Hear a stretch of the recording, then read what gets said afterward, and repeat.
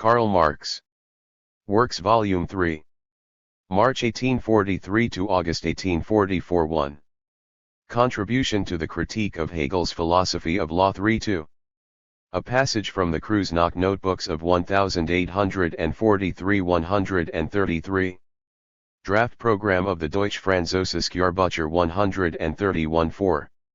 Letter to the Editor of the Demokratie Pacifique 132-5. Letters from the Deutsch-Französische Jahrbucher 133-6. On the Jewish Question 146-7. Contribution to the Critique of Hegel's Philosophy of Law. Introduction. 175. 8. Letter to the Editor of the Allgemeine Zeitung, Augsburg, 188. 9. Critical marginal notes on the article The King of Prussia and Social Reform. By a Prussian 189. 10. Illustrations of the latest exercise in cabinet style of Friedrich William IV 207. 11. Comments on James Mill, Elements d'Economie Politique 211. 12. Economic and Philosophic Manuscripts of 1844 229,231. First Manuscript 235. Wages of Labor 235. Profit of Capital 246. 1. Capital, 246. 2. The Profit of Capital 247. 3. The Rule of Capital over Labor and the Motives of the Capitalist 250. 4. The Accumulation of Capitals and the Competition, among the Capitalists 250. Rent of Land 259. Estranged Labor 270. Second Manuscript 283. Antithesis of Capital and Labor. Landed Property and Capital 283. Third Manuscript 290. Private Property and Labor. Political Economy as a Product of the Movement of Private Property 290. Private Property and Communism 293. Human Requirements and Division of Labor under the Rule of Private Property 306. The Power of Money 322. Critique of the Hegelian Dialectic and Philosophy as a Whole 326. Letters. October 1843 to August 1844. 1. To Ludwig Feuerbach, October 3, 1843 349. 2. To Julius Froebel, November 21, 1843 351. 3. To Ludwig Feuerbach, August 11, 1844 354. From the Preparatory Materials. 1. From the Memoirs de Levasseur, de la Sarthe. Paris, 1829. 361. 2. Summary of Friedrich Engels' article Outlines of a Critique of Political Economy 375. Engels. Works. May 1843 to June 1844. 1. Letters from London, I4, 379. 2. Progress of Social Reform on the Continent 392. 3. Progress of Communism in Germany. Persecution of the Communists in Switzerland 409. Contents 7. 4. The Times on German Communism. To the Editor of the New Moral World 410. 5. French Communism. To the Editor of the New Moral World 414. 6. Continental Movements 415. 7. The Press and the German Despots 417. 8. Outlines of a Critique of Political Economy 418. 9. The Condition of England. Past and Present by Thomas Carlyle, London, 1843 444. 10. The Condition of England. I. The 18th Century 469. 11. The Condition of England. 2. The English Constitution 489. 12. Letter to the Editor of the Northern Star 514. 13. The Situation in Prussia 515. 14. News from Germany 517. 15. Fate of a Traitor 519. 16. Beer Riots in Bavaria 521. 17. Parsenocracy in Prussia 523. 18. News from St. Petersburg 524. 19 The Civil War in the Valais 525. 20 News from France 527. 21 News from Prussia 530.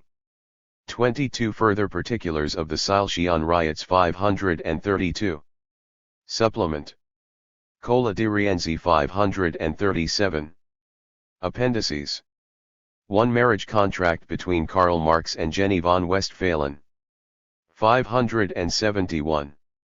2 Extract from the Register of Marriages of the Registry Office of Bad Kreuznach for the year 1843 573.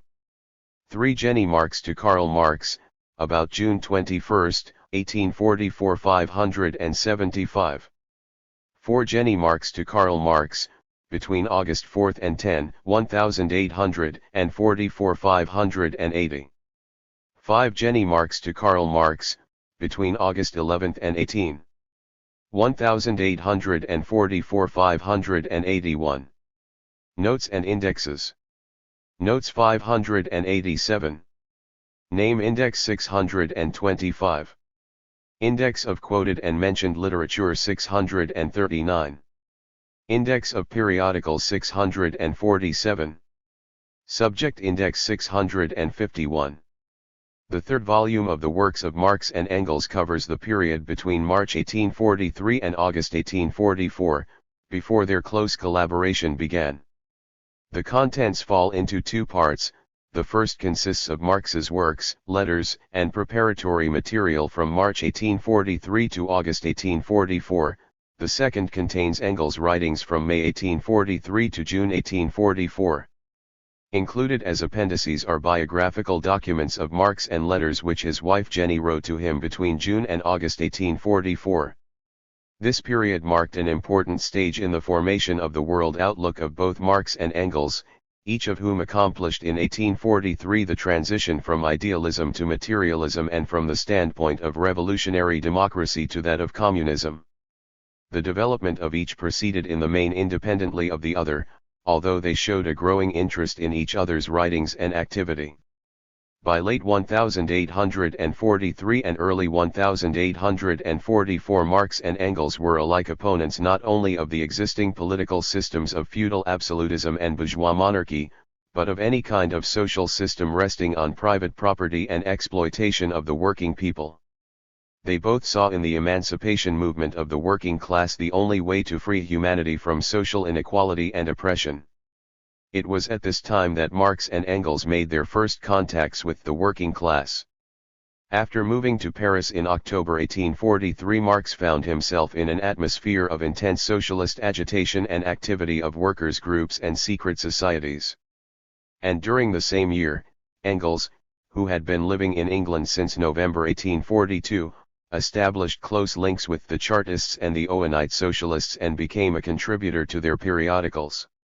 The main efforts of Marx and Engels during this period were directed towards working out the scientific basis of a new, revolutionary proletarian world outlook.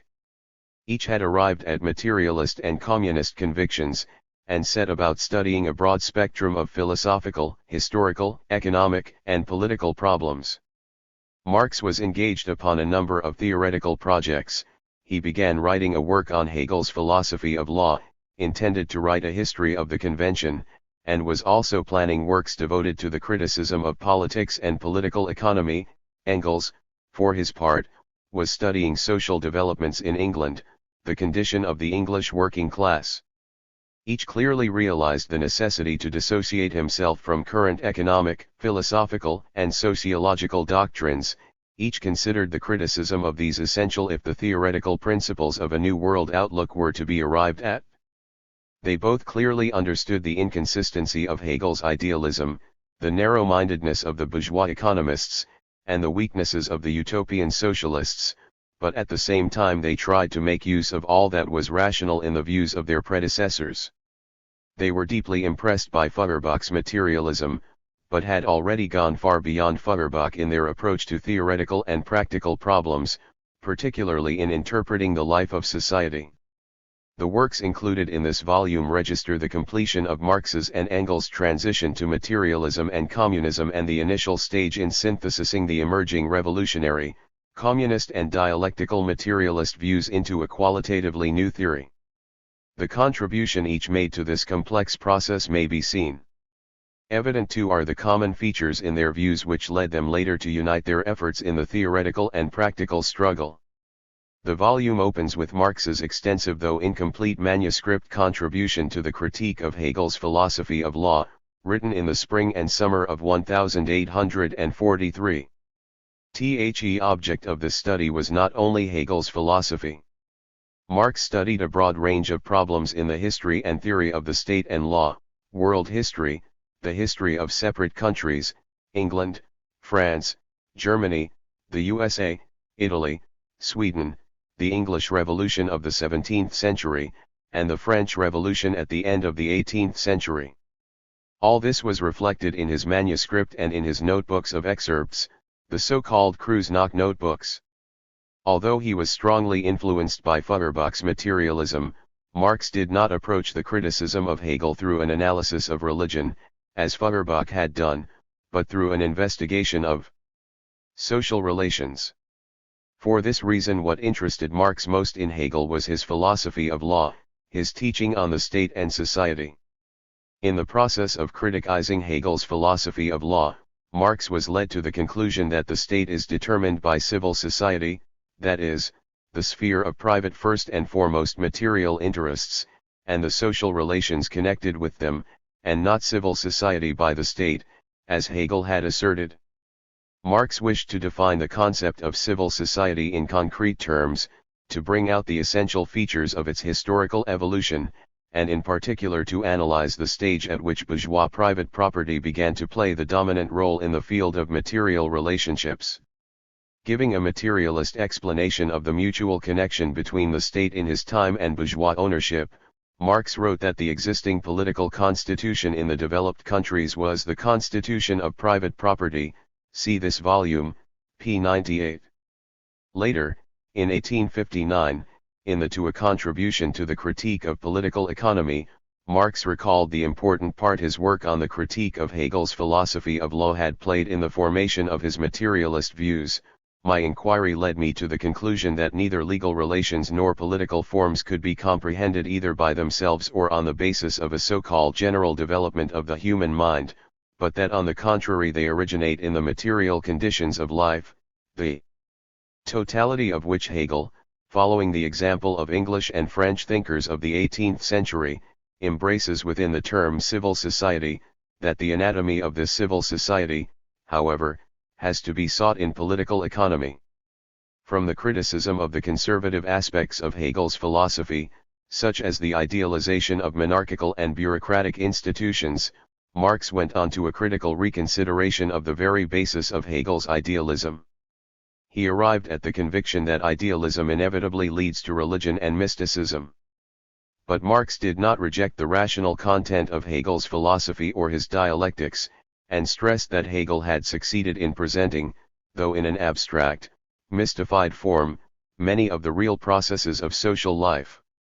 Contrary to Feuerbach, Marx continued to attach great importance to Hegel's dialectical method and made the first step towards a materialist transformation of dialectics, towards freeing it from its mystical shell.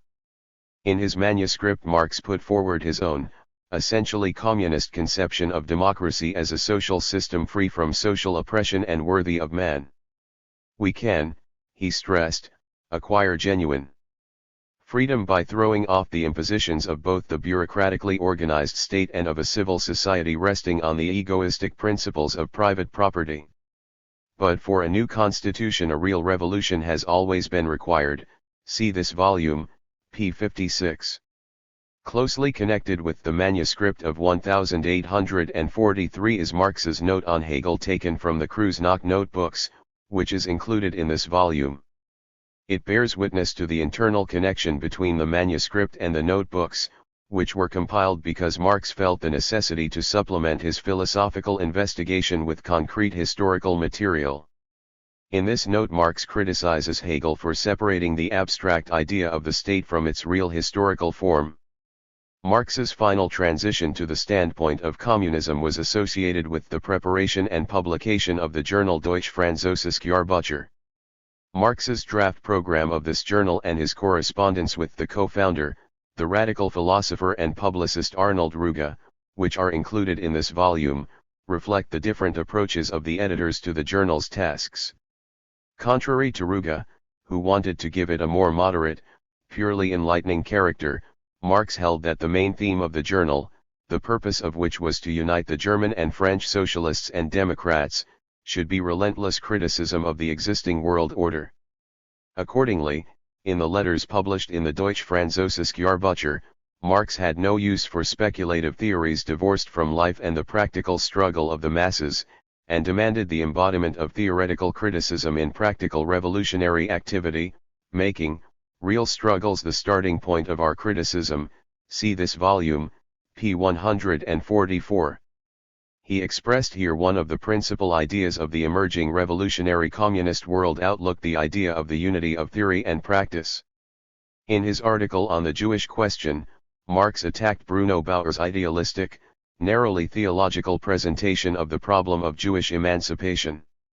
As opposed to his former fellow thinkers, the young Hegelians, Marx saw criticism of religion, as well as of politics, not as the final aim but as a tool to be used in the revolutionary struggle, and he wanted to go further and deeper in the critical reconsideration of all existing relationships. Marx's polemic with Bauer provided him with the occasion for a broader materialist examination of the problem of mankind's emancipation, not only from national, religious, and political, but also from economic and social oppression. In this work Marx developed the concept of the limited nature of the bourgeois revolution, which he called political emancipation. He put forward the idea of the necessity for a deeper-going revolution aiming at the real elimination of all social antagonisms. This kind of revolution he called human emancipation. In another of his works published in the Deutsche Französische Jahrbucher, Contribution to the Critique of Hegel's Philosophy of Law. Introduction, Marx continued his analysis of the problem of human emancipation. Here he comes to the crucial conclusion of the historical role of the proletariat in the revolutionary transformation of the world. For the first time he declared that the proletariat is the social force capable of carrying out the complete emancipation of mankind. In this work Marx also came to another important conclusion, the profound revolutionizing significance of advanced theory. The weapon of criticism cannot, of course, replace criticism by weapons.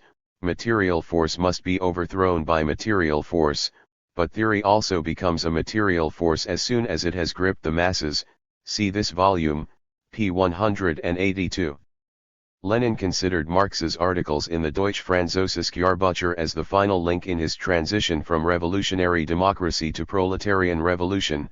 Marx's articles in this journal showed that he was already a revolutionary, who advocated merciless criticism of everything existing, and in particular the criticism by weapons, and appealed to the masses and to the proletariat. V. I. Lenin, Collected Works, Volume 21, p. 47. After the journal Deutsche Französische Jahrbucher ceased publication, Marx wrote several articles for Vorwärts, the German emigrants' paper in Paris. His articles in this newspaper, his direct participation in the editorial work from September 1844, and his enlistment of Friedrich Engels, Heinrich Heine, and George Herwegh as contributors, made this journal a militant political weapon in the struggle against both Prussian absolutism and German moderate liberalism. Under the influence of Marx and Engels the paper began to assume a communist character. Marx's article Critical Marginal Notes on the article The King of Prussia and Social Reform. By a Prussian, dealing with the uprising of the Silesian weavers in 1844, was published in Vorwärts. It was directed against Ruge, who considered the Silesian uprising a feudal revolt of the desperate poor. Marx, on the other hand, regarded it as the first major class action of the German proletariat against the bourgeoisie, a testimony to the broad revolutionary possibilities of the working class. Developing the idea he had already expressed in the Deutsche Französische Jahrbucher about the world historical role of the proletariat, Marx pointed out that it is only in the proletariat that the German people can find the dynamic element of its emancipation. See this volume, p. 202. Having arrived at a materialist position, Marx came to the conclusion that an extensive study of economic relations had to be undertaken. From this time until the end of his life, the study of political economy occupied the central place in his scientific activity. Marx made numerous excerpts from the works of Adam Smith, Ricardo, Say, Skarbek, List, James Mill, Destutt de Tracy, McCulloch, Boyce-Gilibert, Lauderdale, Schutz and other economists, in many cases accompanying these excerpts with his own comments and critical remarks. The most extensive of these are the comments on James Mill, Elements d'Économie politique, which formed part of Marx's summary of this work and are included in the present volume. From these comments it is clear that although Marx's own economic views were still in the initial stage of formation, he nevertheless succeeded in noting the main defect of bourgeois political economy, its anti-historical approach to capitalism. He pointed out that Mill, like other bourgeois economists, thought capitalist relations eternal and immutable, corresponding to man's nature. See this volume, p. 217. Many of the thoughts expressed in the comments have much in common with the unfinished, only partially extant work which has editorially been given the title Economic and Philosophic Manuscripts of 1844. This was Marx's first attempt at a critical examination, from the standpoint of the dialectical materialist and communist conclusions he had reached, of the economic basis of bourgeois society and the views of the bourgeois economists. At the same time, these manuscripts were the first attempt of synthesizing the new philosophical, economic, and historical political ideas of the integral world outlook of the proletariat. The economic and philosophic manuscripts of 1844 embrace various fields of the social sciences. In all these fields Marx used and developed materialist dialectics as a penetrative instrument of knowledge. He achieved a new stage of comprehension of the structure and development of society. Marx emphasized here for the first time the decisive role of production in the social process and pointed out that private property and the division of labor are the material basis of society's division into classes. Analyzing the economic structure of bourgeois society, he stressed that the class contradictions of capitalism would inevitably grow deeper as wealth became concentrated in the hands of capitalist owners. Extremely penetrating are Marx's thoughts on the influence of man's productive labor and his social relations on science and culture. He noted in particular the process not only of social enslavement, but also of spiritual impoverishment of the working man resulting from the domination of private property. In his manuscripts Marx put forward materialist criteria for assessing the development of economic thought, a development which, he explained, is a reflection in the ideological sphere of the evolution of actual economic relations. The development of science, according to Marx, repeats the development of society itself. He considered the teaching of the leading bourgeois economists Adam Smith, Ricardo, and others as the highest achievement of political economy. But although he had not yet undertaken an analysis of the labor theory of value, he at the same time noted the limitations of their views, their failure to understand the true internal connections and dynamics of the economic phenomena described, and their metaphysical approach to them. In their striving to perpetuate artificially the basis of capitalism and the relationships of inhuman exploitation, Marx discerned the anti-humanist tendencies of the bourgeois economists. In the manuscripts of 1844, as in his other works of this period, Marx used the traditional terminology, partly of Feuerbach and partly of Hegel. Thus, in accordance with Feuerbach's usage, Marx wrote that communism, as fully developed naturalism, equals humanism, and as fully developed humanism equals naturalism. In fact, however, Marx gave these terms an essentially new content, and put forward views which were in many respects opposed to Feuerbach's abstract humanism and superclass anti-historical anthropologism.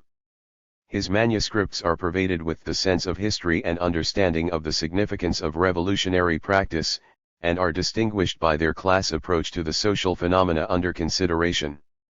As regards Hegel, it can be seen from the manuscripts of 1844 that Marx had achieved a quite mature understanding of the relationship between the rational and conservative aspects of his teaching.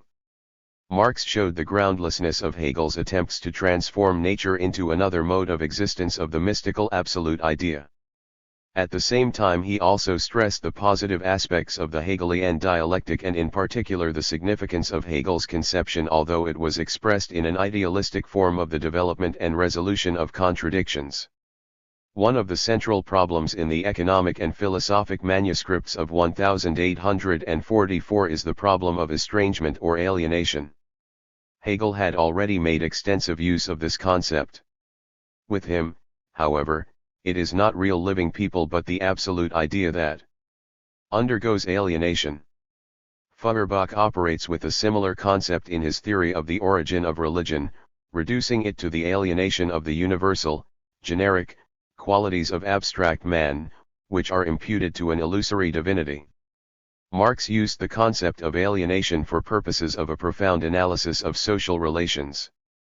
For him, alienation was characteristic of those social relations under which the conditions of people's life and activity, that activity itself, and the relations between people, appear as a force which is alien and hostile to people.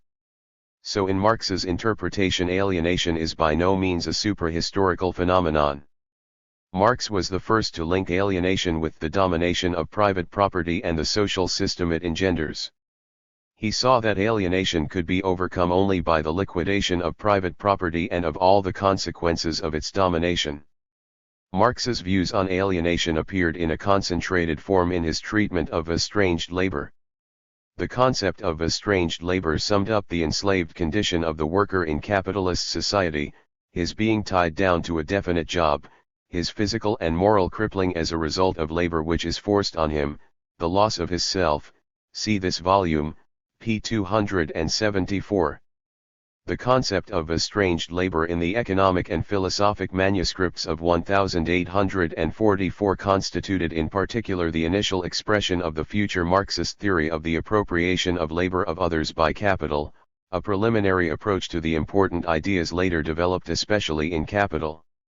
The wide application of the concept of alienation was distinctive of the initial stage in the shaping of Marx's economic teaching. In his subsequent works this concept was superseded to a considerable degree by other, more concrete determinations revealing more completely and more clearly the substance of the economic relations of capitalism, the exploitation of wage labor. However, as a philosophically generalist expression of the exploiting, inhuman character of the social system based on private property, and of the destitution of the working masses in that society, it continues to be used in Marx's later works. In the economic and philosophic manuscripts of 1844 Marx clearly formulated his conclusion that the system of private property can be overthrown only as a result of the revolutionary struggle of the broad masses. In order to abolish the idea of private property, the idea of communism is quite sufficient. It takes actual communist action to abolish actual private property, see this volume, p. 313. As Marx saw it, the future social system represents the antipode of the existing society of exploitation. At that stage of social development man will have become capable of freeing himself from social antagonisms and all forms of alienation. Marx criticized the various primitive theories of egalitarian communism, with their tendencies towards asceticism, social leveling, and a return to the unnatural simplicity of the poor and crude man who has few needs. See this volume, p. 295.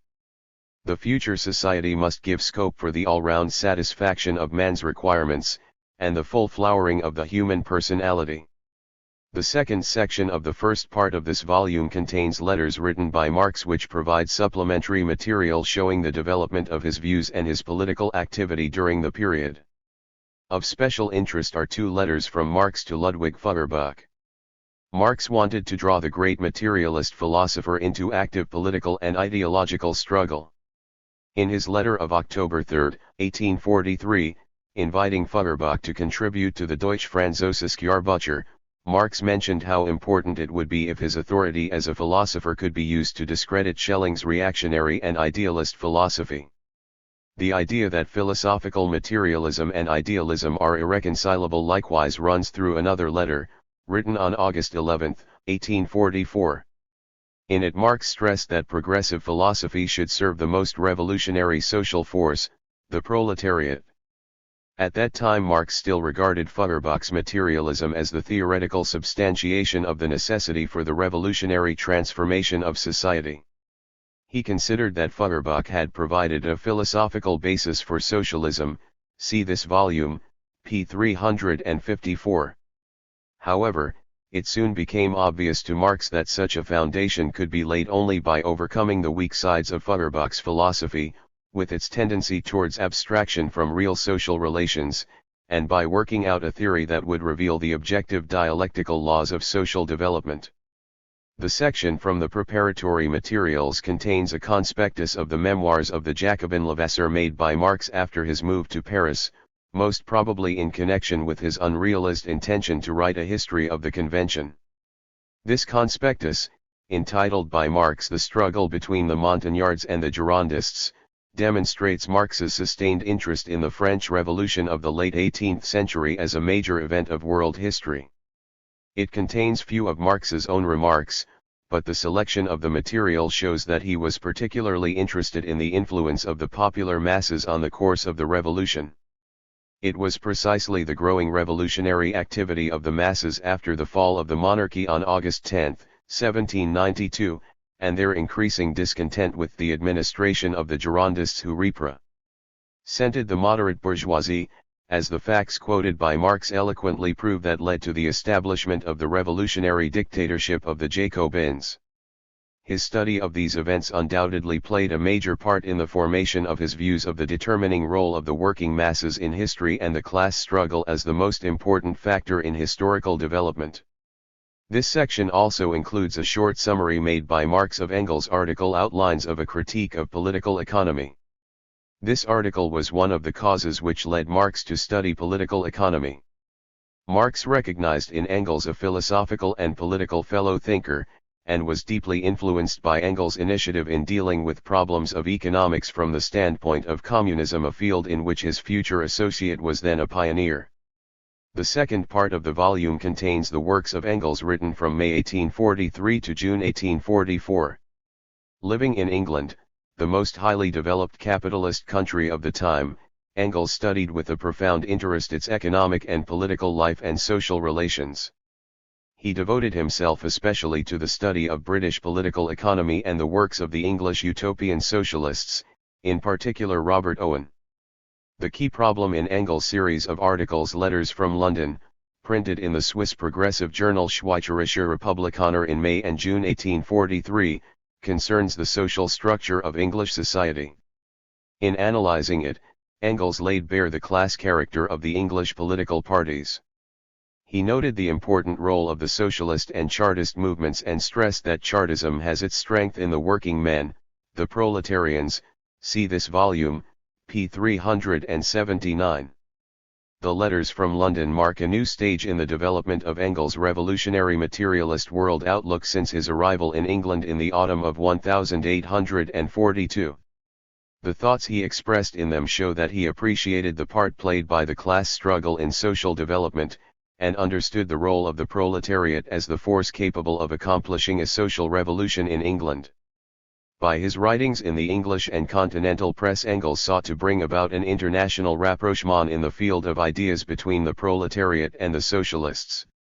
He considered that the English socialists were doing great service by making known to the workers the ideas of the 18th century French Enlightenment. Engels himself thought it his duty to inform the English Chartists and Owenists about the socialist and communist movements in other countries.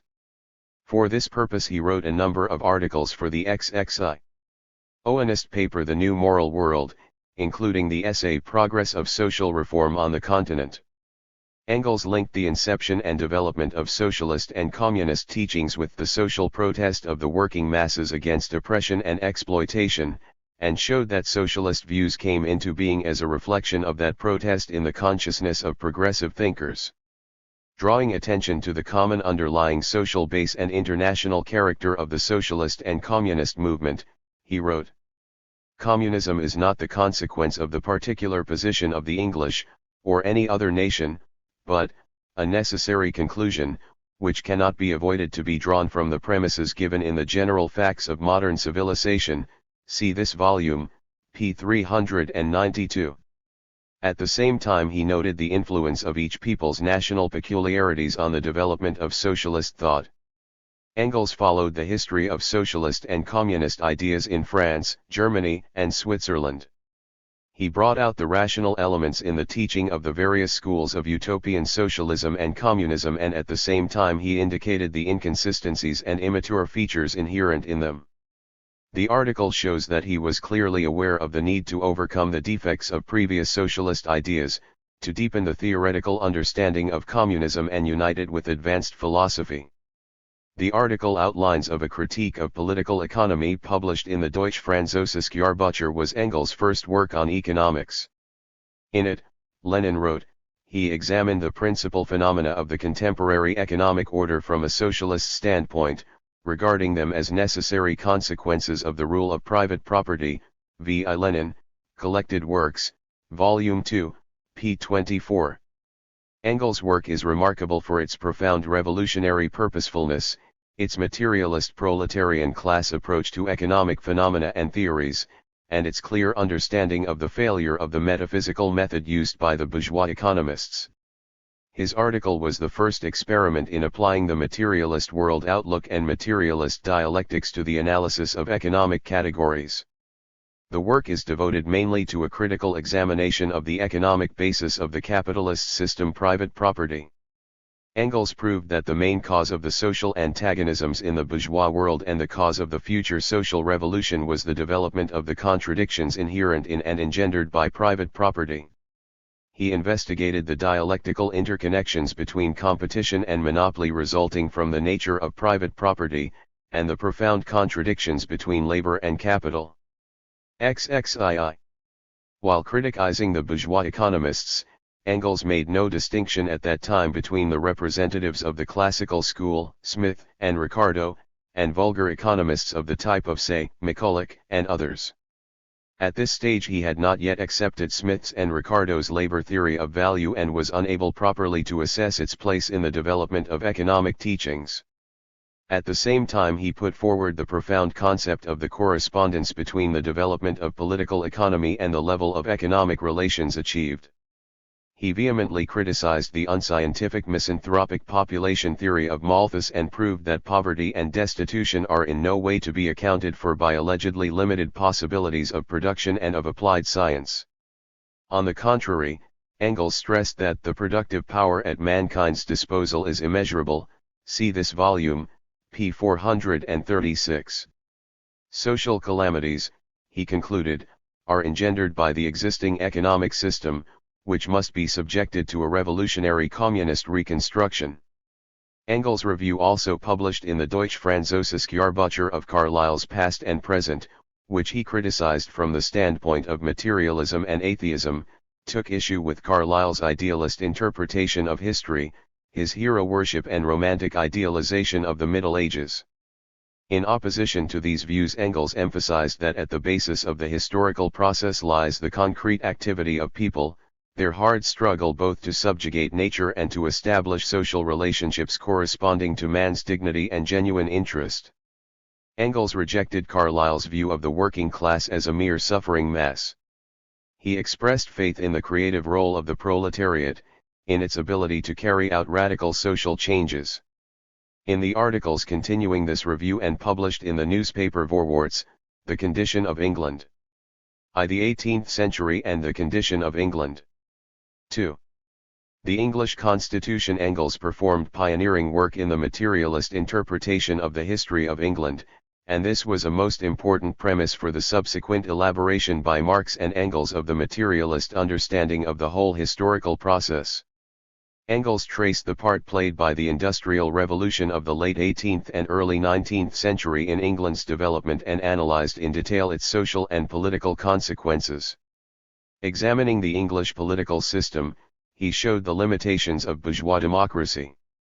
Opposing to it the idea of social democracy, Engels arrived at the conclusion that the conquest of political power by the working class was the necessary condition for the transition to socialism. XXIII.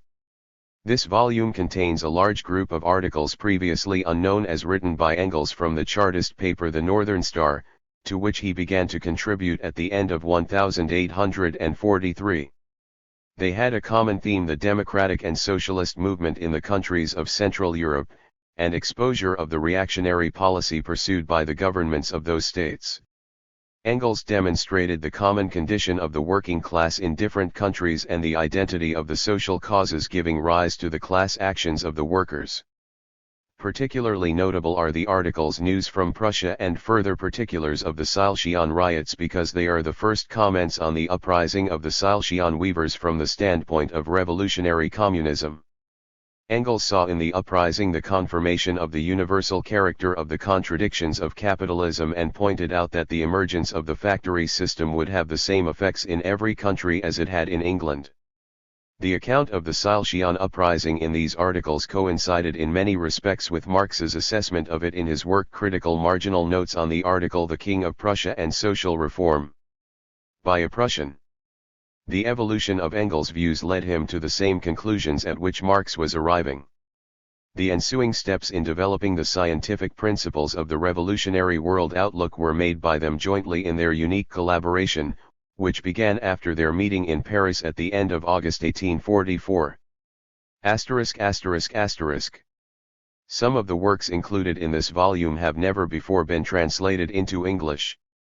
Published for the first time in English are an extract from the Kreuznach Notebooks of 1843, draft program of the Deutsche Französische Jahrbucher, letters to the editors of the newspapers Demokratie Pacifique and Allgemeine Zeitung, illustrations of the latest exercise in cabinet style of Friedrich William IV, Marx's letter of November 21, 1843, to Julius Froebel, all the items in the section from the preparatory materials, and also the letters of Jenny Marx published in the appendices. The works of Engels not previously published in English include the first 3 articles in the series Letters from London and 1 article in the series The Condition of England. The 11 articles from the newspaper The Northern Star have been collected together for the first time. Those works included in this volume which have been previously published in English are given either in new or in carefully revised. XXIV. Translations. Peculiarities in the arrangement of the text of some works, in particular the manuscripts, are described in the notes.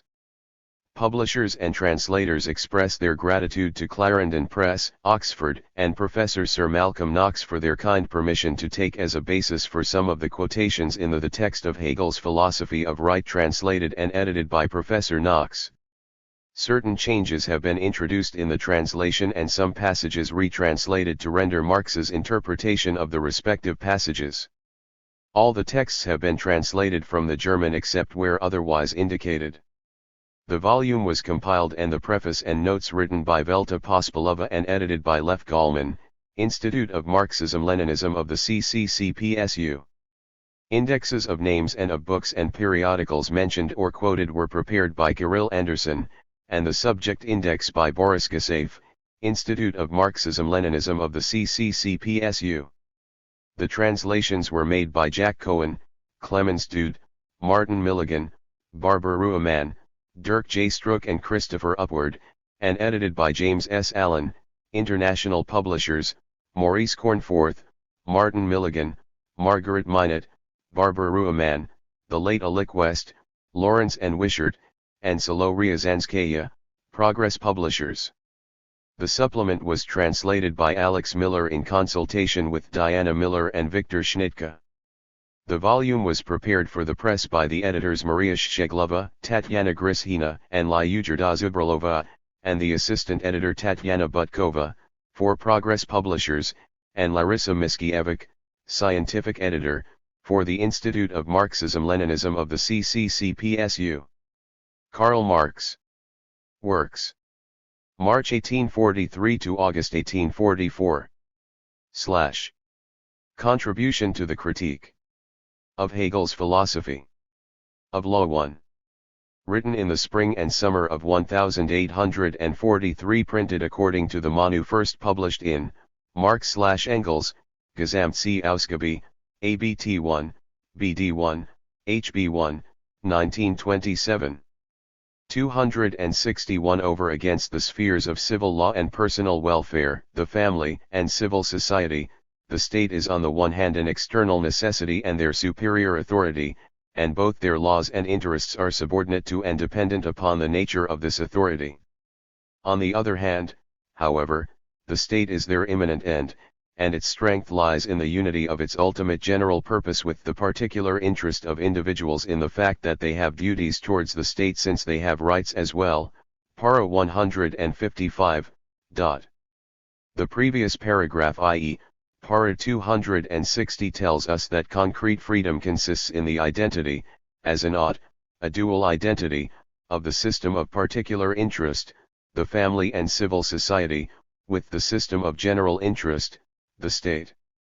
The relation between these spheres has now to be more precisely defined. On the one hand, the state, over against the sphere of the family and civil society, is an external necessity, an authority, in relation to which laws and interests are subordinate and dependent. That the state is an external necessity over against the family and civil society was already implied to some extent in the category of transition and to some extent in the conscious relation of family and civil society to the state.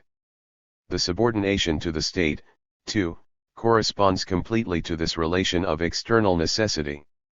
What Hegel means by dependence, however, is shown by the following sentence in the remark to this paragraph. It was Montesquieu above all who kept in view, both the thought of the dependence of civil law in particular on the specific character of the state, and also the philosophical notion of always treating the part in its relation to the whole, etc. Hegel is thus speaking here of the fact that civil law, etc., is intrinsically dependent on, or determined in its essence by, the state. 6. Karl Marx. At the same time, however, he subsumes this dependence under the relation of external necessity and contrasts it with the other relation in which the family and civil society have the state as their immanent end. External necessity can only be taken to mean that where a collision occurs, the laws and interests of family and society must give way to the laws and interests of the state, that they are subordinate to it, that their existence is dependent on its existence, or again that its will and its laws appear to their will and their laws as a necessity. However, Hegel is not here speaking of empirical collisions, he is speaking of the relation of the spheres of civil law and personal welfare, the family and civil society to the state. What is at issue is the essential relationship of these spheres themselves. Not only their interests, but also their laws, their fundamental characteristics are dependent on the state, subordinate to it. It stands to their laws and interests as superior authority. Their interest and law stand as its subordinate. They live in dependence on it. Precisely because subordination and dependence are external relations which constrain and run counter to independent being, the relation of the family and of civil society to the state is that of external necessity, of a necessity which goes against the inner nature of the thing. This fact itself, that the civil law depends on and is modified by the specific character of the state, is therefore subsumed under the relation of external necessity, precisely because civil society and family in their true, i.e., in their independent and complete, development are antecedent as particular spheres to the state. Subordination and dependence are the expressions for an external, imposed, illusory identity, as the logical expression for which Hegel rightly uses external necessity. In subordination and dependence Hegel has further developed one side of the dual identity, namely, the aspect of the estrangement within the unity. On the other hand, however, the state is their immanent end, and its strength lies in the unity of its ultimate general purpose with the particular interest of individuals in the fact that they have duties towards the state since they have rights as well. Hegel here sets up an unresolved antinomy. On the one hand external necessity, on the other hand immanent end. The unity of the ultimate general purpose of the state with the particular interest of individuals is supposed to consist in the fact that their duties to the state and their rights in the state are identical. Thus, for example, the duty to respect property is supposed to coincide with the right to property. 7. In the remark to Para 261 this identity is explained thus. Duly is primarily behavior towards something which is for me substantial and which is intrinsically universal. Fight, on the other hand, is actually existent of this substance, and is thus the aspect of its particularity and of my particular freedom. Consequently, at formal levels both duty and right appear allocated to different sides or different persons. In the state, as something ethical, as the interpenetration of the substantial and the particular, my obligation to what is substantial is at the same time the form of existence of my particular freedom. In the state, that is, duty and right are united in one and the same relation. 262. The actual idea, mind, divides itself into the two ideal spheres of its concept, family and civil society, that is, its finite phase, so as to emerge from their ideality as explicitly infinite actual mind. Accordingly, it assigns to these spheres the material of this, its finite actuality, individuals as a multitude, in such a way that with regard to the individual this assignment appears mediated by circumstances, caprice, and the individual's own choice of vocation. Translated into prose, the above yields this: the way in which the state affects its self-mediation with the family and civil society is decided by circumstances, caprice, and the individual's own choice of vocation. Political reason has therefore nothing to do with the distribution of the material of the state to the family and civil society. The state arises from them in an unconscious and arbitrary fashion. The family and civil society appear as the dark natural ground from which the light of the state arises. The material of the state is taken as comprising the concerns of the state, namely, the family and civil society, insofar as they form parts of the state and participate in the state as such. This exposition is remarkable in two respects. 1. Family and civil society are conceived as spheres of the concept of the state, namely, as the spheres of its finite phase, as its finiteness. It is the state which divides itself into them, which presupposes them, and it does this so as to emerge from their ideality as explicitly infinite actual mind. It divides, so as to. It accordingly assigns to these spheres the material of its actuality in such a way that this assignment, etc., appears mediated. The so-called actual idea, mind as infinite and actual, is presented as if it acted on a specific principle and with specific intent. It divides into finite spheres. It does this so as to return into itself, to be conscious of itself, and this it does indeed so that what comes to pass is precisely what actually exists. At this point the logical, pantheistic mysticism becomes very clear. The actual relation is this: with regard to the individual the assignment of the material of the state is mediated by circumstances, caprice, and the individual's own choice of vocation. Speculative philosophy expresses this fact, this actual relation as 8. Karl Marx. Appearance, as phenomenon.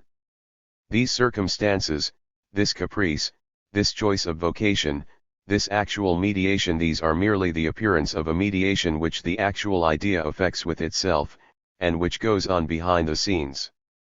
Reality is expressed not as itself but as another reality. Ordinary empirical fact has not its own but an alien spirit for its law, whereas the form of existence of the actual idea is not an actuality evolved from itself, but ordinary empirical fact.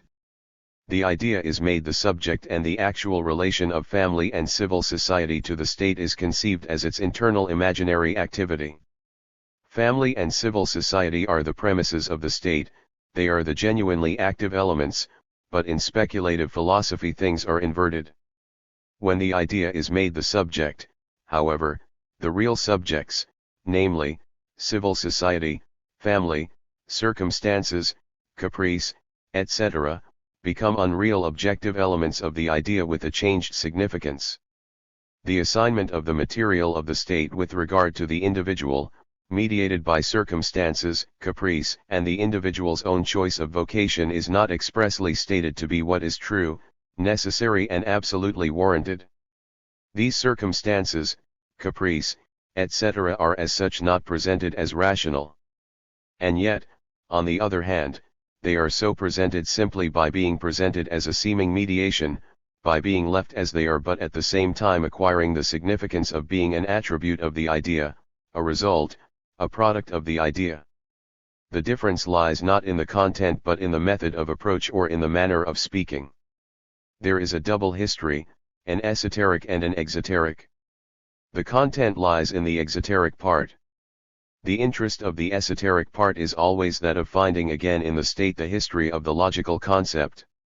It is on the exoteric side, however, that development proper takes place. Rationally interpreted, Hegel's propositions would only mean this: the family and civil society are parts of the state. The material of the state is distributed amongst them by circumstances, caprice, and the individual's own choice of vocation. The citizens of the state are members of families and members of civil society. The actual idea, mind, divides itself into the two ideal spheres of its concept, family and civil society, that is, its finite phase. Hence, the division of the state into family and civil society is ideal, i.e., necessary as part of the essence of the state. Family and civil society are actual components of the state, actual spiritual existences of the will, they are modes of existence of the state.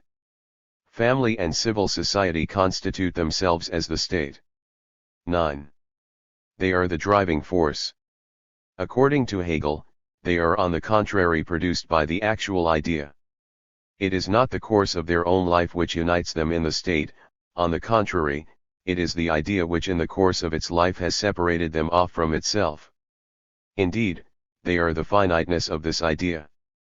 They owe their presence to another mind than their own. They are entities determined by a third party, not self-determined entities. Accordingly, they are also defined as finiteness, as the actual idea's own finiteness. The purpose of their being is not this being itself, rather, the idea separates these presuppositions off from itself so as to emerge from their ideality as explicitly infinite actual mind. That is to say, there can be no political state without the natural basis of the family and the artificial basis of civil society, they are for it a conditio sine qua non. But the condition is postulated as the conditioned, the determinant as the determined, the producing factor as the product of its product. The actual idea only degrades itself into the finiteness of the family and civil society so as by transcending them to enjoy and bring forth its infinity. Accordingly, in order to achieve its purpose, it assigns to these spheres the material of this, its finite actuality, this, which, these spheres are indeed its finite actuality, its material, individuals as a multitude, the individuals, the multitude are here the material of the WATE, the state consists of them, this composition of the state is here expressed as an act of the idea, as an allocation which it undertakes with its own material. The fact is that the state issues from the multitude in their existence as members of families and as members of civil society. Speculative philosophy expresses this fact as the idea's deed, not as the idea of the multitude, but as the deed of a subjective idea different from the fact itself, in such a way that with regard to the individual this assignment, previously the discussion was only about the assignment of individuals to the spheres of the family and civil society, appears mediated by circumstances, caprice, etc. Empirical actuality is thus accepted as it is. It is also expressed as rational, but it is not rational on account of its own reason, but because the empirical fact in its empirical existence has a different significance from it itself. The fact which is taken as a point of departure is not conceived as such, but as a mystical result. The actual becomes a phenomenon, but the idea has no other content than this phenomenon. Nor has the idea any other purpose than the logical one of being explicitly infinite actual mind.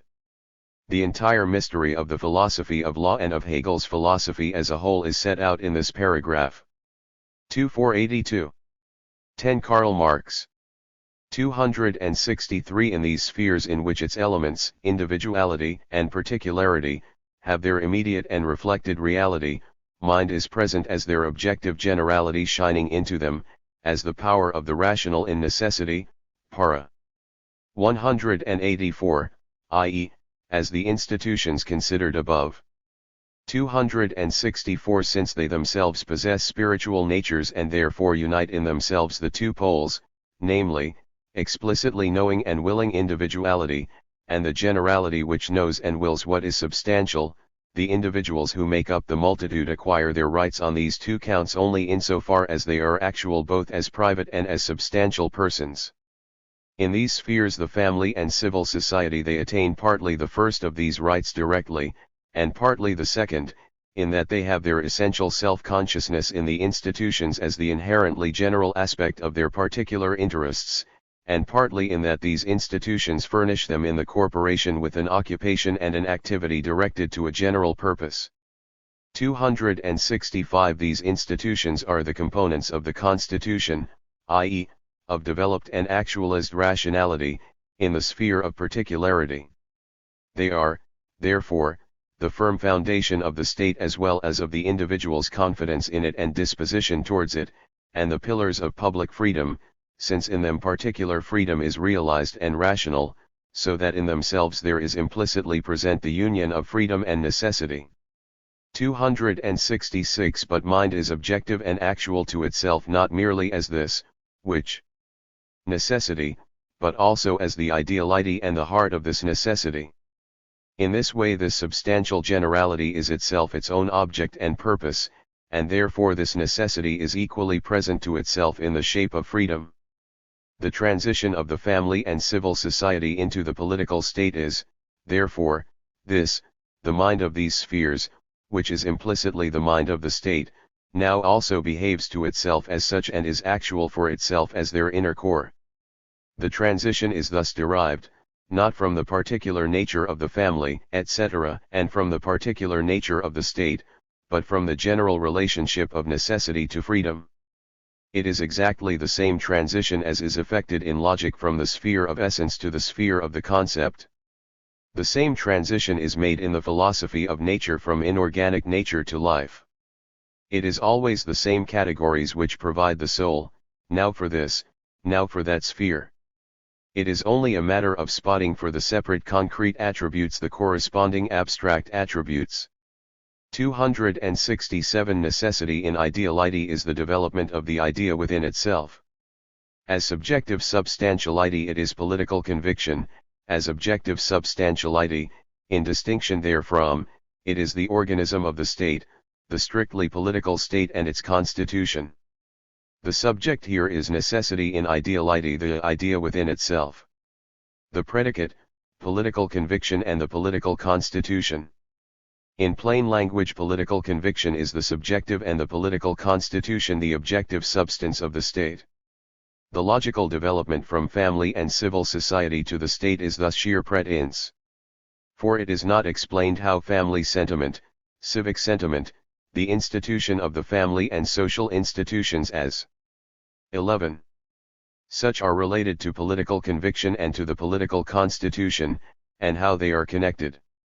The transition in which mind exists not merely as this necessity and as a realm of appearance but is actual for itself and has a particular existence as the ideality of this necessity, as the soul of this realm, this transition is no transition at all, for the soul of the family exists for itself as love, etc.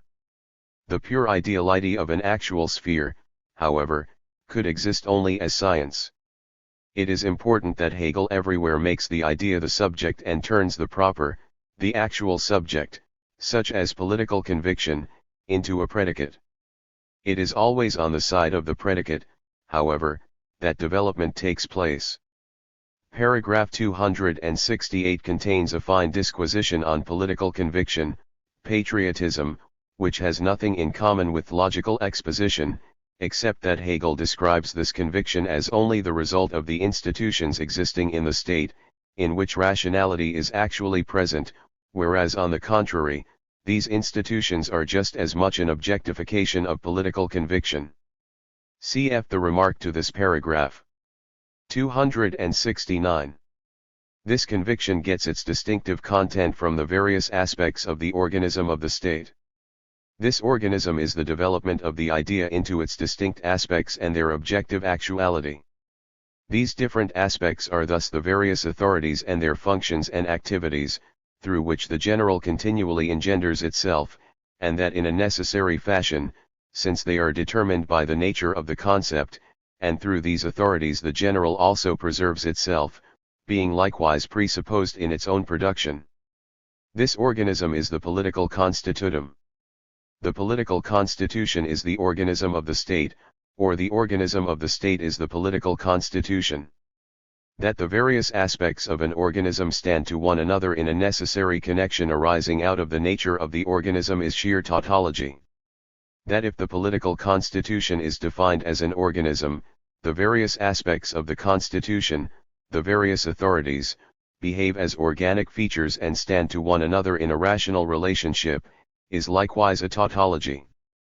It is a great advance to treat the political state as an organism and therefore to look upon the variety of authorities no longer as something inorganic, but as a living and rational differentiation.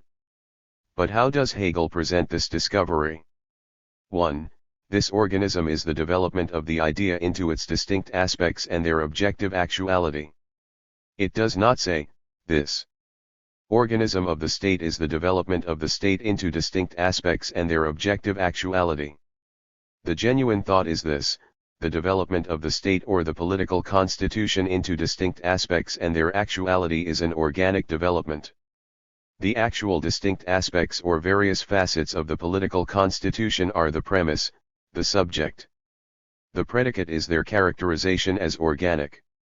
Instead of this, the idea is made the subject, and the distinct aspects and their actuality are conceived as the idea's development and product, whereas, on the contrary, the idea has to be developed from the actual distinct aspects.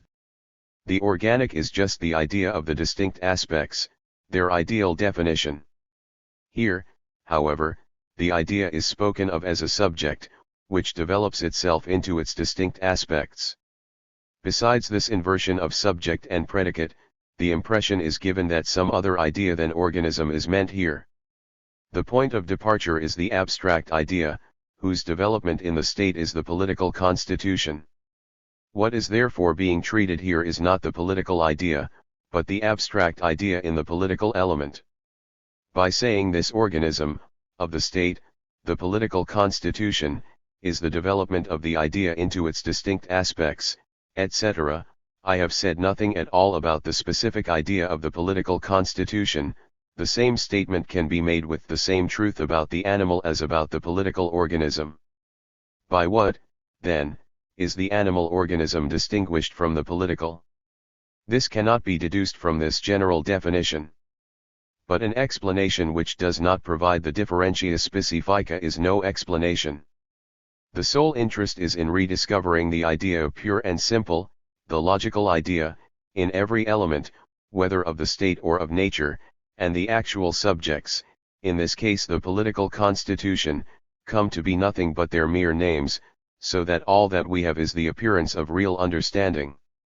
They are and remain uncomprehended, because they are not grasped in their specific character. These different aspects are thus the various authorities and their functions and activities. By means of the little word thus, the appearance is given of logical sequence, of deduction and explanation. We must rather ask why.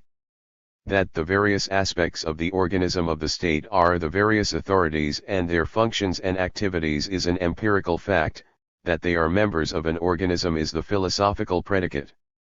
Here we note a stylistic peculiarity in Hegel which often recurs, and which is a product of mysticism. The whole paragraph runs.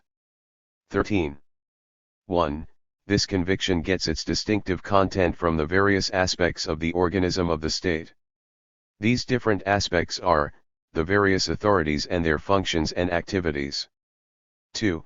This conviction gets its distinctive content from the various aspects of the organism of the state. This organism is the development of the idea into its distinct aspects and their objective actuality, through which the general continually engenders itself, and that in a necessary fashion, since they are determined by the nature of the concept, and through these authorities the general also preserves itself, being likewise presupposed in its own production. This organism is the political constitution. As can be seen, Hegel uses two subjects, the various aspects of the organism and the organism, as the point of departure for further definitions. In the third sentence of Hegel's original part 269, the different aspects are described as the various authorities. By the inserted word thus it is made to seem as if these various authorities had been derived from the preceding sentence about the organism as the development of the idea. Then comes more about the various authorities. The statement that the general continually engenders itself and thereby preserves itself says nothing new, for this is already implied in the description of these authorities as aspects of the organism, as organic aspects. Or rather, this characterization of the various authorities is nothing but a paraphrase of the statement that the organism is the development of the idea into its distinct aspects, etc.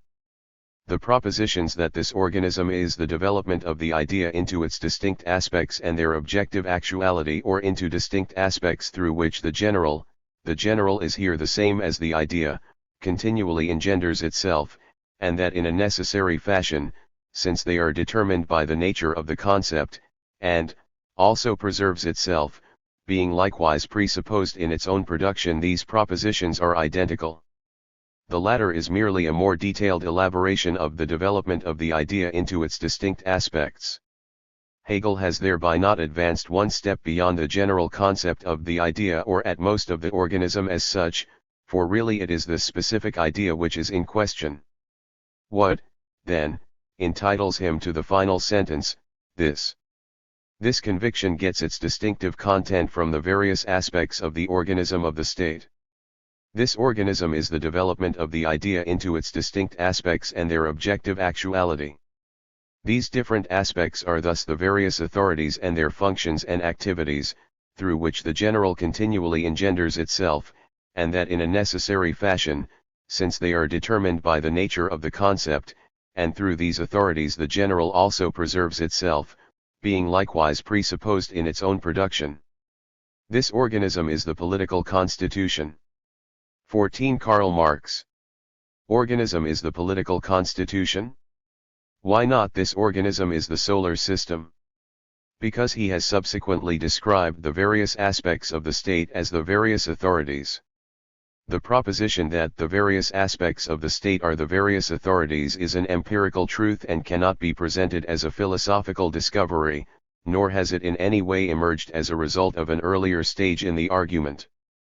By describing the organism, however, as the development of the idea, by speaking of distinct aspects of the idea, and then inserting the concrete phrase the various authorities, the impression is created that a specific content has been evolved. To the sentence this conviction gets its distinctive content from the various aspects of the organism of the state, Hegel ought not to have conjoined this organism but rather the organism is the development of the idea, etc. At any rate, what he says holds good of every organism, and there is no predicate present which would justify the subject this. The actual result he wants to attain is the description of the organism as the political constitution. But no bridge has been built whereby one could pass from the general idea of organism to the specific idea of the organism of the state or the political constitution, and no such bridge can ever be built. The opening sentence speaks of the various aspects of the organism of the state, which are later defined as the various authorities. What is said, therefore, is merely this: the various authorities of the organism of the state or the state organism of the various authorities is the political constitution of the state. It is not from organism, the idea, its distinct aspects, etc., that the bridge to the political constitution is built, but rather from the presupposed concept various authorities, organism of the state. In truth, Hegel has done nothing but dissolve the political constitution into the general abstract idea of organism, but in appearance and in his own opinion he has evolved something determinate from the general idea. He has turned the subject of the idea into a product, a predicate, of the idea. He does not develop his thinking from the object, but expounds the object in accordance with the thinking that is cut and dried, already formed and fixed in the abstract sphere of logic. It is not a question of evolving the specific idea of the political constitution, but of establishing a relationship of the political constitution to the abstract idea, of placing it as a phase in the life history of the idea, a manifest piece of mystification. Another statement is that the character of the various authorities is determined by the nature of the concept, and their 15. For that the general engenders them in a necessary fashion. The various authorities are therefore not determined by their own nature, but by a nature alien to them. Similarly, the necessity is not derived from their own essence, still less critically established. Rather, their fate is predetermined by the nature of the concept, sealed in the sacred registers of the Santa Casa of logic. The soul of objects, in this case of the state, is cut and dried, predestined, prior to its body, which is really mere appearance. The concept is the Son in the idea, in God the Father, the agens, the determining, differentiating principle. Idea and concept are here hypostatist abstractions. 270. The fact that the purpose of the state is the general interest as such and the conservation therein of particular interests, the general interest being their substance, is, firstly, the abstract actuality or substantiality of the state. But at this abstract actuality or substantiality of the state is, secondly, its necessity, since it divides up into the conceptual differentiations of its activities which by virtue of that substantiality are equally actual, concrete attributes of the state, the authorities. Thirdly, however, this very substantiality, having passed through the phase of education, is mind knowing and willing itself. The state therefore knows what it wills, and knows it in its generality, as something thought. Hence it works and acts according to consciously adopted ends, known principles, and laws which are not merely implicit but are actually present to consciousness, and further, it acts with precise knowledge of existing conditions and circumstances, inasmuch as its actions have a bearing on these. The remark to this paragraph on the relation of state and church is to be considered later. 3. The application of these logical categories deserves quite special scrutiny. The fact that the purpose of the state is the general interest as such and the conservation therein of particular interests, the general interest being their substance, is, firstly, the abstract actuality or substantiality of the state. The fact that the general interest as such and as the existence of particular interests is the purpose of the state, this fact constitutes the actuality of the state, its existence, abstractly defined. The state is not actual without this purpose. This is the essential object of its willing, but at the same time it is only a quite general definition of this object. This purpose as being is for the state the element of existence. But it, the abstract actuality, substantiality of the state, is, secondly, its necessity, since it divides up into the conceptual differentiations of its activities which by virtue of that substantiality are equally actual, concrete attributes, the authorities. 1 Friedrich Schiller, Don Carlos, Act V, Scene 10. Santa Casa, literally the Holy House, the Inquisition's prison in Madrid, ed.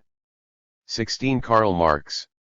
It, the abstract actuality, the substantiality, is its, the state's, necessity, since its actuality divides up into distinct activities, whose differentiation is rationally determined and which are moreover concrete attributes. The abstract actuality of the state, its substantiality, is necessity, inasmuch as it is only in the existence of the different state authorities that the true purpose of the state and the true existence of the whole are realized. That is clear. The first description of the state's actuality was abstract. The state cannot be regarded as simple actuality, it has to be seen as activity and as differentiated activity. The abstract actuality or substantiality of the state, is its necessity, since it, the abstract actuality or substantiality, divides up into the conceptual differentiations of its activities which by virtue of that substantiality are equally actual, concrete attributes, the authorities. The substantiality relation is a relation of necessity, that is to say, substance appears divided into independent, but essentially determinate actualities or activities. These abstractions will be applicable to anything and everything actual. If I first regard the state under the heading of abstract actuality, I shall subsequently have to regard it under the heading of concrete actuality, of necessity, of realized difference. Thirdly, however, this very substantiality, having passed through the phase of education, is mind knowing and willing itself. The state therefore knows what it wills, and knows it in its generality, as something thought. Hence it works and acts according to consciously adopted ends, known principles, and laws which are not merely implicit but are actually present to consciousness, and further, it acts with precise knowledge of existing conditions and circumstances, inasmuch as its actions have a bearing on these. Now let us translate this whole paragraph into plain language. 1. Mind knowing and willing itself is the substance of the state. Mind, educated and self-aware, is the subject and the foundation of the state, its independent existence. 2. The general interest and, therein, the conservation of particular interests constitutes the general purpose and content of this mind, the enduring substance of the state, the political aspect of self-knowing and self-willing mind. 3. Self-knowing, self-willing, self-aware, educated mind achieves the actualization of this abstract content only in the form of differentiated activities as the existence of the various authorities, as articulated power. About Hegel's presentation of this the following should be noted. A. It is abstract actuality, necessity, or difference of substance, substantiality, hence abstractly logical categories that are made into 17 subjects. True, the abstract actuality and necessity are described as its, the state's, actuality and necessity. But, firstly, it, the abstract actuality or substantiality, is the state's necessity. Secondly, it is the abstract actuality or substantiality which divides up into the conceptual differentiations of its activities. The conceptual differentiations are by virtue of that substantiality equally actual, concrete attributes, authorities. Thirdly, substantiality is no longer treated as an abstract attribute of the state, as its substantiality as such is made the subject, for we are told, finally, that this very substantiality, having passed through the phase of education, is mind knowing and willing itself. B. Finally, it is not stated that mind educated, etc., is the substantiality, but, on the contrary, that the substantiality is mind educated, etc. Mind thus becomes the predicate of its predicate. C. After being described as, firstly, the general purpose of the state, and then, secondly, as the various authorities, substantiality is described, thirdly, as actual mind educated and knowing and willing itself. The true point of departure, self-knowing and self-willing mind, without which the purpose of the state and the state authorities would be untenable fantasies, unreal, even impossible phenomena, this true starting point makes its appearance only as the last predicate of substantiality, which has already been described as the general purpose and as the various state authorities. Had actual mind been made the starting point, the general purpose would have been its content, the various authorities its mode of self-realization, its real or material existence, whose specific character could have been explained from the very nature of its purpose. Because, however, the idea or substance as subject, as actual essence, is made the starting point, the real subject appears only as the last predicate of the abstract predicate. The purpose of the state and the state authorities are mystified since they are presented as modes of existence of substance and cut off from their real mode of existence, from mind knowing and willing itself, educated mind. D. The concrete content, the actual definition, appears as something formal, the wholly abstract formal definition appears as the concrete content. The essence of the definitions of the state is not that they are definitions of the state, but that in their most abstract form they can be regarded as logical metaphysical definitions. Not the philosophy of law but logic is the real center of interest. Philosophical work does not consist in embodying think. 18 Karl Marx. In political definitions, but in evaporating the existing political definitions into abstract thoughts. Not the logic of the matter, but the matter of logic is the philosophical element. The logic does not serve to prove the state, but the state to prove the logic. 1. the general interest and, therein, the conservation of particular interests as the purpose of the state, 2. The various authorities as the actualization of this purpose, 3. Mind educated, self-aware, willing and acting mind, as the subject of this purpose and of its actualization. These concrete definitions are regarded as extrinsic, as Horst Over's. Their philosophical meaning is that in them the state has this logical significance, 1. As abstract actuality or substantiality, 2. That the substantiality relation passes over into the relation of necessity, of substantial actuality, 3. That substantial actuality is in truth concept, subjectivity. Omitting the concrete definitions, which when it comes to another sphere, example physics, can quite well be exchanged for other concrete definitions and which are therefore not essential, what we have before us is a chapter of logic. Substance has to divide up into conceptual differentiations, which by virtue of that substantiality are equally actual, concrete attributes. Essentially, this proposition belongs to logic and has been produced before the philosophy of law.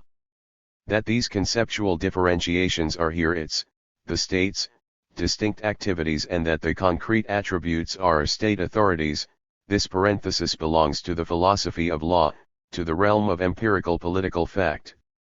Thus the whole of the philosophy of law is only a parenthesis within logic. The parenthesis is, of course, only an hors d'oeuvre of the proper exposition. CFP 347 para 270, addition, for example. Necessity consists in the whole being divided into conceptual differentiations and that this divided whole yields concrete and enduring attributes, which are not fossilised but perpetually recreate themselves in dissolution. Cf. also the logic. 271.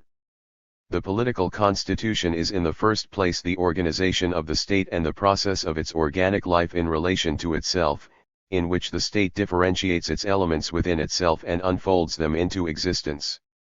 Secondly, as something individual the state is an exclusive unit, which is therefore related to others, thus it turns its differentiating activity outward and accordingly establishes its existing distinct aspects within itself in their ideality. Addition, the internal state as such is the civil power, while its orientation outwards is the military power, which however also forms a distinct aspect of the state itself. 19. ITHEINTERNALCONSTITUTION as such 272. The Constitution is rational insofar as the state internally differentiates and defines its activity in accordance with the nature of the concept, and that in such a way that each of these authorities is in itself the totality, by containing the other elements in an operative form in itself, and that these authorities, since they express the differentiation of the concept, remain wholly within its ideality and constitute a single individual whole. The Constitution is thus rational insofar as its elements can be dissolved into abstractly logical elements. The state has to differentiate and define its activity not in accordance with its specific nature, but in accordance with the nature of the concept, which is the mystified movement of abstract thought. The rationale of the Constitution is thus abstract logic and not the concept of the state. In place of the concept of the Constitution we get the constitution of the concept. Thought does not conform to the nature of the state, but the state to a ready-made system of thought. 273. The political state thus, y. divides up into the following substantial divisions: a. the power to determine and lay down the general, legislative power, b. the power to subsume particular spheres and individual cases under the general, executive power, c. the power of subjectivity as the will which makes the final decision, the power of the monarch, in which the different powers are bound together into an individual unity, and which is therefore the summit and the source of the whole, i.e., of the constitutional monarchy. We shall return to this division of powers after examining the details of its exposition separately. 274. Mind is actual only as that which it knows itself to be, and the state, being the mind of a people, is at the same time the law permeating all its relationships and the customs and consciousness of its individual members. Hence the constitution of any given people generally depends on the character and development of its self-consciousness. Its subjective freedom, and with this the actuality of the constitution, is rooted in its self-consciousness. Every nation, therefore, has the constitution appropriate to it and suitable for it. All that follows from Hegel's argumentation is that a state in which there is a contradiction between character and development of self-consciousness and constitution is no true state. That the constitution which was the product of a bygone consciousness can become a heavy fetter on an advanced consciousness, etc., etc., these are surely trivial truths. What would really follow would be simply the demand for a constitution which contains within itself the designation and the principle to advance along with consciousness, to advance as actual men advance. This is only possible when man has become the principle of the constitution. Hegel here is a sophist. 20. Karl Marx. The beginning of this paragraph says first of all no more than this: the general element of the constitution and the laws is the monarchical authority. Consultation, or the relation of the particular to the general, is the monarchical authority. The authority of the monarch does not stand outside the general system of the constitution and the laws, once it is taken to refer to the authority of the constitutional monarch. What Hegel really wants to establish, however, is only that the general element of the constitution and the laws is the monarchical authority, the sovereignty of the state. It is wrong, then, to make the monarchical authority into the subject, and to make it seem, since the monarchical authority can also be taken as referring to the authority of the monarch, as if he, the monarch, were the master of this element, its subject. But let us turn now to what Hegel presents as the distinctive principle of the monarchical authority as such, namely, the element of final decision, as the self-determination to which everything else can be traced back and from which everything else derives its actuality, absolute self-determination. Here Hegel is simply saying that the actual, i.e., individual, will is the monarchical authority. Thus in paragraph 12 he says, in giving itself the form of individuality, the will is that which resolves, and only as the will that resolves is it an actual will. Insofar as this element of final decision or absolute self-determination is separated from the general element of the contents and from the particularity of consultation, we have actual will as arbitrariness. Or, arbitrariness is the monarchical authority, or the monarchical authority is arbitrariness. 276. The fundamental attribute of the political state is substantial unity as the ideality of its elements. In this unity the particular powers and functions of the state are as much dissolved as preserved, and they are preserved only insofar as they have no independent justification but are justified only to the extent determined by the idea of the 21. Whole, since they issue from the power of the whole, and are flexible limbs of it, as their single self. Addition, with this ideality of the elements it is much as with life in the physical organism. Of course, Hegel is speaking purely of the idea of the particular powers and functions. They are to be justified only to the extent determined in the idea of the whole, they are to issue only from the power of the whole. That this ought to be so is implied in the idea of organism. What really called for explanation, however, was just how this is to be brought about. For what must prevail in the state is conscious reason, and substantial necessity, a necessity which, being purely internal, is also purely external. The accidental intertwining three of powers and functions, cannot be passed off as something rational. 277. Foot, the particular functions and activities of the state, being its essential elements, are peculiar to the state and are associated with the individuals by whom they are applied and exercised not on the strength of their immediate personalities but only by virtue of their general and objective qualities. Hence the functions and affairs of the state are linked with a particular personality as such only formally and accidentally. State functions and powers cannot therefore be private property. It goes without saying that if particular functions and activities are described as functions and activities of the state, as state functions and state powers, they are not private property but state property. That is a tautology. The functions and activities of the state are associated with individuals. The state is only effective through individuals, but with the individual not as a physical but as a political being, that is, with the political quality of the individual. It is therefore ridiculous of Hegel to say that they are linked with a particular personality as such only formally and accidentally. On the contrary, they are linked with the individual by a vinculum substantiate * by an essential quality of the individual. They are the natural expression in action of his essential quality. This nonsense comes in because Hegel takes state functions and activities in abstract isolation, and the particular individual in antithesis to them. He forgets, though, that the particular individual is human and that the functions and activities of the state are human functions.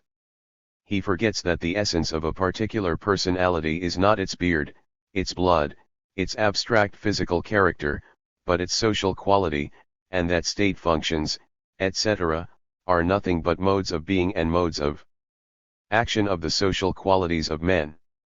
Clearly, therefore, insofar as individuals are bearers of state functions and powers, they must be regarded in the light of their social and not of their private quality.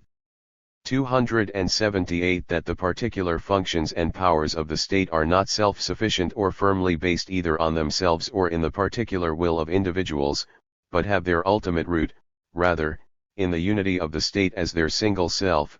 These two attributes together constitute state sovereignty. Despotism generally means the condition of lawlessness where the particular will as such, whether of a monarch or of a nation, counts as law, or rather, takes the place of law, whilst sovereignty by contrast forms the aspect of the ideality of the particular spheres and functions found precisely in a legal, constitutional state of affairs, such that no one of these spheres is independent, something self-sufficient in its purposes and ways of working and immersing itself only in itself. But on the contrary, these purposes and ways of working are determined by and dependent on the purpose of the whole, which has been denominated in general terms by the rather vague expression good of the state. This ideality manifests itself in two ways. In peaceful conditions, the particular spheres and functions pursue the path of minding their own business, and it is in part only by way of the unconscious necessity of the thing that their self-seeking is turned into a contribution to the support of one another and of the whole. In part, however, it is by direct influence from above that they are not only continually brought back to the purpose of the whole and restricted accordingly, but are also constrained to perform direct services for the support of the whole. In time of need, however, whether internal or external, the organism in all its particularity fuses into the single concept of sovereignty, and to sovereignty is entrusted the salvation of the state at the sacrifice of this otherwise legitimate particularity. It is then that the ideality attains its own proper actuality. This idealism is therefore not developed into a conscious rational system. In peaceful conditions it appears either merely as an external constraint imposed on the prevailing power, on private life by direct influence from above, or as a blind, unconscious result of self-seeking. This ideality finds its own proper actuality only when the state is in a condition of war or emergency, so that its essential nature is expressed here in this condition of war and emergency of the actual, existing state, whereas its peaceful conditions are just the war and misery of selfishness. Sovereignty, the idealism of the state, exists, therefore, only as inner necessity, as idea. Hegel is satisfied even with this, for all that is at issue is the idea. Sovereignty thus exists, on the one hand, only as unconscious, blind substance. We shall presently encounter its other actuality. 279 Sovereignty, in the first one, sovereignty, in the first place simply the general thought of this ideality, exists only as subjectivity. Ideality exists only as subjectivity sure of itself and as the will's abstract of itself. In its truth subjectivity and to that extent unfounded self exists only as subject, personality only as determination with which lies the final decision. This is the state's individuality as such, and only in this is the state itself one. In its truth, however, subjectivity exists only as subject, personality only as person, and in the constitution which has developed into real rationality each of the three elements of the concept has its explicitly actual and separate form. This absolutely decisive element of the whole is therefore not individuality in general, but one individual, the monarch. Person. In the constitution which has developed into real rationality each of the three elements of the concept has its explicitly actual and separate form. 2. Sovereignty exists only, as the will's abstract and to that extent unfounded self-determination with which lies the final decision. This is the state's individuality as such, and only in this is the state itself on, and in the constitution which has developed into real rationality each of the three elements of the concept has its explicitly actual and separate form. This absolutely decisive element of the whole is therefore not individuality in general, but one individual, the monarch. The first proposition means only that the general thought of this ideality, the sorry character of whose existence we have seen above, would have to be the self-conscious work of subjects and exist as such for them and in them. If Hegel had set out from real subjects as the basis of the state, he would not have found it necessary to transform the state in a mystical fashion into a subject. In its truth, however, says Hegel, subjectivity exists only as subject, personality only as person. This too is a piece of mystification. Subjectivity is a characteristic of the subject, personality a characteristic of the person.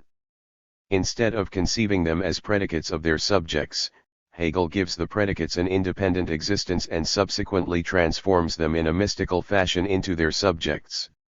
The existence of predicates is the subject, so that the subject is the existence of subjectivity, etc.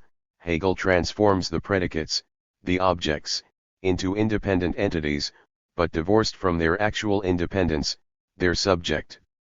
Subsequently the actual subject appears as a result, whereas one must start from the actual subject and look at its objectification. The mystical substance, therefore, becomes the actual subject, and the real subject appears as something else, as an element of the mystical substance. Precisely because Hegel starts from the predicates of the general description instead of from the real ens, warokij subject, and since, nevertheless, there has to be a bearer of these qualities, the mystical idea becomes this bearer. The dualism consists in the fact that Hegel does not look upon the general as being the actual nature of the actual finite, i.e., of what exists and is determinate, or upon the actual ens as the true subject of the infinite. So in this case sovereignty, the essential feature of the state, is treated to begin with as an independent entity, is objectified. Then, of course, this objective entity has to become a subject again.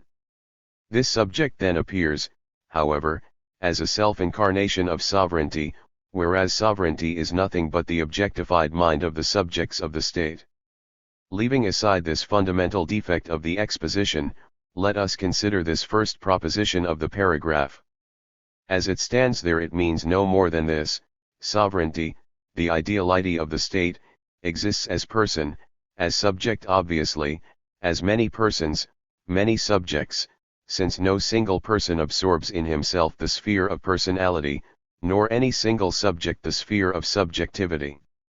What sort of state idealism would that be which, instead of being the actual self-consciousness of the citizens, the collective soul of the state, were to be one person, one subject? In this proposition Hegel has not set forth anything else. But let us now look at the second proposition which is interlinked with this one. Hegel is concerned to present the monarch as the true God-man, as the actual incarnation of the idea. Sovereignty exists only, as the will's abstract and to that extent unfounded self-determination with which lies the final decision. This is the state's individuality as such, and only in this is the state itself on. In the constitution which has developed into real rationality each of the three elements of the concept has its explicitly actual and separate form. This absolutely decisive element of the whole is therefore not individuality in general, but one individual, the monarch. We have already drawn attention to this proposition earlier. The moment of resolving, of arbitrary, because definite, decision, is the monarchical authority of the will as such. The idea of the monarchical authority, as Hegel expounds it, is nothing but the idea of the arbitrary, of the decision of the will. But whereas Hegel conceives of sovereignty as the idealism of the state, as the actual regulation of the parts by the idea of the whole, now he makes it the will's abstract and to that extent unfounded self-determination with which lies the final decision. This is the state's individuality as such. Previously the discussion was about subjectivity, now it is about individuality. The state as sovereign must be one individual, it must possess individuality. The state is one not only in this individuality. The individuality is only the natural element in the oneness of the state, the natural attribute of the state. This absolutely decisive element is therefore not individuality in general, but one individual, the monarch. Why? Because each of the three elements of the concept in the Constitution which has developed into real rationality has its explicitly actual and separate form. One element of the concept is individuality, but this is not yet one individual.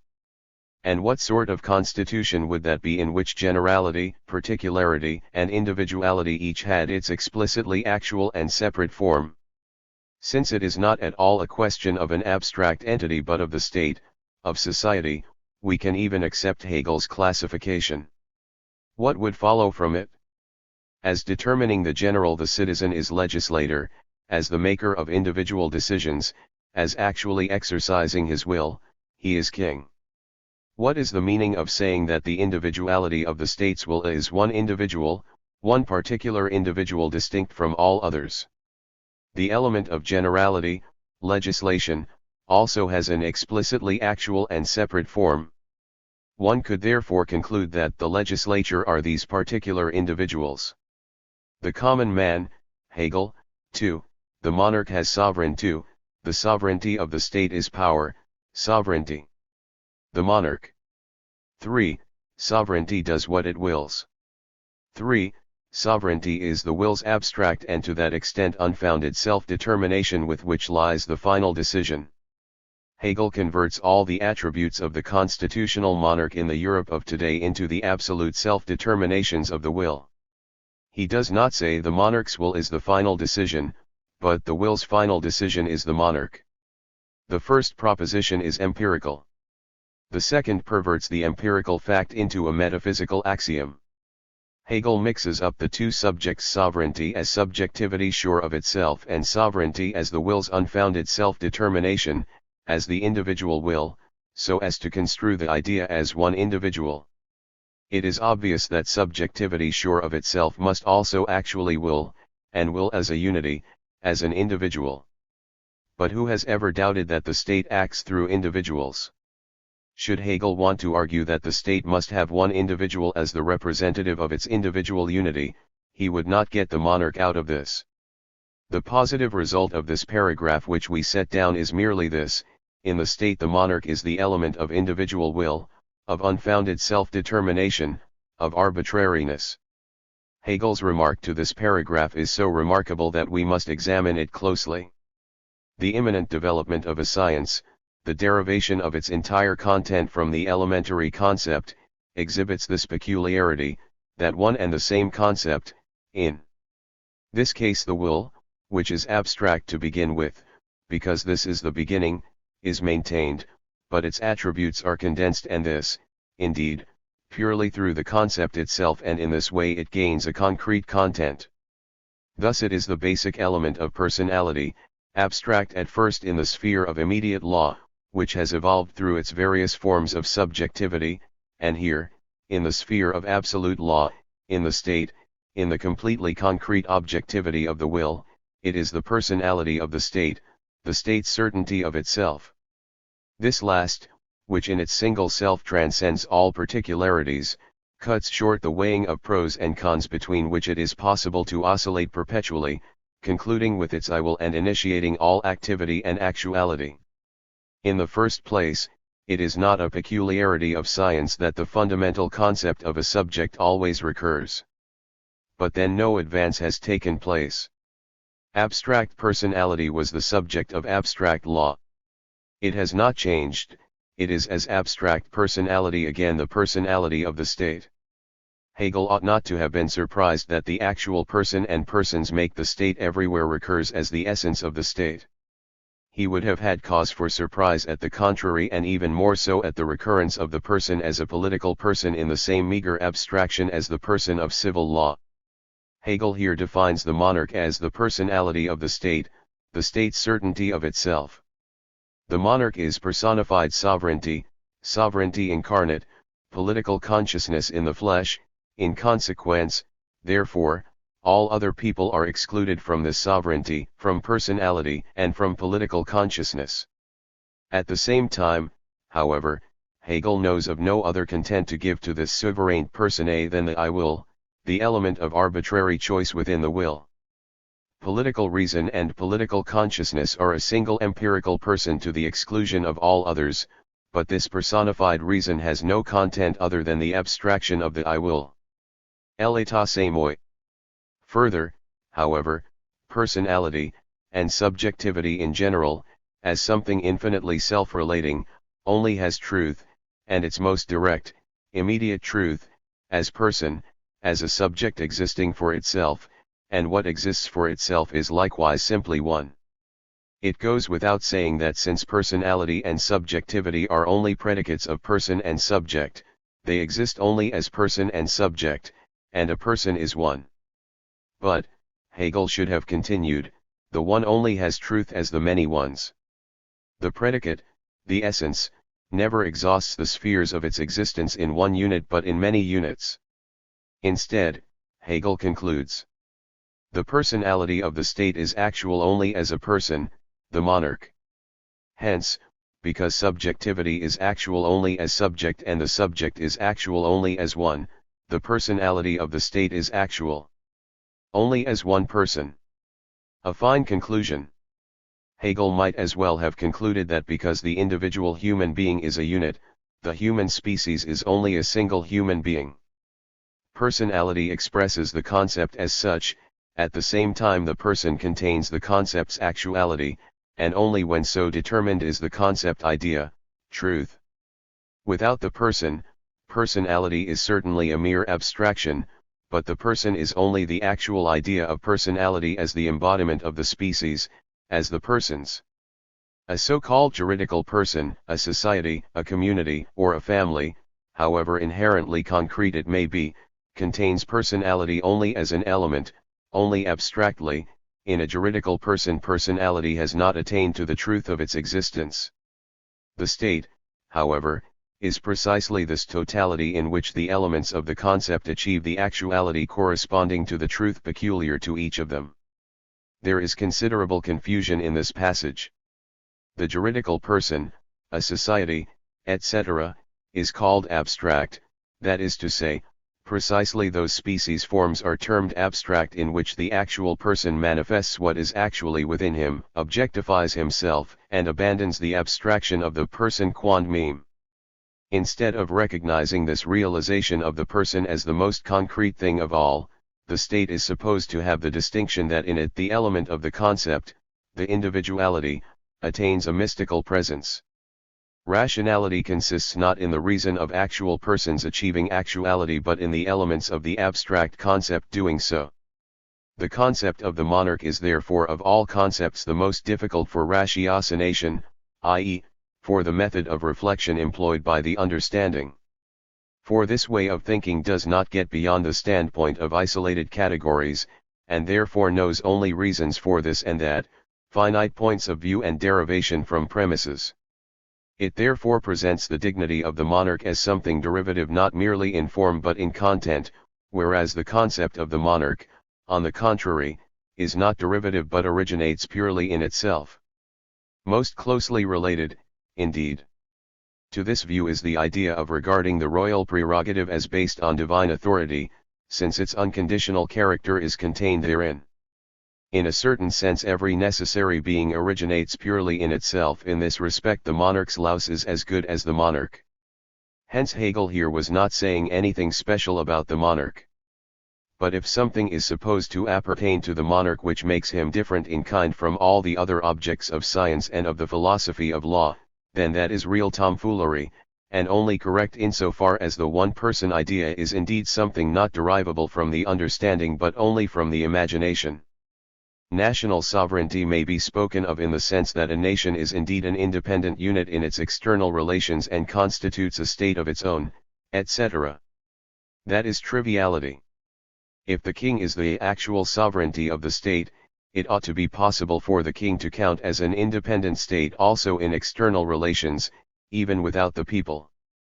But if he is sovereign inasmuch as he represents the unity of the nation, then he himself is only the representative, the symbol, of national sovereignty. National sovereignty does not exist by virtue of him, but he on the contrary exists by virtue of it.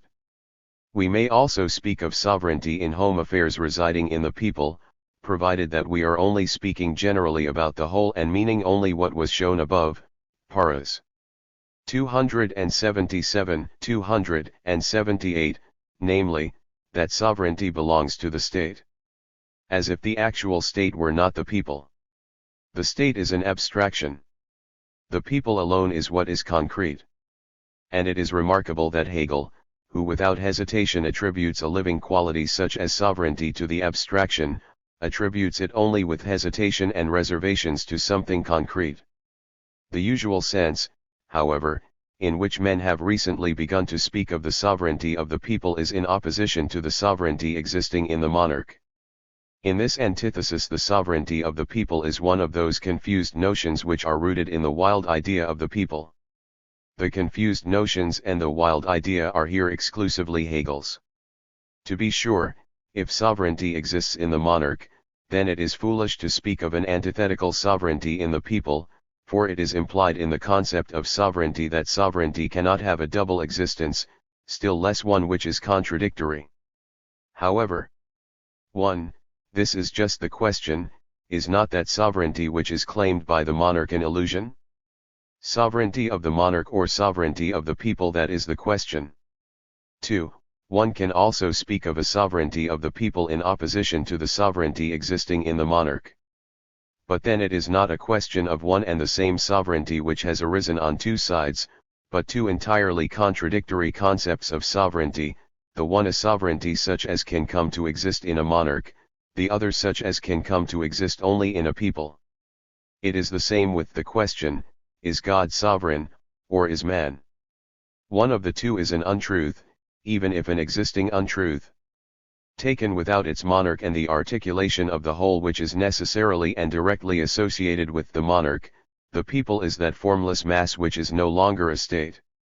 It no longer possesses any of the attributes which are to be found only in an internally organized whole: sovereignty, government, courts of law, the administration, estates of the realm, etc. With the appearance in a nation of such factors, which relate to organization, to the life of the state, a people ceases to be that indeterminate abstraction, which, as a purely general notion, is called the nation. All this is a tautology. If a people has a monarch and the structure that necessarily and directly goes with a monarch, i.e., if it is structured as a monarchy, then indeed, taken out of this structure, it is a formless mass and a purely general notion. If by sovereignty of the people is understood a republican form of government and, more specifically, democracy, then, there can be no further discussion of such a notion in face of the developed idea. That is indeed right, if one has only such a notion and not a developed idea of democracy. Democracy is the truth of monarchy, monarchy is not the truth of democracy. Monarchy is necessarily democracy inconsistent with itself, the monarchical element is not an inconsistency in democracy. Monarchy cannot be understood in its own terms, democracy can. In democracy none of the elements attains a significance other than what is proper to it. Each is in actual fact only an element of the whole demos people. In monarchy one part determines the character of the whole. The entire constitution has to adapt itself to this fixed point. Democracy is the genus constitution. Monarchy is one species, and a poor one at that. Democracy is content and form. Monarchy is supposed to be only a form, but it falsifies the content. In monarchy the whole, the people, is subsumed under one of its particular modes of being, the political constitution. In democracy the constitution itself appears only as one determination, that is, the self-determination of the people. In monarchy we have the people of the constitution, in democracy the constitution of the people. Democracy is the solved riddle of all constitutions. Here, not merely implicitly and in essence but existing in reality, the constitution is constantly brought back to its actual basis, the actual human being, the actual people, and established as the people's own work. The constitution appears as what it is, a free product of man. It could be said that in a certain respect this applies also to constitutional monarchy, but the specific distinguishing feature of democracy is that here the constitution as such forms only one element in the life of the people, that it is not the political constitution by itself which forms the state. Hegel starts from the state and makes man the subjectified state, democracy starts from man and makes the state objectified man. Just as it is not religion which creates man but man who creates religion, so it is not the constitution which creates the people but the people which creates the constitution. In a certain respect the relation of democracy to all other forms of state is like the relation of Christianity to all other religions. Christianity is the religion's ax espoundo, the essence of religion deified man as a particular religion. Similarly, democracy is the essence of all state constitutions socialized man as a particular state constitution. Democracy stands to the other constitutions as the genus stands to its species, except that here the genus itself appears as an existent, and therefore as one particular species over against the others whose existence does not correspond to their essence. To democracy all other forms of state stand as its Old Testament. Man does not exist for the law but the law for man, it is a human manifestation, whereas in the other forms of state man is a legal manifestation. That is the fundamental distinction of democracy. All other state forms are definite, distinct, particular forms of state. In democracy the formal principle is at the same time the material principle. Only democracy, therefore, is the true unity of the general and the particular. In monarchy, for example, and in the republic as a merely particular form of state, political man has his particular mode of being alongside unpolitical man, man as a private individual. Property, contract, marriage, civil society, all appear here, as Hegel shows quite correctly with regard to these abstract state forms, but he thinks that he is expounding the idea of the state, as particular modes of existence alongside the political state, as the content to which the political state is related as organizing form. Properly speaking, the relation of the political state to this content is merely that of reason, inherently without content, which defines and delimits, which now affirms and now denies. In democracy the political state, which stands alongside this content and distinguishes itself from it, is itself merely a particular content and particular form of existence of the people. In monarchy, for example, this particular, the political constitution, has the significance of the general that dominates and determines everything particular. In democracy the state as particular is merely particular, as general, it is the truly general, i.e., not something determinate in distinction from the other content. The French have recently interpreted this as meaning that in true democracy the political state is annihilated. 5. This is correct insofar as the political state qua political state, as constitution, no longer passes for the whole.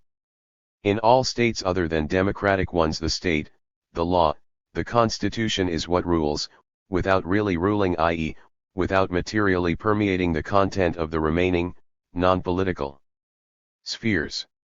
In democracy the constitution, the law, the state itself, insofar as it is a political constitution, is only the self-determination of the people, and a particular content of the people. Incidentally, it goes without saying that all forms of state have democracy for their truth and that they are therefore untrue insofar as they are not democracy. In the states of antiquity the political state makes up the content of the state to the exclusion of the other spheres. The modern state is a compromise between the political and the unpolitical state. In democracy, the abstract state has ceased to be the dominant factor. The struggle between monarchy and republic is itself still a struggle within the abstract state. The political republic is democracy within the abstract state form. The abstract state form of democracy is therefore the republic, but here it ceases to be the merely political constitution. Property, etc., in short, the entire content of the law and the state, is the same in North America as in Prussia, with few modifications. The republic there is thus a mere state form, as is the monarchy here. The content of the state lies outside these constitutions. Hegel is right, therefore, when he says, the political state is the constitution, i.e., the material state is not political. What obtains here is merely an external identity, a determination of changing forms. Of the various elements of national life, the one most difficult to evolve was the political state, the constitution. It developed as universal reason over against the other spheres, as ulterior to them. The historical task then consisted in the constitution's reassertion, but the particular spheres do not realize that their private nature coincides with the otherworldly nature of the constitution or of the political state, and that the otherworldly existence of the political state is nothing but the affirmation of their own estrangement. Up till now the political constitution has been the religious sphere, the religion of national life, the heaven of its generality over against the earthly existence of its actuality. The political sphere has been the only state sphere in the state, the only sphere in which the content as well as the form has been species content, the truly general, but in such a way that at the same time, because this sphere has confronted the others, its content has also become formal and particular. Political life in the modern sense is the scholasticism of national life. Monarchy is the perfect expression of this estrangement. The republic is the negation of this estrangement within its own sphere. It is obvious that the political constitution as such is brought into being only where the private spheres have won an independent existence. Where trade and landed property are not free and have not yet become independent, the political constitution too does not yet exist. The Middle Ages were the democracy of unfreedom. The abstraction of the state as such belongs only to modern times, because the abstraction of private life belongs only to modern times. The abstraction of the political state is a modern product.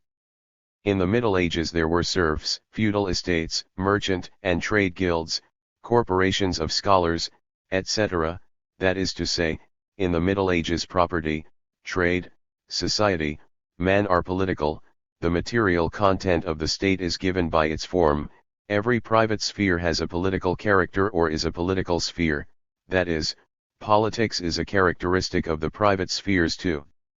In the Middle Ages the political constitution is the constitution of private property, but only because the constitution of private property is a political constitution. In the Middle Ages the life of the nation and the life of the state are identical. Man is the actual principle of the state but unfree man. It is thus the democracy of unfreedom estrangement carried to completion. The abstract reflected antithesis belongs only to the modern world. The Middle Ages are the period of actual dualism, modern times, one of abstract dualism. We have already noted the stage at which the division of constitutions into democracy, aristocracy, and monarchy has been made the standpoint, that is, of that unity which is still substantial, which still remains within itself and has not yet come to its process of infinite differentiation and inner deepening. At that stage, the element of the final self-determining resolution of the will does not emerge explicitly into its own proper actuality as an immanent organic factor in the state. In the spontaneously evolved monarchy, democracy and aristocracy there is as yet no political constitution as distinct from the actual, material state or the other content of the life of the nation. The political state does not yet appear as the form of the material state. Either, as in Greece, the res publica * is the real private affair of the citizens, their real content, and the private individual is a slave, the political state, qua political state, being the true and only content of the life and will of the citizens, or, as in an Asiatic despotism, the political state is nothing but the personal caprice of a single individual, or the political state, like the material state, is a slave. What distinguishes the modern state from these states characterized by the substantial unity between people and state is not, as Hegel would have it, that the various elements of the Constitution have been developed into particular actuality, but that the Constitution itself has been developed into a particular actuality alongside the actual life of the people, that the political state has become the constitution of the rest of the state. 280. This, the ultimate self of the state's will, is in its abstraction a single self and therefore immediate individuality. Its very concept thus implies its attribute of being something natural. The essential nature of the monarch is therefore to be this individual, in abstraction from any other content, and this individual is destined for the dignity of the monarch directly and naturally, by birth in the course of nature. We have already heard that subjectivity is a subject and the subject necessarily an empirical individual. 1. Now we learn that in the concept of immediate individuality is implied the attribute of being natural, corporeal. Hegel has proved nothing but what is self-evident, namely, that subjectivity exists only as the corporeal individual, and, of course, to the corporeal individual belongs birth in the course of nature.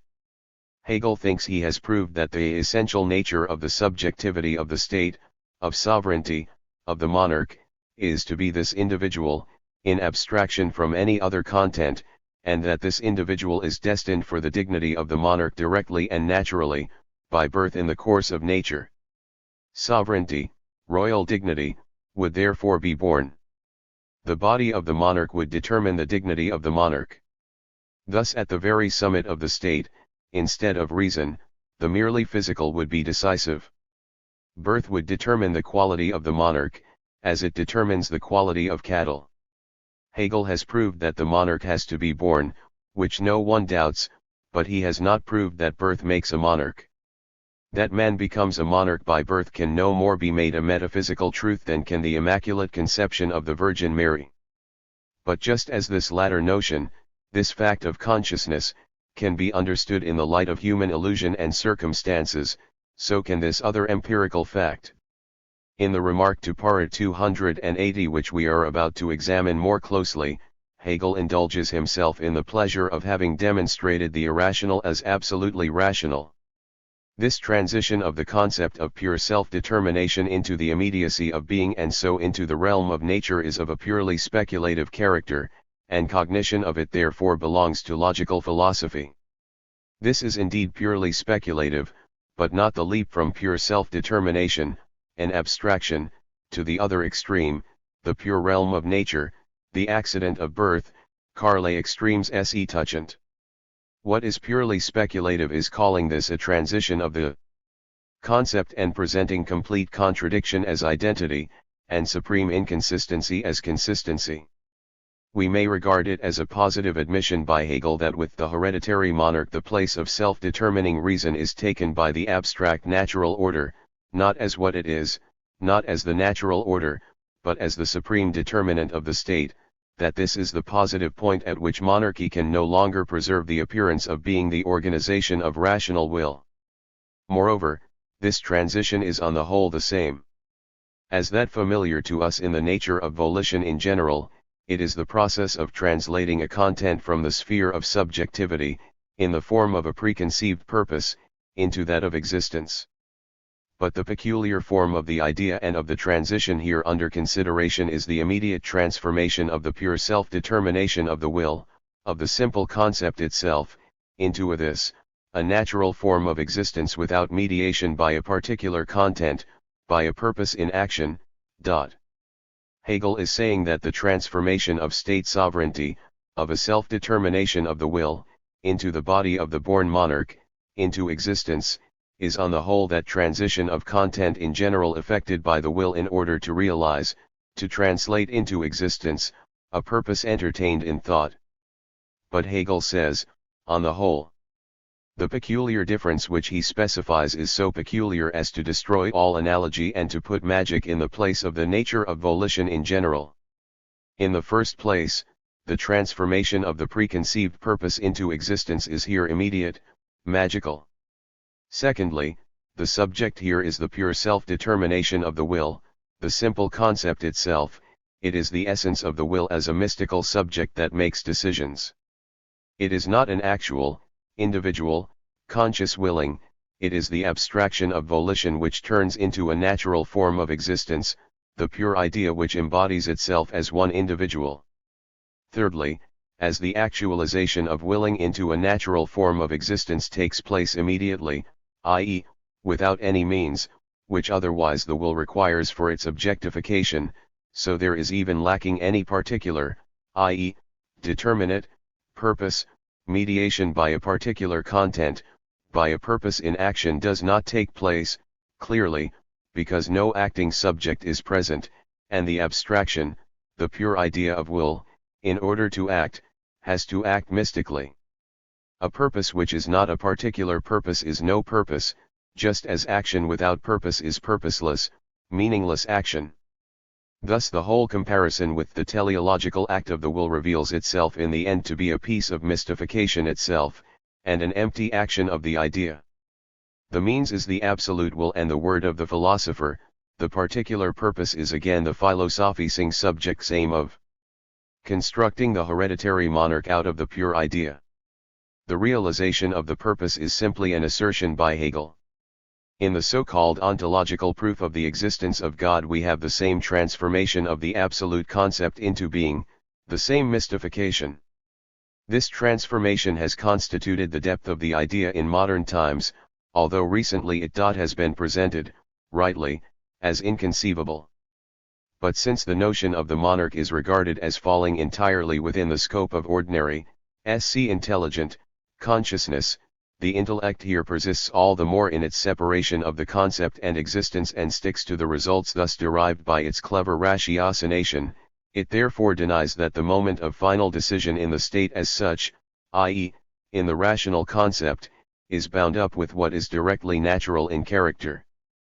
People deny that the final decision is born, and Hegel asserts that the monarch is by birth the final decision, but who has ever doubted that the final decision in the state is attached to actual corporeal individuals, and that it is therefore bound up with what is directly natural in character? 281 Both elements in their undivided unity, the will's ultimate unfounded self, and, consequently, existence, likewise unfounded, as the aspect committed to nature, this idea of that which is unmoved by caprice constitutes the majesty of the monarch. In this unity lies the actual unity of the state, and it is only through this, its inward and outward immediacy, that the unity of the state is raised above the possibility of being drawn down into the sphere of particularity and its caprice, aims and opinions, and it likewise remains above the war of factions round the throne and the weakening and shattering of state power. The two elements are, the accident of the will caprice and the accident of nature birth. So, His Majesty accident. Accident is thus the actual unity of the state. How an inward and outward immediacy is supposed to be free from collision, etc., is an assertion of Hegel's which is quite incomprehensible, for it is just this immediacy which is exposed to it. What Hegel asserts about elective monarchy applies with still greater force to the hereditary monarch. In an elective monarchy, because of the nature of that relationship within it which has made particular will the ultimate deciding power, the constitution becomes an elective capitulation, etc., becomes a surrender of state authority at the discretion of the particular will, from which proceeds the transformation of particular offices of state into private property, etc. 282. The right to pardon criminals flows from the sovereignty of the monarch, for to this alone it falls to actualize mind's power to undo what has been done and by forgiving and forgetting to wipe out a crime. The right of pardon Benedicungsrecht is the prerogative of mercy nade. Mercy is the highest expression of haphazard arbitrariness, and it is significant that Hegel makes it the attribute proper to the monarch. In the addition to this paragraph, Hegel declares that unfounded decision is its source. 283. The second element in the monarch's authority is particularity or determinate content and its subsumption under the general. Insofar as this is given a particular existence, It takes the form of supreme consultative bodies and individual advisors. They bring before the monarch for his decision the content of current affairs of state or the legal provisions required to meet existing needs, together with their objective aspects, i.e., the grounds on which decisions are to be based, the relevant laws, circumstances, etc. Because individuals who discharge these duties are in direct contact with the person of the monarch, their choice and dismissal alike rest with his unrestricted arbitrariness. 284. Since it is solely with regard to the objective element in decision-making, the knowledge of a topic and its context, and the relevant legal and other considerations, that responsibility can exist, in other words, since solely this aspect is capable of objective proof and therefore subject to consultation which is distinct from the personal will of the monarch as such, only these consultative bodies or individual advisors can incur responsibility. The peculiar majesty of the monarch, however, as the subjectivity making the final decision, is raised above all accountability for acts of government. Hegel here describes quite empirically the ministerial function as it is usually defined in constitutional states. All that philosophy adds is to interpret this empirical datum as the existence, the predicate, of the element of particularity in the monarch's authority. The ministers represent the rational, objective aspect of the sovereign will. To them, therefore, also falls the honor of responsibility, whilst the monarch is fobbed off with the peculiar fancy of majesty. The speculative element is thus very meager. The argument in its particulars, on the other hand, is based on quite empirical grounds, and actually on very abstract, very bad empirical grounds. Thus, for example, the choice of ministers is placed within the unrestricted arbitrariness of the monarch because they are in direct contact with the person of the monarch, i.e., because they are ministers. In the same way, the unrestricted choice of the monarch's valet can be derived from the absolute idea. Better, at least, is the reason given for the accountability of ministers. It is solely with regard to the objective element in decision-making, the knowledge of a topic and its context, and the relevant legal and other considerations, that responsibility can exist. In other words, solely this aspect is capable of objective proof. Of course, when one individual is the hallowed, sanctified embodiment of caprice, then the subjectivity making the final decision, pure subjectivity, pure caprice, is not objective, and thus cannot be established objectively or therefore be accountable. Hegel's proof is conclusive if one accepts the constitutional presuppositions, but by analyzing their basic notion, Hegel has not proved these presuppositions. The whole uncritical character of Hegel's philosophy of law lies in this confusion. 285. The third element in the monarchical authority concerns that which is the general as such, which exists subjectively in the conscience of the monarch and objectively in the whole of the constitution and in the laws. The monarchical authority in this respect presupposes the other elements in the state, just as it is presupposed by each of them. 286. The objective guarantee of the monarchical authority, of the right of hereditary succession to the throne and so forth, consists in the fact that just as the sphere has its own actuality, differentiated from that of the other rationally determined elements of the state, so these others in themselves have the rights and duties proper to their own definition. In the rational organism of the state, each member, by maintaining itself as such, thereby maintains the others in their distinctiveness. Hegel does not see that with this third element, the general as such, he explodes the first two or vice versa. The monarchical authority in this respect presupposes the other elements in the state, just as it is presupposed by each of them. If this positing is understood not in a mystical sense but in a real sense, then the authority of the monarch is established not by birth but by the other elements, and is therefore not hereditary but fluid, i.e., it is a state function which is varyingly distributed among individual members of the state in accordance with the organization of the other elements. In a rational organism the head cannot be of iron and the body of flesh. If the members are to maintain themselves, they must be of equal birth, of one flesh and blood. But the hereditary monarch is not of equal birth, he is made of different stuff. The prose of the rationalist will of the other members of the state is here confronted by the magic of nature. Besides, members of an organism can only mutually support one another insofar as the whole organism is fluid and each of them is absorbed in this fluidity, and when, therefore, no one of them, such as in this case the head of the state, is unmoved or unalterable. By this proposition, therefore, Hegel abolishes sovereignty by birth. Secondly, irresponsibility. If the monarch violates the whole of the constitution, the laws, his irresponsibility is at an end, because his constitutional existence is at an end. But it is precisely these laws and this constitution which make him irresponsible. They therefore contradict themselves, and this one clause abolishes law and constitution. The constitution of constitutional monarchy is irresponsibility. However, if Hegel is content with the thought that just as the sphere has its own actuality, differentiated from that of the other rationally determined elements of the state, so these others in themselves have the rights and duties proper to their own definition, then he ought to call the medieval constitution an organization, then all he has is merely a mass of particular spheres connected by an external necessity. And, indeed, a personal monarch fits only such a situation. In a state in which each particular attribute exists on its own, the sovereignty of the state, too, must be attached to a particular individual. Resume of Hegel's exposition of the monarch's authority, or of the idea of state sovereignty 279. In the remark, p. 367, it is said, sovereignty of the people may be spoken of, in the sense that a people as a whole is an independent unit in its external relations and constitutes a state of its own, like the people of Great Britain.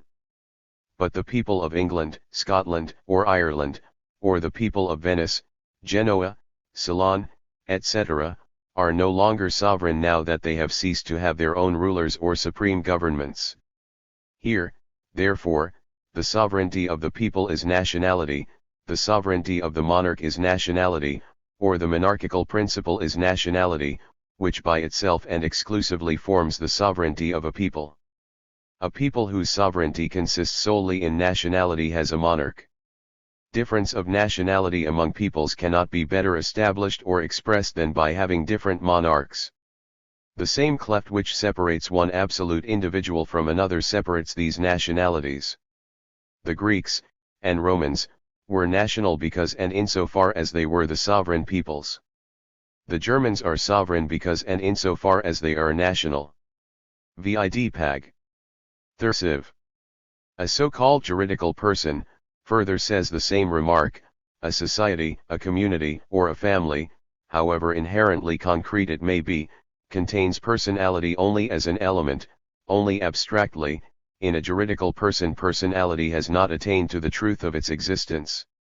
The state, however, is precisely this totality in which the elements of the concept achieve the actuality corresponding to the truth peculiar to each of them. The juridical person, society, the family, etc., contains personality only abstractly. In the monarch, on the other hand, the state is contained within the person. It is only within the juridical person, society, the family, etc., that the abstract person has truly brought his personality into real existence. But Hegel conceives society, the family, etc., the juridical person in general, not as the realization of the actual empirical person, but as an actual person, who, however, contains the element of personality as yet only abstractly. Hence, too, in Hegel, actual persons do not come to the state, instead, the state must first come to the actual person.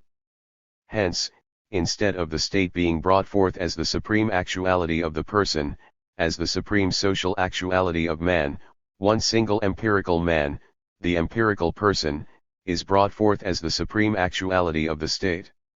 This perversion of the subjective into the objective and of the objective into the subjective is a consequence of Hegel's wanting to write the biography of abstract substance, of the idea, man's activity, etc., thus having to appear as the activity and result of something else, and of his wanting to make the human essence operate on its own, as an imaginary individuality, instead of in its actual human existence. The inevitable outcome of this is that an empirical existent is uncritically accepted as the actual truth of the idea, for it is not a question of bringing empirical existence to its truth, but of bringing truth to an empirical existent, and so what lies to hand is expounded as a real element of the idea.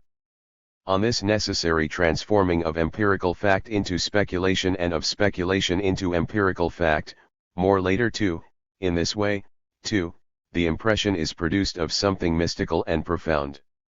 It is common knowledge that men are born, and that what is brought into being by physical birth becomes a social person, etc., and eventually a citizen of a state, that it is via his birth that a man comes to be all that he is. But it is very profound, it is startling, to hear that the idea of the state is born without intermediary, that, in the birth of the monarch, this idea has given birth to its own empirical existence. No content is gained in this way, only the form of the old content is changed. It has received a philosophical form, a philosophical testimonial. Another consequence of this mystical speculation is that a particular empirical existent, one individual empirical existent in distinction from the others, is regarded as the embodiment of the idea. Again, it makes a deep mystical impression to see a particular empirical existent posited by the idea, and thus to meet at every stage an incarnation of God. If, for example, in the exposition of the family, civil society, the state, etc., these social modes of man's existence are regarded as the actualization, the objectification, of his essence, then the family, etc., appear as qualities inherent in a subject. The human being remains always the essence of all these entities, but these entities also appear as man's actual generality, and therefore also as something men have in common.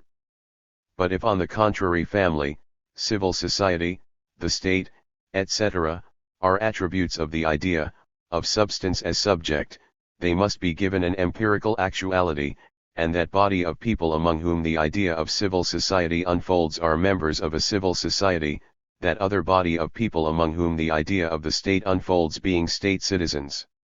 Since all we have here, really, is allegory, for the sole purpose of conferring on some empirical existent or other the significance of being the actualized idea, it is clear that these vessels have fulfilled their function as soon as they have become specific embodiments of elements in the life of the idea.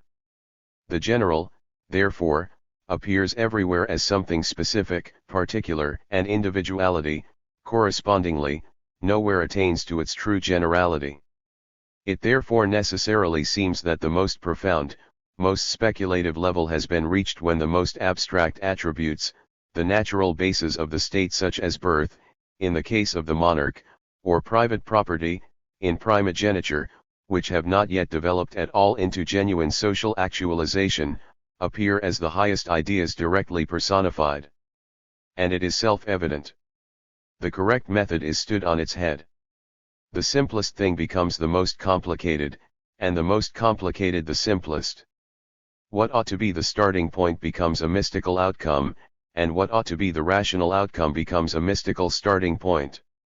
However, if the monarch is the abstract person who contains the state within his own person, this only means that the essence of the state is the abstract private person.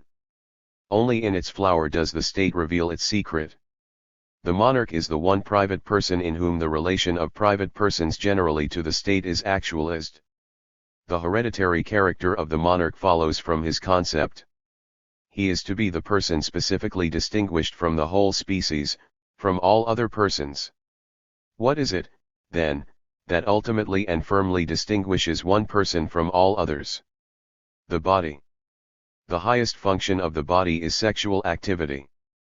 The highest constitutional act of the king is therefore his sexual activity, for through this he makes a king and perpetuates his body. The body of his son is the reproduction of his own body, the creation of a royal body. B. The Executive 287. There is a difference between the decisions of the monarch and the execution and application of these decisions and, in general, the prosecution and maintenance of past decisions, of existing laws, arrangements, and institutions for common purposes, and the like. This task of subsumption falls within the scope of the executive, as do the judicial and police authorities, which have more direct relation to the particular concerns of civil society, and which assert the general interest within these aims. The usual explanation of the executive. The only thing that can be said to be original in Hegel is that he links the executive, the police, and the judiciary, whereas usually the administration and the judiciary are treated as antithetical.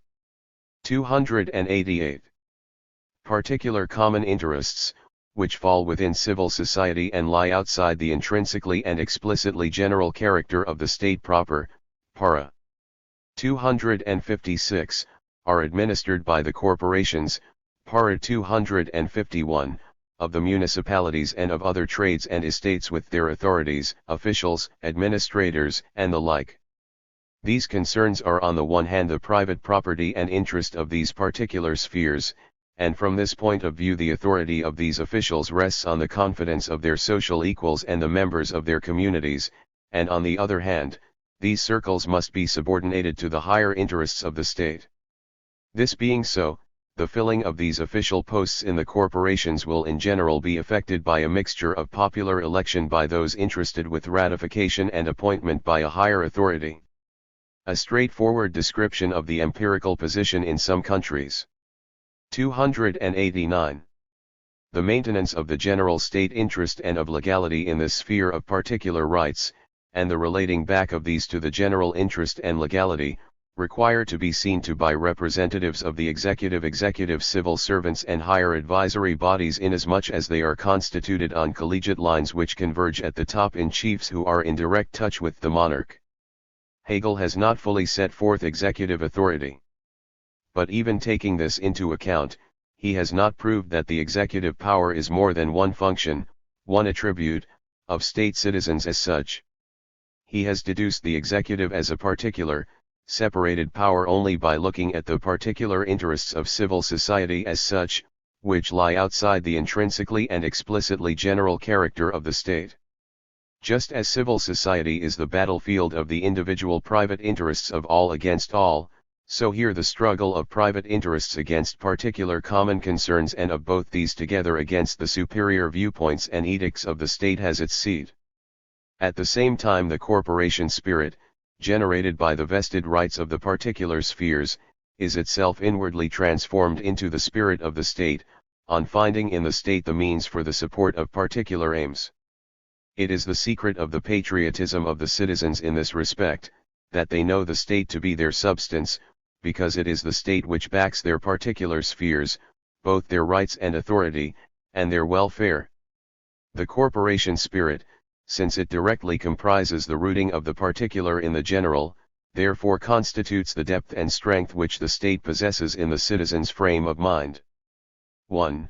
On account of the definition of civil society as bellum omnium contra omnes. 2. Because private egoism is revealed as the secret of the patriotism of the citizens and as the depth and strength which the state possesses in the citizen's frame of mind. 3. Because the citizen, the man of the particular interest as opposed to the general, the member of civil society, is looked upon as a fixed individual, whereas the state also confronts the citizens in fixed individuals.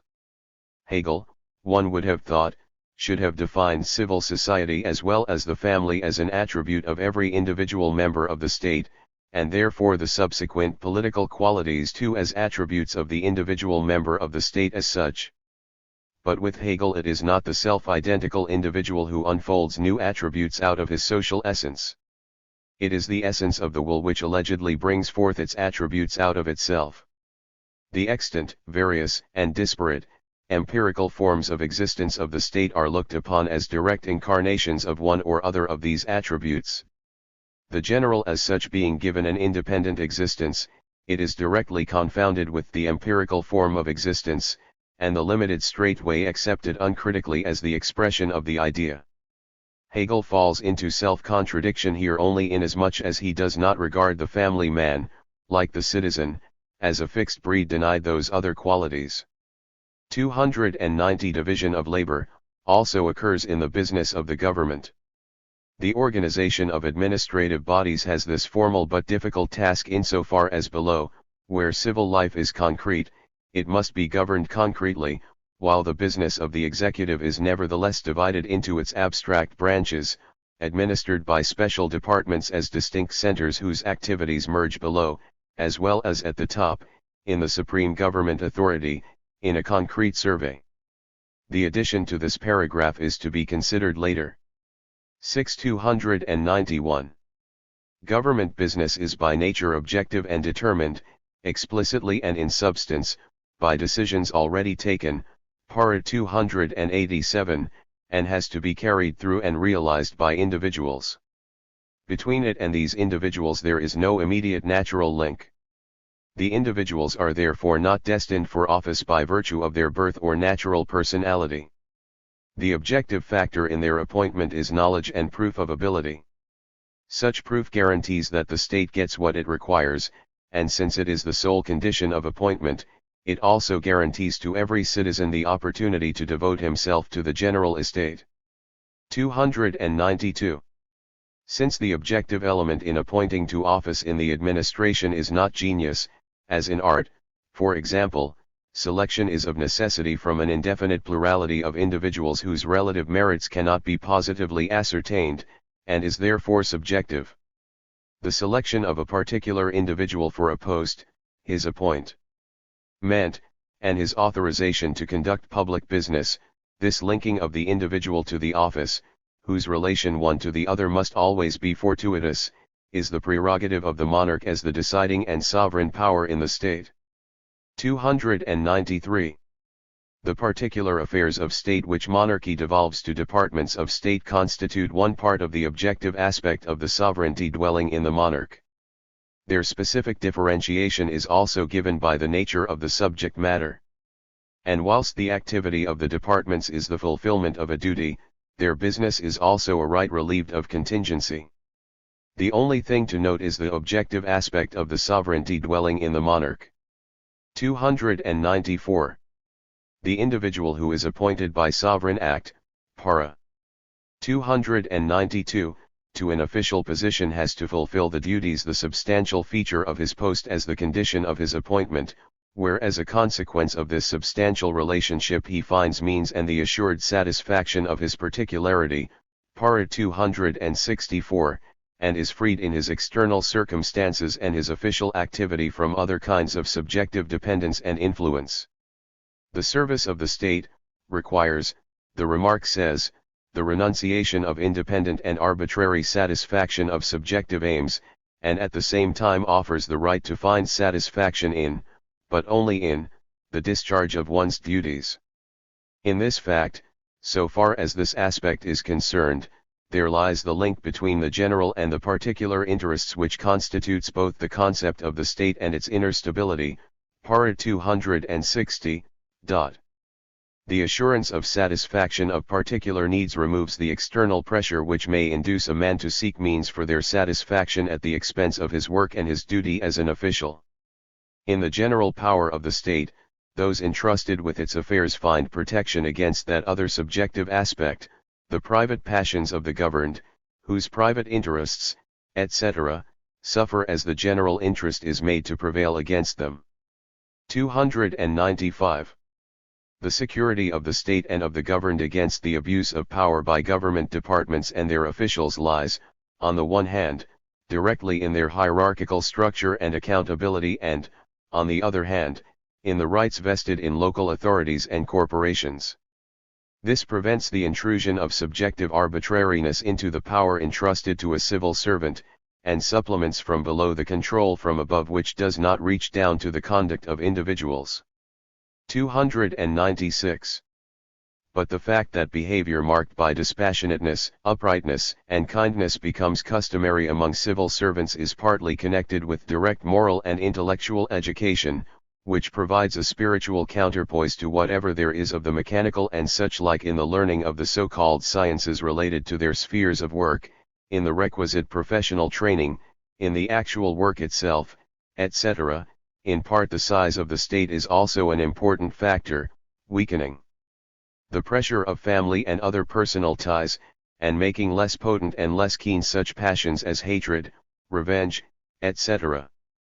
In preoccupation with the large interests present in a great state, these subjective features disappear of themselves, and habituation to general interests, points of view, and concerns is produced.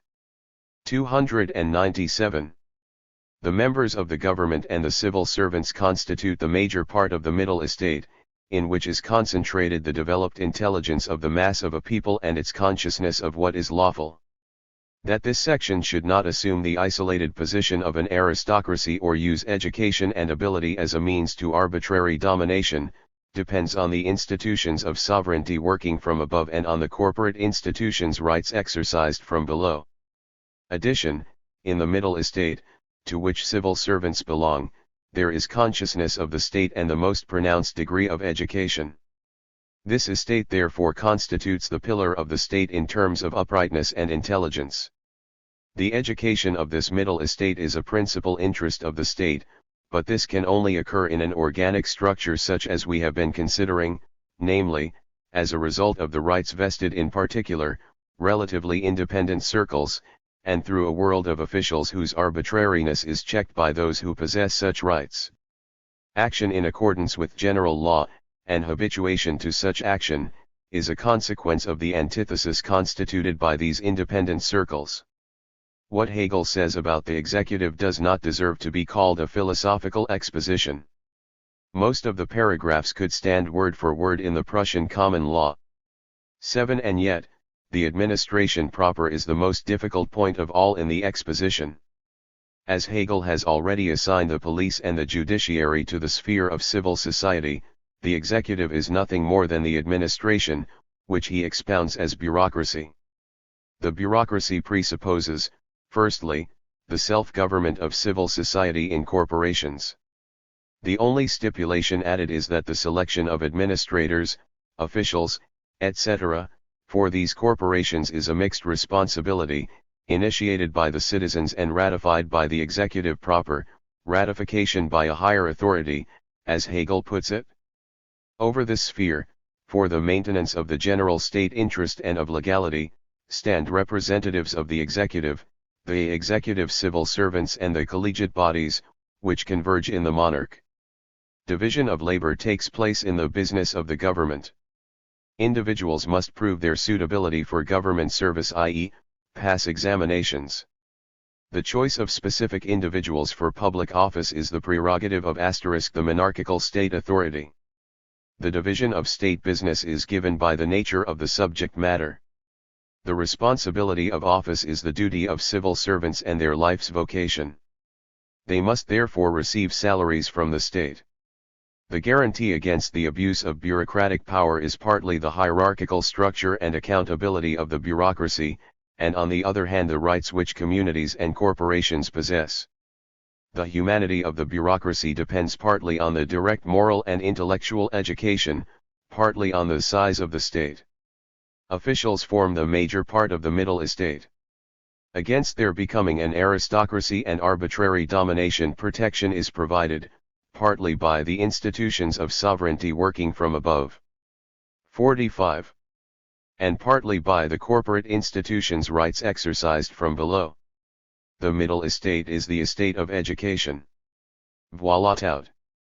Hegel gives us an empirical description of the bureaucracy, partly as it is in actual fact, and partly as it is on its own estimation. And with this the difficult chapter on the executive is done with. Hegel proceeds from the separation of the state and civil society, from particular interests and the intrinsically and explicitly general, and indeed bureaucracy is based on this separation. Hegel proceeds from the presupposition of the corporations, and indeed the bureaucracy does presuppose the corporations, or at least the spirit of the corporations. Hegel expounds no content for the bureaucracy, but only some general features of its formal organization, and indeed the bureaucracy is only the formalism of a content which lies outside itself. The corporations are the materialism of the bureaucracy, and the bureaucracy is the spiritualism of the corporations. The corporation is the bureaucracy of civil society, the bureaucracy is the corporation of the state. In actual fact, therefore, bureaucracy as the civil society of the state confronts the state of civil society, the corporations. Wherever the bureaucracy is a new principle, wherever the general state interest begins to become something distinctive and separate and thus a real interest, the bureaucracy fights against the corporations, as every consequence fights against the existence of its premises. On the other hand, once the state actually comes to life and civil society frees itself from the corporations by its own rational impulse, the bureaucracy tries to restore them. For with the fall of the state of civil society goes the fall of the civil society of the state. The spiritualism disappears along with the materialism which opposes it. The consequence fights for the existence of its premises as soon as a new principle challenges not their existence, but the principle of their existence. The same spirit which creates the corporation in society creates the bureaucracy in the state. Hence, the attack on the spirit of the corporations is an attack on the spirit of the bureaucracy, and if earlier the bureaucracy combated the existence of the corporations in order to make room for its own existence, so now it tries forcibly to keep them in existence in order to preserve the spirit of the corporations, which is its own spirit. The bureaucracy is the state formalism of civil society.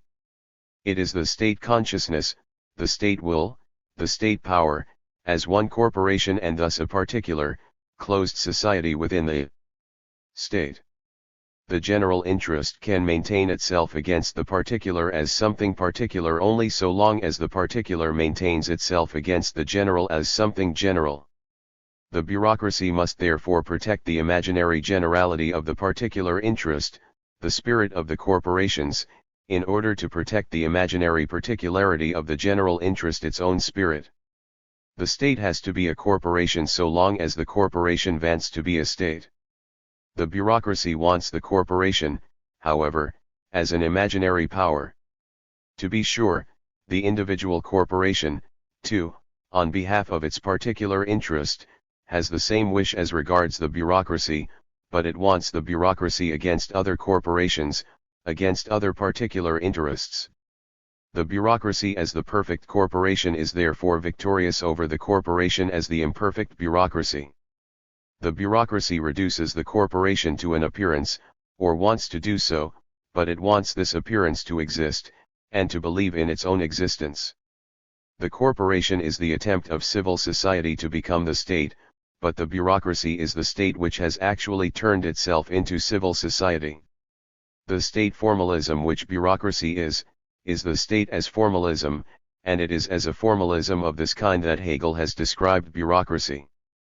Since this state formalism constitutes itself as an actual power and itself becomes its own material content, it goes without saying that the bureaucracy is a web of practical illusions, or the illusion of the state. The bureaucratic spirit is a Jesuitical, theological spirit through and through. The bureaucrats are the Jesuits and theologians of the state.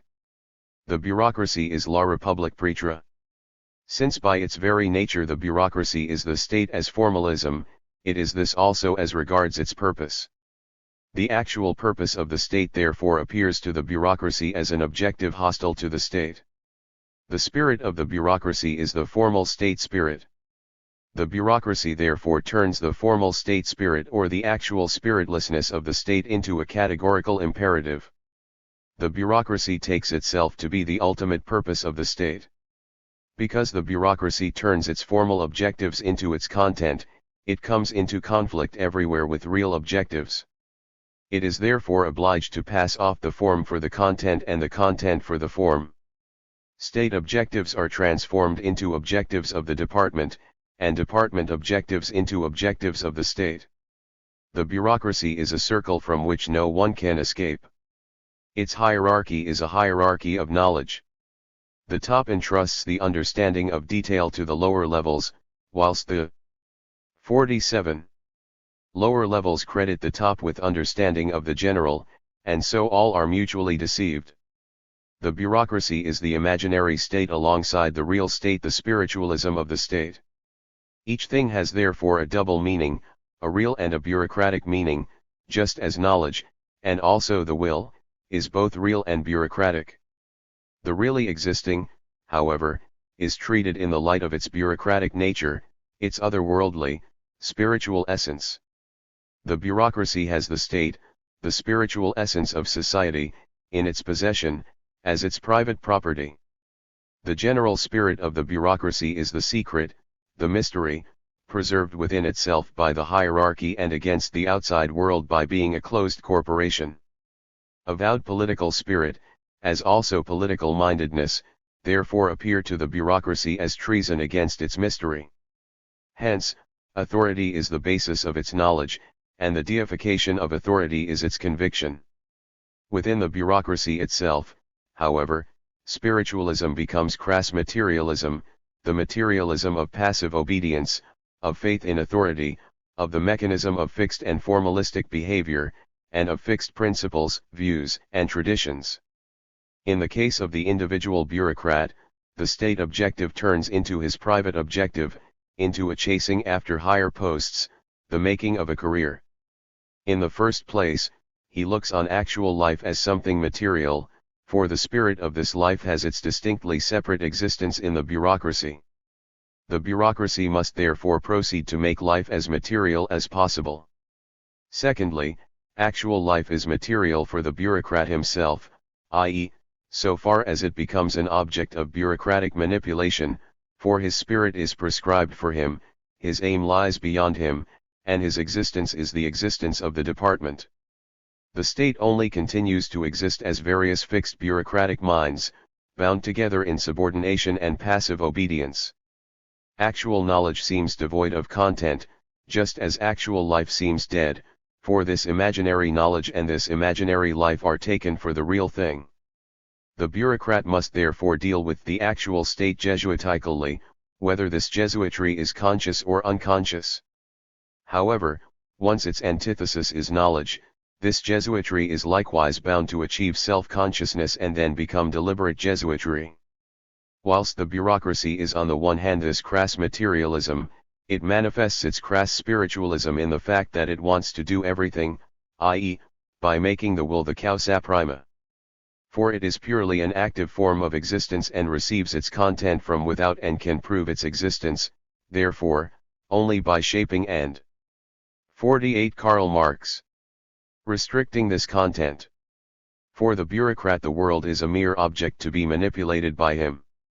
When Hegel calls the executive the objective aspect of the sovereignty dwelling in the monarch, that is right in the same sense in which the Catholic Church was the real presence of the sovereignty, substance, and spirit of the Holy Trinity. In the bureaucracy the identity of state interest and particular private aim is established in such a way that the state interest becomes a particular private aim over against other private aims. The abolition of the bureaucracy is only possible by the general interest actually and not, as with Hegel, merely in thought, in abstraction becoming the particular interest, which in turn is only possible as a result of the particular actually becoming the general interest. Hegel starts from an unreal antithesis and therefore achieves only an imaginary identity which is in truth again a contradictory identity. The bureaucracy is just such an identity. Now let us follow his exposition in detail. The sole philosophical statement Hegel makes about the executive is that he subsumes the individual and the particular under the general, etc. Hegel contents himself with this. On the one hand, the category of subsumption of the particular, etc.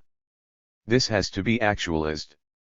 Then he takes any one of the empirical forms of existence of the Prussian or modern state, just as it is, anything which actualizes this category among others, even though this category does not express its specific character. Applied mathematics is also subsumption, etc. Hegel does not ask is this the rational, the adequate mode of subsumption. He only takes the one category, and contents himself with finding a corresponding existent for it. Hegel gives a political body to his logic, he does not give the logic of the body politic, para 287. On the relation to the government of the corporations and the local bodies, we learn first of all that their administration, the appointment of their magistracy, requires in general a mixture of popular election by those interested with ratification and appointment by a higher authority. The mixed selection of officials of local bodies and corporations would thus be the first relationship between civil society and state or executive, their first identity, para 288. According to Hegel himself, this identity is very superficial, a mixtum compositum, a mixture. Superficial as is this identity, so the antithesis is sharp.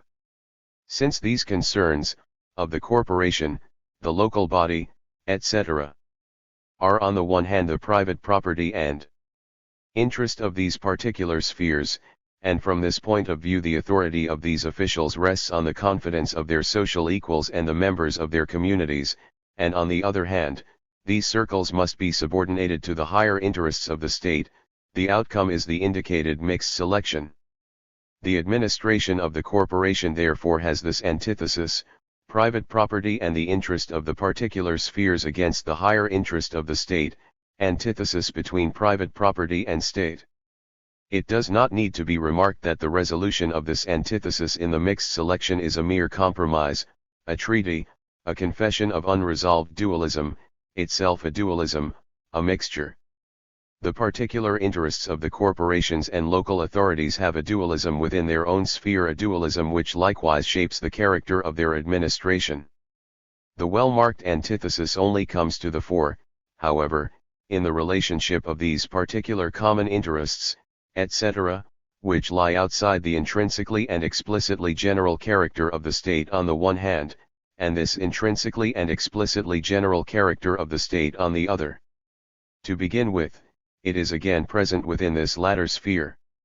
The maintenance of the general state interest and of legality in the sphere of particular rights, and the relating back of these to the general interest and legality, require to be seen to by representatives of the executive civil servants and higher advisory bodies, inasmuch as they are constituted on collegiate hoes which converge at the top in chiefs who are in direct touch with the monarch.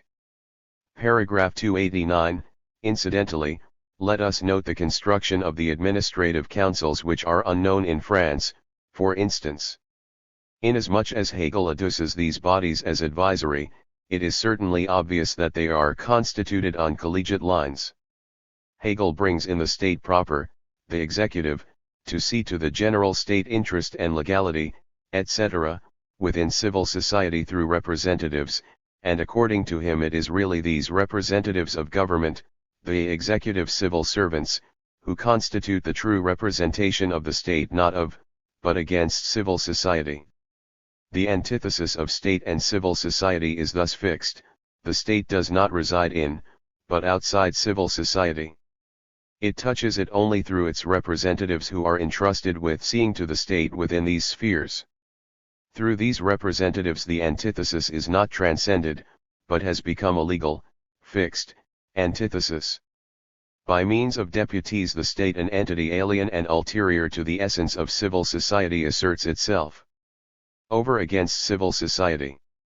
The police, the judiciary and the administration are not deputies of civil society itself, in and through whom it administers its own general interest, but representatives of the state for the administration of the state over against civil society. Hegel further explains this antithesis in the frank remark to para 289 examined above. Government business is by nature objective and determined, explicitly, by decisions already taken. Paragraph 291. Does Hegel conclude from this that for this very reason this government business all the less requires any hierarchy of knowledge, and that it can be completely carried out by civil society itself? On the contrary, he makes the profound observation that this business has to be carried out by individuals, and that between it and these individuals there is no immediate natural link. This is an allusion to the monarch's power, which is nothing but the natural power of arbitrary choice, and so can be borne. The monarchical authority is nothing but the representative of the element of nature in the will, of the dominion of physical nature in the state. The executive civil servants are therefore essentially distinguished from the monarch in the way they acquire their offices. The objective factor in their appointment, to government, is knowledge. Subjective arbitrariness lacks this factor, and proof of ability. Such proof guarantees that the state gets what it requires, and since it is the sole condition of appointment, it also guarantees to every citizen the opportunity to devote himself to the general estate. This opportunity for every citizen to become a civil servant is thus the second affirmative relationship between civil society and state, the second identity. It is of a very superficial and dualistic nature. Every Catholic has the opportunity to become a priest, i.e., to separate himself from the laity as from the world. Does the clergy confront the Catholic as an otherworldly power any the less on that account? The fact that anyone has the opportunity to acquire the right of another sphere merely proves that in his own sphere this right has no reality. In the genuine state it is not a question of the opportunity of every citizen to devote himself to the general estate as one particular estate, but the capacity of the general estate to be really general, that is, to be the estate of every citizen. But Hegel proceeds from the premise of the pseudo-general, illusory general estate, the premise of generality as a particular estate. The identity which he has constructed between civil society and state is the identity of two hostile armies, where every soldier has the opportunity to become, by desertion, a member of the hostile army, and indeed Hegel herewith correctly describes the present empirical position. It is the same with his construction of the examinations. In a rational state, to sit an examination should be demanded of a shoemaker rather than an executive civil servant. For shoemaking is a skill without which one can be a good citizen of the state and social human being, whereas the necessary political knowledge is a requirement without which a person in the state lives outside the state, cut off from himself, from the air. The examination is nothing but a Masonic rite, the legal recognition of a knowledge of citizenship as a privilege. The examination, this link between the office of state and the individual, this objective bond between the knowledge of civil society and the knowledge of the state, is nothing but the bureaucratic baptism of knowledge, the official recognition of the transubstantiation of profane into sacred knowledge. In every examination, it goes without saying, the examiner knows all. One does not hear that the Greek or Roman statesman passed examinations. But of course, what is a Roman statesman against a Prussian government official? Besides the examination, the objective bond between the individual and public office, there is another bond, the arbitrary decision of the monarch. Since the objective element in appointing to office in the administration is not genius, as in art, for example, selection is of necessity from an indefinite plurality of individuals whose relative merits cannot be positively ascertained, and is therefore subjective. The selection of a particular individual for a post, his appointment, and his authorization to conduct public business, this linking of the individual to the office, whose relation one to the other must always be fortuitous, is the prerogative of the monarch as the deciding and sovereign power in the state. Paragraph 292. The monarch is everywhere the representative of contingency. In addition to the objective element of the bureaucratic confession of faith, the examination, there is also needed the subjective element of monarchical grace and favor, so that the faith may bear fruit. The particular affairs of state which monarchy devolves to departments of state, the monarchy devolves the particular activities of the state to the departments as business, distributes the state amongst the bureaucrats, it hands them over as the Holy Roman Church hands out ordination. The monarchy is a system of emanation, the monarchy leases out the functions of the state, constitute one part of the objective aspect of the sovereignty dwelling in the monarch. Here Hegel distinguishes for the first time the objective from the subjective aspect of the sovereignty dwelling in the monarch. Previously he cast them both together. The sovereignty dwelling in the monarch is taken here in a clearly mystical sense, just as theologians find the personal God in nature. It was also stated that the monarch is the subjective aspect of the sovereignty dwelling in the state, Para 293. In Para 294 Hegel deduces the salary of the civil servants from the idea. Here in the salary of the civil servants, or in the fact that the service of the state also guarantees security of empirical existence, the real identity of civil society and the state is established. The civil servant's pay is the highest identity which Hegel constructs. The transformation of state activities into official posts presupposes the separation of the state from society. Hegel says, the service of the state requires the renunciation of independent and arbitrary satisfaction of subjective aims, which is what any service requires, and at the same time offers the right to find satisfaction in, but only in, the discharge of one's duties. In this fact, so far as this aspect is concerned, there lies the link between the general and the particular interests which constitutes both the concept of the state and its inner stability. 1. This holds good of every servant, and, 2. It is true that civil service pay constitutes the inner stability of the deep-rooted modern monarchies. Only the existence of civil servants is guaranteed, in contrast to that of the member of civil society. Now it cannot escape Hegel that he has constructed the executive as an antithesis to civil society, and indeed as a dominant pole. How does he now establish a relation of identity? According to para. 295, the security of the state and of the governed against the abuse of power by government departments and their officials lies, on the one hand, directly in their hierarchical structure. As if the hierarchy were not the chief abuse, and the few personal sins of the officials not at all to be compared with their inevitable hierarchical sins. The hierarchy punishes the official if he sins against the hierarchy or commits a sin unnecessary from the viewpoint of the hierarchy. But it takes him into its protection whenever the hierarchy sins in him. Moreover, the hierarchy is not easily convinced of the sins of its members. And security against abuse also lies in the rights vested in local authorities and corporations.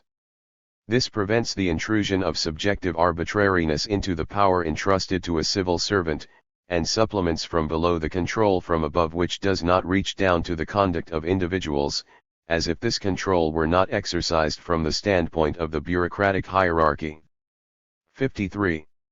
Thus the privileges of the corporations are the second guarantee against the arbitrariness of the bureaucracy. If we ask Hegel, then, what protection civil society has against the bureaucracy, his answer is, 1. Hierarchy of the bureaucracy, control. It is the fact that the adversary himself is bound hand and foot, and that if he is a hammer to those below, he is an anvil to those above. Where, then, is the protection against the hierarchy? The lesser evil is indeed abolished by the greater insofar as it vanishes by comparison. 2. The conflict, the unresolved conflict, between bureaucracy and corporation. Struggle, the possibility of struggle, is the guarantee against defeat. Later, para 297, Hegel adds as a further guarantee the institutions of sovereignty working from above, by which is meant again the hierarchy.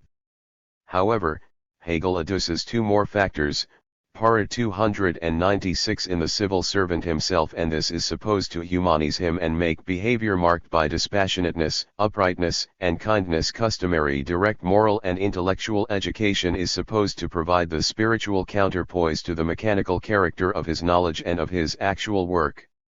As if the mechanical character of his bureaucratic knowledge and of his actual work did not provide the counterpoise to his moral and intellectual education.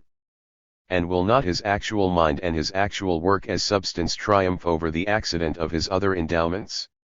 For his post is his substantial relationship and his livelihood.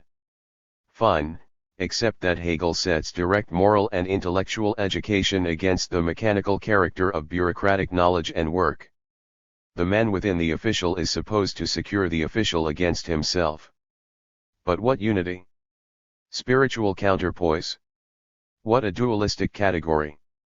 Hegel also cites the size of the state, which in Russia provides no guarantee against the arbitrariness of the executive civil servants, and which in any case is a circumstance which lies outside the essential nature of the bureaucracy. Hegel has expounded the executive as state officialdom. Here, in the sphere of the intrinsically and explicitly general character of the state proper, we find nothing but unresolved conflicts. The final syntheses are the civil servants' examinations and their livelihood. As the final consecration of the bureaucracy, Hegel adduces its impotence, its conflict with the corporation. In para 297 an identity is established, insofar as the members. 54 Karl Marx. of the government and the civil servants constitute the major part of the middle estate. Hegel praises this middle estate as the pillar of the state in terms of uprightness and intelligence. Addition to the quoted paragraph. The education of this middle estate is a principal interest of the state, but this can only occur in an organic structure such as we have been considering, namely, as a result of the rights vested in particular, relatively independent circles, and through a world of officials whose arbitrariness is checked by those who possess such rights. Certainly, only in such an organic structure can the nation appear as one estate, the middle estate. But is that an organic structure which keeps itself going by means of the counterposing of privileges? The executive power is the most difficult to expound. It belongs to the entire nation to an even much higher degree than the legislative power. Later, in the remark to para. 308, Hegel expresses the real spirit of the bureaucracy when he characterizes it as business routine and the horizon of a restricted sphere. See, the legislature. 298 The legislative authority is concerned with the laws as such, insofar as they require to be further determined, and with internal affairs in their entirely general aspects, a very general expression. This authority is itself a part of the Constitution, which is antecedent to it and which accordingly lies wholly beyond direct determination by the legislature, but which undergoes further development by the elaboration of laws and by the dynamic character of government affairs in general. The first thing that is striking is Hegel's emphasis on the point that this authority is itself a part of the Constitution, which is antecedent to it and which lies wholly beyond direct determination by the legislature, since he has not made this remark about either the monarchical or the executive authority, though it is equally true of them. Then, however, Hegel is constructing the Constitution as a whole, and, thus, cannot presuppose it. However, we recognize the profundity in Hegel precisely in the fact that he everywhere begins with and lays stress on the opposition between attributes, as they exist in our states. The legislative authority is itself a part of the Constitution which lies wholly beyond direct determination by the legislature.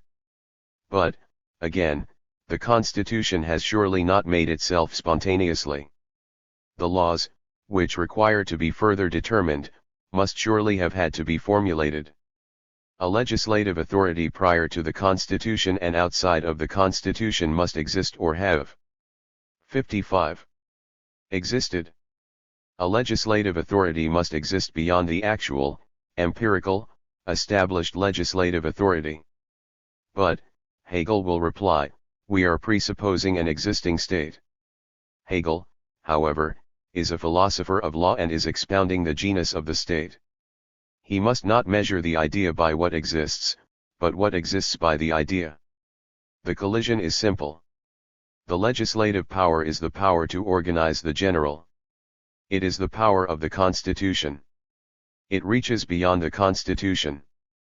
But, on the other hand, the legislative power is a constitutional power. It is therefore subsumed under the Constitution. The Constitution is law for the legislative authority.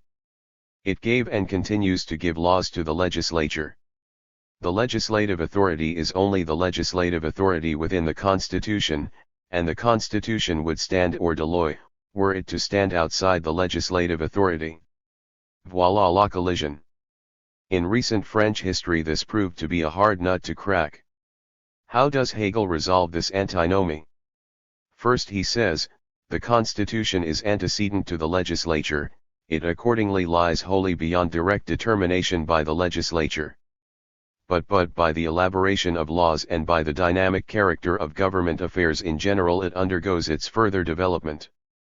That is to say, then, directly, the Constitution lies beyond the reach of the legislature, but indirectly, the legislature changes the Constitution. The legislature does in a roundabout way what it cannot and must not do straightforwardly. It takes the Constitution apart piecemeal, because it cannot change it wholesale. It does through the nature of things and circumstances what, from the nature of the Constitution, it ought not to do. It does materially and in fact what formally, legally, and constitutionally it does not do. Hegel has not herewith abolished the antinomy, he has transformed it into another antinomy. He has posed the working of the legislature, its constitutional working, in antithesis to its constitutional designation. The opposition between the constitution and the legislature remains. Hegel has depicted the actual and the legal action of the legislature as constituting a contradiction, or again depicted the contradiction between what the legislature is supposed to be and what it actually is, between what it thinks it is doing and what it really does. How can Hegel present this contradiction as the truth? The dynamic character of government affairs in general explains just 56 Karl Marx. As little, for it is just this dynamic character that calls for explanation. In the addition Hegel contributes nothing, it is true, to the solution of these difficulties. But he sets them out still more clearly. The Constitution must be actually and explicitly the firm and recognized ground on which the legislature stands, and for this reason it must not initially be completed. Thus the Constitution is, but just as essentially it becomes, i.e., its formation advances. This advance is an alteration which is inconspicuous and does not have the form of alteration. That is to say, according to the law, illusion, the Constitution is, but according to reality, the truth, it develops. According to its definition the Constitution is unalterable, but actually it is altered, only, this alteration is unconscious, it does not have the form of alteration. The appearance contradicts the essence. The appearance is the conscious law of the Constitution, and the essence is its unconscious law, which contradicts the former. What the thing is in its own nature is not in the law.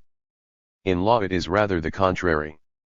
Is this, then, the truth, that in the state, according to Hegel the highest presence of freedom, the presence of self-conscious reason, it is not the law, the presence of freedom, which rules, but blind natural necessity? And if the law of the thing is recognized as contradicting the legal definition, why not recognize the law of the thing, of reason, as the law of the state as well? Why consciously cling to the dualism? Hegel wants everywhere to present the state as the actualization of free mind, but revere he resolves all the difficult collisions by means of a natural necessity which stands in opposition to freedom. Thus the transition of the particular interest into the general is likewise not a conscious law of the state, but is mediated by accident, proceeds against consciousness, and Hegel wants everywhere in the state the realization of free will. Here Hegel's substantial standpoint makes itself evident. The examples of gradual alteration of the Constitution which Hegel gives are infelicitously chosen, like the transformation of the property of the German princes and their families from private estates into state domains, or the transformation of the personal administration of justice by the German emperors into administration by representatives. The first transition only worked out in such a way that all state property was transformed into private property of the monarch. Besides, these are particular changes. Certainly, entire state constitutions have changed in such a way that gradually new needs arose, the old broke down, etc., but for a new constitution a real revolution has always been required. 57. Hence further development of a condition of affairs, Hegel concludes, is something apparently tranquil and unnoticed. In this way, after a long time, a constitution passes into a condition quite different from what existed previously. The category of gradual transition is, in the first place, historically false, and in the second place, it explains nothing. If the constitution is not merely to suffer change, if, therefore, this illusory appearance is not finally to be violently shattered, if man is to do consciously what otherwise he is forced to do without consciousness by the nature of the thing, it becomes necessary that the movement of the Constitution, that advance, be made the principle of the Constitution, and that therefore the real bearer of the Constitution, the people, be made the principle of the Constitution. Advance itself is then the Constitution. Does the Constitution itself, then, properly belong to the domain of the legislative authority? This question can only be raised, 1. When the political state exists as the mere formalism of the real state, when the political state is a distinct domain, when the political state exists as constitution; 2. When the legislative authority has a different source from that of the executive authority, etc. The legislature made the French Revolution, in general, wherever it has emerged in its particularity as the dominant element, it has made the great, organic, general revolutions.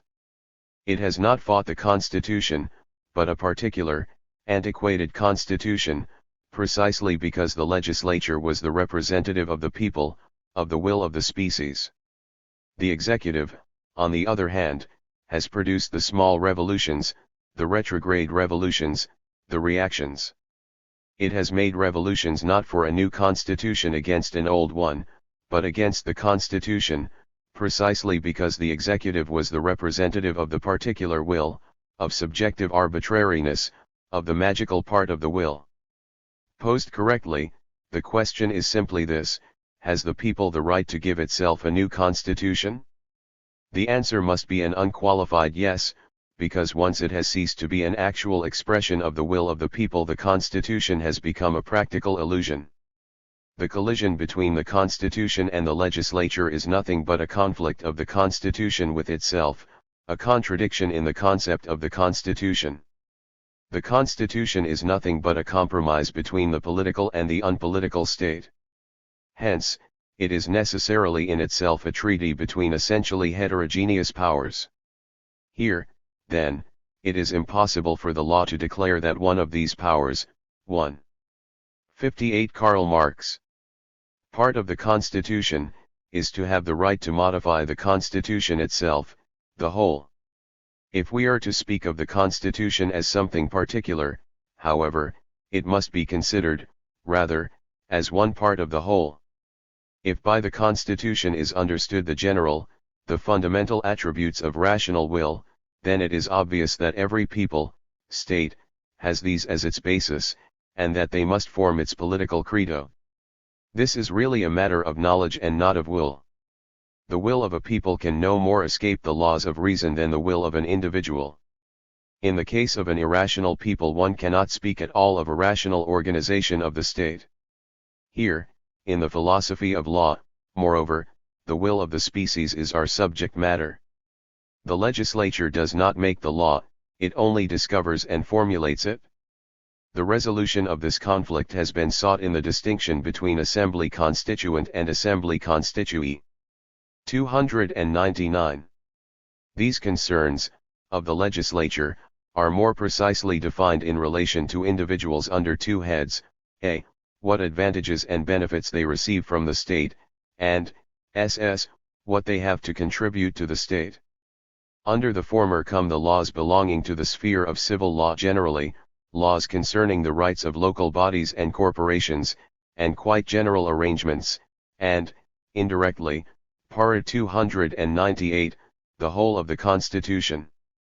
As for the contributions from individuals, only if these contributions are reduced to money, as the existing general value of things and services, can they be fixed justly, and at the same time in such a way that the particular tasks and services which the individual can perform are mediated by his own choice.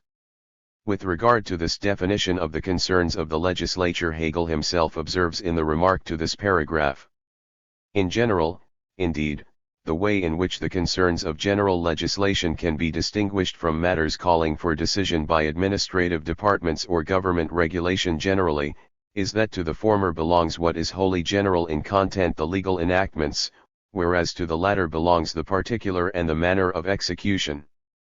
This distinction, however, is not a hard and fast one, because a law, to be a law and not a mere general command, such as "thou shalt not kill," must in itself be something definite, and the more definite it is, the more its terms are capable of being carried out as they stand. At the same time, however, to give to laws such a very detailed determinacy would give them empirical features which would inevitably become subject to alterations in the course of being actually implemented, and this would jeopardize their character as laws. The organic unity of the state authorities itself implies that one spirit establishes the general and also brings it to its determinate actuality and carries it out. But it is precisely this organic unity which Hegel has failed to construct. The different authorities have different principles. 59. They are, moreover, solid reality. To take refuge from their real conflict in an imaginary organic unity, instead of expounding them as elements of an organic unity, is therefore mere empty, mystical evasion. The first unresolved collision was that between the Constitution as a whole and the legislature. The second is that between the legislature and the executive, between the law and its execution. The second statement in the paragraph is that the only contribution which the state requires from individuals is money. The reasons Hegel gives for this are, 1. Money is the existing general value of things and services. 2. The contributions can only be fixed justly by means of this reduction. 3. Only in this way can the contribution be fixed so that the particular tasks and services which an individual can perform are mediated by his own choice.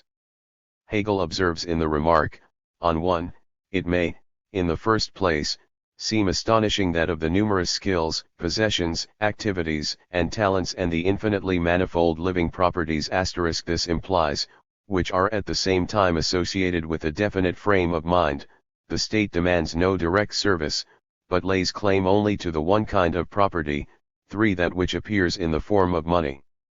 The services relating to the defense of the state against enemies pertain only to the duty considered in the next section. Not because of the next section but for other reasons, it is only later that we shall come to the personal obligation to military service. In fact, however, money is not one particular kind of property alongside the others but their general form, insofar as they are produced in the externality of concrete being, in which they can be grasped as a thing. With us, he goes on in the addition, the state buys what it needs. On 2, only at this extreme of externality, sc where wealth is produced in the externality of concrete being, in which its various forms can be grasped as things, is quantitative precision, and therewith justice and equality of contributions, possible. In the addition he says, by means of money, however, the justice of equality can be much better achieved. Otherwise the talented would be more taxed than the untalented, if it depended on concrete ability.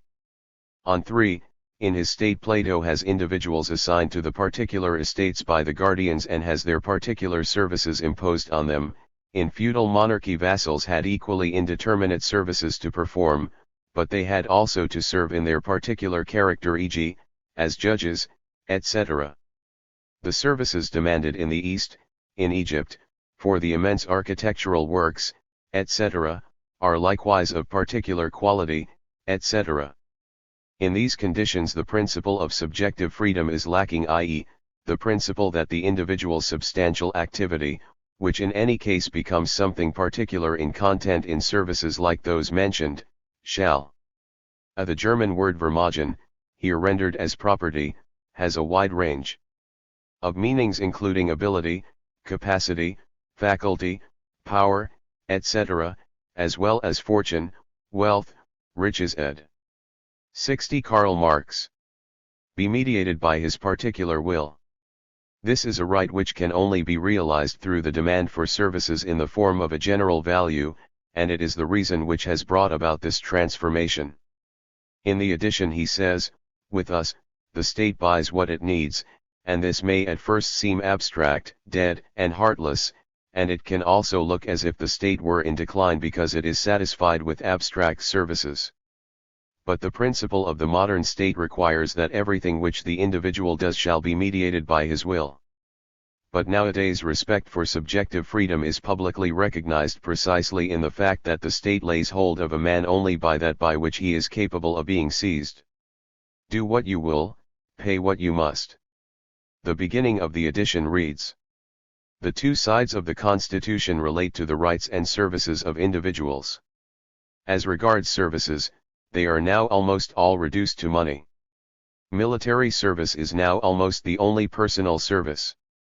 300 effective in the legislative authority as a totality are, first, the other two elements: the monarchy, whose prerogative it is to make the supreme decisions, and the executive, as the advisory authority possessing the concrete knowledge and overall view of the whole in its manifold aspects together with the actual principles which have become firmly established in it, and also a knowledge of the requirements of state power in particular, and finally the estates element. The monarchical authority and the executive authority are legislative authority.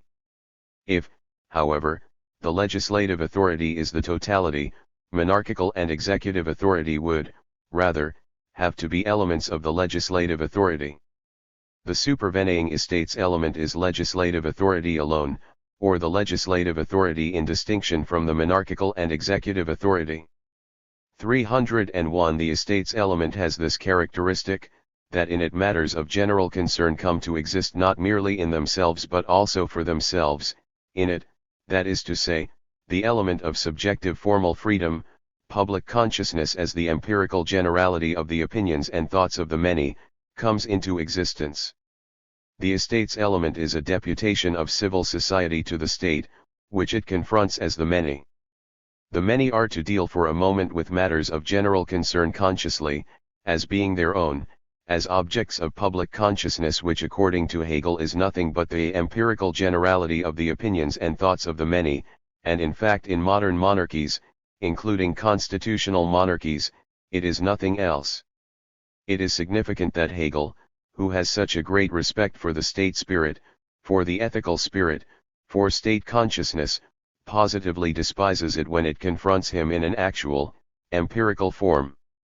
This is the enigma of mysticism. The same fantastic abstraction, which rediscovers state consciousness in the inadequate form of the bureaucracy, a hierarchy of knowledge, and which uncritically 61. Accepts this inadequate existent as the real existent and as fully valid, this same mystical abstraction just as candidly avows that the real, empirical state spirit, public consciousness, is a mere potpourri of thoughts and opinions of the many. As it imputes to the bureaucracy an alien essence, so it leaves for the true essence the inadequate form of appearance. Hegel idealizes the bureaucracy, and empiricizes public consciousness. He can treat actual public consciousness as very special precisely because he has treated the special consciousness as the public consciousness.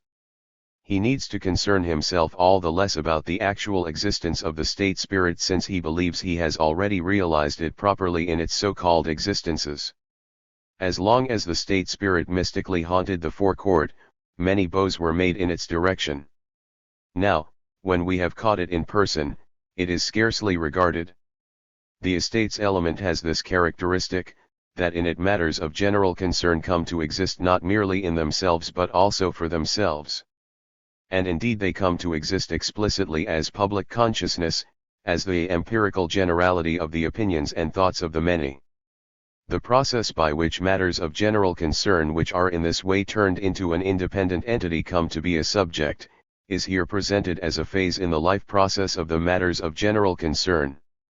Instead of the subjects making themselves objective in the matters of general concern, Hegel brings the matters of general concern to the point of being the subject.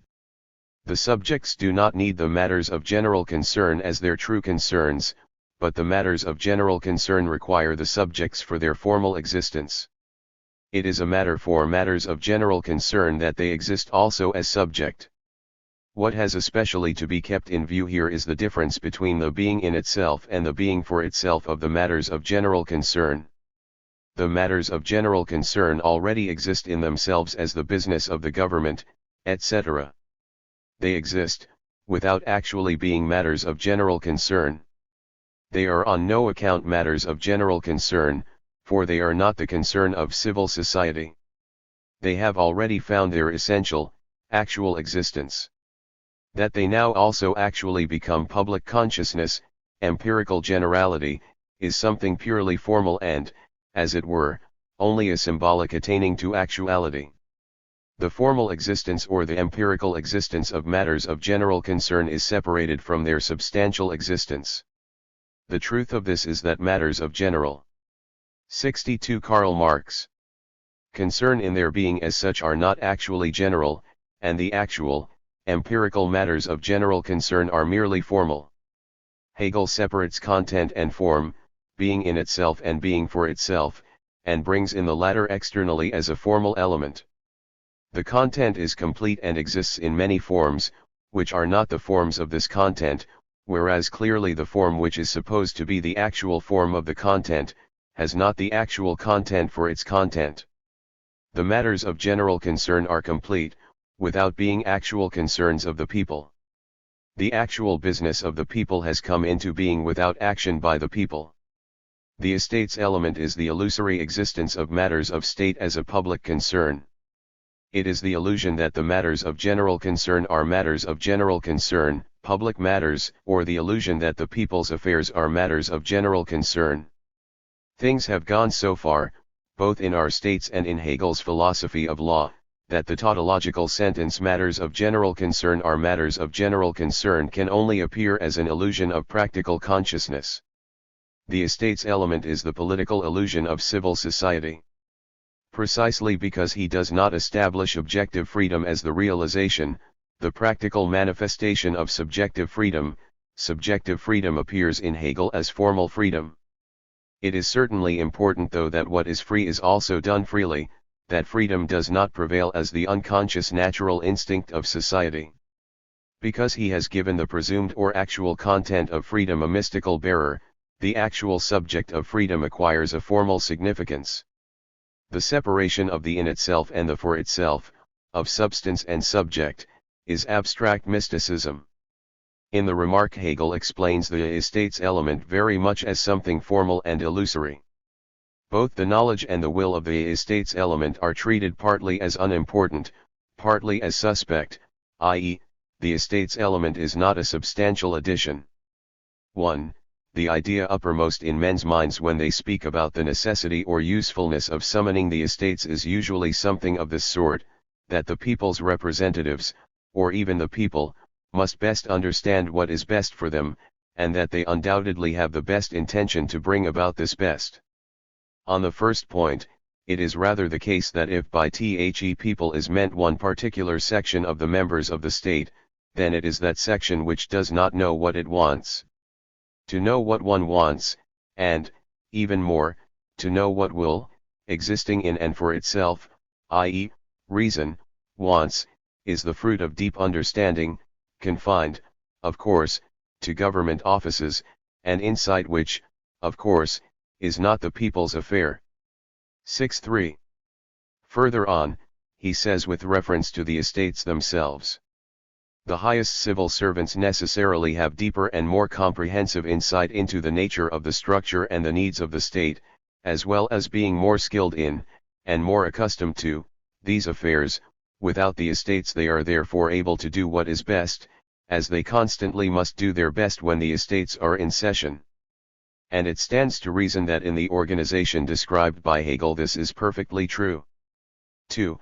As for the estate's especially good intention to bring about the general good, it has already been pointed out, that to presume a bad or less good intention in the executive is characteristic of the vulgar crowd and of a negative outlook generally. If one were to answer in like manner, the countercharge would follow that since the estates have their origin in individuality, the private standpoint, and particular interests, they are inclined to use their powers on behalf of these at the expense of the general interest, whereas the other state authorities consciously adopt the standpoint of the state from the start, and are devoted to the common purpose. Thus the knowledge and will of the estates are partly superfluous, partly suspect. The people do not know what they want. The estates do not possess knowledge of state affairs in the same degree as the officials, who have a monopoly of this knowledge. The estates are superfluous for the implementation of matters of general concern, the officials are able to accomplish them without the estates, and indeed have to do what is best in spite of the estates. Thus from the point of view of content, the estates are a pure luxury. Their presence is therefore in the most literal sense a mere form. Furthermore, with regard to the attitude, the will of the estates, this is suspect, for they issue from the private standpoint and from private interests. The truth is that private interest is their matter of general concern, and that matters of general concern are not their private interest. But what a state of things when matters of general concern assume the form of matters of general concern in a will which does not know what it wants, or at least does not possess any particular knowledge of the general, and which has as its real content an opposing interest. In modern states, as in Hegel's philosophy of law, the conscious, the true actuality of matters of general concern is merely formal, or, only what is formal is an actual matter of general concern. Hegel is not to be blamed for depicting the nature of the modern state as it is, but for presenting that which is as the nature of the state. That the rational is actual is proved precisely in the contradiction of irrational actuality, which everywhere is the contrary of what it asserts, and asserts the contrary of what it is. 64 Karl Marx. Instead of showing how matters of general concern exist for themselves subjectively, and therefore actually as such, and that they have also the form of matters of general concern, Hegel only shows that formlessness is their subjectivity, and a form without content must be formless. The form which matters of general concern gain in any state which is not the state of matters of general concern can only be a deformity, a self-deceiving, self-contradictory form, an illusory form which will reveal itself as this illusion. Hegel wants the luxury of the estate's element only for the sake of logic. The being for themselves of matters of general concern as empirical generality must have a specific presence. Hegel does not look for an adequate actualization of the being for themselves of matters of general concern, he is content to find an empirical existent which can be dissolved into this logical category. This is then the estate's element, and Hegel himself does not fail to note how pitiful and full of contradictions this existent is. Yet he still reproaches ordinary consciousness for not being content with this logical satisfaction, and for wanting to see logic transformed into true objectivity rather than actuality dissolved into logic by arbitrary abstraction. I say arbitrary abstraction, for, since the executive authority wills, knows, and actualizes the matters of general concern, has its source in the nation and is an empirical multiplicity, that it is not a question of totality. Hegel himself tells us, why should it not be possible to define the executive as the being for themselves of matters of general concern? Or why not the estates as their being in themselves, since it is only in the executive that these matters reach the light and gain determinacy and implementation and independence? The true antithesis, however, is this: matters of general concern have to be represented somewhere in the state as actual and therefore empirical matters of general concern. They must appear somewhere in the crown and robes of the general, which thereby automatically becomes a role, an illusion. The antithesis in question here is that of the general as form in the form of generality and of the general as content. In science, for example, an individual can accomplish matters of general concern, and it is always individuals who do accomplish them. But these matters become truly general only when they are the affair no longer of the individual but of society.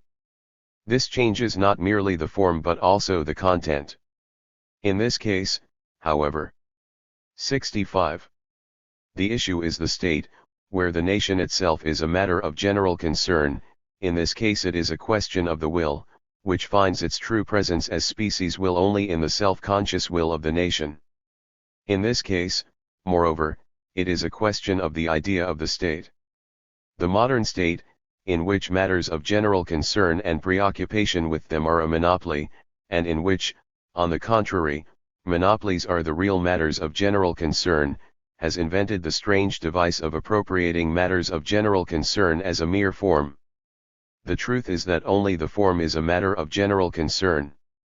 With this it has found the corresponding form for its content, which is only seemingly composed of real matters of general concern. The constitutional state is the state in which the state interest as the actual interest of the nation exists only formally but, at the same time, as a determinate form alongside the actual state. Here the state interest has again acquired actuality formally as the interest of the nation, but it is only this formal actuality which it is to have. It has become a formality, the haute gout of national life, a ceremonial. The estate's element is the sanctioned, legal lie of constitutional states, the lie that the state is the nation's interest, or that the nation is the interest of the state. This lie reveals itself in its content. It has established itself as the legislative power, precisely because the legislative power has the general for its content, and, being an affair of knowledge rather than of will, is the metaphysical state power, whereas in the form of the executive power, etc., this same lie would inevitably have to dissolve at once, or be transformed into a truth. The metaphysical state power was the most fitting seat for the metaphysical, general illusion of the state.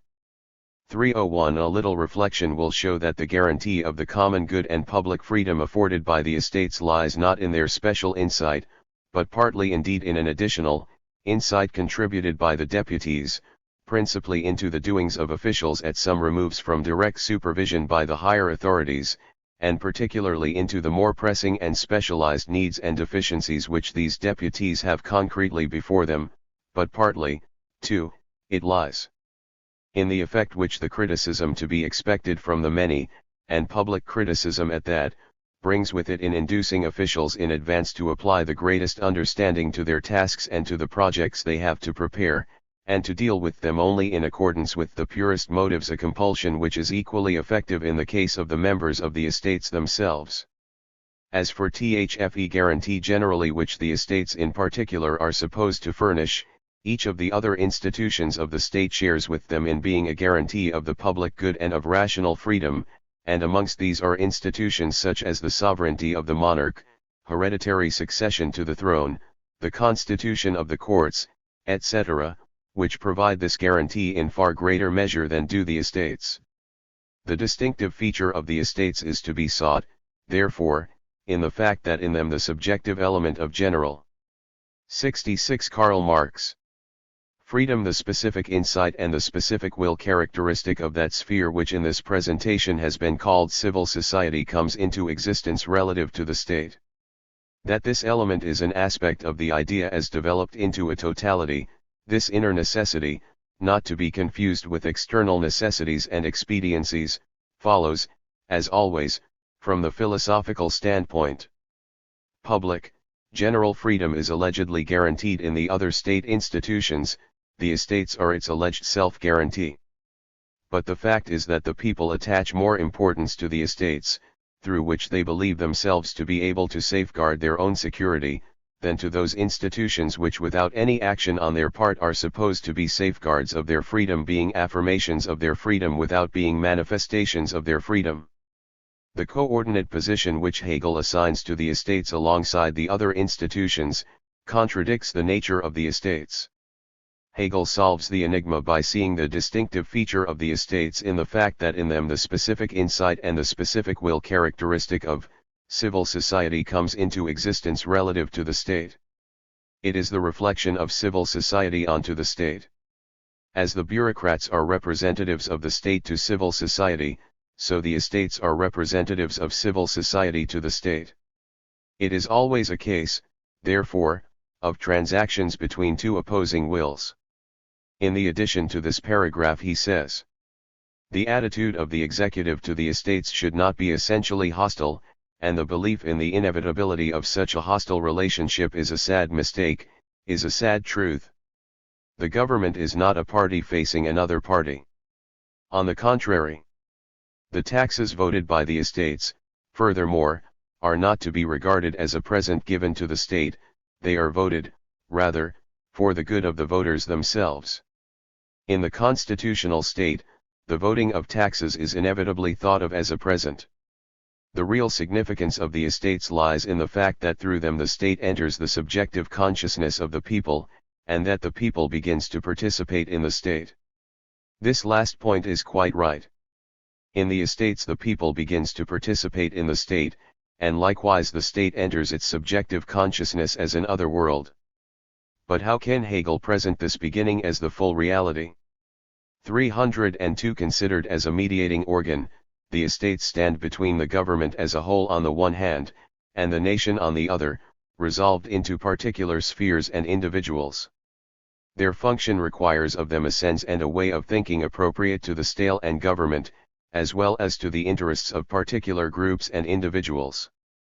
At the same time, their position has the 67 significance of being, together with the organized 3 executive, a mediating factor, so that neither the monarchical authority should appear isolated as an extreme and thus as exclusively the power of the sovereign and arbitrariness, nor should the particular interests of communities, corporations, and individuals become isolated, and still more important that individuals should not come to form a multitude or a crowd, characterized by correspondingly non-organic views and intentions and constituting a mere massed force against the organic state. On the one side are placed, always as identical, state and government, on the other, the nation, resolved into particular spheres and individuals. The estates stand between the two as a mediating organ. The estates are the center where sense and a way of thinking appropriate to the state and government are supposed to coincide and be united with sense and a way of thinking appropriate to particular groups and individuals. The identity of these two opposed senses and ways of thinking, in whose identity the state should properly be rooted, is given a symbolic representation in the estates. The transaction between state and civil society appears as a particular sphere. The estates are the synthesis between state and civil society. But how the estates are to set about uniting in themselves two contradictory ways of thinking is not indicated. The estates are the posited contradiction of the state and civil society within the state. At the same time, they are the demand for the resolution of this contradiction. At the same time, their position has the significance of being, together with the organized one executive, a mediating factor, etc. The estates not only mediate nation and government. They prevent the monarchical authority from appearing as an isolated extreme and thus as exclusively the power of the sovereign and arbitrariness. They likewise prevent the isolation of the particular interests, etc., and the appearance of individuals as a multitude or crowd. This mediating function is common to the estates and to the organized executive. In a state where the position of the estates prevents individuals from coming to form a multitude or a crowd, characterized by correspondingly non-organic views and intentions and constituting a mere massed force against the organic state, the organic state exists outside the multitude and the crowd, or there the multitude and the crowd do belong to the organization of the state, only their non-organic views and intentions are not to become views and intentions against the state, for with such a definite orientation these views and intentions would become organic. Similarly, this massed force is to remain only mass, so that understanding. A Marx wrote organic.ed. 68 Karl Marx remains located outside the masses and hence they cannot set themselves in motion, but can only be moved, and exploited as a massed force, by the monopolists of the organic state. Where the particular interests of communities, corporations, and individuals are not isolated from the state, but individuals come to form a multitude or a crowd, characterized by correspondingly non-organic views and intentions and constituting a mere massed force against the state, it becomes clear, of course, that it is no particular interest which contradicts the state, but that the actual, organic, general thought of the multitude or the crowd is not the thought of the organic state and does not find its realization in it. What is it, then, that makes the estates appear as a mediating factor in relation to this extreme? Only the fact that the particular interests of communities, corporations, and individuals become isolated, or the fact that their isolated interests balance their account with the state through the estates, and also the fact that the non-organic views and intentions of the multitude or the crowd have occupied their will, their activity, in creating the estates, and occupied their views in judging the work of the estates, and have enjoyed the illusion of their own objectification. The estates preserve the state from the non-organic crowd only as a result of the disorganization of this crowd. But at the same time the mediation by the estates is intended to prevent the isolation of the particular interests of communities, corporations, and individuals. They mediate in this respect, 1. By treating with the state interest, 2. By themselves being the political isolation of these particular interests, by being this isolation as a political act, since through them these isolated interests attain the rank of the general. Finally, the estates are supposed to mediate in relation to the isolation of the authority of the monarch as an extreme, which thus would appear as exclusively the power of the sovereign and arbitrariness. This is correct insofar as the principle of the authority of the monarch, arbitrariness, is limited by the estates or at least is fettered in its operation, and inasmuch as the estates themselves become participants in, and accomplices of, the monarch's authority. In this way either the power of the monarch actually ceases to be the extreme of the power of the monarch, and, since it is not an organic principle, the power of the monarch exists only as an extreme, as a one-sidedness, and becomes an appearance of power, a symbol, or else it only loses the appearance of being arbitrary and exclusively the power of the sovereign. The estates mediate to 69. Counter the isolation of particular interests by presenting this isolation as a political act.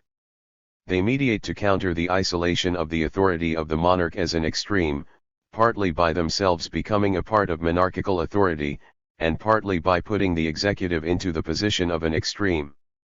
In the estates all the contradictions of the organizations of the modern state coalesce. The estates are the mediators in all directions, because in all respects they are hybrids. It should be noted that Hegel does not so much expound the content of the activity of the estates, the legislative power, as the position of the estates, their political rank. It should further be noted that whereas, according to Hegel, the estates stand to begin with between the government as a whole on the one hand, and the nation on the other, resolved into particular spheres and individuals, their position as expounded above has the significance of being, together with the organized executive, a mediating factor. With regard to the first point, the estates are the nation over against the government, but the nation in miniature. This is their posture in opposition. With regard to the second point, the estates are the government over against the nation, but the government amplified. This is their conservative posture. They are themselves a part of the executive over against the nation, but in such a way as to have at the same time the significance of being the nation over against the executive. Hegel, above, characterized the legislative authority as a totality. Para 300. The estates actually are this totality, the state within the state, but it is precisely in them that it becomes apparent that the state is not the totality, but a dualism. The estates represent the state in a society that is no state. The state is a mere concept. In the remark to Para 302, Hegel says, "It is one of the most important insights of logic that a certain element which occupies the position of an extreme when standing within an antithesis, is at the same time a middle term, and thus ceases to be an extreme and is an organic element. Thus the estates element is, 1. The extreme of the nation over against the government, but also, 2. The middle term between nation and government, or it is the antithesis within the nation itself. The antithesis of government and nation is mediated by the antithesis between estates and nation. The estates occupy the position of the nation with regard to the government, but the position of the government with regard to the nation. The real 70. Karl Marx. Antithesis between nation and government is overcome when the nation attains existence as a notion, as a fantasy, an illusion, a representation as the represented nation, or the estates, which straightway finds itself, as a particular power, cut off from the real nation. Here the nation is displayed in just the way it must be displayed in the organism under consideration, so as not to have a clear-cut character. In connection with the matter here being considered, it is all the more important to stress this aspect because of the frequently held, but most dangerous prejudice which regards the estates primarily from the point of view of opposition to the government, as if this were their essential attitude. Looked upon organically, i.e., as part of the totality, the estates element manifests itself only through the function of mediation. Thus the antithesis itself is reduced to an appearance. If this antithesis, when it manifests itself, were not merely something superficial but actually became a substantial antithesis, then the state would be in the throes of destruction.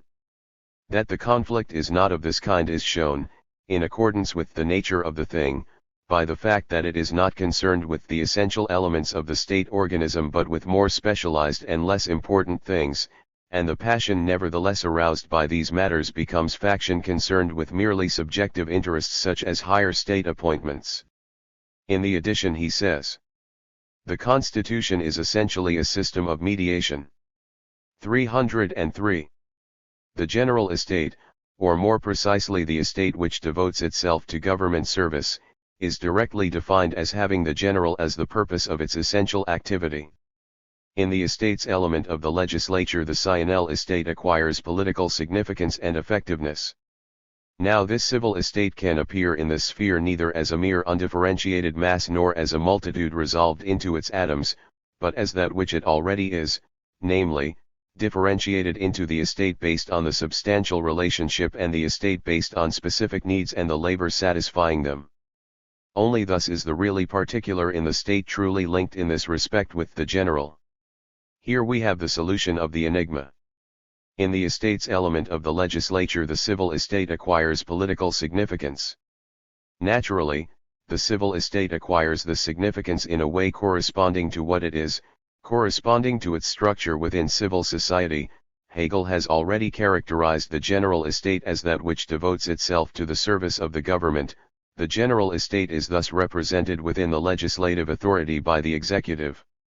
The estates element is the political significance of the civil estate, of the unpolitical estate a contradiction in terms. Or in the estate described by Hegel, the civil estate, and further the distinction of the civil estate as such, has a political significance. The civil estate belongs to the essence, to the politics of the state. He, therefore, gives it a political significance, i.e., a significance other than its real significance. 71. In the remark he says, this runs counter to another current notion, namely, that when the civil estate is elevated to the participation in general affairs in the legislature, it ought to appear there in the form of individuals, either by their choosing representatives for this function, or even by each individual himself exercising a vote there. This atomistic, abstract view disappears already within the family as well as within civil society, where the individual only makes his appearance as a member of something general.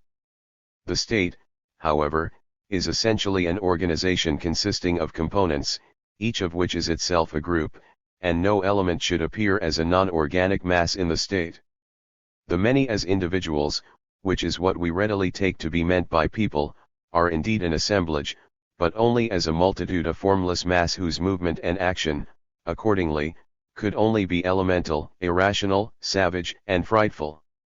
The notion which resolves the communities already existing in these groupings again into a multitude of individuals at the point where they enter the political realm, i.e., where they take up the standpoint of the highest concrete generality, thereby keeps civil and political life separate and suspends the latter, so to speak, in the air, since its basis would only be the abstract individuality of caprice and opinion, and thus the accidental, and not an absolutely solid and legitimate foundation.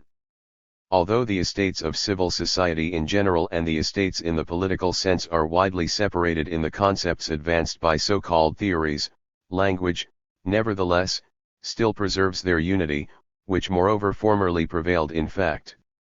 The general estate, or more precisely the estate which devotes itself to government service. Hegel takes it as a presupposition that the general estate is in the service of the government. He takes it for granted that general intelligence is both proper to the estates and is constant in the estates element, etc. The political significance and effectiveness of the civil estate is a particular significance and effectiveness of the civil estate. The civil estate is not transformed into the political estate, on the contrary, it is as civil estate that it assumes its political effectiveness and significance. It does not have political effectiveness and significance in an unqualified way.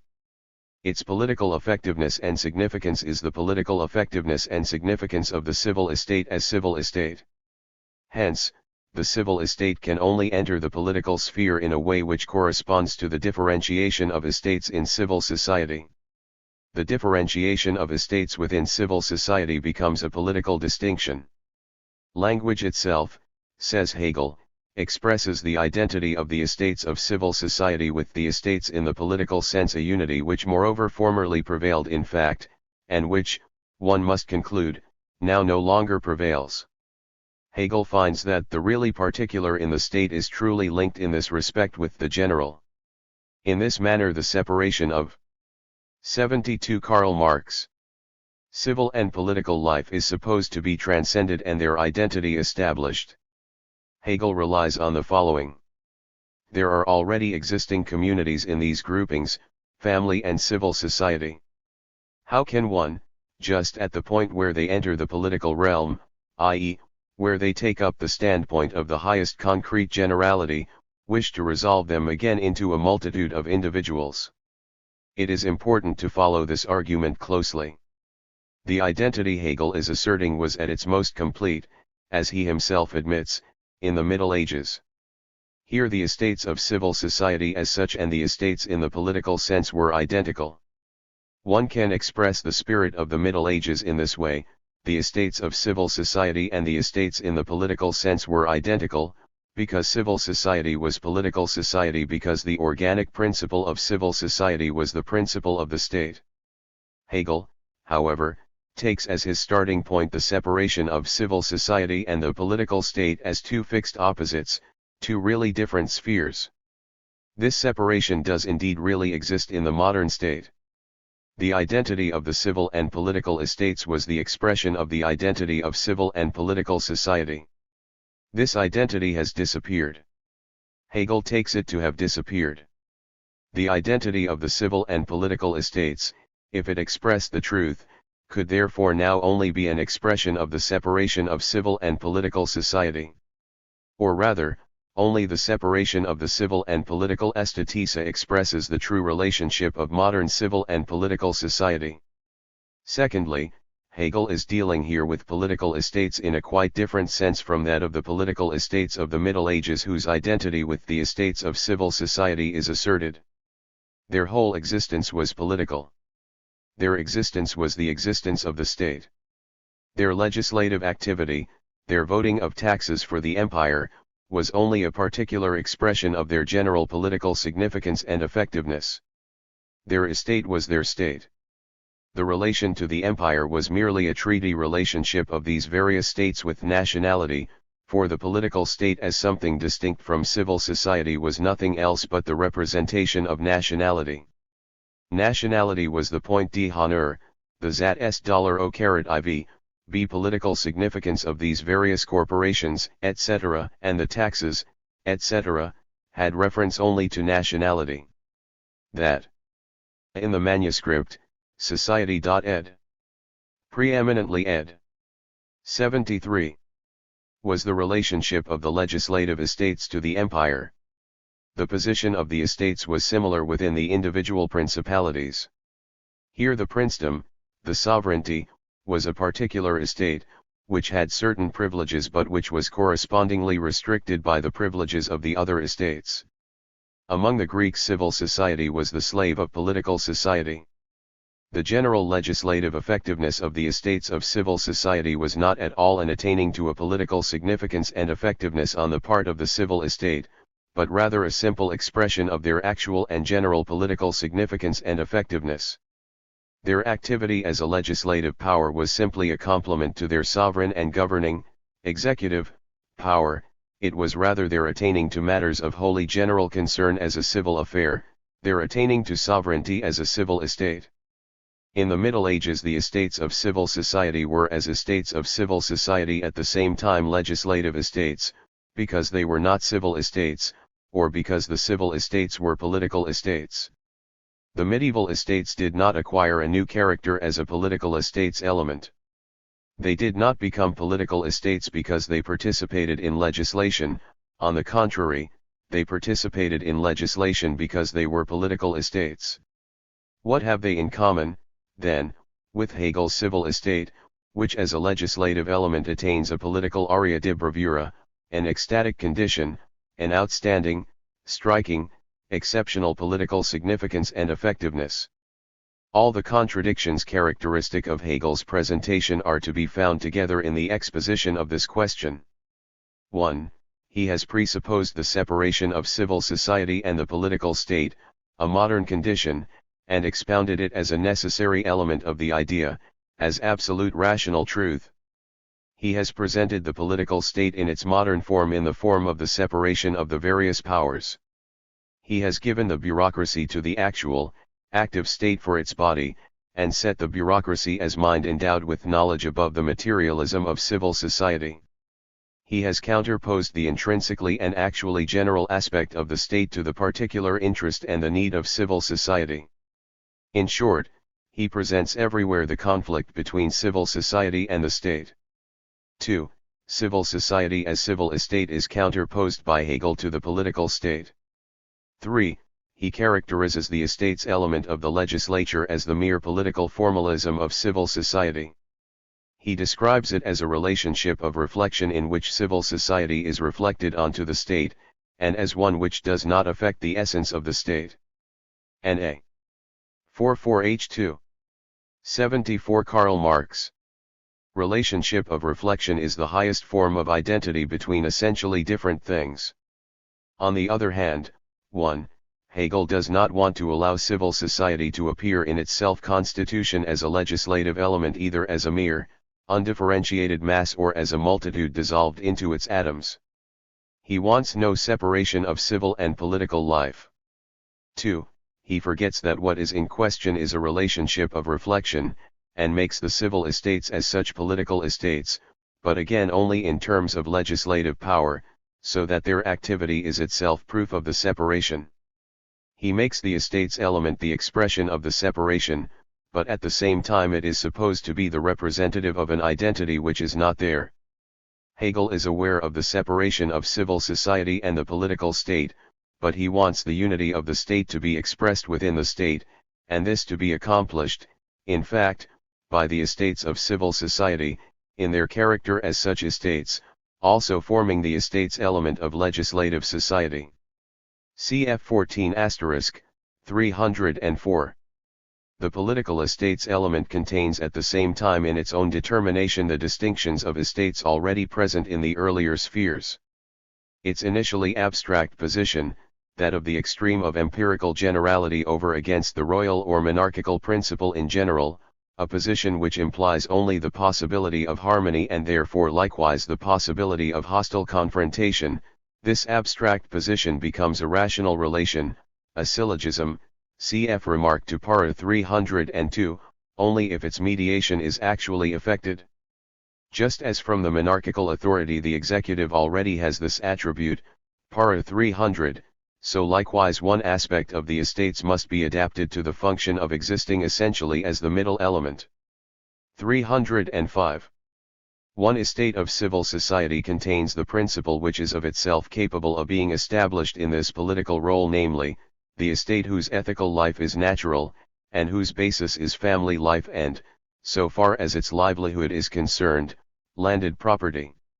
Its specific feature, accordingly, is a will based on itself. It shares this and the natural attribute, which the monarchical element contains, with the latter. 306. This estate is more particularly fitted for political position and significance in that its wealth is equally independent of the wealth of the state and of the uncertainty of business, the quest for profit, and any sort of fluctuation in possessions, independent both of the favor of the executive, and of the favor of the crowd. It is then safeguarded against its own caprice by the fact that the members of this estate who are called to fill this role lack the right of other citizens either to dispose freely of their entire property, or to know that it will pass to their children in accordance with the equality of their love for them. Their wealth thus becomes an inalienable heritage, burdened with primogeniture. Addition, this estate is more independent in its volition. Speaking generally, the landowning estate is divided into an educated section of landowners and the asterisk apparently refers not to p. 14 of the manuscript but to p. XXIV, since the same sign is repeated there by Marx. See this volume, p. 75, ed. 75. Peasantry. But over against both these sorts of people stands the business estate, which is dependent on and orientated towards need, and the general estate, which is essentially dependent on the state.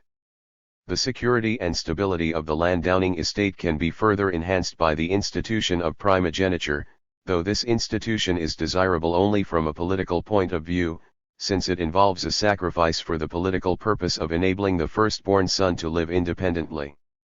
The justification for primogeniture is that the state must be able to count on a certain way of thinking not as a mere possibility, but as something necessary. Now this way of thinking is not, of course, tied to wealth, but the relatively necessary connection is that a man of independent means is not restricted by external circumstances and can thus come forward and act for the state without hindrance. Where political institutions are lacking, however, the establishment and encouragement of primogeniture is nothing but a fetter laid upon the freedom of civil right. This fetter must either acquire political meaning or move towards disintegration. 307. Thus the rights of this section of the propertied estate are on the one hand no doubt founded on the natural principle of the family, but this principle is at the same time distorted by hard sacrifice for a political purpose. Consequently this estate is essentially assigned to activity for this purpose, and is therefore also summoned and entitled to this activity by birth, without the fortuitousness of elections. Thus it occupies a stable, essential position between the subjective caprice or contingency of the two poles, and just as it carries in itself a likeness of the element of the monarchical authority, so it shares with the other pole needs and rights which are in other respects similar and becomes the pillar both of the throne and of society. Hegel has achieved the feat of deriving the born peers, the hereditary landed property, etc., etc. this pillar both of the throne and of society from the absolute idea. *AIT shows Hegel's profundity that he feels the separation of civil from political society as a contradiction. He is wrong, however, to be content with the appearance of this resolution and to pretend it is the substance, whereas the so-called theories he despises demand the separation of the civil from the political estates, and rightly so, for they voice a consequence of modern society, since there the political estates element is precisely nothing but the factual expression of the actual relationship of state and civil society, namely, their separation. Hegel does not call the matter here in question by its well-known name. It is the disputed question of a representative versus estates constitution. The representative constitution is a great advance, since it is the frank, undistorted, consistent expression of the modern condition of the state. It is an unconcealed contradiction. Before we deal with the substance of the matter, let us glance once more at Hegel's presentation. In the estates element of the legislature, the civil estate acquires political significance. Paragraph 303. Earlier, remark to para 301, he said, the distinctive feature of the estates is to be sought, therefore, in the fact that in them, the specific insight and the specific will characteristic of that sphere which in this presentation has been called civil society comes into existence relative to the state. Summarizing this definition, we get, civil society is the civil estate, or the civil estate is the direct, essential, concrete estate of civil society. Its civil society acquires political significance and effectiveness only in the estates element of the legislature. This is something new, which is added to it, a particular function, for its very nature as civil estate expresses its contrast to political significance and effectiveness. The forfeiture of its political character expresses the fact that civil society in and for itself is without political significance or effectiveness. The civil estate is the estate of civil society, or civil society is the civil estate. Hence Hegel also consistently excludes the general estate from the estates element of the legislature. The general estate, or more precisely the estate which devotes itself to government service, is directly defined as having the general as the purpose of its essential activity. Paragraph 303. Civil society or the civil estate is not so defined. Its essential activity is not defined as having the general as its purpose, or, its essential activity is not a characteristic of the general, does not have a general character. The civil estate is the estate of civil society against the state. The estate of civil society is not a political estate. In describing civil society as civil estate, Hegel has declared the distinctions of estate in civil society to be non-political distinctions, and civil and political life to be heterogeneous, even opposites. How does he go on? Now this civil estate can appear in this sphere neither as a mere undifferentiated mass nor as a multitude resolved into its atoms, but as that which it already is, namely, differentiated into the estate based on the substantial relationship and the estate based on specific needs and the labor satisfying them, para. 201 ff. Only thus is the really particular in the state truly linked in this respect with the general. Paragraph 303. Civil society, the civil estate, can indeed not appear as a mere undifferentiated mass in its activity as legislative estate because the mere undifferentiated mass exists only as a notion, only in the imagination, but not in actuality.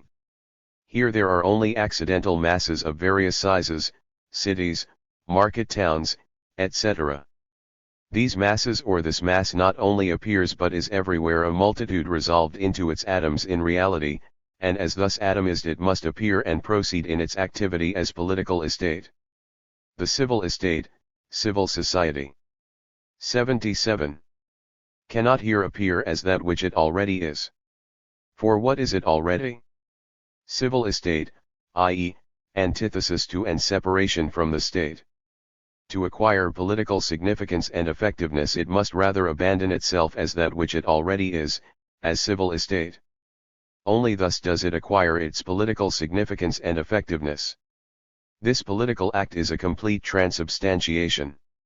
In it, civil society must completely give itself up as civil society, as civil estate, and assert an aspect of its essence which not only has nothing in common with the real civil existence of its essence but stands in opposition to it. The general law here appears in the individual. Civil society and state are separated. Hence the citizen of the state is also separated from the citizen as the member of civil society. He must therefore effect a fundamental division with himself. As an actual citizen he finds himself in a twofold organization, the bureaucratic organization, which is an external, formal feature of the distant state, the executive, which does not touch him or his independent reality, and the social organization, the organization of civil society. But in the latter he stands as a private person outside the state. This social organization does not touch the political state as such. The former is a state organization for which he always provides the material. The second is a civil organization the material of which is not the state. In the former the state stands as formal antithesis to him, in the second he stands as material antithesis to the state. Hence, in order to behave as an actual citizen of the state, and to attain political significance and effectiveness, he must step out of his civil reality, disregard it, and withdraw from this whole organization into his individuality, for the sole existence which he finds for his citizenship of the state is his sheer, blank individuality, since the existence of the state as executive is complete without him, and his existence in civil society is complete without the state. He can be a citizen of the state only in contradiction to these sole available communities, only as an individual. His existence as a citizen of the state is an existence outside his communal existences and is therefore purely individual. For the legislative power as power is only the organization, the common body, which it is to receive. Civil society, the civil estate, does not exist as state organization prior to the legislative authority, and in order to come into existence as such the real organization of the civil estate, its real civil life, must be posited as non-existent, for the estate's element of the legislature has precisely the quality of positing the civil estate, civil society, as non-existent. The separation of civil society and political state necessarily appears as a separation of the political citizen, the citizen of the state, from civil society, from his own, actual. 78 Karl Marx. Empirical reality, for as an idealist of the state he is quite another being, a different, distinct, opposed being.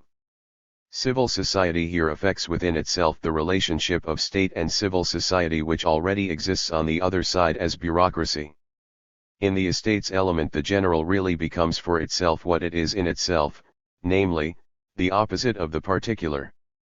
The citizen must discard his estate, civil society, the civil estate, so as to acquire political significance and effectiveness, for it is this estate which stands between the individual and the political state. If Hegel poses civil society as a whole, as the civil estate, in opposition to the political state, it stands to reason that the differences within the civil estate, the various civil estates, can in reference to the state have only a private significance, not a political significance.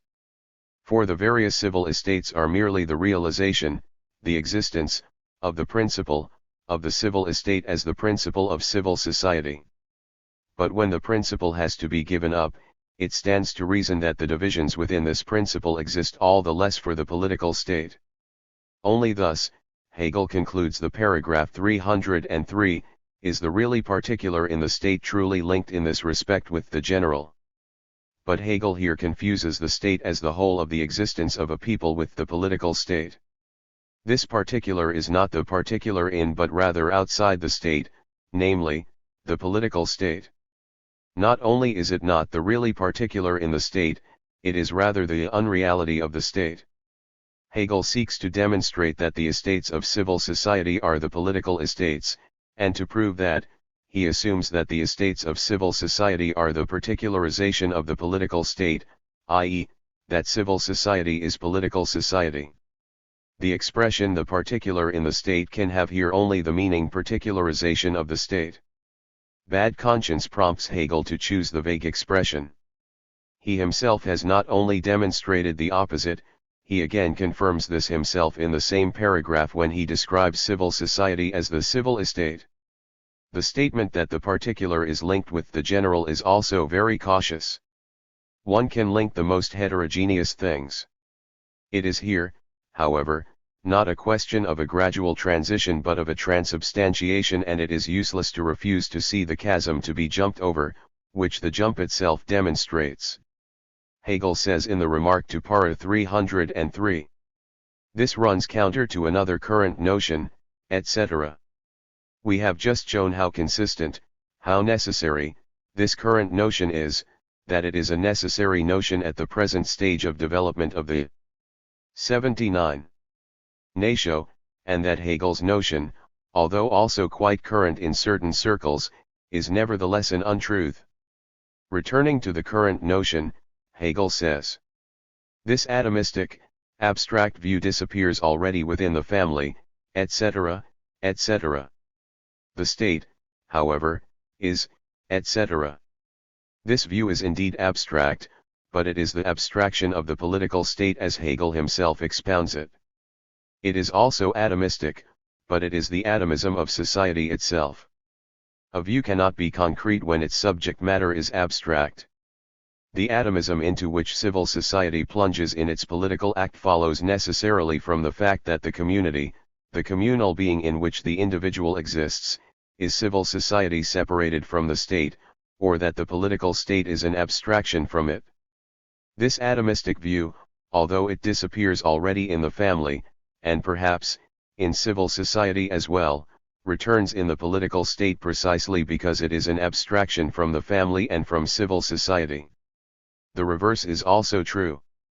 By expressing the strangeness of this phenomenon, Hegel has not eliminated the estrangement.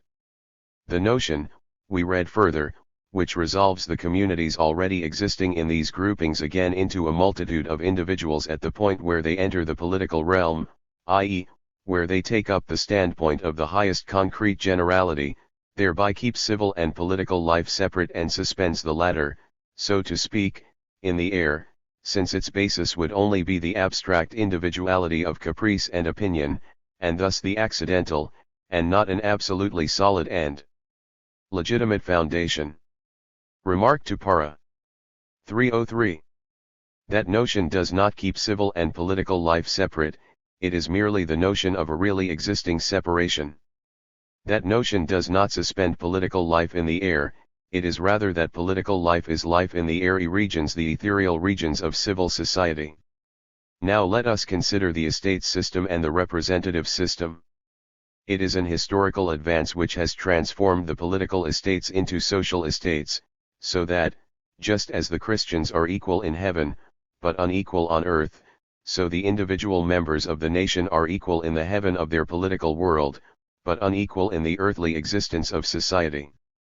The real transformation of the political estates into civil estates took place in the absolute monarchy. The bureaucracy maintained the notion of unity against the various states within the state.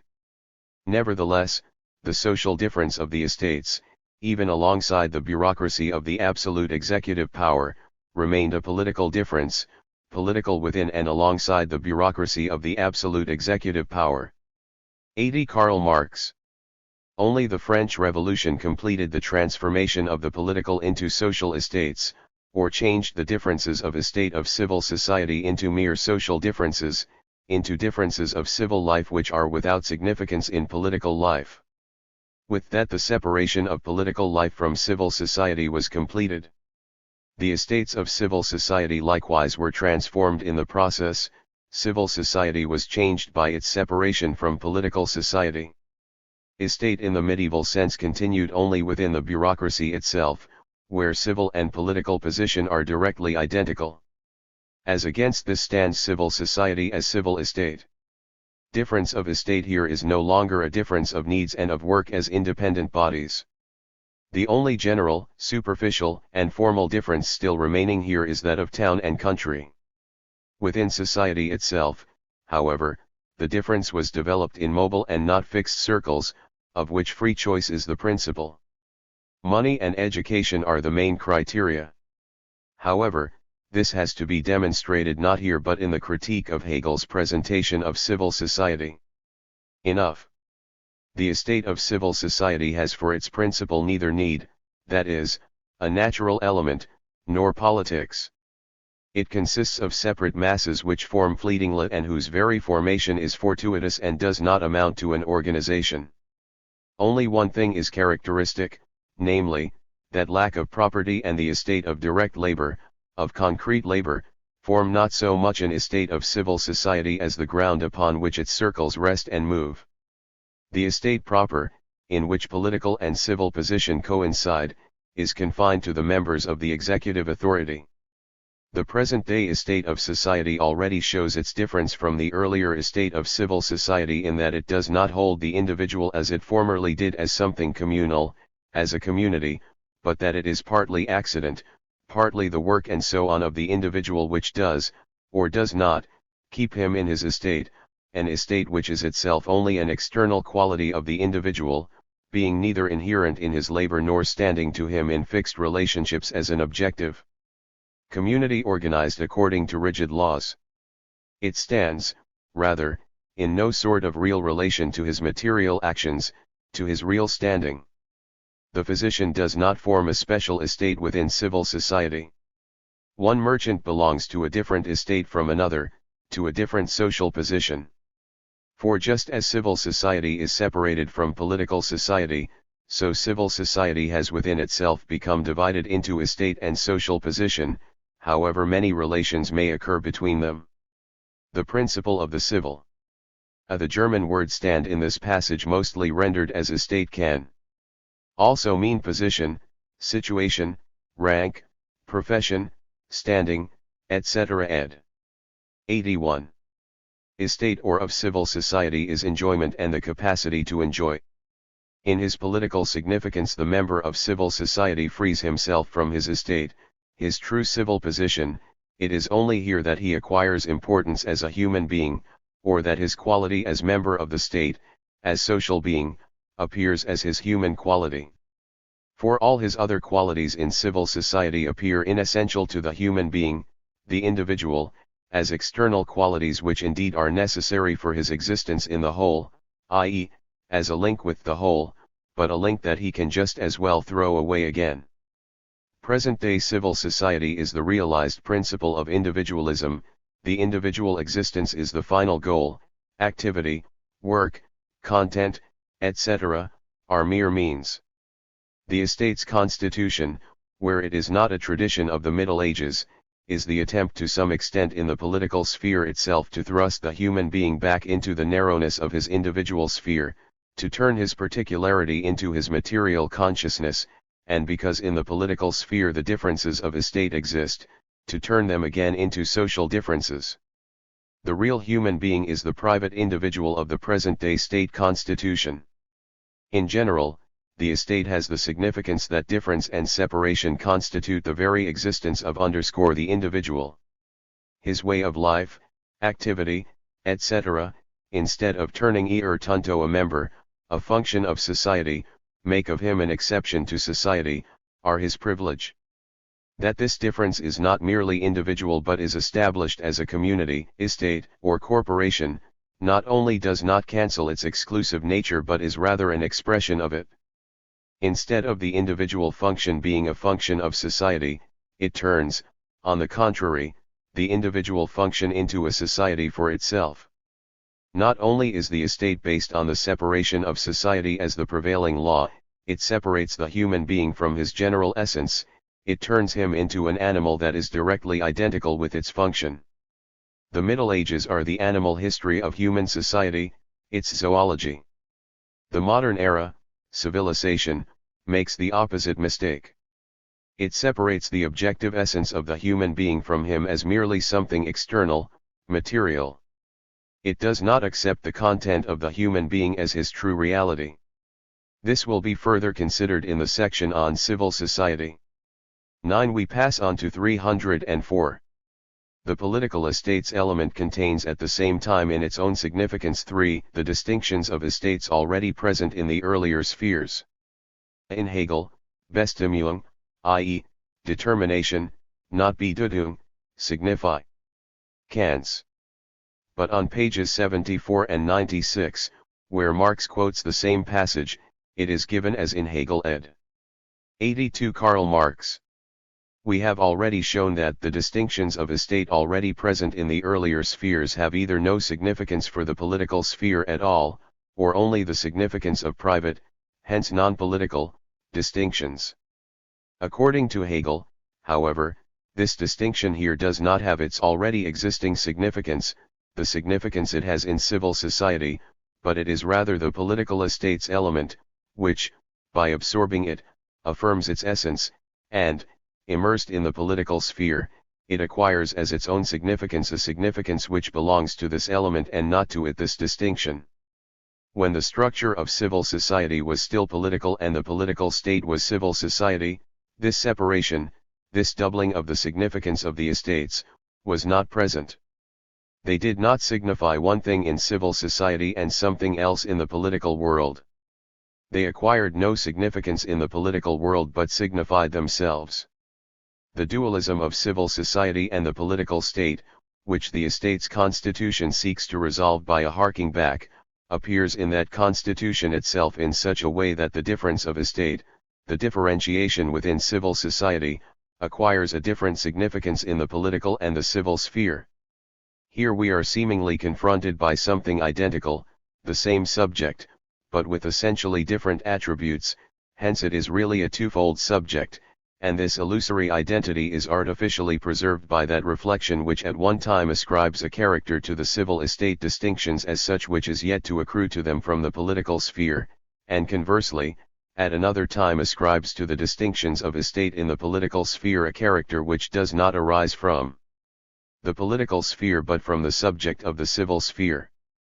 This identity is illusory if only for the reason that although the human being, the real subject, does remain himself, whatever forms his essence takes, and does not lose his identity, here however the human being is not the subject but is identified with the predicate, the estate, and at the same time it is maintained that both in this particular determination and in some other determination, the human being, as this particular, exclusively limited entity, is something other than this limited entity.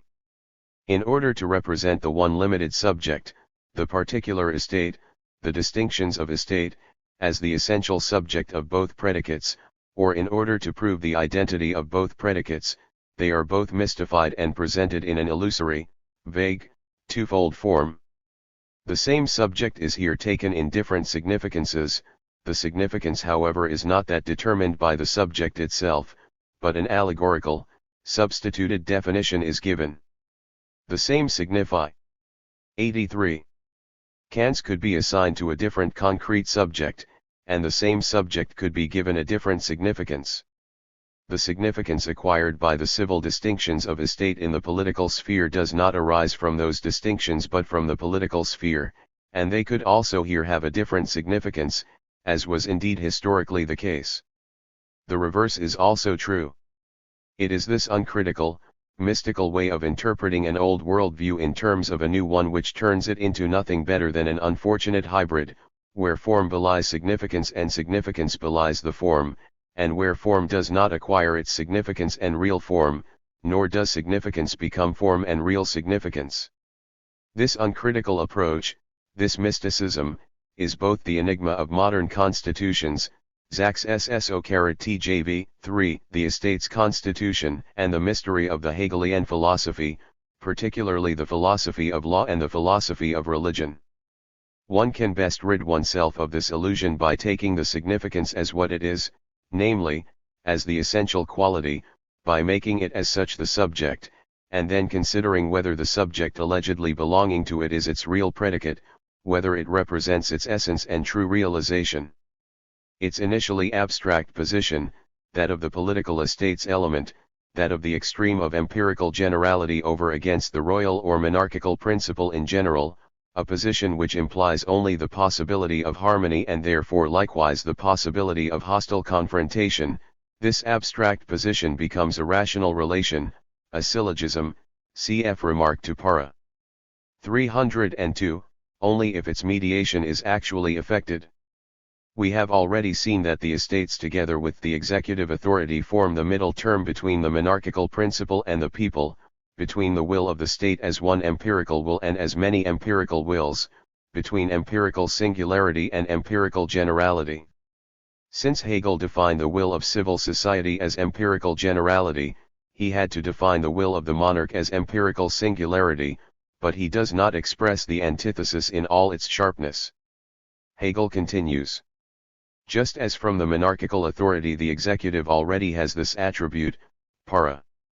300, so likewise one aspect of the estates must be adapted to the function of existing essentially as the middle element.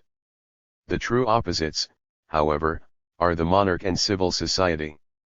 And we have already seen that the estates element has with regard to the people the same significance which the executive has with a preeminently ed.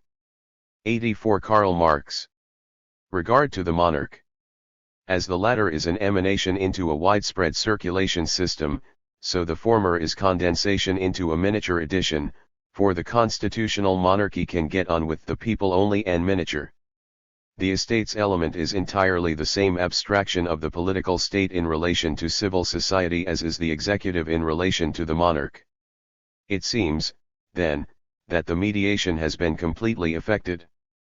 Both poles have lessened their harshness, the fires of their particular natures have met, and the legislature, whose elements consist of both the executive and the estates, seems not to need to initiate the mediation, but rather itself to be mediation incarnate. Hegel has also already described this estate's element together with the executive as the middle term between people and monarch, and similarly, the estate's element as the middle term between civil society and executive, etc. Hence the rational relationship, the conclusion, appears to be complete. The legislature, the middle term, is a mixtum compositum of the two extremes, the monarchical principle and civil society, empirical singularity and empirical generality, subject and predicate. In general, Hegel takes the conclusion as the middle term, as a composite mixture. One may say that in his exposition of the rational deduction the whole transcendence and mystical dualism of his system is made apparent. The middle term is the wooden iron, the concealed opposition between generality and singular. First, let us notice with regard to this whole exposition that the mediation which Hegel here wants to effect is not a demand he derives from the essence of the legislative power, from its own character, it is rather derived from consideration for an existence which lies outside its essential character. It is a construction from consideration. The legislature in particular is only derived from consideration for a third thing. It is therefore preeminently the construction of its formal being which lays claim to all the attention. The legislature is constructed very diplomatically. This follows from the false, illusory, xacso-r, v. A political position which the legislature occupies in the modern state, whose interpreter is Hegel. It follows as a matter of course that the state is no true state, since in it the political attributes, one of which is the legislature, have to be considered not in and for themselves, not theoretically, but practically, not as independent powers, but as powers afflicted with an antithesis, not according to the nature of things, but according to the rules of convention. A preeminently ed. 85. Thus the estates element together with the executive should really be the middle term between the will of the empirical singularity, the monarch, and the will of the empirical generality, civil society, but in truth, in reality, its position is initially an abstract position, that of the extreme of empirical generality over against the royal or monarchical principle in general, a position which implies only the possibility of harmony and therefore likewise the possibility of hostile confrontation, an abstract position, as Hegel correctly remarks. First, it now appears that here neither the extreme of empirical generality, nor the royal or monarchical principle, the extreme of empirical singularity, confront each other. For the estates are delegated by civil society, as the executive is delegated by the monarch. As in the delegated executive authority the monarchical principle ceases to be the extreme of empirical singularity, and in it, really, gives up the unfounded will and condescends to the finiteness of knowledge and accountability and thinking, so in the estates element civil society no longer appears as empirical generality, but rather as a very definite whole which has the same sense and a way of thinking appropriate to the state and government, as well as to the interests of particular groups and individuals. Para 302. In its miniature edition, the estate edition, civil society has ceased to be empirical generality. It is rather reduced to a committee, to a very limited number, and if in the executive the monarch has given himself empirical generality, then civil society has given itself in the estates empirical singularity or particularity. Both have become particularities. The only opposition which is still possible here seems to be that between the two representatives of the two wills of the state, between the two emanations, between the executive element and the estates element of the legislature, and it therefore seems to be an opposition within the legislature itself. The joint mediation seems also well suited to get them into each other's hair. In the executive element of the legislature the empirical, inaccessible singularity of the monarch becomes earthly in a number of restricted, tangible, accountable personalities, and in the estates element civil society has become heavenly in a number of political men. Both sides have lost their impalpable quality, the monarchical authority has lost the inaccessible, purely empirical unit, civil society, the inaccessible, vague empirical all, the one has lost its inflexibility, the other its fluidity.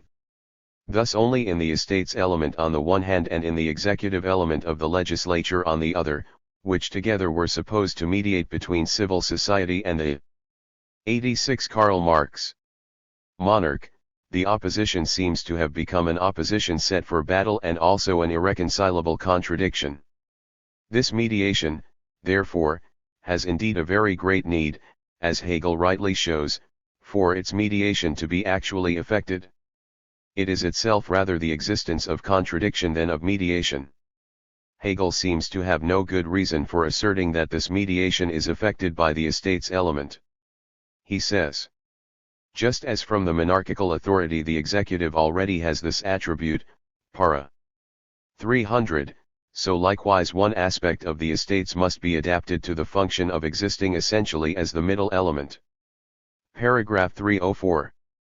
But we have already seen that Hegel here arbitrarily and inconsistently places monarch and estates in polar opposition.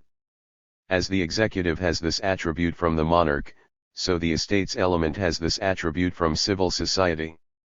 The estates not only stand jointly with the executive between the monarch and civil society, they also stand between the executive in general and the people, para 302.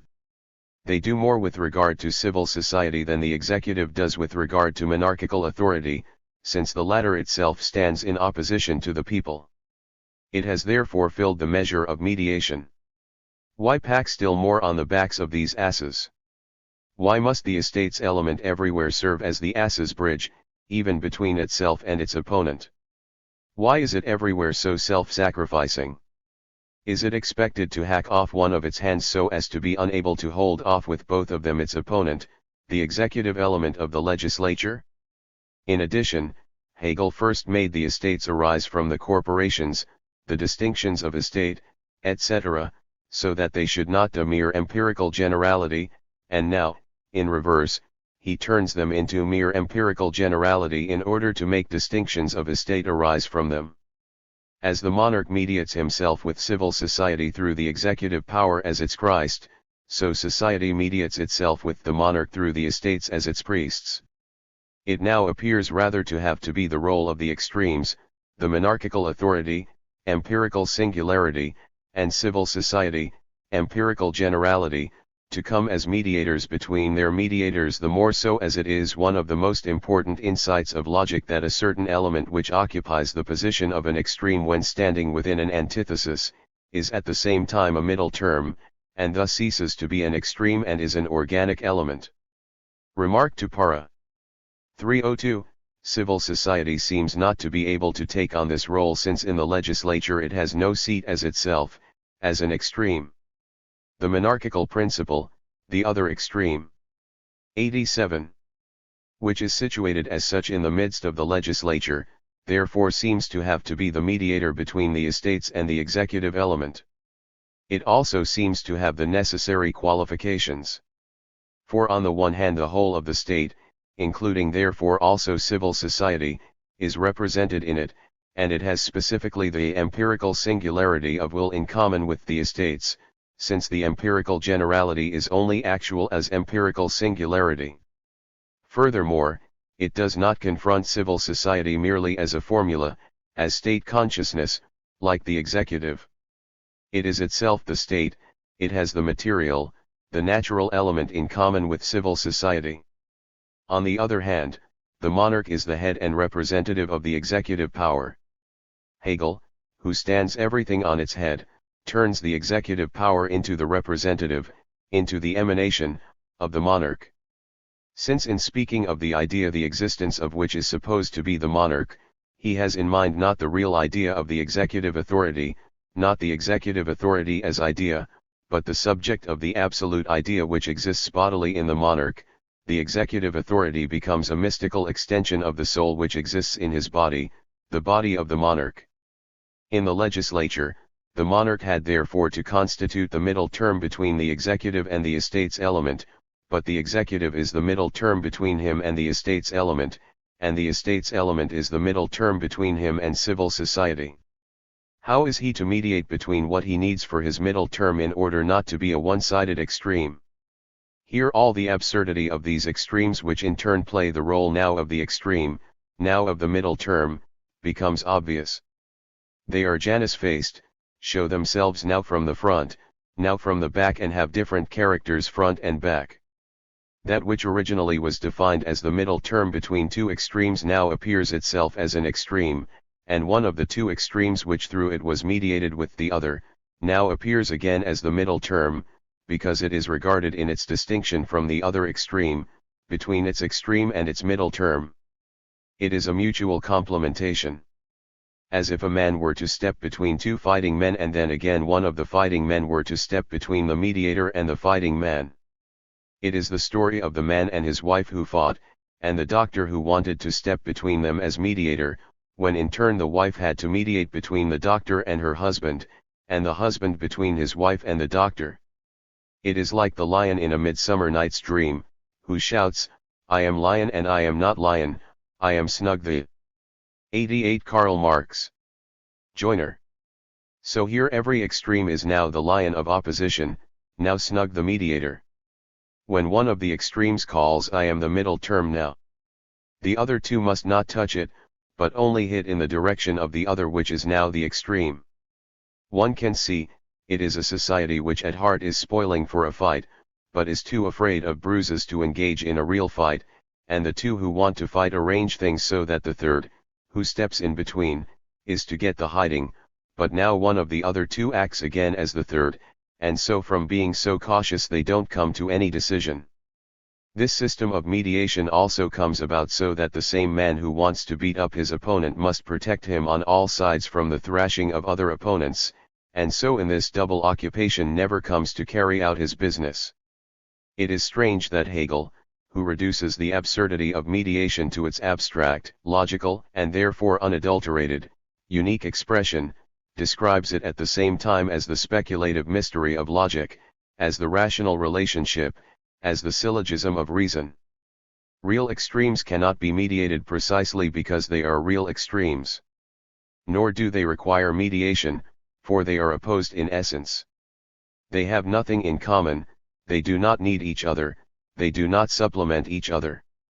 The one does not have in its own bosom the longing for, the need for, the anticipation of the other.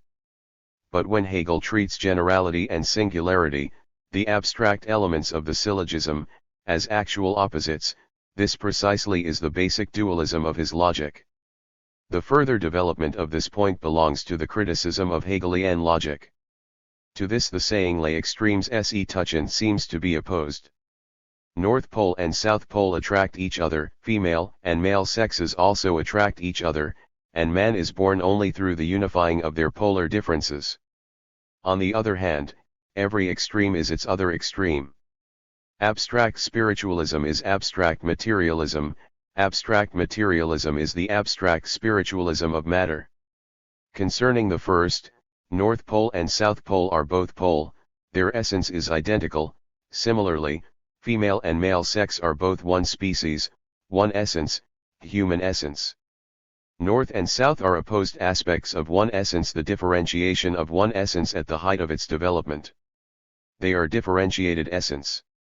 They are what they are only as a distinct attribute, and as this distinct attribute of the essence. True actual extremes would be pole and non-pole, human and non-human species. The difference in one case, i.e., between North and South poles, women and men, is a difference of existence, in the other between pole and non-pole. 89.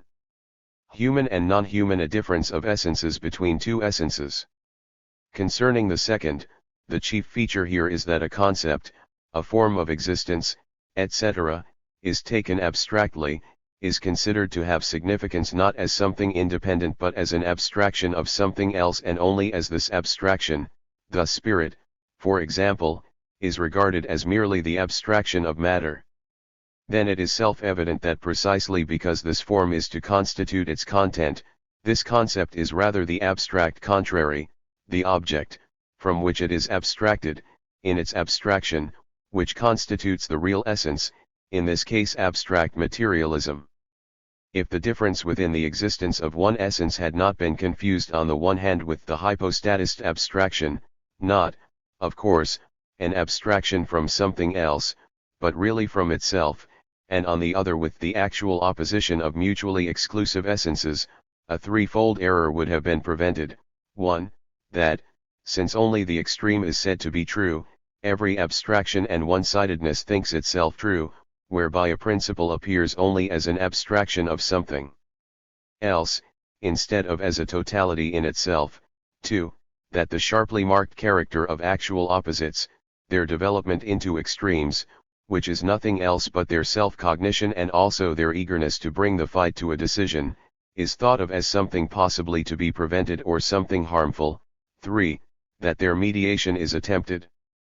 For however much both extremes come onto the scene in their existence as actual and as extremes, it lies only in the essence of one of them to be an extreme, while for the other this has not the significance of true actuality. The one overreaches the other. They do not occupy the same position.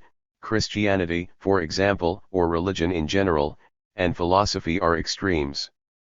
But in truth religion does not form a true opposite to philosophy. For philosophy comprehends religion in its illusory actuality.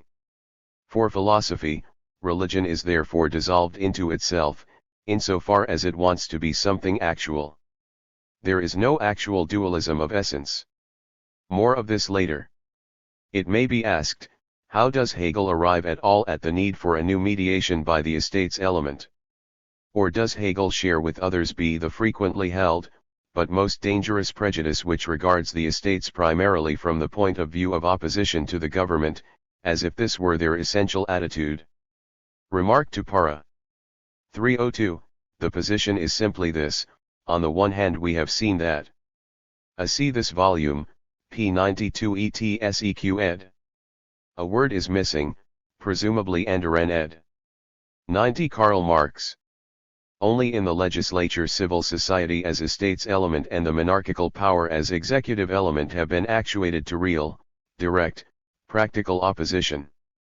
On the other hand, the legislature is a totality. We find there the delegation of the monarchical principle, the executive power, 2, the delegation of civil society, the estates element, but in addition it also contains, 3, the one extreme as such, the monarchical principle, while the other extreme, civil society, is not there as such. It is only thereby that the estates element becomes the extreme confronting the monarchical principle which really civil society should be. As we have seen, civil society becomes organized as political existence only as the estates element. The estates element is its political existence, its transubstantiation into the political state. Only the legislature is therefore, as we have seen, the political state proper in its totality. Here there are, therefore, 1, the monarchical principle, 2, the executive, 3, civil society. The estates element is the civil society of the political state, of the legislature. The opposite pole to the monarch, which should be formed by civil society, is therefore formed by the estates element. Since civil society is the unreality of political existence, the political existence of civil society is its own dissolution, its separation from itself. For the same reason the estates element also forms an opposite to the executive. Hegel therefore also describes the estates element again as the extreme of empirical generality, which really is civil society itself. Hegel therefore made the political estates element arise from the corporations and the distinct estates to no good purpose. This would only be meaningful if the distinct estates as such were legislative estates, hence if the distinctions of civil society, the civil character, were in reality the political character. Then we would have not a legislative power of the whole state, but the legislative power of the different estates and corporations and classes over the state as a whole. The estates of civil society would not acquire a political determination, but on the contrary they would determine the political state. They would make their particularity the determining power of the whole. They would be the power of the particular over the general. We would have not one legislative power but several legislative powers which would negotiate with each other and with the executive. But Hegel has in mind the modern significance of the estates element as being the actualization of state citizenship, of the citizen. He wants the intrinsically and explicitly general, the political state, not to be determined by civil society, but, on the contrary, to determine the latter. Hence, 91. While taking the form of the medieval estates element, he gives it the opposite significance of being determined by the nature of the political state. The estates as representatives of the corporations, etc., would not be empirical generality, but empirical particularity, the particularity of empirical fact.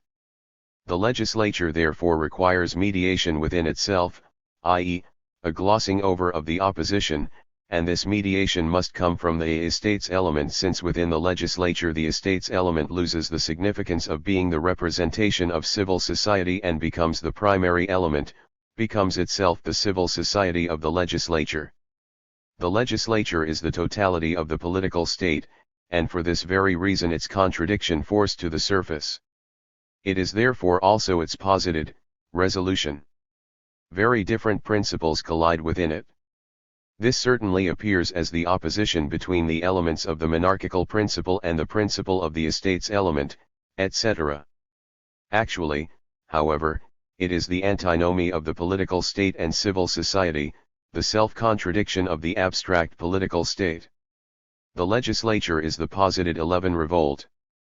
Hegel's chief error is to conceive the contradiction of appearances as unity in essence, in the idea, while in fact it has something more profound for its essence, namely, an essential contradiction, just as here this contradiction of the legislative authority within itself, for example, is merely the contradiction of the political state, and therefore also of civil society with itself. Vulgar criticism falls into an opposite, dogmatic error. Thus it criticizes the Constitution, for example. It draws attention to the antagonism of the powers, etc. It finds contradictions everywhere.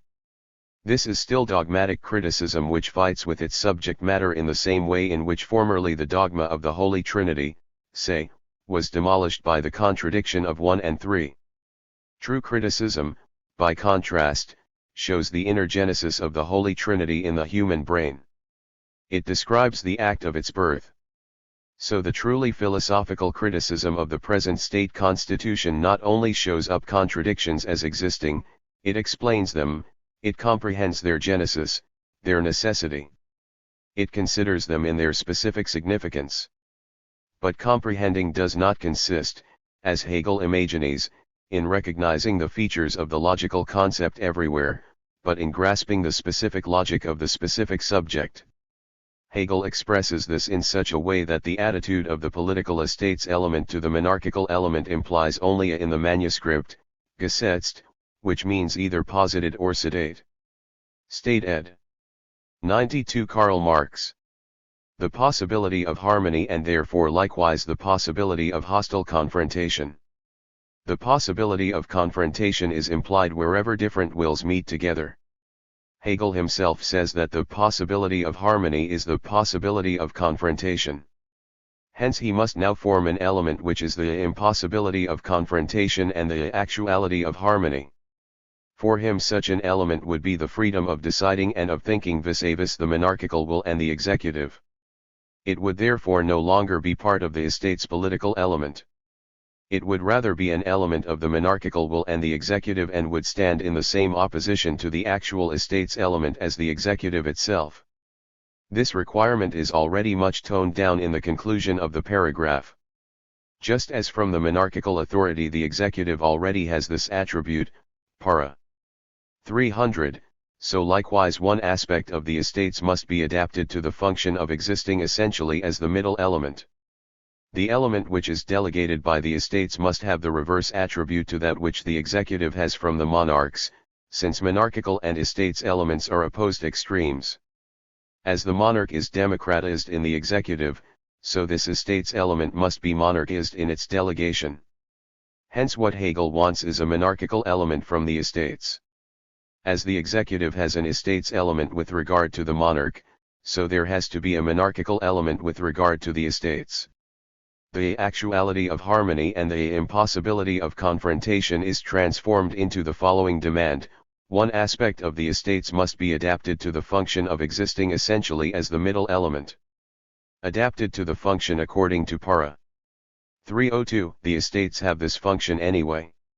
Here it should no longer be function but character. And what kind of function is that anyway? To exist essentially as the middle element. Of being in essence Buridan's s. The matter is simply this: the estates are supposed to be mediation between monarch and executive on the one hand and the nation on the other, but they are not that, they are rather the organized political opposite of civil society. The legislature requires mediation within itself, namely, as has been shown, a mediation on the part of the estates. The presupposed moral harmony of the two wills, of which one is the will of the state as the monarchical will and the other the will of the state as the will of civil society, is not sufficient. Indeed, only the legislature is the organized, total political state, but 93. Precisely because the legislature is the highest development of the state, it is there that the unconcealed contradiction of the political state with itself becomes evident. Hence the appearance of an actual identity between the monarchical will and the will of the estates must be established. The estates element must be posed as the monarchical will, or the monarchical will as the estates element. The estates element must set itself up as the reality of a will which is not the will of the estates element. The unity which is not present in essence, otherwise it would have to prove itself by its efficacy and not by the mode of being of the estates element, must be present at least as an existent, or else an existence of the legislature, of the estates element, has the attribute of being this unity of the non-united. This component of the estates element, the House of Peers or upper house, etc., is the highest synthesis of the political state within the organization here considered. What Hegel wants, the actuality of harmony, and the impossibility of hostile confrontation, has indeed not been achieved thereby. We are rather left with the possibility of harmony. But that is the postulated illusion of the unity of the political state with itself, of the unity of the will of the monarch with the will of the estates, and further the principle of the political state and civil society, of this unity as a material principle, that is to say, it is the illusion that not only two opposed principles are united but that their unity is their nature, the basis of their existence. This component of the estates element is the romanticism of the political state, the dreams of its substantiality or of its harmony with itself. It is an allegorical entity. It now depends on the actual status quo of the relations between the estates element and the monarchical element whether this illusion is an effective illusion or conscious self-deception. So long as estates and monarchical power are in actual harmony, get on with each other, the illusion of their essential unity is an actual, hence effective, illusion. In the opposite case, where it ought to demonstrate its truth in practice, it becomes deliberate untruth and ridiculous.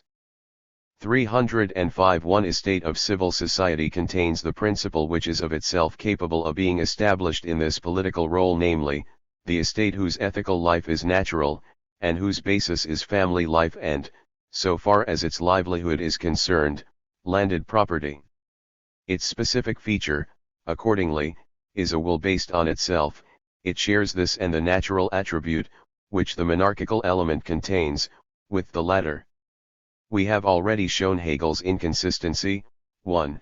In comprehending the political estates element in its modern abstraction from civil society, etc., after having made it originate in the 94 Karl Marx corporations, 2. In now again defining it in accordance with the differentiation of estates in civil society, after he has defined the political estates as such as the extreme of empirical generality. It would be consistent now to regard the political estates of themselves as a new element and from them now to construe the mediation stipulated in para. 304. But now we see Hegel again dragging in the differentiation of civil estates and at the same time creating the appearance that the reality and the particular essence of the differentiation of civil estates do not determine the highest political sphere, the legislative power, but on the contrary, that they are reduced to a mere material which the political sphere molds and shapes according to its own needs which arise from itself. One estate of civil society contains the principle which is of itself capable of being established in this political role, namely, the estate whose ethical life is natural. The peasantry. Now in what does this capability in principle, or this capability of the principle of the peasantry consist?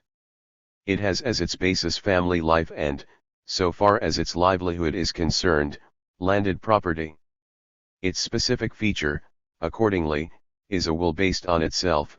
It shares this and the natural attribute, which the monarchical element contains, with the latter. The will based on itself refers to its livelihood, the landed property. The natural attribute shared with the monarchical element refers to family life, regarded as the basis. The livelihood based on landed property and a will based on itself are two different things. One should rather speak of a will based on land. But one should rather speak not of a will based on itself, but of a will based on the whole, on a political way of thinking. The place of the way of thinking, of the possession of political spirit is taken by the possession of land. Where, further, family life as a basis is concerned, the social ethical life of civil society would seem to stand above this natural ethical life. Moreover, family life is the natural ethical life of the other estates, or of the middle-class estate of civil society as much as of the peasantry. But the fact that with the peasantry family life is not only the principle of the family but the basis of its social existence altogether, would seem rather to make it unfit for the highest political task, inasmuch as it will apply patriarchal laws to a non-patriarchal sphere and indicate child or lather, master and man, where it is a question of the political state, of citizenship. As for the natural attribute of the monarchical element, Hegel has deduced not a patriarchal, but a modern constitutional king. His 95. Natural attribute is to be the bodily representative of the state and to be born as king, or that kingship is his family inheritance, but what has that in common with family life as the basis of the peasantry? What has natural ethical life in common with natural destination by birth as such? The king shares this with the horse in that just as the horse is born as a horse, the king is born as a king. If the differentiation of estates as such, which Hegel accepted, had been regarded by him as a political distinction, the peasantry as such would already have been an independent section of the estates element, and if as such it is an element of mediation with the monarchical element, what need is there for the construction of a new mediation? And why separate it from the estates element proper, since the latter gets into the abstract relation to the monarchical element only because of this separation from it? But after Hegel has just expounded the political estates element as a particular element, as a transubstantiation of the civil estate into state citizenship, and has found that for just this reason it needs mediation, how can he now dissolve this organism again into the distinctions of the civil estate, that is, into the civil estate, and from that derive the mediation of the political state with itself? What an anomaly altogether, that the highest synthesis of the political state should be nothing but the synthesis of landed property and family life. In one word, as soon as the civil estates as such become political estates, that mediation is not required, and as soon as that mediation is required, the civil estate is not political, and so is not that mediation either. The peasant is then a part of the political estates element not as peasant but as citizen, while in the reverse case, when he is a citizen as a peasant, or when he is a peasant as a citizen, his citizenship is his being a peasant, he is not a citizen as a peasant but a peasant as a citizen. This is here therefore an inconsistency of Hegel within his own way of looking at things, and such an inconsistency is accommodation. In the modern sense, in the sense expounded by Hegel, the political estates element is the separation of civil society from its civil estate and its distinctions, assumed as accomplished. How can Hegel turn the civil estate into a solution of the antinomies of the legislature within itself? Hegel wants the medieval estate system, but in the modern sense of the legislature, and he wants the modern legislature, but in the body of the medieval estate system. This is the worst kind of syncretism. At the beginning of para 304 he says. 96 Karl Marx. The political estates element contains at the same time in its own determination the distinctions of estates already present in the earlier spheres. But in its own definition the political estates element contains these distinctions only by cancelling them, annulling them within itself, abstracting from them. If the peasant estate, or, as we shall see later on, the peasant estate raised to a higher power, the landed aristocracy, is as such turned, in the manner described above, into the mediation of the total political state, of the legislative power in itself, then that is indeed the mediation of the political estates element with the monarchical power, in the sense that it is the dissolution of the political estates element as an actual political element. Not the peasant estate, but the estate, the civil estate, the analysis, reduction, of the political estates element to the civil estate is here the restored unity of the political state with itself. Not the peasantry as such is here the mediation, but its separation from the political estates element in its quality as civil estate. The fact is that its civil estate gives it a particular position in the political estates element, and therefore the other section of the political estates element likewise acquires the position of a particular civil estate, and thus ceases to represent the state citizenship of civil society. Here the political state is now no longer present as two opposed wills, but on the one hand there is the political state, executive and monarch, and on the other civil society as distinct from the political state. The different estates. With that the political state is, of course, annulled as a totality.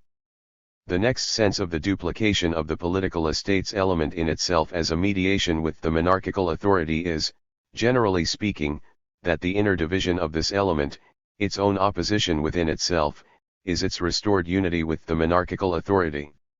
The basic dualism between the monarchical and the estate's elements of the legislative power is neutralized by the dualism of the estate's element in itself.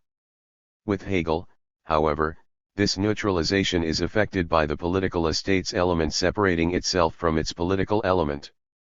As regards landed property as livelihood, which is supposed to correspond to the sovereignty of the will, the sovereignty of the monarch, and family life as the basis of the peasantry, which is supposed to correspond to the natural attribute of monarchical authority, we shall return to this later. 3. Here in para 305 the principle of the peasantry is expounded which is of itself capable of being established in this political role. 97. In para 306 this establishing of political position and significance is effected. It comes down to this: wealth becomes an inalienable heritage, burdened with primogeniture. It is thus primogeniture which is supposed to establish the peasantry politically. The justification for primogeniture, says the addition, is that the state must be able to count on a certain way of thinking not as a mere possibility, but as something necessary. Now this way of thinking is not, of course, tied to wealth, but the relatively necessary connection is that a man of independent means is not restricted by external circumstances and can thus come forward and act for the state without hindrance. First proposition. The state is not content with a certain way of thinking as a mere possibility, it must count on it as something necessary. Second proposition. The way of thinking is not tied to wealth, i.e., the mentality of wealth is a mere possibility. Third proposition. But there is a relatively necessary connection, namely, that a man of independent means, etc., can act for the state, i.e., wealth provides the possibility of a political way of thinking, but it is just the possibility which does not suffice according to the first proposition. Moreover, Hegel has not shown that landed property is the only sort of independent means. The establishment of its capacity for independence is what fits the peasantry for political position and significance. Or, the independence of wealth is its political position and significance. This independence is further expounded as follows: its wealth is independent of the wealth of the state. The wealth of the state here evidently means the government exchequer. In this respect the general estate stands by contrast as essentially dependent on the state.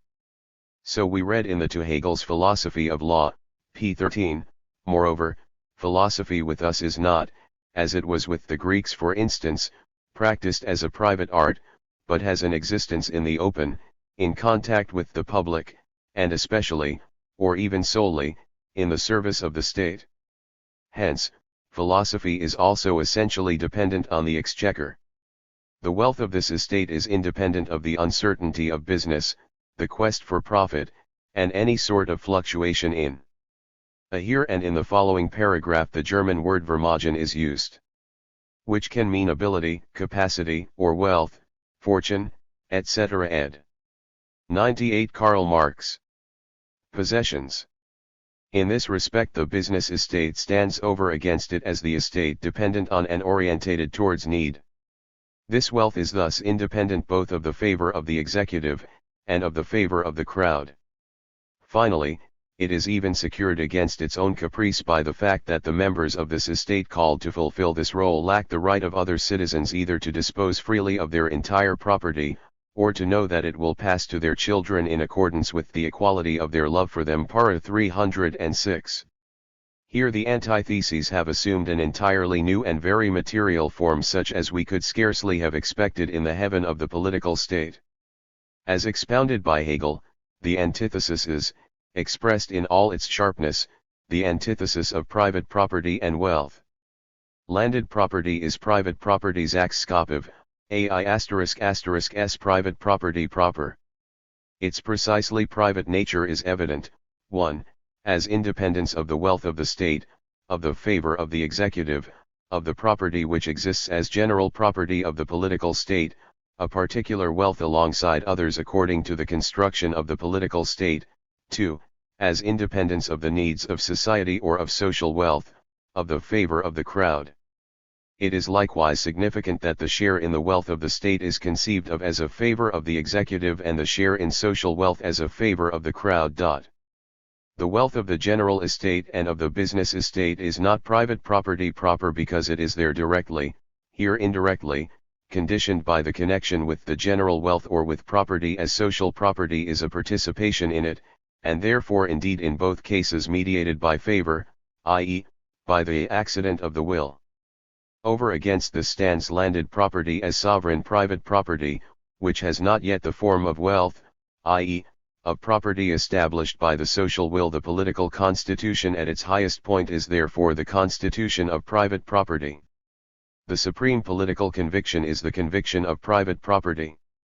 Primogeniture is merely the external appearance of the inner nature of landed property. The fact that it is inalienable cuts off its social nerves and ensures its isolation from civil society. The fact that it does not pass to their children in accordance with the equality of their love for them frees it, makes it independent even of the smaller society, the natural. A par excellence ed. 9-9. Society of the family, and its will and its laws, thus preventing the harsh nature of private property from passing into family property. In para. 305, Hegel declared the estate of landed property capable of being established in the political role because it has family life as its basis. But he himself has declared love to be the basis, the principle, the spirit of family life.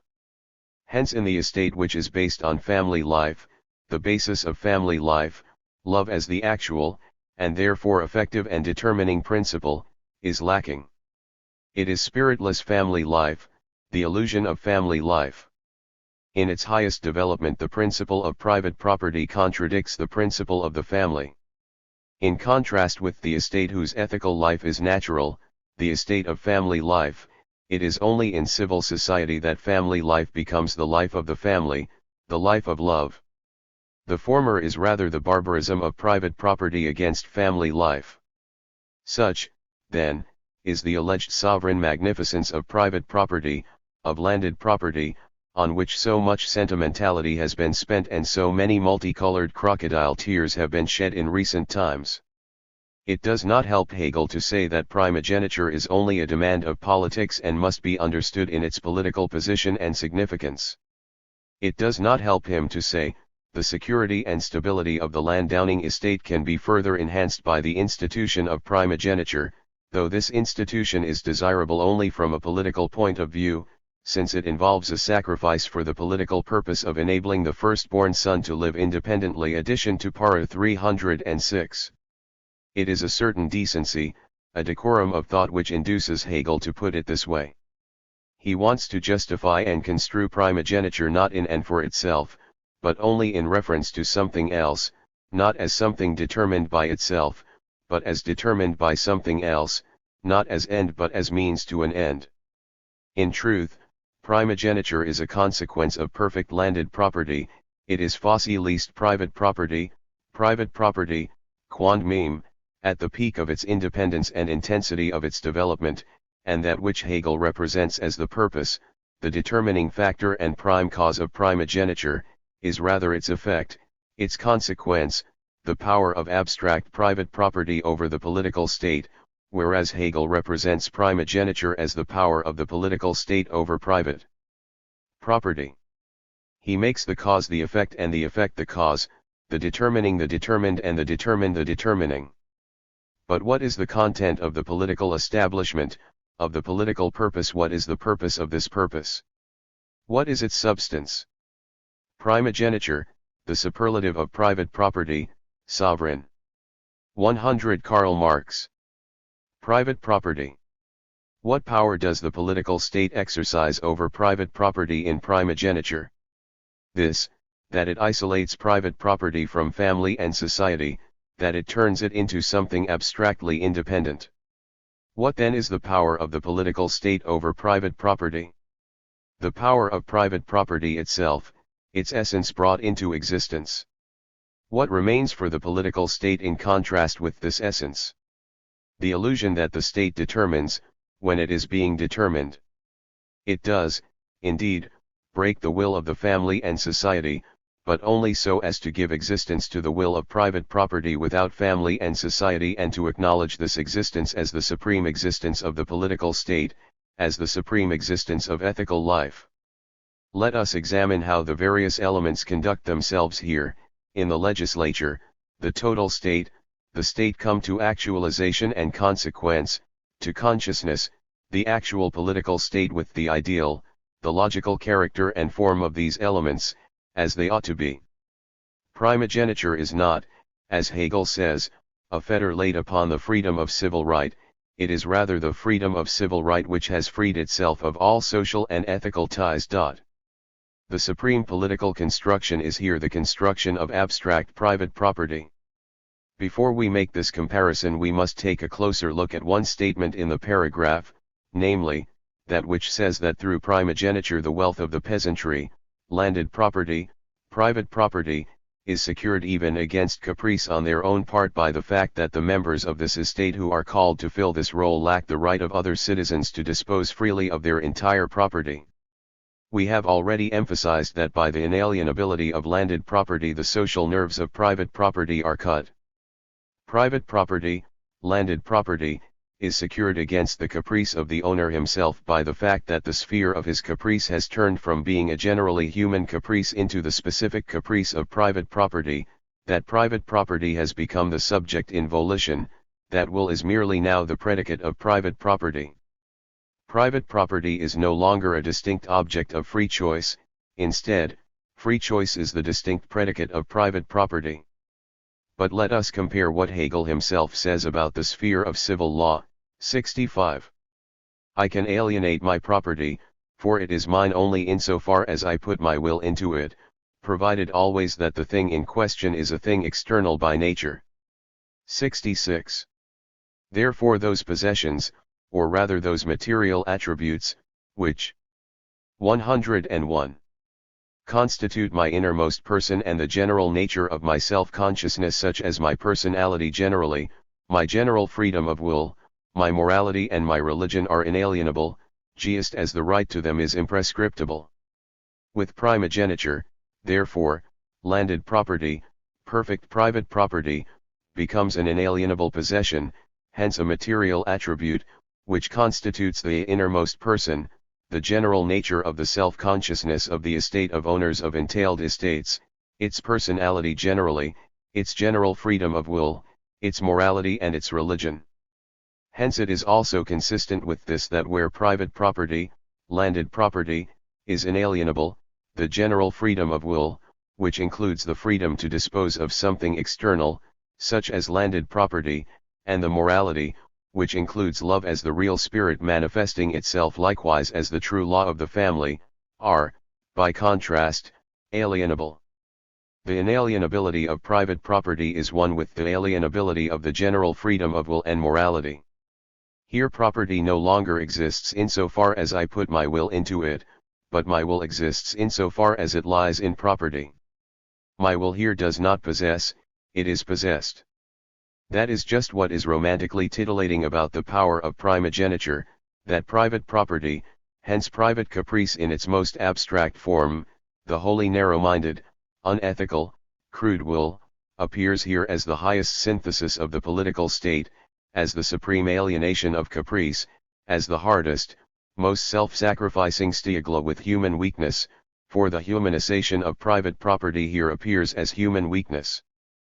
Primogeniture is private property become a religion to itself, lost in itself, elated by its own independence and power. As the estate entailed in primogeniture is exempt from direct alienation, so it is also exempt from contract. Hegel represents the transition from property to contract as follows, 71. Existence as determinate being is essentially being for something else.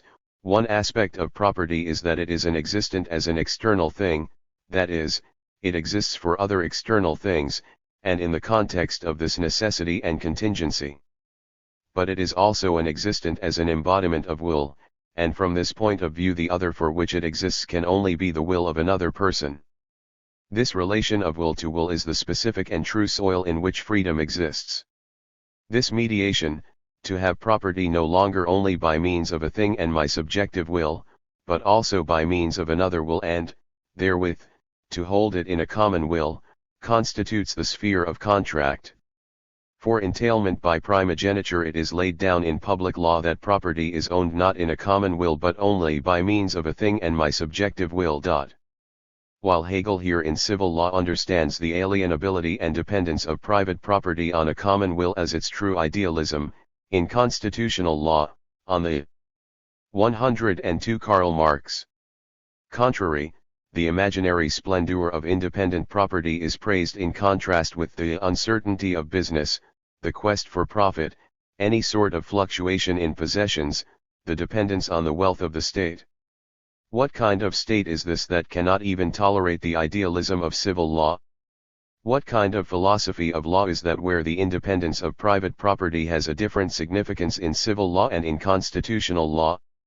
Over against the crass stupidity of independent private property the uncertainty of business is elegiac, the quest for profit bombastic, dramatic, the fluctuations in possessions a serious fatality, tragic, dependence on the wealth of the state ethical.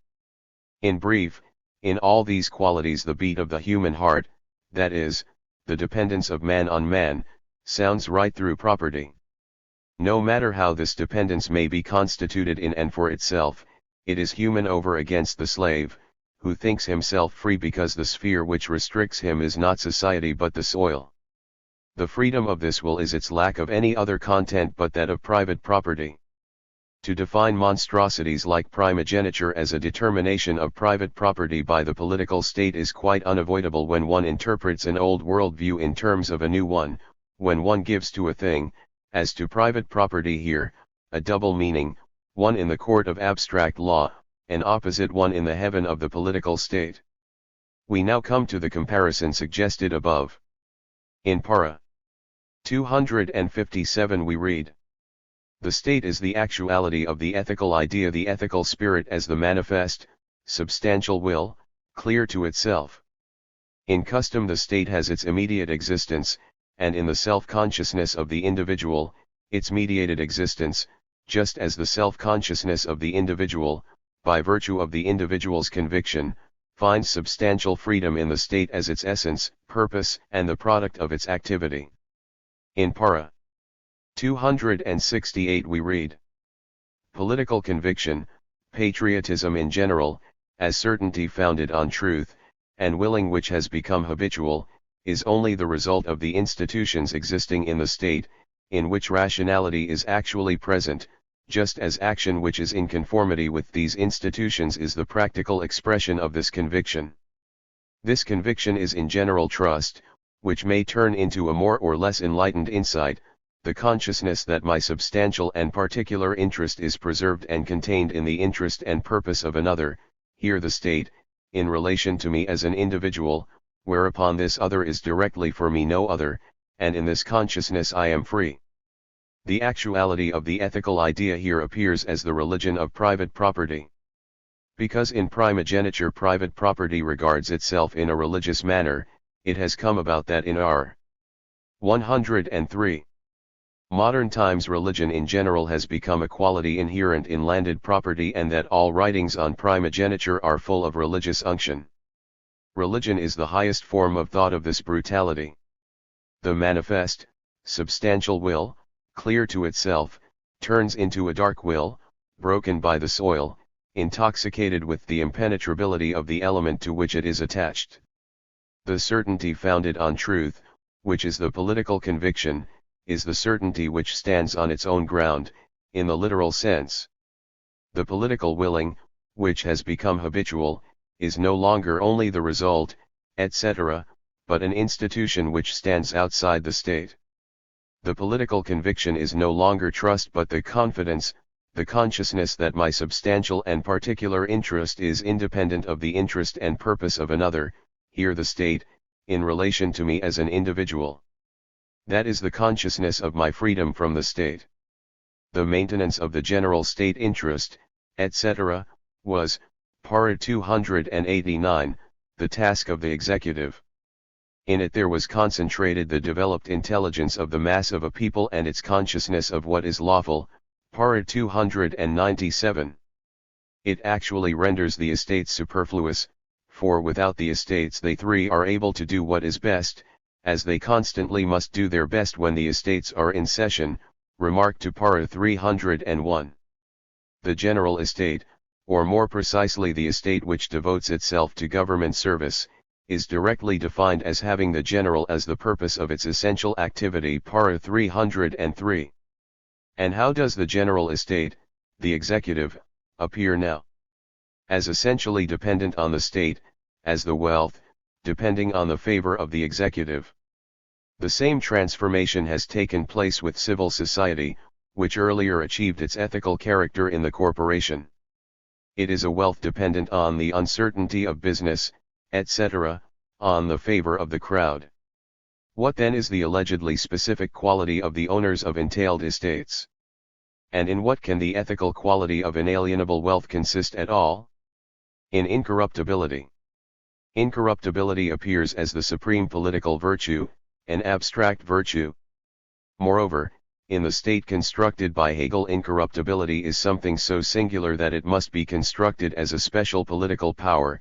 Thus one becomes conscious of it precisely because incorruptibility is not the spirit of the political state, not the rule but the exception, and it is constructed as such an exception. One corrupts the owners of entailed estates through their independent property in order to the top bureaucrats, see this volume p. 63, ed.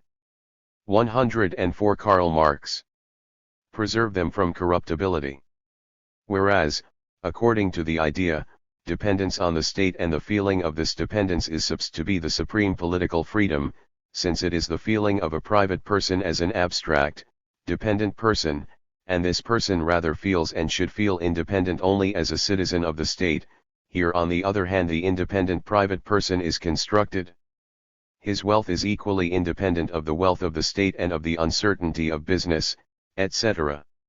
He is confronted by the business estate, which is dependent on and orientated towards need, and the general estate, which is essentially dependent on the state. Here we find, therefore, independence of the state and of civil society, and this realized abstraction of both, which in fact is the crudest dependence on the soil, constitutes in the legislature the mediation and the unity of both. Independent private property, i.e., abstract private property, and the corresponding private person are the supreme construction of the political state. Political independence is construed as independent private property and the person of this independent private property. In the following we shall see how things are revero with the independence and incorruptibility and the political conviction arising from that. That estates entailed in primogeniture are hereditary estates goes without saying. More of this later. 2. That they go to the firstborn son is purely historical, as Hegel observes in the addition to Para 306. 307. Thus the rights of this section of the propertied estate are on the one hand no doubt founded on the natural principle of the family, but this principle is at the same time distorted by hard sacrifice for a political purpose. Consequently this estate is essentially assigned to activity for this purpose, and is therefore also summoned and entitled to this activity by birth, without the fortuitousness of elections. How far the rights of this propertied estate are based on the natural principle of the family is not demonstrated by Hegel, unless he means thereby that landed property exists as hereditary property. Thus no right of this estate in the political sense is demonstrated herein, but only the right by birth of the owners of entailed estates to their land. But this, the natural principle of the family, is at the same time distorted by hard sacrifice for a political purpose. We have indeed seen how the natural principle of the family is distorted here, but also that this is no hard sacrifice for a political purpose, but merely the realized abstraction of private property. Rather, through this distortion of the natural principle of the see this volume, p. 106 ETSEQ ed. 105. Family the political purpose is equally distorted, consequently.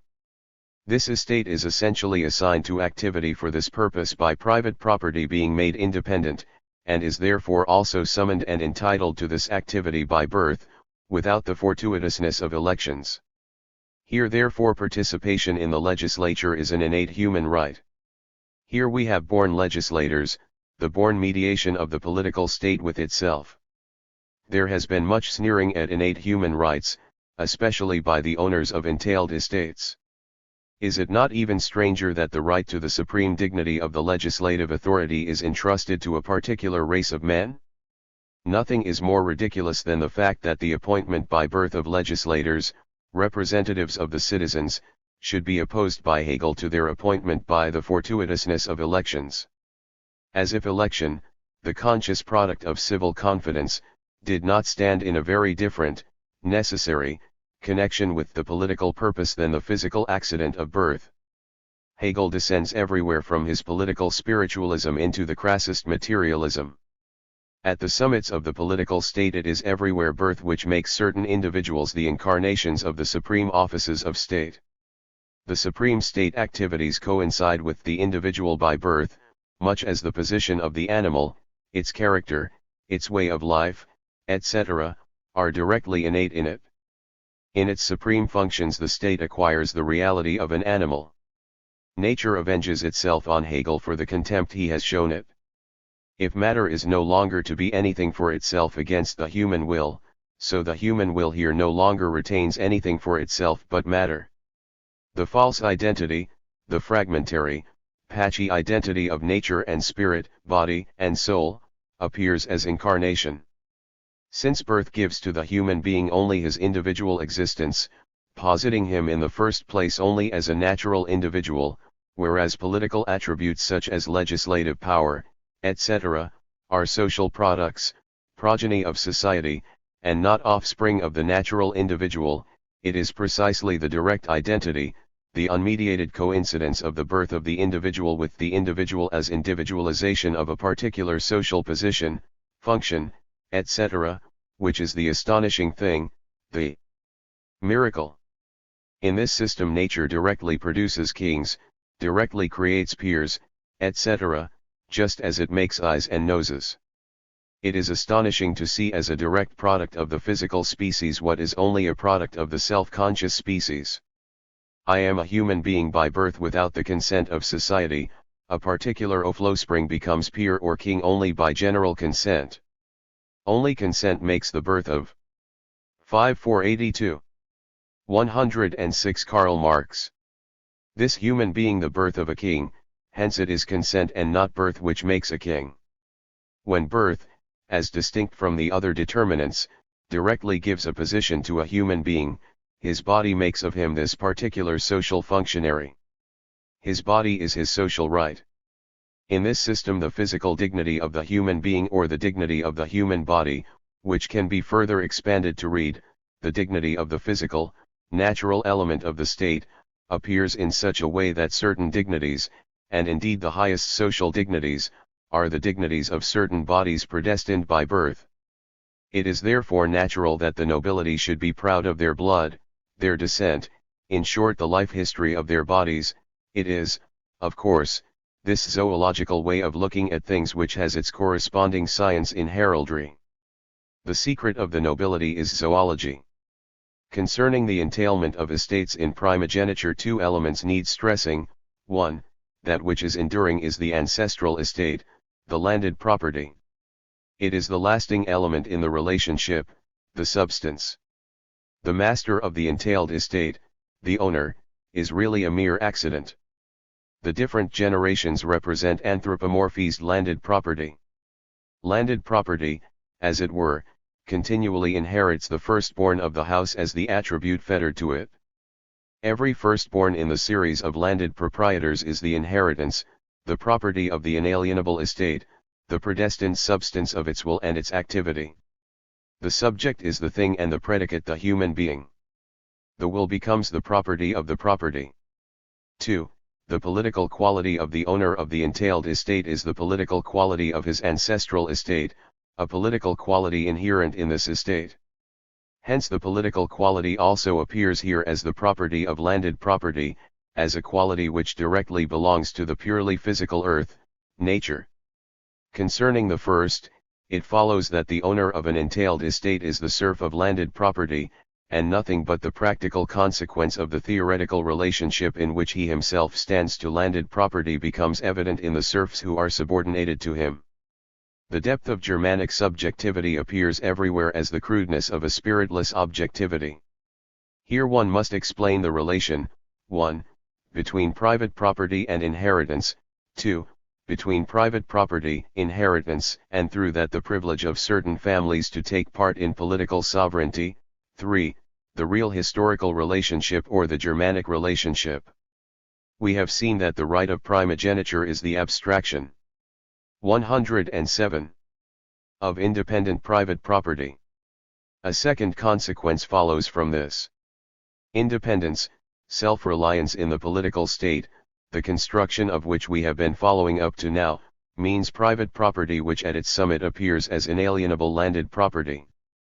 Political independence therefore does not flow ex proprio sinu of the political state, it is not a gift of the political state to its members, it is not the spirit animating it, but rather the members of the political state receive their independence from a factor which is not the essential factor of the political state, but from an essential factor of abstract civil law, from abstract private property. Political independence is not the substance of the political state, it is incidental to private property. The political state and the legislative authority in it, as we have seen, is the unveiled mystery of the true value and essence of the elements of the state. The significance which private property has in the political state is its essential, its true, significance. The significance which differences of estate have in the political state is the essential significance of differences of estate. Similarly, the essence of monarchical power and the executive manifests itself in the legislative authority. It is here, in the sphere of the political state, that the individual elements of the state are related to themselves as the essence of the species, as the species being, because the political state is the sphere of their general aspect, their religious sphere. The political state is the mirror of truth for the various elements of the concrete state. Thus, when independent private property has in the political state, in the legislature, the significance of political independence, then it is the political independence of the state.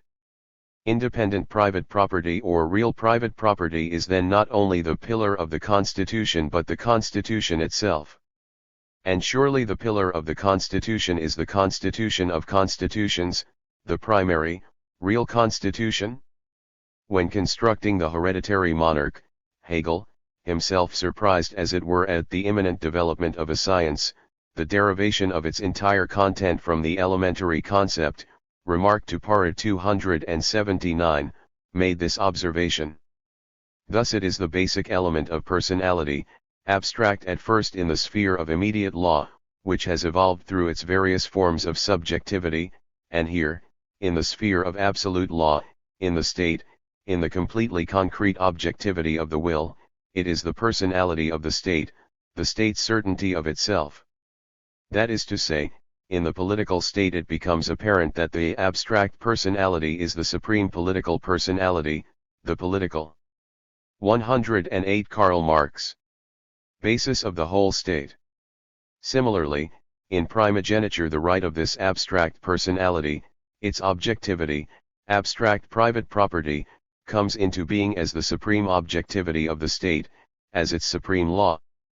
That the state is a hereditary monarch, an abstract personality, means nothing but that the personality of the state is abstract, or that it is the state of the abstract personality, just as the Romans expounded the royal prerogative purely within the norms of civil law, or civil law as the supreme norm of constitutional law. The Romans are the rationalists, the Germans the mystics of sovereign private property. Hegel describes civil law as the right of abstract personality or as abstract right. And, in truth, it must be expounded as the abstraction of right and thus as the illusory right of abstract personality, just as the morality expounded by Hegel is the illusory being of abstract subjectivity. Hegel expounds civil law and morality as such abstractions. From this he does not deduce that the state and the ethical life based on them can be nothing but the society, the social life, of these illusions, but on the contrary, he concludes that they are subordinate elements of this ethical life. But what is civil law other than the law, and what is morality other than the morality of these subjects of the state? Or rather, the person of civil law and the subject of morality are the person and the subject of the state. Hegel has been often attacked for his exposition of morality. He has done no more than expound the morality of the modern state and of modern civil law. People have wanted to separate morality more from the state, to emancipate it more. What have they proved thereby? That the separation of the present-day state from morality is moral, that morality is apolitical and the state is immoral. Rather, it is a great merit of Hegel to have assigned to modern morality its proper position, although in one respect this is an unconscious merit, namely, in that Hegel passes off the state which is based on such a morality for the actual idea of ethical life. In the Constitution where primogeniture is a guarantee, private property is the guarantee of the political constitution. In primogeniture this appears in such a way that a particular kind of private property serves as this guarantee. Primogeniture is merely a particular manifestation of the general relationship of private property and political state. Primogeniture is the political meaning of private property in its political significance, i.e., in its general significance. The Constitution is here therefore the constitution of private property. 109. Where we find primogeniture in classical form, in the Germanic nations, we find also the constitution of private property. Private property is the general category, the general political bond. Even the general functions appear as the private property now of a corporation, now of an estate. The different subdivisions of trade and industry are the private property of different corporations. Court dignities, jurisdiction, etc., are the private property of particular estates. The various provinces are the private property of individual princes, etc. Service to the country, etc., is the private property of the ruler. The spirit is the private property of the clergy.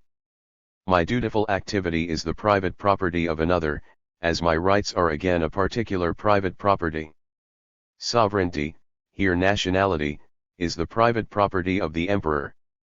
It has often been said that in the Middle Ages every form of right, of freedom, of social existence, appears as privilege, as an exception to the rule. In this context the empirical fact that all these privileges appeared in the form of private property could not be overlooked. What is the general cause of this coincidence? Private property is the specific mode of existence of privilege, of rights as exceptions. Where, as in France, the monarchs attacked the independence of private property, they infringed the property of the corporations before that of individuals. But by attacking the private property of the corporations, they attacked private property as corporation, as a social bond. In feudal rule it is directly apparent that the monarchical power is the power of private property, and in the monarchical power the mystery of the general power, the power of all state circles, is set down. What is powerful in the state finds its expression in the monarch as the representative of political power. The constitutional monarch therefore expresses the idea of the constitutional state in its sharpest abstraction. He is on the one hand the idea of the state, the sanctified majesty of the state, and precisely as this person. At the same time he is mere imagination, as person, and as monarch he has neither real power nor real activity. Here the separation of political and real, of formal and material, of general and individual person, of human being and social person, is expressed in its supreme contradiction. In private property Roman intellect and German feeling are combined. At this point it will be instructive to make a comparison between these two extreme developments of private property. This 110 Karl Marx will help us to solve the political problem discussed above. Ad. Pag. Xil. It is really the Romans who first developed the law of private property, abstract right, civil law, the right of the abstract person. Roman civil law is civil law in its classical form. But nowhere do we find among the Romans that the law of private property is mystified, as is the case with the Germans. It nowhere becomes the law of the state either. The right of private property is the jus utendi et abut endi, h. The right to do what one likes with the object. The main interest of the Romans is to set forth relations and to determine which of them prove to be abstract relations of private property. The true basis of private property, possession, is a fact, an inexplicable fact, not a right. Only through the juridical attributes which society gives to factual possession does it acquire the quality of legal possession, of private property. Concerning the connection between political constitution and private property amongst the Romans, the following would appear to have obtained. 1. The human being, as slave, as amongst the peoples of antiquity generally, is object of private property. That is nothing specific. 2. The conquered lands are treated as private property, the Jews utendi et abutendi is applied to them. 3. In their own history there appears the struggle between the poor and the rich, patricians and plebeians, etc. For the rest, private property as a whole, as in general with the classical nations of antiquity, asserts itself as public property, either, as in good times, as expenditure by the Republic, or as luxurious and general benefits, baths, etc., for the masses. The manner in which slavery is explained is through military law, the law of occupation. They are slaves precisely because their political existence has been destroyed. We mainly emphasize two circumstances which differ from those obtaining among the Germans. 1. The imperial power was not the power of private property but the sovereignty of the empirical will as such, which was far from regarding private property as a bond between itself and its subjects, but on the contrary, dealt with private property as with all other social goods. The imperial power was therefore also heritable only. See this volume, p. 38 ed. B. Right of use and of disposal ed. 111. As a matter of fact, the highest development of the law of private property, of civil law, belongs to the imperial period, it is true, but it is a consequence of political disintegration rather than political disintegration having been a consequence of private property. Moreover, when civil law becomes fully developed in Rome, constitutional law is abolished or in its process of dissolution, whereas in Germany the opposite obtained. 2. State dignities are never hereditary in Rome, i.e., private property is not the dominant political category. 3. In contrast with German primogeniture, etc., in Rome arbitrary testamentary disposition seems to be the outcome of private property. This last contrast contains the whole difference between the Roman and German developments of private property. In primogeniture the fact that private property constitutes the relation to political functions appears in such a way that political existence is something inherent in, an adjunct of, direct private property, landed property. At the highest summits therefore the state appears as private property, whereas here private property should appear as state property. Hegel makes citizenship, political existence, and political conviction attributes of private property, instead of making private property an attribute of citizenship. 308. The second section of the estates element comprises the mobile part of civil society which can enter it only through delegates, superficially because of the large number of its members, but essentially because of the nature of their vocation and pursuits. Since these representatives are delegated by civil society, it is plain that the latter acts as that which it is, hence not as atomistically dispersed into individuals and assembled only for a moment, for a single and transient act, without continuing cohesion, but rather as articulated in its already instituted associations, communities, and corporations which thus acquire political cohesion. The existence of the estates and their assembly finds a constitutional and fitting guarantee in their entitlement to such representation under the summons of the monarch, as in the entitlement of the first estate, para 307, to appear in the assembly. We find here a new antithesis within civil society and the estates, a mobile, and hence also an immobile part, that of landed property. This antithesis has also been presented as the antithesis of space and time, etc., of conservative and progressive. On this point see the previous paragraph. Moreover, with the corporations, etc., Hegel has turned the mobile part of society also into a static one. The second antithesis is that the first section of the estates element which has just been expounded, the owners of entailed estates, are legislators in their own right, that the power to legislate is an attribute of their empirical persons, that they are not delegates but 112 Karl Marx themselves, whereas with the second estate election and delegation takes place. Hegel gives two reasons why this mobile part of civil society can enter the political state, the legislature, only through representatives. The first, their large numbers, he himself describes as superficial and so saves us a reply on this point. The essential reason, however, he says, is the nature of their vocation and pursuits. Political activity and pursuits are something alien to the nature of their vocation and pursuits. Hegel now returns to his old song, to these estates as delegates of civil society. This must, he claims, act as that which it is. It must rather act as what it is not, for it is unpolitical society, and it is here called upon to perform a political act as an act essential to it, arising out of itself. In so doing, it is atomistically dispersed into individuals and assembled only for a moment, for a single and transient act, without continuing cohesion. Firstly, its political act is a single and transient one and in its realization can therefore appear only as such. It is a sensational act, an ecstasy of political society, and must also appear as such.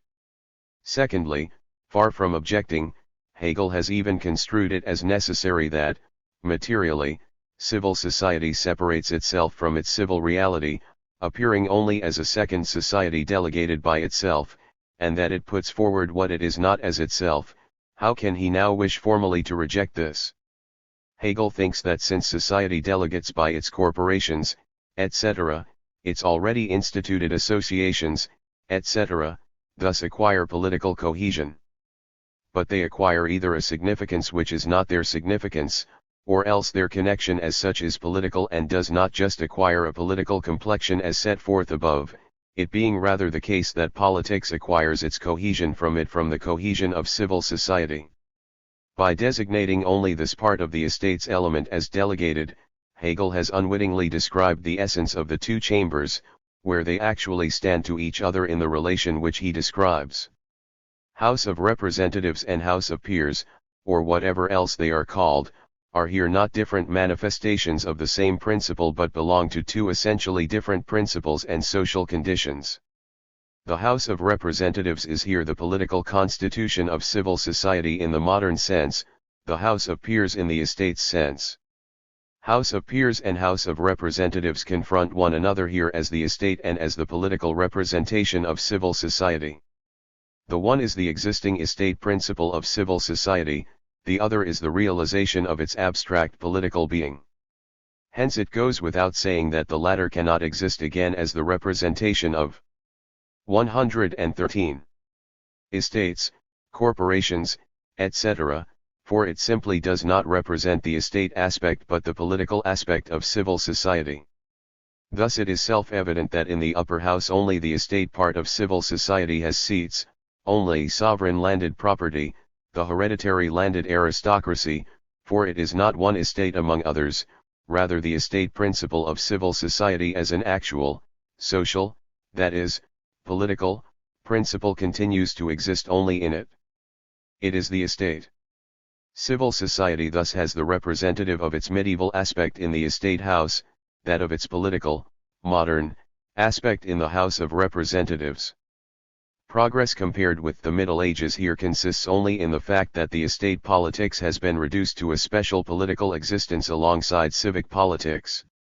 The empirical political phenomenon which Hegel has in mind, England, has therefore a very different meaning from that which he imputes to it.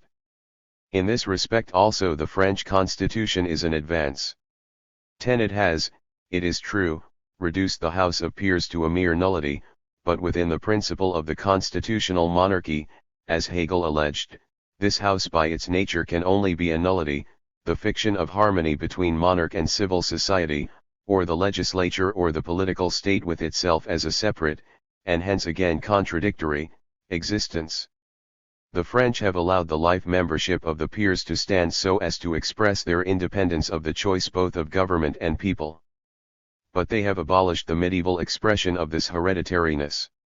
Their advance consists in the fact that they no longer make the House of Peers originate in actual civil society either, but have created it in abstraction from the latter. They cause their election to proceed from the existing political state, the monarch, without tying him to any other civil quality. In this constitution the peerage is actually an estate in civil society which is purely political, created from the point of view of the abstraction of the political state, but it appears more as political embellishment than as an actual estate endowed with particular rights. The House of Peers under the Restoration was a reminiscence of the past. The House of Peers of the July Revolution is a real creation of the constitutional monarchy. Since in modern times the idea of the state could not appear except in the abstraction of the merely political state or the abstraction of civil society from itself, from its actual condition, it is a merit of the French to have defined, produced this abstract actuality, and in so doing to have produced the political principle itself. The abstraction for which they are blamed is therefore not an abstraction but the true consequence and product of the 114 Karl Marx. Rediscovered political conviction, rediscovered it is true in an antithesis, but in a necessary antithesis. Hence it is here the merit of the French to have instituted the House of Peers as a peculiar product of the political state, or, in general, to have made the political principle in its peculiarity the determinative and effective factor. Hegel remarks further that with the representation he has construed, the existence of the estates and their assembly finds a constitutional and fitting guarantee in the entitlement of the corporations, etc., to such representation. The guarantee of the existence of the assembly of the estates, its true, primitive existence, thus becomes the privilege of the corporations, etc. At this point Hegel has completely sunk back to the medieval standpoint and has entirely abandoned his abstraction of the political state as the sphere of the state as state, the intrinsically and actually general. In the modern sense the existence of the assembly of the estates is the political existence of civil society, the guarantee of its political being. To cast doubt on its existence is therefore to doubt the existence of the state. Just as previously political conviction, the essence of the legislature, finds its guarantee according to Hegel in independent private property, so its existence finds a guarantee in the privileges of the corporations. But one of the estate's elements is rather the political privilege of civil society, or its privilege to be political. This element therefore cannot anywhere be the privilege of a particular, civil mode of the existence of civil society, still less can it find its guarantee in it, since on the contrary it is supposed to be the general guarantee. Thus Hegel everywhere sinks to that level where the political state is not described as the highest actuality of social being, existing in and for itself, but where a precarious reality is granted to it, one which is dependent on something else, and where the political state is not depicted as the true being of the other sphere, but rather as something which finds in the other sphere its true being. Everywhere it requires the guarantee of spheres which lie outside it. It is not realized power. It is supported impotence, it is not power over these supports but the power of the support. The support is the paramount power. What kind of august aspect is this whose existence requires a guarantee from outside itself, while it is itself supposed to be the general existence of this guarantee, and thus its actual guarantee? In general, in expounding the legislature Hegel everywhere falls back from the philosophical standpoint to that other standpoint where the matter is not dealt with in its own terms. If the existence of the estates requires a guarantee, then they 115 are not an actual but only a fictitious mode of existence of the state. In constitutional states the guarantee for the existence of the estates is the law. Their existence is therefore a legal existence dependent on the general nature of the state and not on the power or impotence of individual corporations or associations. They exist, rather, as the actuality of the association of the state. It is precisely here that the corporations, etc., the particular circles of civil society, are to acquire their general existence, and Hegel now again anticipates this general existence as privilege, as the existence of these particular circles. Political right as the right of corporations, etc., wholly contradicts political right as political right, i.e., as the law of the state, the law of the citizens, for it is supposed to be not the law of a given mode of existence as a particular mode of existence, not the law representing this particular mode of existence. Before we pass on to the category of election as the political act whereby civil society sets itself apart as a political body, let us add a few further points from the remark to this paragraph. The idea that all should individually participate in deliberating and deciding on the general affairs of the state on the ground that they are all members of the state and that its affairs are the affairs of all, in which they are entitled to be involved with their knowledge and volition, this idea seeks to introduce the democratic element without any rational form into the state organism, which is a state organism solely by virtue of such a form. This idea comes so readily to mind because it does not go beyond the abstract definition of being a member of the state, and superficial thinking clings to abstractions. Paragraph 308. Firstly, Hegel calls being a member of the state an abstract definition, although according to the idea, the view of his own expounding, it itself is the highest, most concrete social definition of the legal person, the member of the state. Not to go beyond the definition of being a member of the state, and to regard the individual from this angle, would therefore not seem to be merely superficial thinking which clings to abstractions. But that the definition of being a member of the state is an abstract definition is not the fault of that thinking but of Hegel's exposition and of the actual modern conditions which presuppose the separation of real life from the life of the state and make belonging to a state an abstract definition of the real member of the state. According to Hegel, the direct participation of all in deliberating and deciding on the general affairs of the state includes the democratic element without any rational form into the state organism, which is a state organism solely by virtue of such a form, i.e., the democratic element can be embodied only as a formal element in a 116 Karl Marx state organism, which is merely the formalism of the state. The democratic element must rather be the actual element which gives to itself its rational form in the state organism as a whole. But if on the other hand it enters the organism or formalism of the state as a particular element, then what is meant by the rational form of its being is a drill, an accommodation, a form in which the democratic element does not display the specific features of its nature, or what is meant is that it only enters as a formal principle. We have already indicated once that Hegel only expounds a state formalism.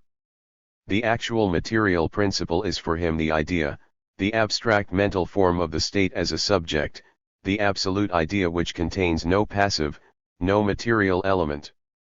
By contrast to the abstraction of this idea, the characteristics of the actual, empirical state formalism appear as content, and hence the real content appears as formless, inorganic matter, in this case the actual person, the actual society, etc.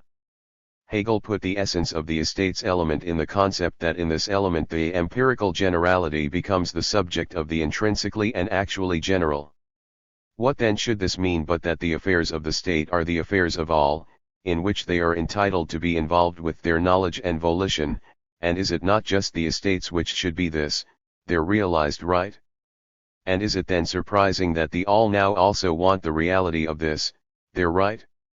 That all should individually participate in deliberating and deciding on the general affairs of the state. In a really rational state, one might reply, all should not individually participate in deliberating and deciding on the general affairs of the state, for the individuals participate in deliberating and deciding on the general affairs as all, i.e., within the society and as members of society. Not all individually, but the individuals as all. Hegel poses this dilemma for himself: either civil society, the many, the crowd, participates in deliberating and deciding on the general affairs of the state through delegates, or all do this as individuals.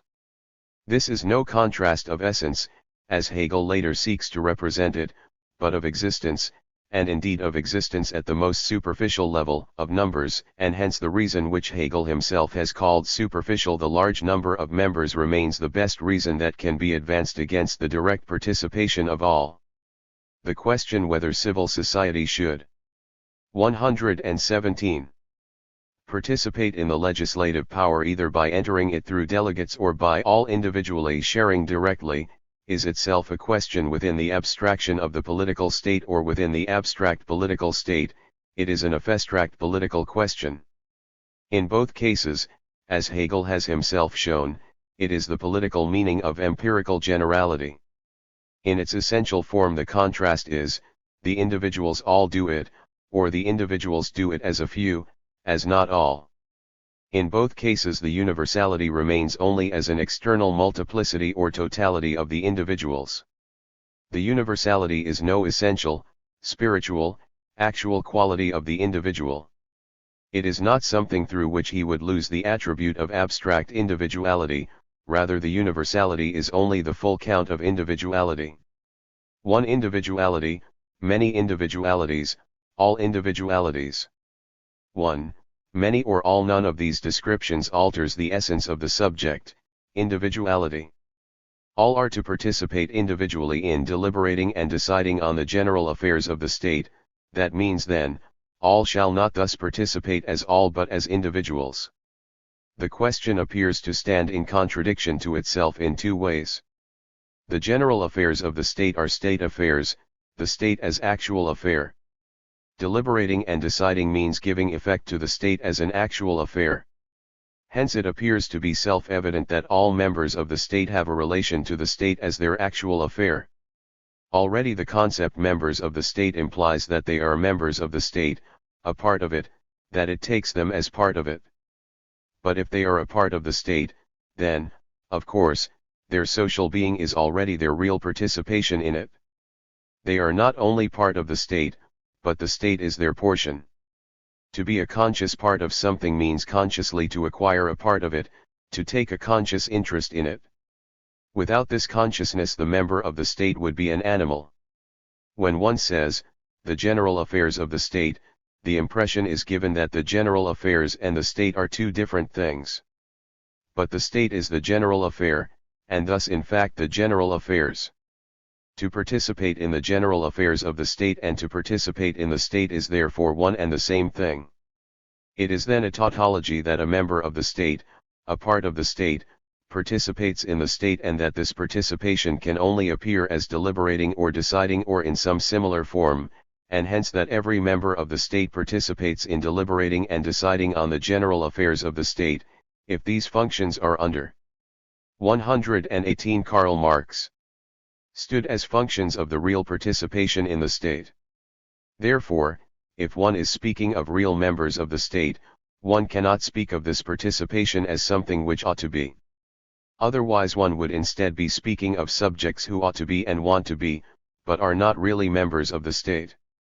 On the other hand, if one is speaking of definite affairs, of a particular act of the state, it is again self-evident that all do not perform that act individually. Otherwise the individual would be the true society and would make society superfluous.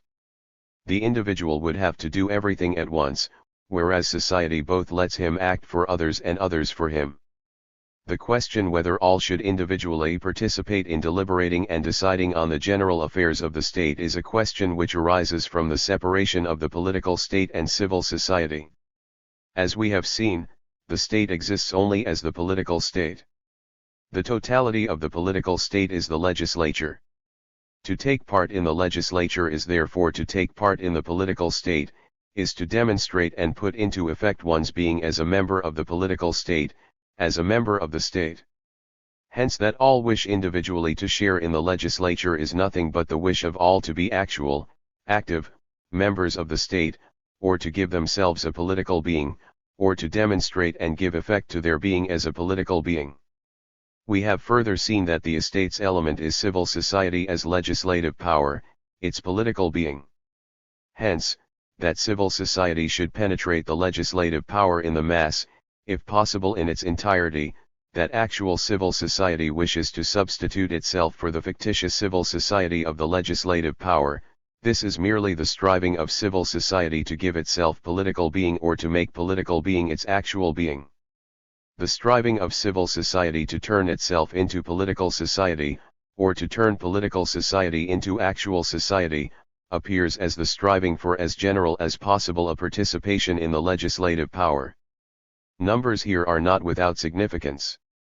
If the increase of the estates element is already a physical and intellectual increase of one of the hostile forces, and we have seen that the different elements of the legislative power oppose each other as hostile forces on the other hand, the question as to whether all shall individually be members of the legislative power or whether they shall enter it through deputies puts in question the representative principle within the representative principle, within the basic conception of the political state which finds its existence in the constitutional monarchy.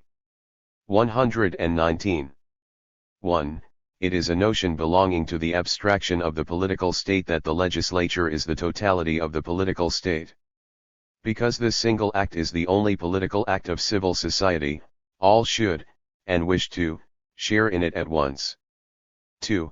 All as individuals.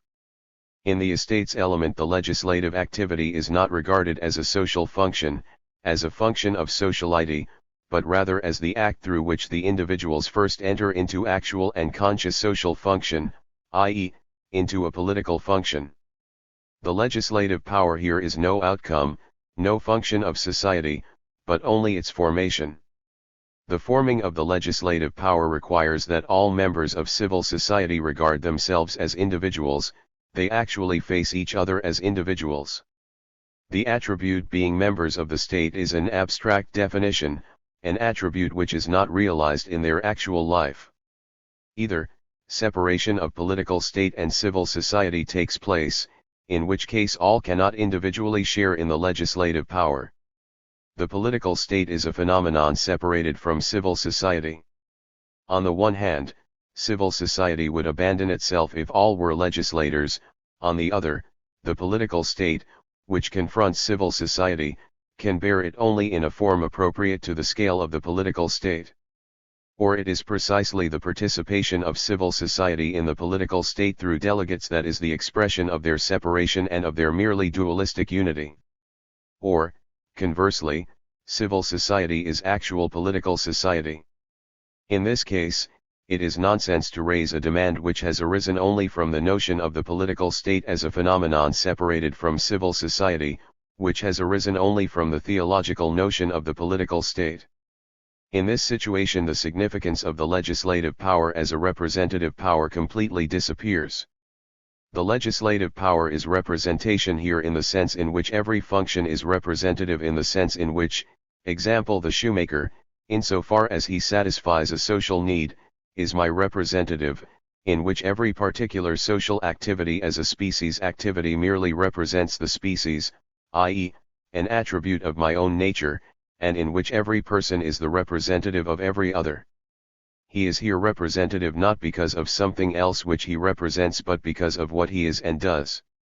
Legislative power is striven for not because of its content but because of its formal political significance. Properly speaking, executive power, e.g., rather than legislative power, the metaphysical state function, must be the goal of popular desire. The legislative function is the will not in its practical but in its theoretical energy.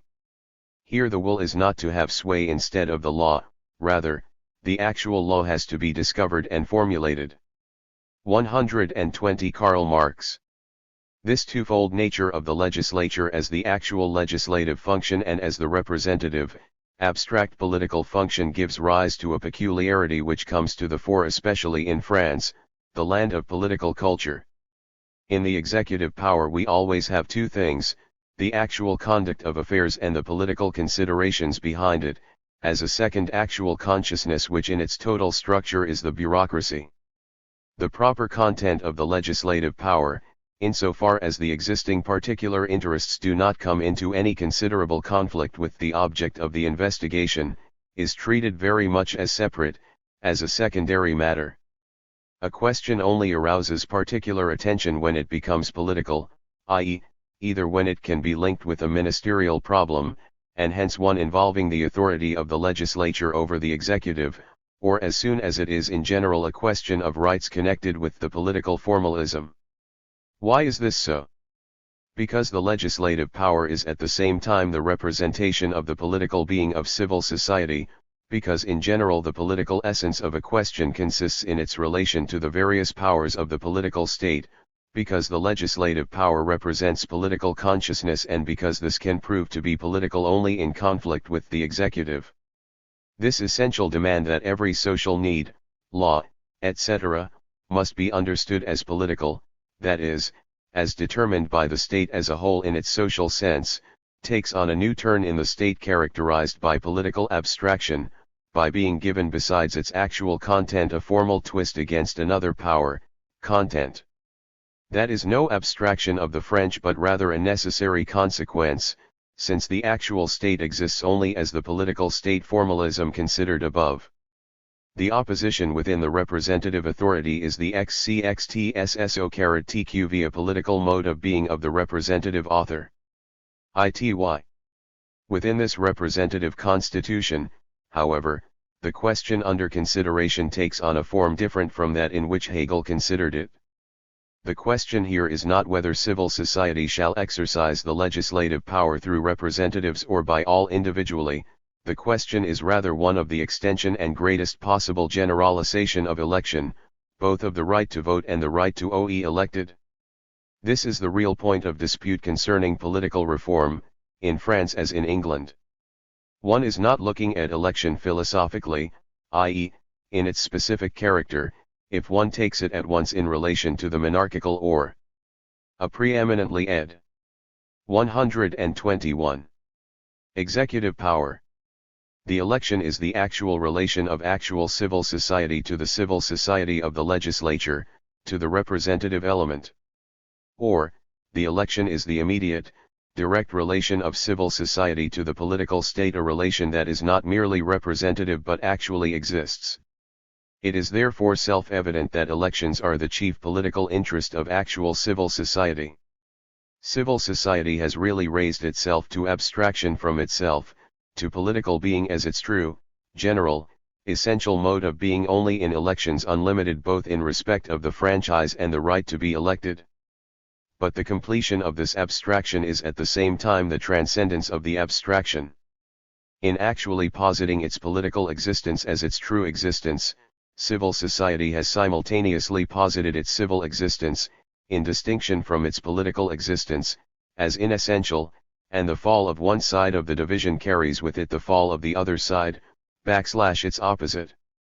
Electoral reform within the abstract political state is therefore the demand for its dissolution, but also for the dissolution of civil society. Later we shall encounter the question of electoral reform in a different form, namely, from the point of view of interests. 11. Likewise, we shall later discuss the other conflicts which arise from the twofold character of the legislative power, being at one time the delegate, mandatory of civil society, at another time on the contrary its political mode of being and a distinctive mode of being within the political state formalism. 3. For the present we return to the remark to our paragraph. Paragraph 308. Rational consideration, the consciousness of the idea, is concrete and to that extent coincides with genuine practical sense, which itself is nothing but rational sense, the sense of the idea. The concrete state is the whole, articulated into its particular circles. The member of the state is a member of one of these estates, and he can be taken into account in the state only in this objective character. Everything which needs saying about this has already been said above. The member of the state's general character as such contains the twofold aspect of being a private person and also, as a thinking being, a person who is conscious of and wills the general. This consciousness and willing, however, is not empty but complete and truly alive only when it is filled with particularity, namely, the particularity of particular estate and character, or, the individual is a species, but has his immanent general actuality in the next species.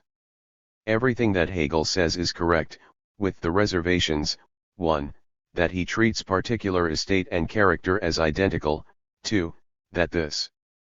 See this volume, pages 122-23 pound d. 122 Karl Marx.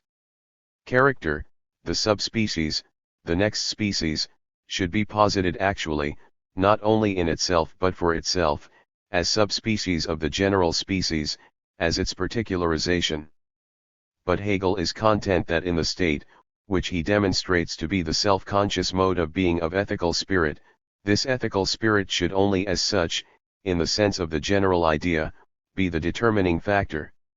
He does not allow society to become the actually determining factor, because that requires an actual subject, and he has only an abstract one, an imaginary one.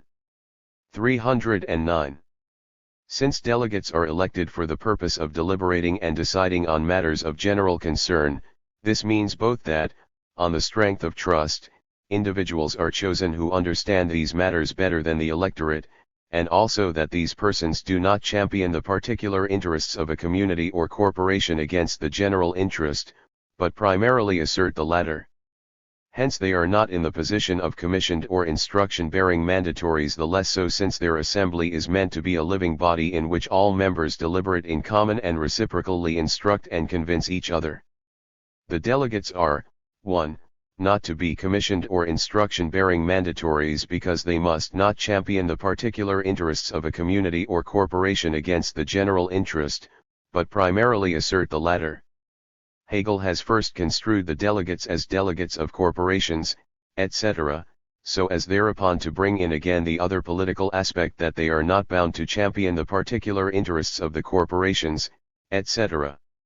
He thereby cancels his own characterization, for in their essential character as representatives he completely separates them from their corporation existence. He thereby also separates the corporation from itself as its actual content, for it is not supposed to elect from its own standpoint but from the standpoint of the state, i.e., it is supposed to elect in its non-being as corporation. In the concrete definition he thus recognizes what he reversed in the formal definition: civil society's own abstraction from itself in its political act, and its political mode of being is nothing but this abstraction.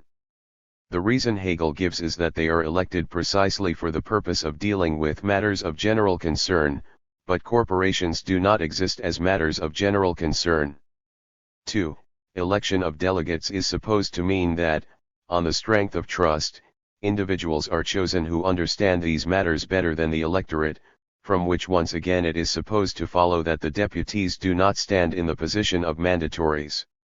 Only by a sophism can Hegel demonstrate that they understand these matters better and do not simply understand them. This could be concluded only if the electorate had the choice either to deliberate and decide on matters of general concern themselves or to 123. Elect certain individuals to fulfill this function, i.e., only if election, representation, were not essentially part of the nature of the legislative power of civil society, which constitutes precisely its distinctive character in the state construed by Hegel, as we have just shown. This is a very characteristic example of how Hegel half deliberately turns away from the intrinsic character of the thing he is dealing with, and imputes to that thing in its restricted form a significance the very reverse of this restrictedness. Hegel gives the real reason last. The deputies of civil society form an assembly, and only this assembly is the actual political mode of being of civil society and the exercise of its will. The separation of the political state from civil society appears as the separation of the deputies from their mandators. Society delegates only elements from itself to its political mode of being. The contradiction appears in two ways: 1. Formally. The delegates of civil society form a society which is not linked with those who commission them by the form of the instruction, the mandate. Formally they are commissioned, but once they are actually commissioned they are no longer mandatories. They are supposed to be delegates, and they are not. 2. Materially. With reference to interests. We shall come to this later. Here the reverse takes place. They are commissioned as representatives of general concerns, but they actually represent particular concerns. It is significant that Hegel here describes trust as the substance of delegation, as the fundamental relation between electors and delegates. Trust is a personal relation. In the addition to para 309 he goes on to say, representation is founded on trust, and trusting someone else is different from my voting as a particular person. Majority voting is also contrary to the principle that I as a particular person should be present when any decisions are made which are to be binding on me. I have trust in a person if I consider his discernment to be such as to enable him to treat my concern as his concern, to the best of his knowledge and conscience. 310. The guarantee of the qualities and of the attitude in delegates corresponding to this purpose, since the right of independent wealth has already been asserted in the first section of the Estates, is to be seen in the second section, the section drawn from the mobile and changeable element in civil society, particularly in the attitude, the skill, and the knowledge of the institutions and interests of the state and of civil society gained in the actual conduct of affairs in administrative or political office and tested in action, and also in the administrative and political sense formed and tested in such experience. First, the upper house, the house of independent private property, was constructed for the monarch and the executive as a guarantee against 124 Karl Marx.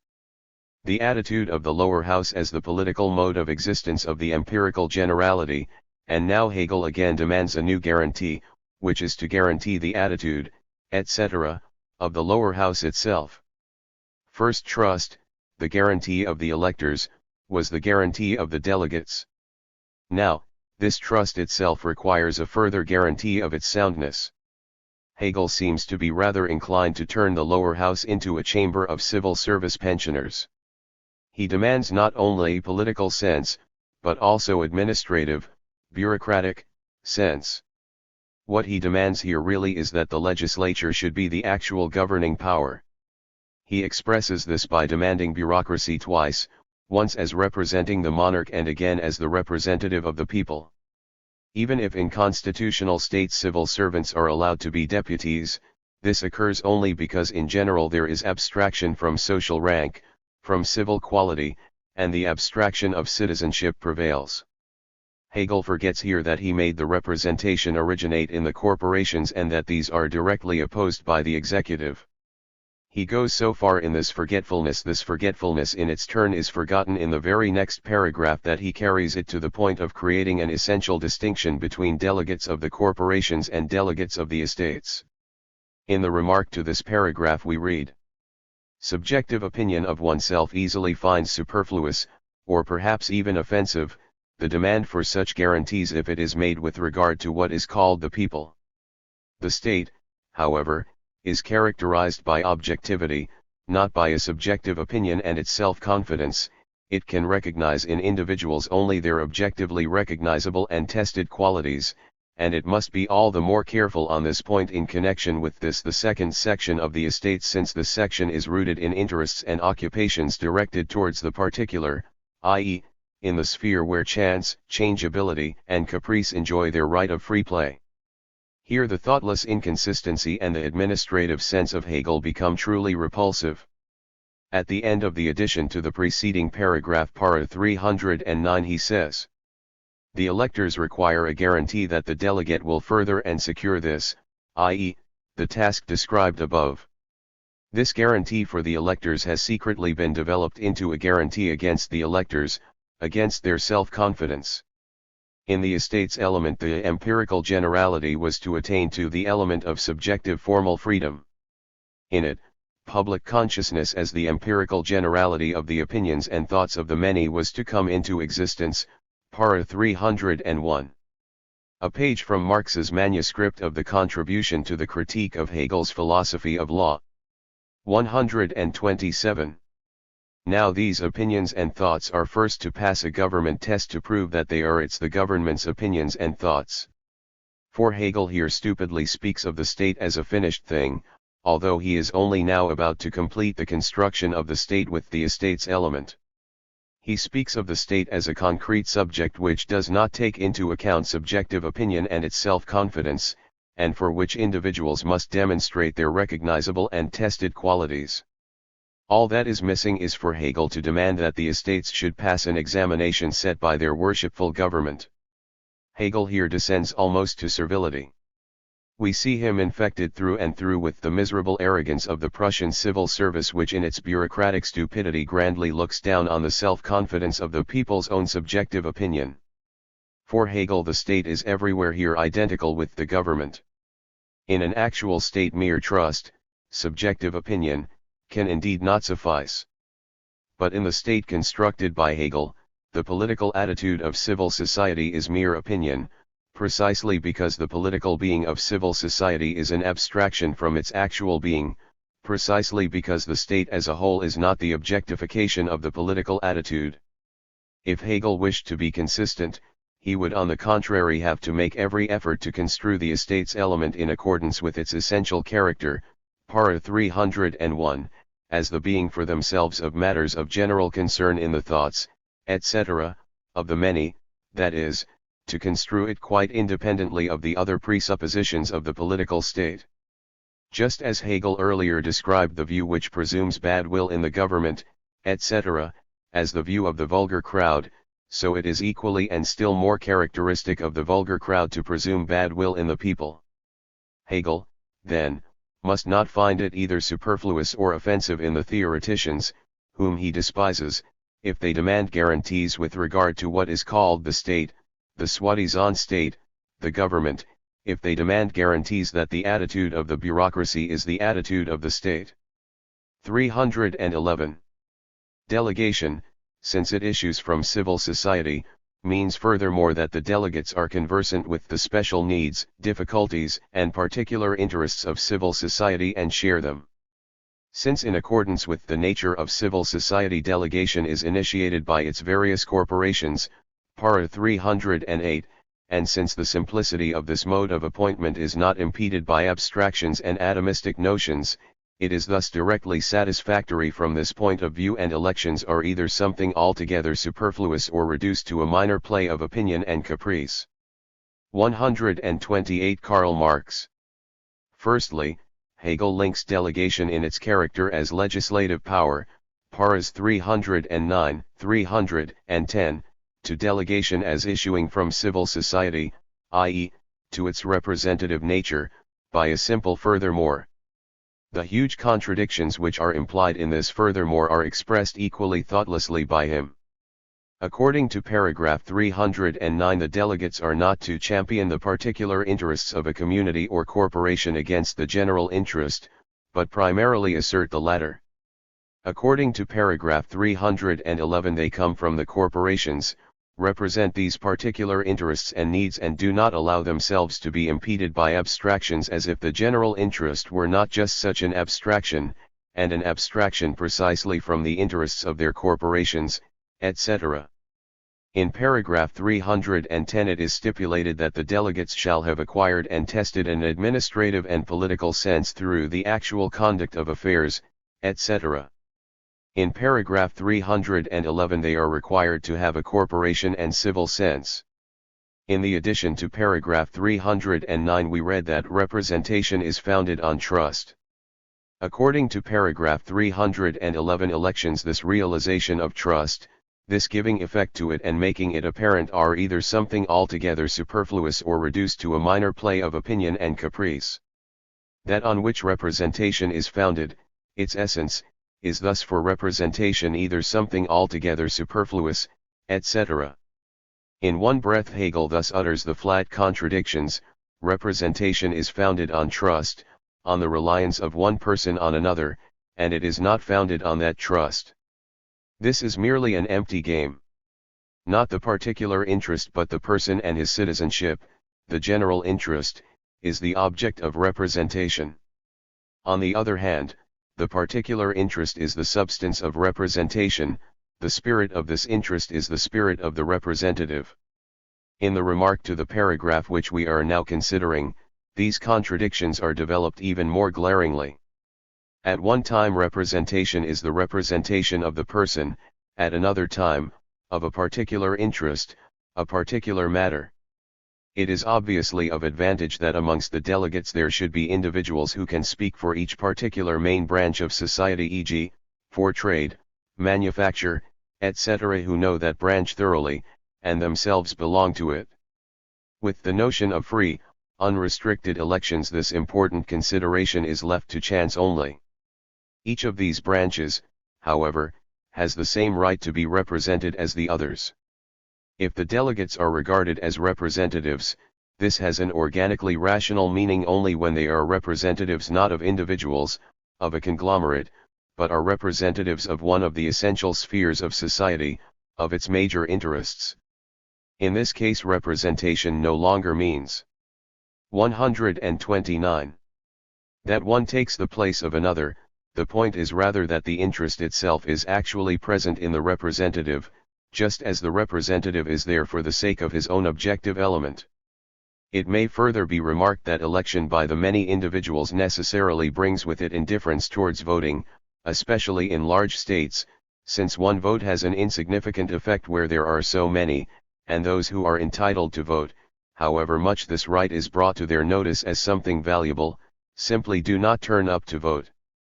The result of this institution is thus the very opposite of that which it was meant to produce, and election falls under the control of a few, of a party, and thus of some particular, chance interest, which is precisely what was to have been neutralized. Paragraph 311. The two paragraphs 312 and 313 have been dealt with in what has gone before, and do not deserve any special discussion. We therefore simply quote them at this point. 312. Each of the two sections contained in the estates element, paras 305, 308, makes a particular contribution to the work of deliberation, and since, moreover, one of them has the specific function of mediation in this sphere, and of mediating in fact between existing entities, it follows that this itself, likewise, has a distinct and separate existence. The assembly of the estates will thus be divided into two homes. Good Lord. 313. This division of the assembly, by providing more than one decision-making body, gives greater assurance of mature decisions, and eliminates both the fortuity of a passing mood and the accidental character which can belong to decision by a numerical majority. But above all, with this the estates element is less liable to confront the government in direct opposition, or in the event of the mediating element finding itself on the side of the second estate, the opinion of this estate will carry all the greater weight, since it will then seem more unbiased, and its opposition will appear to be neutralized too. The manuscript ends at this point. The next sheet, which has no number, contains only the following words: contents concerning Hegel's transition and interpretation ed. A passage from the Krusnock notebooks of 1843-13. Note. Under Louis XVIII, the Constitution by grace of the King, Charter imposed by the King. Under Louis Philippe, the King by grace of the Constitution, imposed kingship. 14. In general we can note that the conversion of the subject into the predicate, and of the predicate into the subject, the exchange of that which determines for that which is determined, is always the most immediate revolution. Not only on the revolutionary side. The king makes the law, old monarchy, the law makes the king, new monarchy. Likewise in regard to the constitution. The reactionaries as well. Primogeniture is the law of the state. The state demands the law of primogeniture.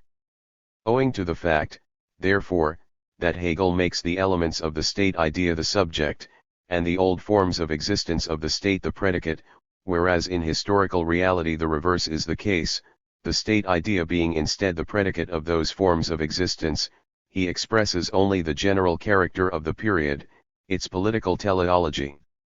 It is the same thing as with his philosophical religious pantheism. By means of it all forms of unreason become forms of reason.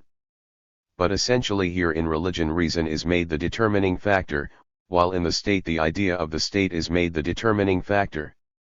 This metaphysics is the metaphysical expression of reaction, of the old world as the truth of the new world outlook. Written in July-August 1843, printed according to the Manu, first published in Script. Draft program of the Deutsche Französische Jahrbucher 15. The articles of our annals will be written by Germans or Frenchmen, and will deal with 1. Men and systems which have acquired a useful or dangerous influence, and political questions of the day, whether they concern constitutions, political economy, or public institutions and morals. 2. we shall provide a review of newspapers and journals which in some way will be a castigation and correction of the servility and baseness shown by some, and which will help to call attention to the worthy efforts on behalf of humanity and freedom shown by others. 3. We shall include a review of the literature and publications of the old regime of Germany which is decaying and destroying itself, and finally a review of the books of the two nations which mark the commencement and continuance of the new era that we are entering. Written in August-September 1843, printed according to the Manu, published for the first time, script translated from the French. Letter to the editor.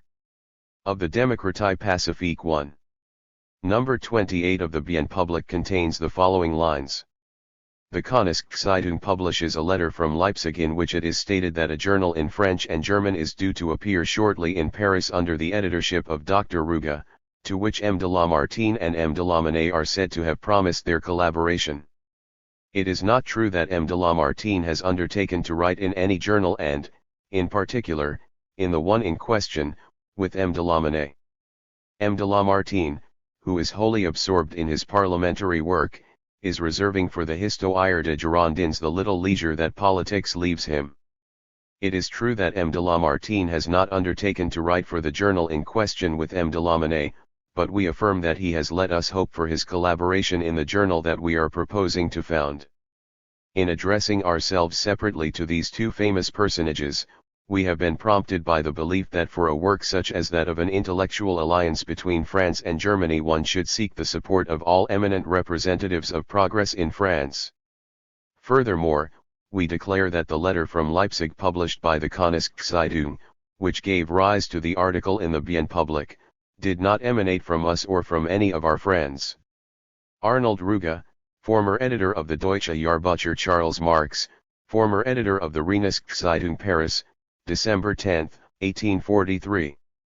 First published in the Démocratie, printed according to the News Pacifique, December 11, 1843. Paper translated from the French, published in English for the first time.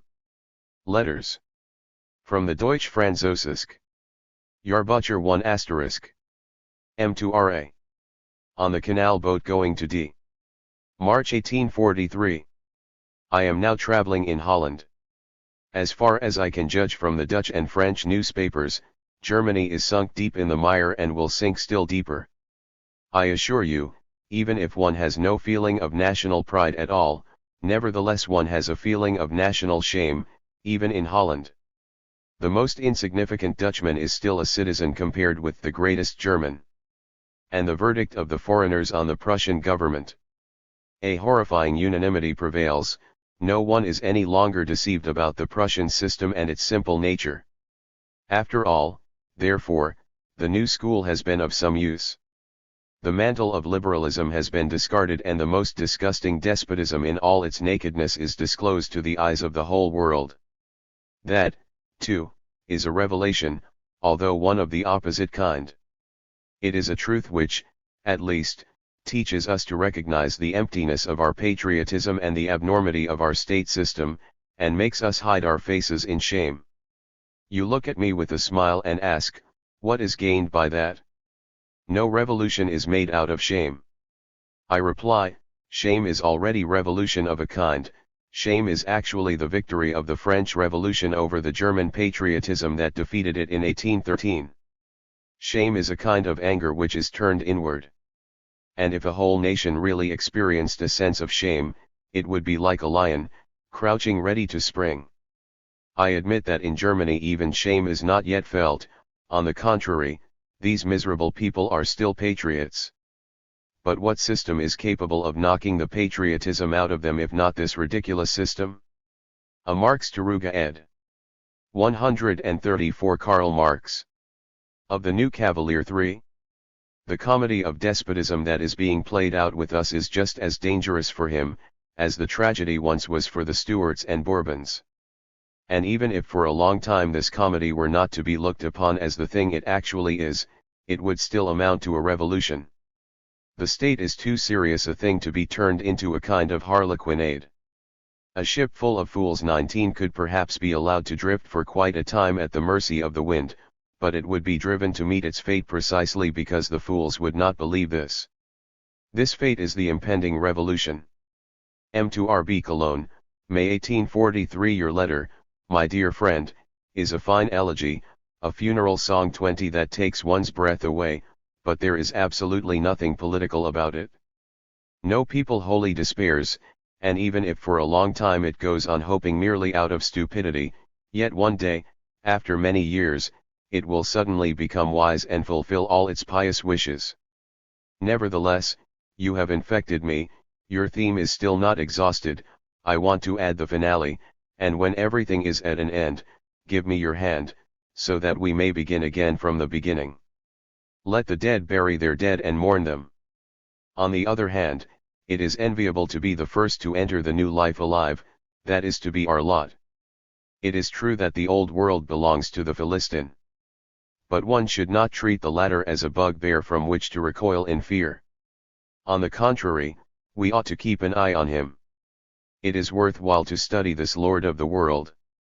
He is Lord of the world, of course, only because he fills it with his society as maggots do a corpse. Therefore the society of these lords needs no more than a number of slaves, and the owners of these slaves do not need to be free. Although, as being owners of land and people, they are called lords, in the sense of being preeminent, for all that they are no less Philistines than their servants. As for human beings, that would imply thinking beings, free men, republicans. The Philistines do not want to be either of these. What then remains for them to be and to desire? What they want is to live and reproduce themselves, and no one, says Goethe, achieves anything more, and that the animal 3 Friedrich William IV ed. B. Marx to Ruge ed. Deutsch Französisch. Jahrbucher. Herausgegeben ben. Arnold Ruge un, Barriolaire. Saint and 2 Te Lieferang. Paris. 484. Cover of the Deutsch Französische Jahrbucher. Letters from Deutsch Französische Jahrbucher 137. Also once, at most a German politician would add, man, however, knows that he wants this, and the German is so prudent as not to want anything more. The self-confidence of the human being, freedom, has first of all to be aroused again in the hearts of these people. Only this feeling, which vanished from the world with the Greeks, and under Christianity disappeared into the blue mist of the heavens, can again transform society into a community of human beings united for their highest aims, into a democratic state. On the other hand, people who do not feel that they are human beings become the property of their masters like a breed of slaves or horses. The aim of this whole society are the hereditary masters. This world belongs to them. They accept it as it is and as it feels itself to be. They accept themselves as they are, and place their feet firmly on the necks of these political animals who know of no other function than to be obedient, devoted, and attentive to their masters. The Philistine world is a political world of animals, and if we have to recognize its existence, nothing remains for us but simply to agree to the status quo. Centuries of barbarism engendered and shaped it, and now it confronts us as a consistent system, the principle of which is the dehumanist world. Hence the most complete Philistine world, our Germany, was bound, of course, to remain far behind the French Revolution, which once more restored man, and a German Aristotle who wanted to derive his politics from our conditions would write at the top of it, man is a social animal that is however completely unpolitical. 3. But he could not explain the state more correctly than has already been done by Herr Floh, the author of Constitutionellen Staatsrechts in Deutschland. According to him, the state is a union of families which, we continue, belongs by heredity and property to a most eminent family called the dynasty. The more prolific the families, the happier, it is said, are the people, the greater is the state, and the more powerful the dynasty, for which reason, too, in Prussia, an ordinary despotic state, a prize of 50 imperial thalers is awarded for a 7th son.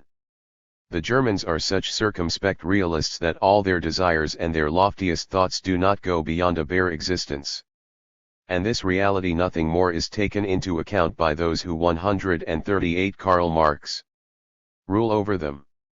These latter people, too, are realists, they are very far removed from any kind of thoughts and from any human greatness, they are ordinary officers and country squires, but they are not mistaken, they are right, just as they are quite capable of making use of this animal kingdom and ruling over it, for here, as everywhere, ruling and using are a single conception.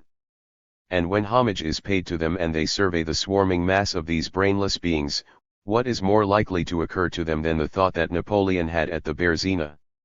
It is said of Napoleon that he pointed to the crowd of drowning people below him and exclaimed to his companion, "Voici crapods." This is probably a fabrication, but it is none the less true.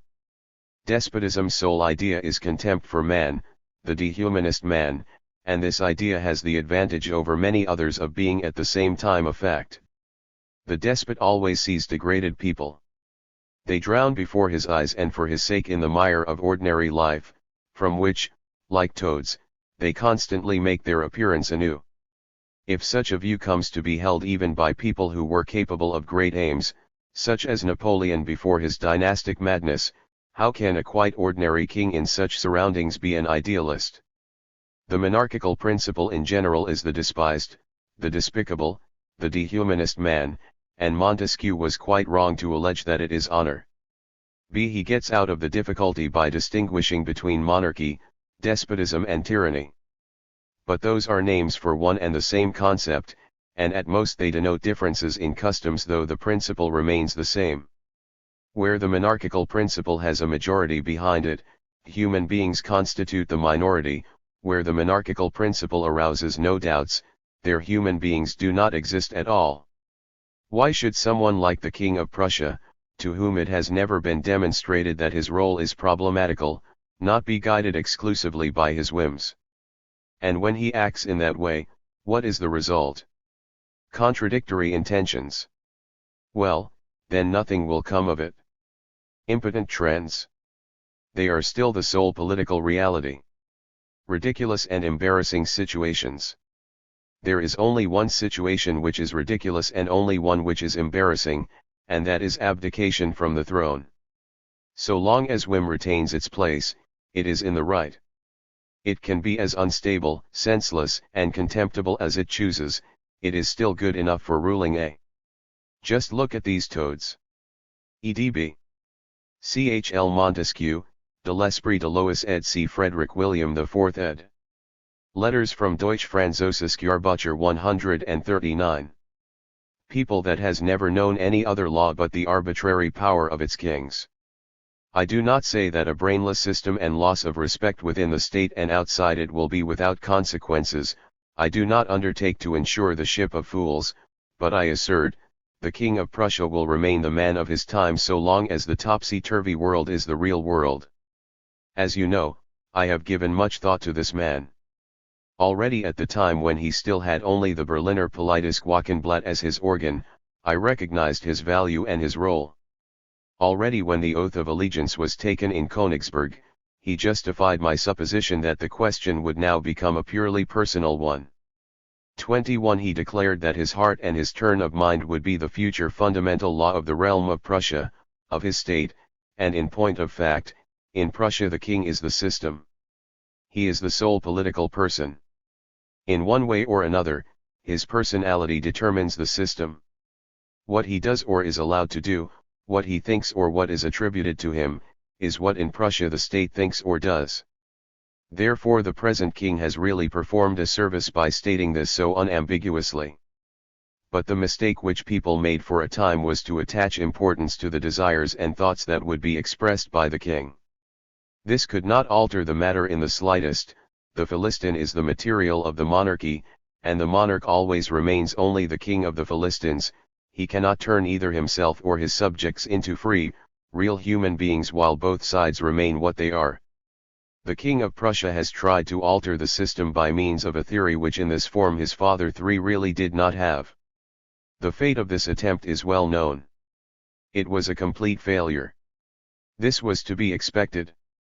Once one has arrived at the political world of animals, reaction can go no farther, and there can be no other advance than the abandonment of the basis of this world and the transition to the human world of democracy. The old king had no extravagant desires, he was a Philistine and made no claim to intellect. He knew that the state of servants and his possession of it required only a prosaic, tranquil existence. The young king was more alert and brighter and had a much higher opinion of the omnipotence of the monarch, who is only limited by his heart and mind. The old ossified state of servants and slaves disgusted him. He wanted to enliven it and imbue it wholly and entirely with his own desires, sentiments, and thoughts, and in his 140 Karl Marx state he could demand this, if only it could be brought about. Hence his liberal speeches and the outpourings of his heart. Not dead laws, but the full, vigorous heart of the king should rule all his subjects. He wanted to set all hearts and minds into motion for the benefit of his own heart's desires and long-cherished plans.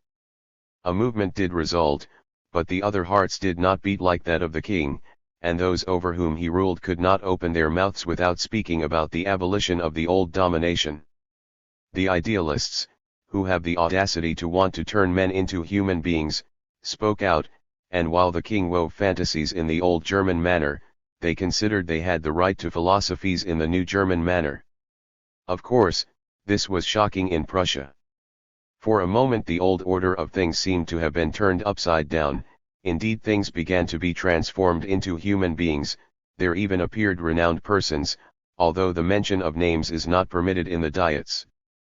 But the servants of the old despotism soon put an end to this un-German activity. It was not difficult to bring about a marked conflict between the desires of the king, who is enthusing about a great past full of priests, knights and feudal serfs, and the intentions of the idealists, who want only the consequences of the French Revolution and therefore, in the final count, always a republic and an organization of free human beings instead of the system of dead objects. When this conflict had become sufficiently sharp and unpleasant and the hot-tempered king was sufficiently aroused, his servants, who previously had so easily guided the course of affairs, approached him and asserted that he was not acting wisely in inducing his subjects to make useless speeches, and that his servants would not be able to rule this race of vociferous people. In addition, the sovereign of all the posterior Russians was alarmed by the movement in the minds of the anterior Russians and demanded the restoration of the old tranquil state of affairs. And so the result was a new edition of the old proscription of all the desires and thoughts of people in regard to human rights and duties, that is to say, a return to the old ossified state of servants, in which the slave serves in silence, and the owner of the land and people rules, as silently as possible, simply through a class of well-bred, submissively obedient servants. It is not possible for either of them to say what he wants. The slave cannot say that he wants to become a human being, nor can the ruler say that he has no use for human beings in his country. To be silent, therefore, is the only way out. Muta pecora, prona et ventri ab obedientia. That is the unsuccessful attempt to abolish the Philistine state on its own basis. The result has been to make it evident to the whole world that for despotism brutality is a necessity and humanity an impossibility. A brutal relationship can only be maintained by means of brutality. And now I have finished with our common task, that of taking a close look at the Philistine and his state. You will not say that I have had too high an opinion of the present time, and if, nevertheless, I do not despair of it, that is only because it is precisely the desperate situation which fills me with hope. I am not speaking of the incapacity of the masters and of the indifference of the servants and subjects who let everything happen just as God pleases, although both together would already suffice to bring about a catastrophe. I simply draw your attention to the fact that the enemies of Philistinism, in short, all people who think and who suffer, have reached an understanding, for which previously the means were altogether lacking, and that even the passive system of reproduction of the subjects of the old type daily enlists recruits to serve the new type of humanity. The system of industry and trade, of ownership and exploitation of people, however, leads even far more rapidly than the increase in population to a rupture within present-day society, a rupture which the old system is not able to heal, because it does not heal and create at all, but only exists and consumes. But the existence of suffering human beings, who think, and thinking human beings, who are oppressed, must inevitably become unpalatable and indigestible to the animal world of Philistinism which passively and thoughtlessly consumes. For our part, we must expose the old world to the full light of day and shape the new one in a positive way. The longer the time that events allow to thinking humanity for taking stock of its position, and to suffering mankind for mobilizing its forces, the more perfect on entering the world will be the product that the present time bears in its womb. M2RB Cruz Knock, September 1843. I am glad that you have made up your mind and, ceasing to look back at the past, are turning your thoughts ahead to a new enterprise. 22. And so to Paris, to the old University of Philosophy absit Omen. And the new capital of the new world. What is necessary comes to pass. I have no doubt, therefore, that it will be possible to overcome all obstacles, the gravity of which I do not fail to recognize. But whether the enterprise comes into being or not, in any case I shall be in Paris by the end of this month, 23, since the atmosphere here makes one a serf, and in Germany I see no scope at all for free activity. In Germany, everything is forcibly suppressed, a real anarchy of the mind, the reign of stupidity itself, prevails there, and Zurich obeys orders from Berlin. It therefore becomes increasingly obvious that a new rallying point must be sought for truly thinking and independent minds. I am convinced that our plan would answer a real need, and after all it must be possible for real needs to be fulfilled in reality. Hence I have no doubt about the enterprise, if it is undertaken seriously. The internal difficulties seem to be almost greater than the external obstacles. For although no doubt exists on the question of whence, all the greater confusion prevails on the question of whither. Not only has a state of general anarchy set in among the reformers, but everyone will have to admit to himself that he has no exact idea what the future ought to be. On the other hand, it is precisely the advantage of the new trend that we do not dogmatically anticipate the world, but only want to find the new world through criticism of the old one. Hitherto philosophers have had the solution of all riddles lying in their writing desks, and the stupid, exoteric world had only to open its mouth for the roast pigeons of absolute knowledge to fly into it. Now philosophy has become mundane, and the most striking proof of this is that philosophical consciousness itself has been drawn into the torment of the struggle, not only externally but also internally. But, if constructing the future and settling everything for all times are not our affair, it is all the more clear what we have to accomplish at present. I am referring to ruthless criticism of all that exists, ruthless both in the sense of not being afraid of the results it arrives at and in the sense of being just as little afraid of conflict with the powers that be. Therefore I am not in favor of raising any dogmatic banner. On the contrary, we must try to help the dogmatists to clarify their propositions for themselves. Thus, communism, in particular, is a dogmatic abstraction, in which connection, however, I am not thinking of some imaginary and possible communism, but actually existing communism as taught by Cabet, Desamy, Whiteling, etc. This communism is itself only a special expression of the humanistic principle, an expression which is still infected by its antithesis, the private system. Hence the abolition of private property and communism are by no means identical, and it is not accidental but inevitable that communism has seen other socialist doctrines such as those of Fourier, Proudhon, etc. arising to confront it, because it is itself only a special, one-sided realization of the socialist principle. And the whole socialist principle in its turn is only one aspect that concerns the reality of the true human being. But we have to pay just as much attention to the other aspect, to the theoretical existence of man, and therefore to make religion, science, etc., the object of our criticism. In addition, we want to influence our contemporaries, particularly our German contemporaries. The question arises, how are we to set about it? There are two kinds of facts which are undeniable.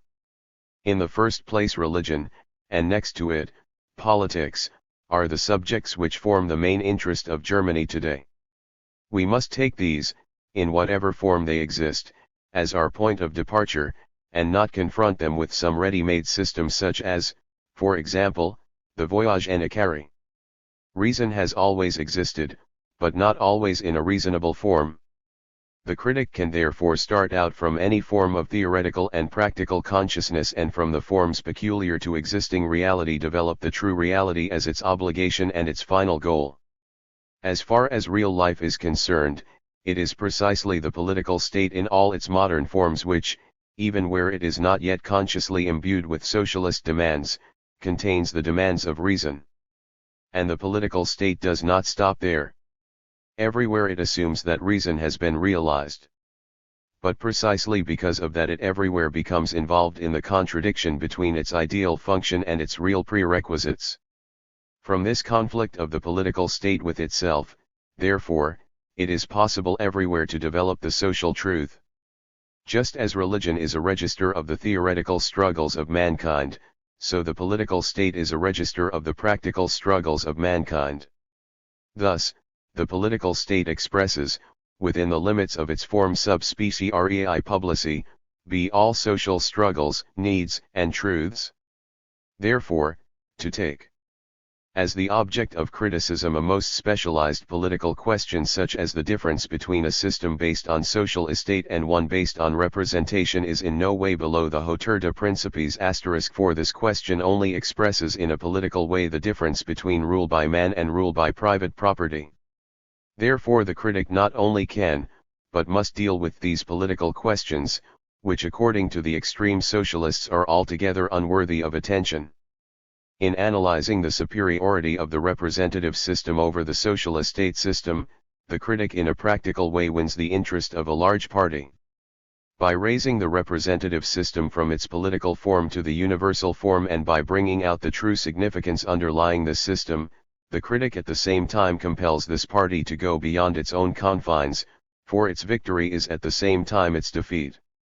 Hence, nothing prevents us from making criticism of politics, participation in politics, and therefore real struggles, the starting point of our criticism, and from identifying our criticism with them. In that case we do not confront the world in a doctrinaire way with a new principle, here is the truth, kneel down before it. We develop new principles for the world out of the world's own principles. We do not say to the world, cease your struggles, they are foolish, we will give you the true slogan of struggle. We merely show the world what it is really fighting for, and consciousness is something that it has to acquire, even if it does not want to. The reform of consciousness consists only in making the world aware of its own consciousness, in awakening it out of its dream about itself, in explaining to it the meaning of its own actions. Our whole object can only be, as is also the case in Feuerbach's criticism of religion, to give religious and philosophical questions the form corresponding to man who has become conscious of himself. Hence, our motto must be, reform of consciousness not through dogmas, but by analyzing the mystical consciousness that is unintelligible to itself, whether it manifests itself in a religious or a political form. It will then become evident that the world has long dreamed of possessing something of which it has only to be conscious in order to possess it in reality. It will become evident that it is not a question of drawing a great mental dividing line between past and future, but of realizing the thoughts of the past. Lastly, it will become evident that mankind is not beginning a new work, but is consciously carrying into effect its old work. A level of principles ed. Letters from Deutsch-Französische Jahrbucher 145. In short, therefore, we can formulate the trend of our journal as being, self-clarification, critical philosophy, to be gained by the present time of its struggles and desires. This is a work for the world and for us. It can be only the work of united forces. It is a matter of a confession, and nothing more. In order to secure remission of its sins, mankind has only to declare them for what they actually are. Written in March, May, and printed according to the journal September 1843, first published in the Deutsch-Französische Jahrbucher, 1844. On the Jewish question 24. I. Bruno Bauer, Die Juden Friedrich. Braunschweig, 1843. The German Jews desire emancipation. What kind of emancipation do they desire? Civic, political emancipation. Bruno Bauer replies to them, no one in Germany is politically emancipated. We ourselves are not free. How are we to free you? You Jews are egoists if you demand a special emancipation for yourselves as Jews. As Germans, you ought to work for the political emancipation of Germany, and as human beings, for the emancipation of mankind, and you should feel the particular kind of your oppression and your shame not as an exception to the rule, but on the contrary as a confirmation of the rule. Or do the Jews demand the same status as Christian subjects of the state? In that case they recognize that the Christian state is justified and they recognize too the regime of general oppression. Why should they disapprove of their special yoke if they approve of the general yoke? Why should the German be interested in the liberation of the Jew, if the Jew is not interested in the liberation of the German? The Christian state knows only privileges. In this state the Jew has the privilege of being a Jew. As a Jew, he has rights which the Christians do not have. Why should he want rights which he does not have, but which the Christians enjoy? In wanting to be emancipated from the Christian state, the Jew is demanding that the Christian state should give up its religious prejudice. Does he, the Jew, give up his religious prejudice? Has he then the right to demand that someone else should renounce his religion? 147. By its very nature, the Christian state is incapable of emancipating the Jew, but, adds Bauer, by his very nature the Jew cannot be emancipated. So long as the state is Christian and the Jew is Jewish, the one is as incapable of granting emancipation as the other is of receiving it. The Christian state can behave towards the Jew only in the way characteristic of the Christian state, that is, by granting privileges, by permitting the separation of the Jew from the other subjects, but making him feel the pressure of all the other separate spheres of society, and feel it all the more intensely because he is in religious opposition to the dominant religion. But the Jew, too, can behave towards the state only in a Jewish way, that is, by treating it as something alien to him, by counterposing his imaginary nationality to the real nationality, by counterposing his illusory law to the real law, by deeming himself justified in separating himself from mankind, by abstaining on principle from taking part in the historical movement, by putting his trust in a future which has nothing in common with the future of mankind in general, and by seeing himself as a member of the Jewish people, and the Jewish people as the chosen people. On what grounds then do you Jews want emancipation? On account of your religion? It is the mortal enemy of the state religion. As citizens. In Germany there are no citizens. As human beings. But you are no more human beings than those to whom you appeal. Bauer has posed the question of Jewish emancipation in a new form, after giving a critical analysis of the previous formulations and solutions of the question. What, he asks, is the nature of the Jew who is to be emancipated and of the Christian state that is to emancipate him? He replies by a critique of the Jewish religion. He analyzes the religious opposition between Judaism and Christianity, he elucidates the essence of the Christian state, and he does all this audaciously, trenchantly, wittily, and with profundity, in a style of writing that is as precise as it is pithy and vigorous. How then does Bauer solve the Jewish question? What is the result? The formulation of a question is its solution. The critique of the Jewish question is the answer to the Jewish question. The summary, therefore, is as follows: we must emancipate ourselves before we can emancipate others. The most rigid form of the opposition between the Jew and the Christian is the religious opposition. How is an opposition resolved? By making it impossible. How is religious opposition made impossible? By abolishing religion. As soon as Jew and Christian. 148 Karl Marx. Recognize that their respective religions are no more than different stages in the development of the human mind, different snakeskins cast off by history, and that man is the snake who sloughed them. The relation of Jew and Christian is no longer religious but is only a critical, scientific, and human relation. Science then constitutes their unity. But contradictions in science are resolved by science itself. The German Jew in particular is confronted by the general absence of political emancipation and the strongly marked Christian character of the state. In Bauer's conception, however, the Jewish question has a universal significance, independent of specifically German conditions. It is the question of the relation of religion to the state, of the contradiction between religious constraint and political emancipation. Emancipation from religion is laid down as a condition, both to the Jew who wants to be emancipated politically, and to the state which is to effect emancipation and is itself to be emancipated. Very well, it is said, and the Jew himself says it, the Jew is to become emancipated not as a Jew, not because he is a Jew, not because he possesses such an excellent, universally human principle of morality. On the contrary, the Jew will retreat behind the citizen and be a citizen, although he is a Jew and is to remain a Jew.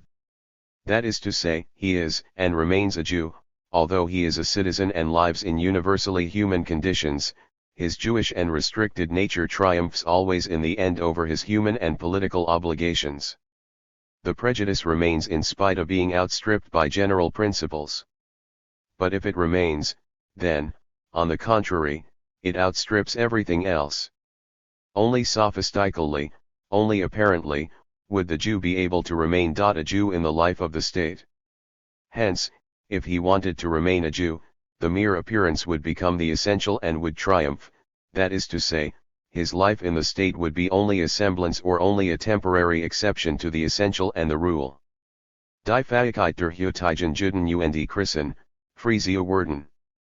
In Unzwanzig Bogen, p. 57. Let us hear, on the other hand, how Bauer presents the task of the state.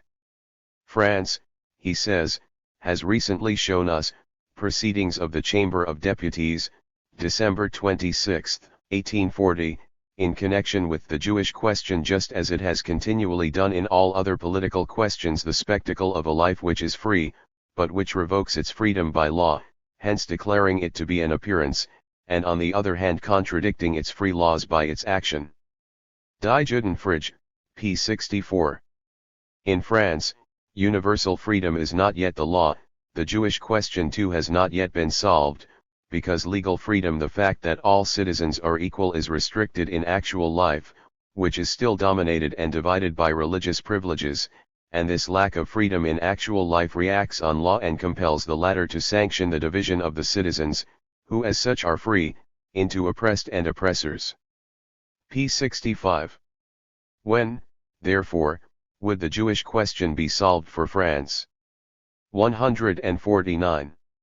The Jew, for example, would have ceased to be a Jew if he did not allow himself to be prevented by his laws from fulfilling his duty to the state and his fellow citizens, that is, for example, if on the Sabbath he attended the Chamber of Deputies and took part in the official proceedings.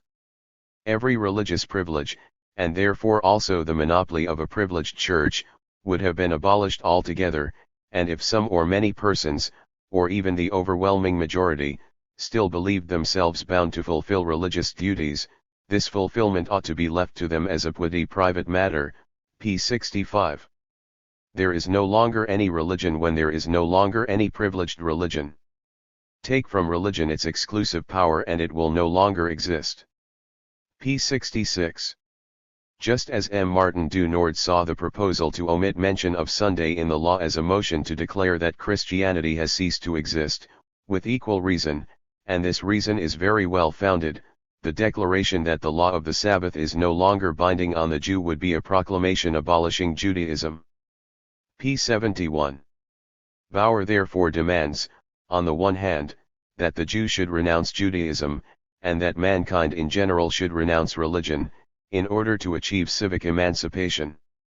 On the other hand, he quite consistently regards the political abolition of religion as the abolition of religion as such. The state which presupposes religion is not yet a true, real state. Of course, the religious notion affords security to the state. But to what state? To what kind of state? p. 97. At this point the one-sided formulation of the Jewish question becomes evident. It was by no means sufficient to investigate, who is to emancipate? Who is to be emancipated? Criticism had to investigate a third point. It had to inquire, what kind of emancipation is in question? What conditions follow from the very nature of the emancipation that is demanded? Only the criticism of political emancipation itself would have been the conclusive criticism of the Jewish question and its real merging in the general question of the time. Because Bauer does not raise the question to this level, he becomes entangled in contradictions. He puts forward conditions which are not based on the nature of political emancipation itself. He raises questions which are not part of his problem, and he solves problems which leave his question unanswered. When Bauer says of the opponents of Jewish emancipation, their error was only that they assumed the Christian state to be the only true one and did not subject it to the same criticism that they applied to Judaism, OPCIT, p. 3, we find that his error lies in the fact that he subjects to criticism only the Christian state, not the state as such, that he does not investigate the relation of political emancipation to human emancipation and therefore puts forward conditions which can be explained only by uncritical confusion of 150 Karl Marx. Political emancipation with general human emancipation. If Bauer asks the Jews, have you from your standpoint the right to want political emancipation?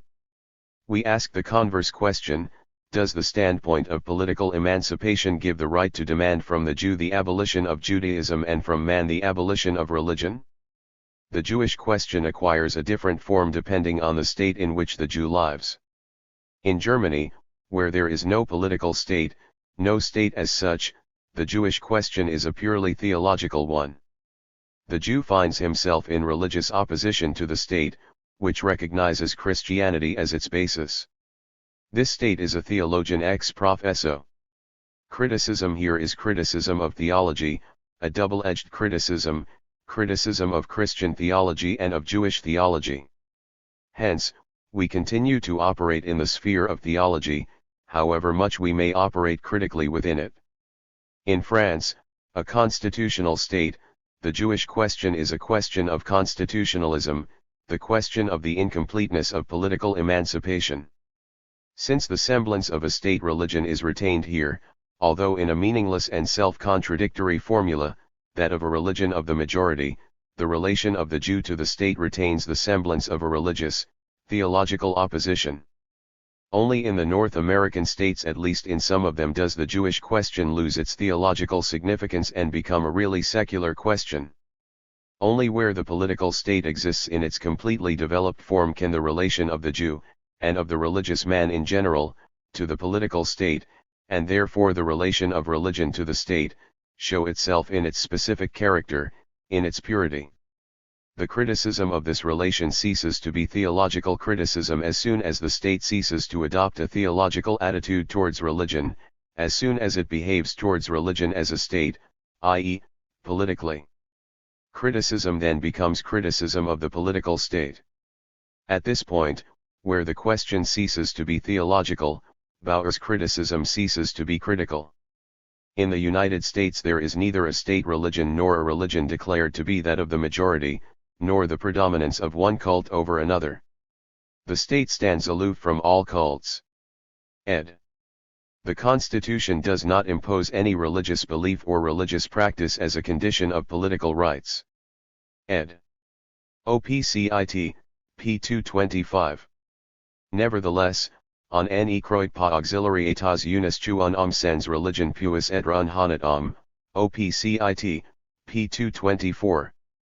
Nevertheless, North America is preeminently the country of religiosity, as Beaumont, Tocqueville, and the Englishman Hamilton unanimously assure us. The North American states, however, serve us only as an example. The question is, what is the relation of complete political emancipation to religion? If we find that even in the country of complete political emancipation, religion not only exists, but displays a fresh and vigorous vitality, that is proof that the existence of religion is not in contradiction to the perfection of the state.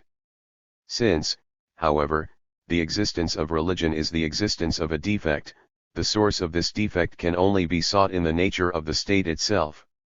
We no longer regard religion as the cause, but only as the manifestation of secular narrowness. Therefore we explain the religious limitations of the free citizens by their secular limitations. We do not assert that they must overcome their religious narrowness in order to get rid of their secular restrictions. We assert that they will overcome their religious narrowness once they get rid of their secular restrictions. We do not turn secular questions into theological questions. We turn theological questions into secular ones. History has long enough been merged in superstition, we now merge superstition in history. The question of the relation of political emancipation to religion becomes for us the question of the relation of political emancipation to human emancipation. We criticize the religious weakness of the political state by criticizing the political state in its secular form, apart from its weaknesses as regards religion. The contradiction between the state and a particular religion, for instance Judaism, is given by us a human form as the contradiction between the state and particular secular elements, the contradiction between the state and religion in general as the contradiction between the state and its presuppositions in general. The political emancipation of the Jew, the Christian, and in general of religious man is the emancipation of the state from Judaism, from Christianity, from religion in general.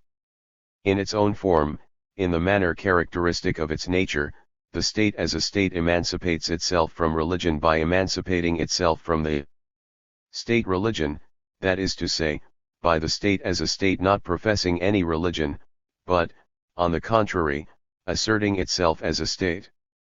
The political emancipation from religion is not a religious emancipation that has been carried through to completion and is free from contradiction, because political emancipation is not a form of human emancipation which has been carried through to completion and is free from contradiction.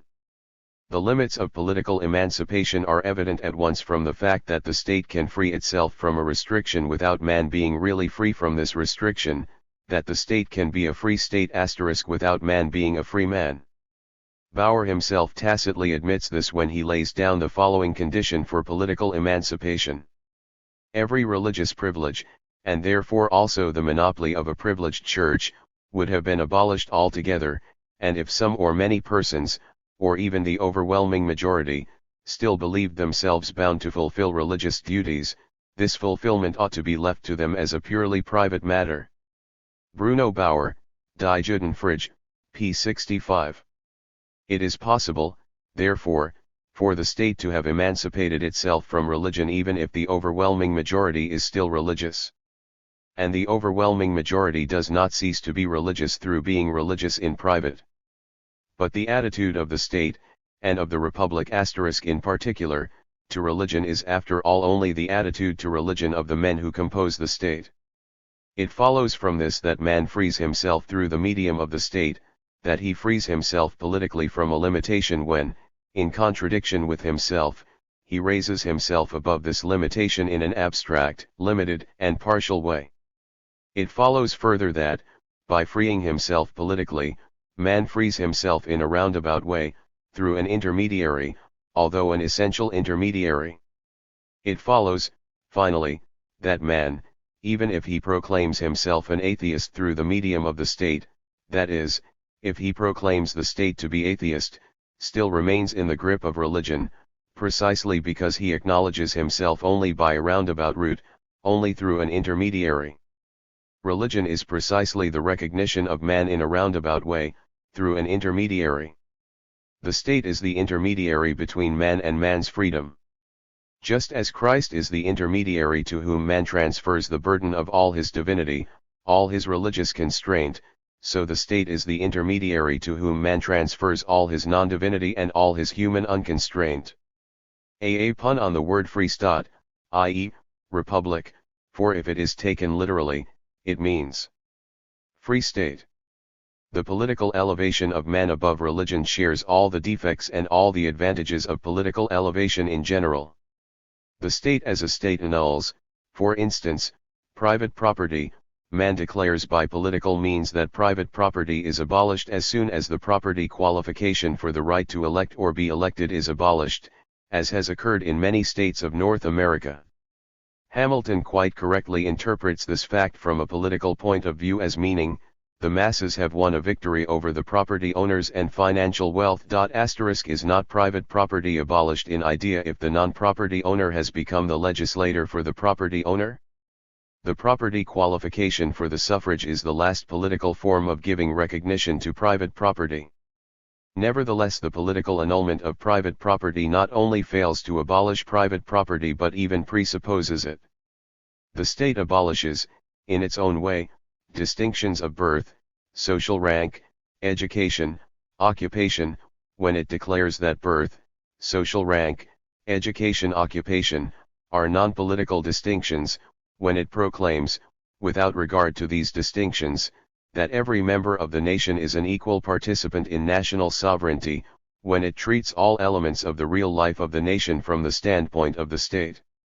Nevertheless, the state allows private property, education, occupation, to act in their way, i.e., as private property, as education, as occupation, and to exert the influence of their special nature. Far from abolishing these real distinctions, the state only exists on the presupposition of their existence. It feels itself to be a political state and asserts its universality only in opposition to these elements of its being. Hegel therefore defines the relation of the political state to religion quite correctly when he says, in order that the state should come into existence as the self-knowing, moral reality of the mind, its distinction from the form of authority and faith is essential. But this distinction emerges only insofar as the ecclesiastical aspect arrives at a separation within itself. It is only in this way that the state, above the particular churches, has achieved and brought into existence universality of thought, which is the principle of its form.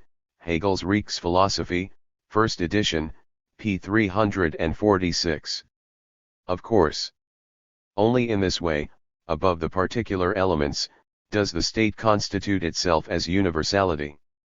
The perfect political state is, by its nature, man's species life, as opposed to his material life. All the preconditions of this egoistic life continue to exist in civil society outside the sphere of the state, but as qualities of civil society. Where the political state has attained its true development, man not only in thought, in consciousness, but in reality, in life leads a twofold life, a heavenly and an earthly life, life in the political community, in which he considers himself a communal being, and life in civil society, in which he acts as a private individual, regards other men as a means, degrades himself into a means, and becomes the plaything of alien powers. The relation of the political state to civil society is just as spiritual as the relation of heaven to earth. The political state stands in the same opposition to civil society, and it prevails over the latter in the same way as religion prevails over the narrowness of the secular world, i.e., by likewise having always to acknowledge it, to restore it, and allow itself to be dominated by it. In his most immediate reality, in civil society, man is a secular being. Here, where he regards himself as a real individual, and is so regarded by others, he is a fictitious phenomenon. In the state, on the other hand, where man is regarded as a species being, he is the imaginary member of an illusory sovereignty, is deprived of his real individual life and endowed with an unreal universality. Man, as the adherent of a particular religion, finds himself in conflict with his citizenship and with other men as members of the community. This conflict reduces itself to the secular division between the political state and civil society. For man as a bourgeois, life in the state is only a semblance or a temporary exception to the essential and the rule. Of course, the bourgeois, like the Jew, remains only sophistically in the sphere of political life, just as the citoyen only sophistically remains a Jew or a bourgeois. But this sophistry is not personal. It is the sophistry of the political state itself. The difference between the religious man and the citizen is the difference between the merchant and the citizen, between the day laborer and the citizen, between the landowner and the citizen, between the living individual and the citizen. The contradiction in which the religious man finds himself with the political man is the same contradiction in which the bourgeois finds himself with the citoyen, and the member of civil society with his political lion's skin.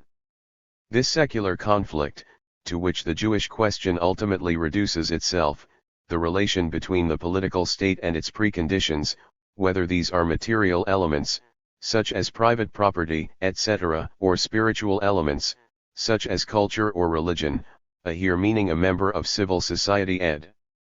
The conflict between the general interest and private interest, the schism between the political state and civil society, these secular antitheses Bauer allows to persist, whereas he conducts a polemic against their religious expression.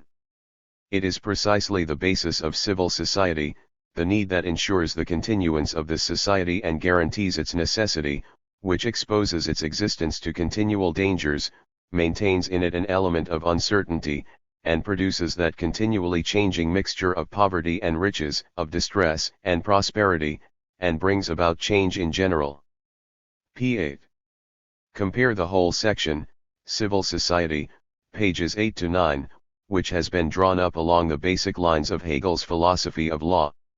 Civil society, in its opposition to the political state, is recognized as necessary, because the political state is recognized as necessary. Political emancipation is, of course, a big step forward. True, it is not the final form of human emancipation in general, but it is the final form of human emancipation within the hitherto existing world order. It goes without saying that we are speaking here of real, practical emancipation. Man emancipates himself politically from religion by banishing it from the sphere of public law to that of private law. Religion is no longer the spirit of the state, in which man behaves, although in a limited way, in a particular form, and in a particular sphere as a species being, in community with other men. Religion has become the spirit of civil society, of the sphere of egoism, of bellum omnium contra omnes.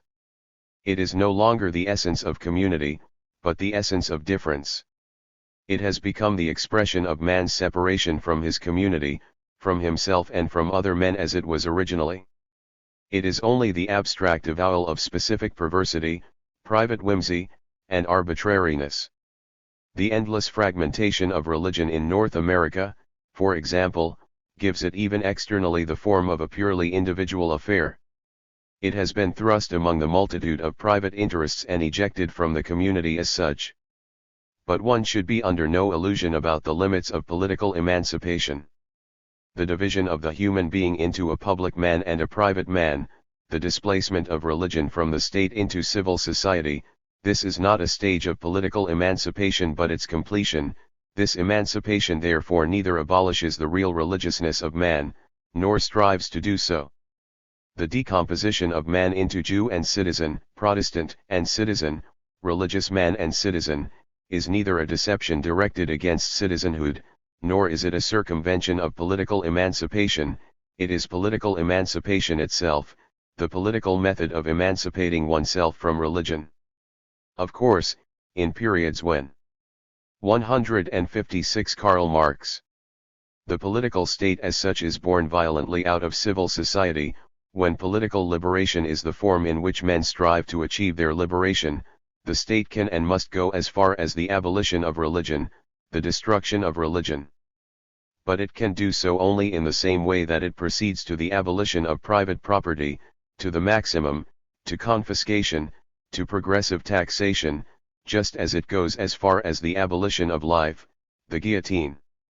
At times of special self-confidence, political life seeks to suppress its prerequisite, civil society, and the elements composing this society, and to constitute itself as the real species life of man devoid of contradictions. But it can achieve this only by coming into violent contradiction with its own conditions of life, only by declaring the revolution to be permanent, and therefore the political drama necessarily ends with the re-establishment of religion, private property, and all elements of civil society, just as war ends with peace. Indeed, the perfect Christian state is not the so-called Christian state, which acknowledges Christianity as its basis, as the state religion, and therefore adopts an exclusive attitude towards other religions. On the contrary, the perfect Christian state is the atheistic state, the democratic state, the state which relegates religion to a place among the other elements of civil society. The state which is still theological, which still officially professes Christianity as its creed, which still does not dare to proclaim itself as a state, has, in its reality as a state, not yet succeeded in expressing the human basis of which Christianity is the high-flown expression in a secular, human form. The so-called Christian state is simply nothing more than a non-state, since it is not Christianity as a religion, but only the human background of the Christian religion, which can find its expression in actual human creations. The so-called Christian state is the Christian negation of the state, but by no means the political realization of Christianity. The state which still professes Christianity in the form of religion, does not yet profess it in the form appropriate to the state, for it still has a religious attitude towards religion, that is to say, it is not the true implementation of the human basis of religion, because it still relies on the unreal, imaginary form of this human core. The so-called Christian state is the imperfect state, and the Christian religion is regarded by it as the supplementation and sanctification of its imperfection.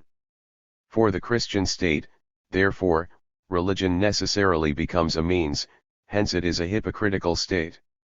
It makes a great difference whether the complete state, because of the defect inherent in the general nature of the state, counts religion among its presuppositions, or whether the incomplete state, because of the defect inherent in its particular existence as a defective state, declares that religion is its basis. In the latter case, religion becomes imperfect politics. In the former case, the imperfection even of consummate politics becomes evident in religion. The so-called Christian state needs the Christian religion in order to complete itself. 05 A state.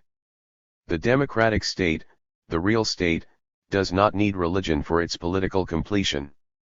On the contrary, it can disregard religion because in it the human basis of religion is realized in a secular manner.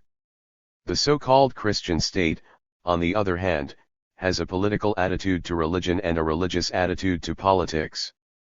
By degrading the forms of the state to mere semblance, it equally degrades religion to mere semblance. In order to make this contradiction clearer, let us consider Bauer's projection of the Christian state, a projection based on his observation of the Christian German state. Recently, says Bauer, in order to prove the impossibility or non-existence of a Christian state, reference has frequently been made to those sayings in the Gospel with which the present-day state not only does not comply, but cannot possibly comply, if it does not want to dissolve itself completely as a state. But the matter cannot be disposed of so easily. What do these Gospel sayings demand? Supernatural renunciation of self, submission to the authority of revelation, a turning away from the state, the abolition of secular conditions. Well, the Christian state demands and accomplishes all that. It has assimilated the spirit of the gospel, and if it does not reproduce the spirit in the same terms as the gospel, that occurs only because it expresses the spirit in political forms, i.e., in forms which, it is true, are taken from the political system in this world, but which in the religious rebirth that they have to undergo become degraded to a mere semblance. This is a turning away from the state while making use of political forms for its realization. p. 55. Bauer then explains that the people of a Christian state is only a non-people, no longer having a will of its own, but whose true existence lies in the leader to whom it is subjected, although this leader by his origin and nature is alien to it, i.e., given by God and imposed on the people without any cooperation on its part. Bauer declares that the laws of such a people are not its own creation, but are actual revelations, that its supreme chief needs privileged intermediaries with the people in the strict sense, with the masses, and that the masses themselves are divided into a multitude of particular groupings which are formed and determined by chance, which are differentiated by their interests, their particular passions and prejudices, and obtain permission, as a privilege, to isolate themselves from one another, etc. p. 56. However, Bauer himself says, politics, if it is to be nothing but religion, ought not to be politics, just as the cleaning of saucepans, if it is to be accepted as a religious matter, ought not to be regarded as a matter of domestic economy. p. 108. In the Christian German state, however, Religion is an economic matter just as economic matters belong to the sphere of religion. The domination of religion in the Christian German state is the religion of domination. The separation of the spirit of the gospel from the letter of the gospel is an irreligious act. A state which makes the gospel speak in the language of politics, that is, in another language than that of the Holy Ghost, commits sacrilege, if not in human eyes, then in the eyes of its own religion. The state which acknowledges Christianity as its supreme criterion and the Bible as its charter, must be confronted with the words of Holy Scripture, for every word of Scripture is holy. This state, as well as the human rubbish on which it is based, is caught in a painful contradiction that is insoluble from the standpoint of religious consciousness when it is referred to those sayings of the gospel with which it not only does not comply, but cannot possibly comply, if it does not want to dissolve itself completely as a state. And why does it not want to dissolve itself completely? The state itself cannot give an answer either to itself or to others. In its own consciousness the official Christian state is an imperative, the realization of which is unattainable. The state can assert the reality of its existence only by lying to itself, and therefore always remains in its own eyes an object of doubt, an unreliable, problematic object. Criticism is therefore fully justified in forcing the state that relies on the Bible into a mental derangement in which it no longer knows whether it is an illusion or a reality, and in which the infamy of its secular aims, for which religion serves as a cloak, comes into insoluble conflict with the sincerity of its religious consciousness, for which religion appears as the aim of the world. This state can only save itself from its inner torment if it becomes the police agent of the Catholic Church. In relation to the Church, which declares the secular power to be its servant, the state is powerless. The secular power which claims to be the rule of the religious spirit is powerless. It is indeed estrangement which matters in the so-called Christian state, but not man. The only man who counts, the king, is a being specifically different from other men, and is moreover a religious being, directly linked with heaven, with God. The relationships which prevail here are still relationships dependent on faith. The religious spirit, therefore, is still not really secularist. But, furthermore, the religious spirit cannot be really secularist, for what is it in itself but the non-secular form of a stage in the development of the human mind? The religious spirit can only be secularist insofar as the stage of development of the human 159.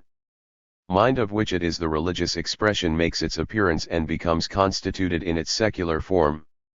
This takes place in the democratic state. Not Christianity, but the human basis of Christianity is the basis of this state. Religion remains the ideal, non-secular consciousness of its members, because religion is the ideal form of the stage of human development achieved in this state. The members of the political state are religious owing to the dualism between individual life and species life, between the life of civil society and political life.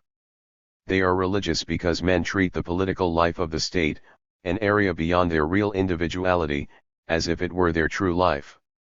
They are religious insofar as religion here is the spirit of civil society, expressing the separation and remoteness of man from man. Political democracy is Christian since in it man, not merely one man but every man, ranks as sovereign, as the highest being, but it is man in his uncivilized, unsocial form, man in his fortuitous existence, man just as he is, man as he has been corrupted by the whole organization of our society, who has lost himself, been alienated, and handed over to the rule of inhuman conditions and elements, in short, man who is not yet a real species being. That which is a creation of fantasy, a dream, a postulate of Christianity, i.e., the sovereignty of man but man as an alien being different from the real man becomes in democracy tangible reality, present existence and secular principle.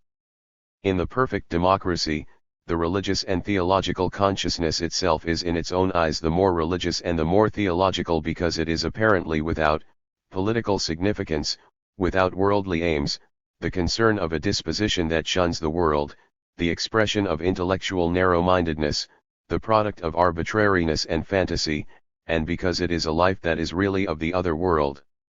Christianity attains here the practical expression of its universal religious significance in that the most diverse world outlooks are grouped alongside one another in the form of Christianity, and still more because it does not require other people to profess Christianity, but only religion in general, any kind of religion, cf. Beaumont's work quoted above. The religious consciousness revels in the wealth of religious contradictions and religious diversity. We have thus shown that political emancipation from religion leaves religion in existence, although not a privileged religion. The contradiction in which the adherent of a particular religion finds himself involved in relation to his citizenship is only one aspect of the universal secular contradiction between the political state and civil. 160 Karl Marx. Society. The consummation of the Christian state is the state which acknowledges itself as a state and disregards the religion of its members. The emancipation of the state from religion is not the emancipation of the real man from religion. Therefore we do not say to the Jews as Bauer does, you cannot be emancipated politically without emancipating yourselves radically from Judaism. On the contrary, we tell them, because you can be emancipated politically without renouncing Judaism completely and incontrovertibly, political emancipation itself is not human emancipation. If you Jews want to be emancipated politically without emancipating yourselves humanly, the half-hearted approach and contradiction is not in you alone, it is inherent in the nature and category of political emancipation. If you find yourself within the confines of this category, you share in a general confinement. Just as the state evangelises when, although it is a state, it adopts a Christian attitude towards the Jews, so the Jew acts politically when, although a Jew, he demands civic rights. But if a man, although a Jew, can be emancipated politically and receive civic rights, can he lay claim to the so-called rights of man and receive them? Bauer denies it. The question is whether the Jew as such, that is, the Jew who himself admits that he is compelled by his true nature to live permanently in separation from other men, is capable of receiving the universal rights of man and of conceding them to others. For the Christian world, the idea of the rights of man was only discovered in the last century. It is not innate in men, on the contrary, it is gained only in a struggle against the historical traditions in which hitherto man was brought up. Thus the rights of man are not a gift of nature, not a legacy from past history, but the reward of the struggle against the accident of birth and against the privileges which up to now have been handed down by history from generation to generation. These rights are the result of culture, and only one who has earned and deserved them can possess them. Can the Jew really take possession of them? As long as he is a Jew, the restricted nature which makes him a Jew is bound to triumph over the human nature which should link him as a man with other men, and will separate him from non-Jews. He declares by this separation that the particular nature which makes him a Jew is his true, highest nature, before which human nature has to give way. Similarly, the Christian as a Christian cannot grant the rights of man. p. 19, 20. According to Bauer, man has to sacrifice the privilege of faith to be able to receive the universal rights of man. Let us examine for a moment the so-called rights of man, to be precise, the rights of man in their authentic form, in the form which they have among those who discovered them, the North Americans and the French. These rights of man are in part political rights, rights which can only be exercised in a community with others. Their content is participation in the community, and specifically in the political community, in the life of the state. They come within the category of political freedom, the category of civic rights, which, as we have seen, in no way presuppose the incontrovertible and positive abolition of religion, nor therefore of Judaism. There remains to be examined the other part of the rights of man, the droits de l'homme * insofar as these differ from the droits du citoyen * included among them is freedom of conscience, the right to practice any religion one chooses. The privilege of faith is expressly recognized either as a right of man or as the consequence of a right of man, that of liberty. Déclaration des droits de l'homme et du citoyen, 1791, Article 10, Nul ne doit être inquiet pour ses opinions même religieuses 0. La liberté atout d'exercer le culte religieux auquel il est attaché d is guaranteed as a right of man in Section I of the Constitution of 1791. Declaration de droits de l'homme, etc., 1793, includes among the rights of man, Article 7, le libre exercice de cultes. Indeed, in regard to man's right to express his thoughts and opinions, to hold meetings, and to exercise his religion, it is even stated, la nécessité d'énoncer ces droits suppose ou la présence ou le souvenir récent du despotisme f. Compare the Constitution of 1795, Section 14, Article 354. Constitution de Pennsylvanie, Article 9, 3. Tous les hommes ont reçu de la nature le droit imprescriptible d'adorer le tout puissant selon les inspirations de leur conscience, et nul ne peut légalement être contractant de suivre, instituer ou soutenir contre son gré aucun culte ou ministère religieux.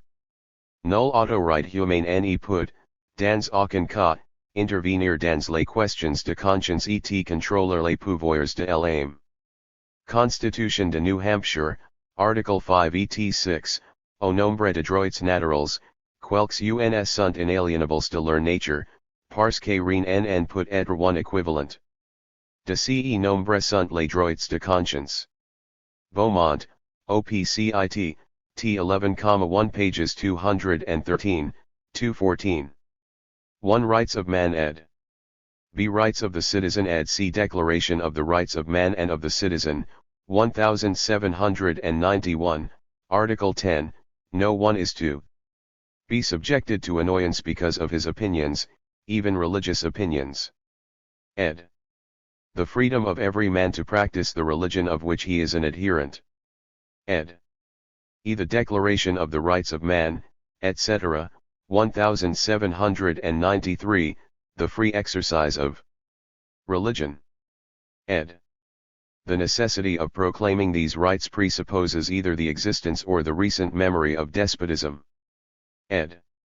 9 Constitution of Pennsylvania, Article 9, 3, all men have received from nature the imprescriptible right to worship the Almighty according to the dictates of their conscience, and no one can be legally compelled to follow, establish, or support against his will any religion or religious ministry. No human authority can, in any circumstances, intervene in a matter of conscience or control the forces of the soul. Ed. H. Constitution of New Hampshire, Articles 5 and 6, among these natural rights. Some are by nature inalienable since nothing can replace them. The rights of conscience are among them. Ed. Incompatibility between religion and the rights of man is to such a degree absent from the concept of the rights of man that, on the contrary, a man's right to be religious in any way he chooses, to practice his own particular religion, is expressly included among the rights of man. The privilege of faith is a universal right of man. The droits de l'homme, the rights of man, are as such distinct from the droits du citoyen, the rights of the citizen. Who is homme as distinct from citoyen? None other than the member of civil society. Why is the member of civil society called man, simply man? Why are his rights called the rights of man? How is this fact to be explained? From the relationship between the political state and civil society, from the nature of political emancipation. Above all, we note the fact that the so-called rights of man, the droits de l'homme as distinct from the droits du citoyen, are nothing but the rights of a member of civil society, i.e., the rights of egoistic man, of man separated from other men and from the community. Let us hear what the most radical constitution, the Constitution of 1793, has to say. Déclaration des droits de l'homme et du citoyen. Article 2. Ces droits, etc. Les droits naturels et imprescriptibles, sont, yegat, la liberté, la sûreté, la propriété. 1. What constitutes liberty? Article 6. La liberté est le pouvoir qui appartient à l'homme de faire tout ce qui n'est pas auxiliary droits d'autrui, or, according to the Declaration of the Rights of Man of 1791, la liberté consiste à pouvoir faire tout ce qui n'est pas autrui b. Liberty, therefore, is the right to do everything that harms no one else. The limits within which anyone can act without harming someone else are defined by law, just as the boundary between two fields is determined by a boundary post. It is a question of the liberty of man as an isolated monad, withdrawn into himself. Why is the Jew, according to Bauer, incapable of acquiring the rights of man? As long as he is a Jew, the restricted nature which makes him a Jew is bound to triumph over the human nature which should link him as a man with other men, and will separate him from non-Jews. But the right of man to liberty is based not on the association of man with man, but on the separation of man from man. It is a declaration of the rights of man and of the citizen. Article 2. These rights, etc. The natural and imprescriptible rights, are, equality, liberty, security, properly. Ed. B. Article 6. Liberty is the power which man has to do everything that does not harm the rights of others, or liberty consists in being able to do everything which does not harm others. Ed. 163. Right of this separation, the right of the restricted individual, withdrawn into himself. The practical application of man's right to liberty is man's right to private property. What constitutes man's right to private property? Article 16, Constitution de 1793 le droit de propriété est celui qui appartient à tout citoyen de jouir et de disposer à son gré de ses biens, de ses revenus, du fruit de son travail et de son industrie. 3. The right of man to private property is, therefore, the right to enjoy one's property and to dispose of it at one's discretion, à son gré, without regard to other men, independently of society, the right of self-interest. This individual liberty and its application form the basis of civil society. It makes every man see in other men not the realization of his own freedom, but the barrier to it. But, above all, it proclaims the right of man de jouir et de disposer à son gré de ses biens, de ses revenus, du fruit de son travail et de son industrie. There remain the other rights of man, égalité and sûreté. Égalité, used here in its non-political sense, is nothing but the equality of the liberté described above, namely, each man is to the same extent regarded as such a self-sufficient monad. The Constitution of 1795 defines the concept of this equality, in accordance with its significance, as follows: Article 3, Constitution de 1795 l'égalité consiste en ce que la loi est la même pour tous, soit tu el protégé, soit tu el punis. 0. And sûreté. Article 8, Constitution de 1793 La sûreté consiste dans la protection accordée par la société à chacun de ses membres pour la conservation de ses personnes, de ses droits et de ses propriétés. Security is the highest social concept of civil society, the concept of police, expressing the fact that the whole of society exists only in order to guarantee to each of its members the preservation of his person, his rights, and his property. It is in this sense that Hegel calls civil society the state of need and reason. 0 Article 16, Constitution of 1793 The right of property is that which every citizen has of enjoying and of disposing at his discretion of his goods and income, of the fruits of his labor and industry. Ed. Of enjoying and of disposing at his discretion of his goods and income, of the fruits of his labor and industry. Ed. See Article 3, Constitution of 1795 Equality consists in the law being the same for all, whether it protects or punishes. Ed. D. Article 8, Constitution of 1793 Security consists in the protection afforded by society to each of its members for the preservation of his person, his rights, and his property. Ed. E. Hegel, Grundlinien der Philosophie directs.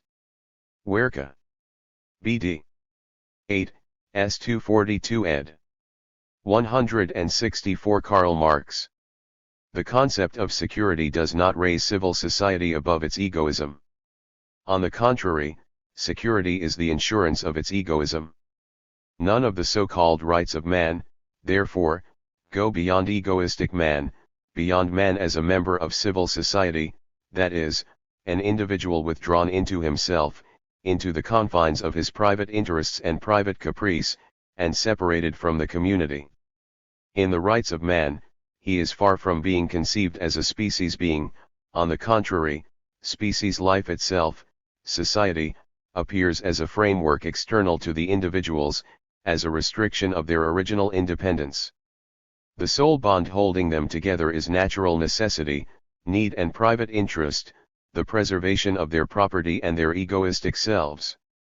It is puzzling enough that a people which is just beginning to liberate itself, to tear down all the barriers between its various sections, and to establish a political community, that such a people solemnly proclaims, Declaration of 1791, the rights of egoistic man separated from his fellow men and from the community, and that indeed it repeats this proclamation at a moment when only the most heroic devotion can save the nation, and is therefore imperatively called for, at a moment when the sacrifice of all the interests of civil society must be the order of the day, and egoism must be punished as a crime. Declaration of the Rights of Man, etc., of 1793. This fact becomes still more puzzling when we see that the political emancipators go so far as to reduce citizenship, and the political community, to a mere means for maintaining these so-called rights of man, that therefore the citoyen is declared to be the servant of egoistic homme, that the sphere in which man acts as a communal being is degraded to a level below the sphere in which he acts as a partial being, and that, finally, it is not man as citoyen, but man as bourgeois who is considered to be the essential and true man. Le but de tout association politique est la conservation des droits naturels et imprescriptibles de l'homme. Declaration des droits, etc., de 1791, Article 2. Le gouvernement est institut pour garantir al homme la jouissance de ses droits naturels et imprescriptibles. Declaration, etc., de 1793, Article 1. Hence even in moments when its enthusiasm still has the freshness of youth and is intensified to an extreme degree by the force of circumstances, political life declares itself to be a mere means, whose purpose is the life of civil society. It is true that its revolutionary practice is in flagrant contradiction with its theory. Whereas, for example, security is declared one of the rights of man, violation of the privacy of correspondence is openly declared to be the order of the day. Whereas the Liberté indéfinie de la presse 3, Constitution of 1793, Article 122, is guaranteed as a consequence of the right of man to individual liberty, freedom of the press is totally destroyed, because la liberté de la presse ne doit pas être permise lorsqu'elle compromet la liberté publique. B. Robespierre, Histoire parlementaire de la Révolution française par Buches et Roux, t. 28, p. 159. That is to say, therefore, the right of man to liberty ceases to be a right as soon as it comes into conflict with political life, whereas in theory political life is only the guarantee of human rights, the rights of the individual, and therefore must be abandoned as soon as it comes into contradiction with its aim, with these rights of man. But practice is merely the exception, theory is the rule. But even if one were to regard revolutionary practice as the correct presentation of the relationship, there would still remain the puzzle of why the relationship is turned upside down in the minds of the political emancipators and the aim appears as the means, while the means appears as the aim. This optical illusion of their consciousness would still remain a puzzle, although now a psychological, a theoretical puzzle. The puzzle is easily solved. Political emancipation is at the same time the dissolution of the old society on which the state alienated from the people, the sovereign power, is based. Political revolution is a revolution of civil society. What was the character of the old society? It can be described in one word: feudalism. The character of the old civil society was directly political, that is to say, the elements of civil life, for example, property, or the family, or the mode of labor, were raised to the level of elements of political life in the form of signori, estates, and corporations. In this form they determined the relation of the individual to the state as a whole, i.e., his political relation, that is, his relation of separation and exclusion from the other components of society. For that organization of national life did not raise property or labor to the level of social elements; on the contrary, it completed their separation from the state as a whole and constituted them as discrete societies within society. Thus, the vital functions and conditions of life of civil society remained nevertheless political, although political in the feudal sense, that is, a unlimited freedom of the press. Ed. Freedom of the press should not be permitted when it endangers public liberty. Ed. 166 Karl Marx. To say, they secluded the individual from the state as a whole, and they converted the particular relation of his corporation to the state as a whole into his general relation to the life of the nation, just as they converted his particular civil activity and situation into his general activity and situation. As a result of this organization, the unity of the state, and also the consciousness, will and activity of this unity, the general power of the state, are likewise bound to appear as the particular affair of a ruler isolated from the people, and of his servants. The political revolution which overthrew this sovereign power and raised state affairs to become affairs of the people, which constituted the political state as a matter of general concern, that is, as a real state, necessarily smashed all estates, corporations, guilds, and privileges, since they were all manifestations of the separation of the people from the community. The political revolution thereby abolished the political character of civil society. It broke up civil society into its simple component parts, on the one hand, the individuals, on the other hand, the material and spiritual elements constituting the content of the life and social position of these individuals. It set free the political spirit, which had been, as it were, split up, partitioned and dispersed in the various blind alleys of feudal society. It gathered the dispersed parts of the political spirit, freed it from its intermixture with civil life, and established it as the sphere of the community, the general concern of the nation, ideally independent of those particular elements of civil life. A person's distinct activity and distinct situation in life were reduced to a merely individual significance. They no longer constituted the general relation of the individual to the state as a whole. Public affairs as such, on the other hand, became the general affair of each individual, and the political function became the individual's general function. But the completion of the idealism of the state was at the same time the completion of the materialism of civil society. Throwing off the political yoke meant at the same time throwing off the bonds which restrained the egoistic spirit of civil society. Political emancipation was at the same time the emancipation of civil society from politics, from having even the semblance of a universal content. Feudal society was resolved into its basic element man, but man as he really formed its basis egoistic man. This man, the member of civil society, is thus the basis, the precondition, of the political state. He is recognized as such by the state in the rights of man. 167. The liberty of egoistic man and the recognition of this liberty, however, is rather the recognition of the unrestrained movement of the spiritual and material elements which form the content of his life. Hence man was not freed from religion, he received religious freedom. He was not freed from property, he received freedom to own property. He was not freed from the egoism of business, he received freedom to engage in business. The establishment of the political state and the dissolution of civil society into independent individuals whose relations with one another depend on law, just as the relations of men in the system of estates and guilds depended on privilege, is accomplished by one and the same act. Man as a member of civil society, unpolitical man, inevitably appears, however, as the natura/man. The droits del homme appear as droits naturals, because conscious activity is concentrated on the political act. Egoistic man is the passive result of the dissolved society, a result that is simply found in existence, an object of immediate certainty, therefore a natural object. The political revolution resolves civil life into its component parts, without revolutionizing these components themselves or subjecting them to criticism.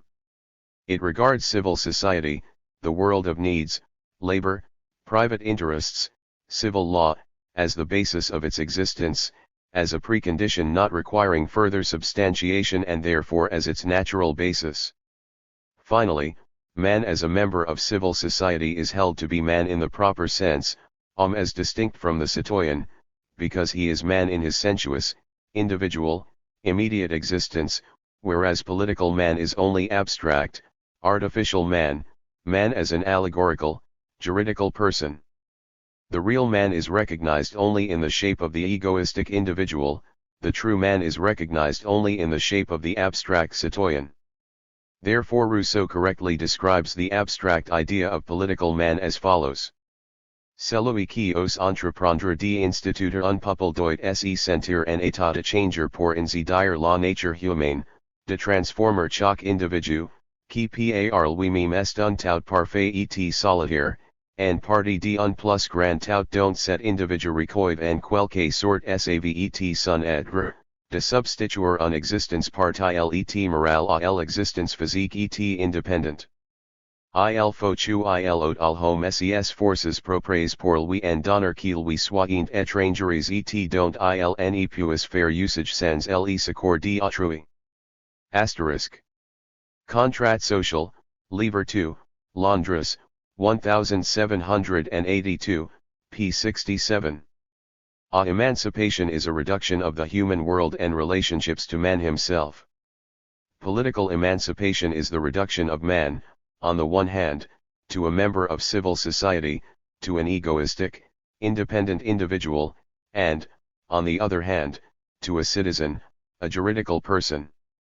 Only when the real, individual man reabsorbs in himself the abstract citizen, and as an individual human being has become a species being in his everyday life, in his particular work, and in his particular situation, only when man has recognized and organized his forces propres asterisk as social forces, and consequently no longer separates social power from himself in the shape of political power, only then will human emancipation have been accomplished. 2. Die Fähigkeit der heutigen Juden und Christen, Frisia Werden. Von Bruno Bauer, in 21 Bogen, pages 56-71. It is in this form that Bauer deals with the relation between the Jewish and the Christian religions, and also with their relation to criticism. Their relation to criticism is their relation to the capacity to become free. The result arrived at is: the Christian has to surmount only one stage, namely, that of his religion, in order to give up religion altogether, and therefore to become free. The Jew, on the other hand, has to break not only with his Jewish nature, but also with the development towards perfecting his religion, a development which has remained alien to him. p. 71. Thus Bauer here transforms the question of Jewish emancipation into a purely religious question. The theological problem as to whether the Jew or the Christian has the better prospect of salvation is repeated here in the enlightened form, which of them is more capable of emancipation. No longer is the question asked, is it Judaism or Christianity that makes a man free? On the contrary, the question is now, which makes man freer, the negation of Judaism or the negation of Christianity? If the Jews want to become free, they should profess belief not in Christianity, but in the dissolution of Christianity, in the dissolution of religion in general, that is to say, in enlightenment, criticism and its consequence, free humanity. p. 70. Limited and mental existence for the physical and independent existence. He has to take from man his own powers, and give him in exchange alien powers which he cannot employ without the help of other men. Ed. A own powers ed. 169. For the Jew, it is still a matter of a profession of faith, but no longer a profession of belief in Christianity, but of belief in Christianity in dissolution. Bauer demands of the Jews that they should break with the essence of the Christian religion, a demand which, as he says himself, does not arise out of the development of Judaism.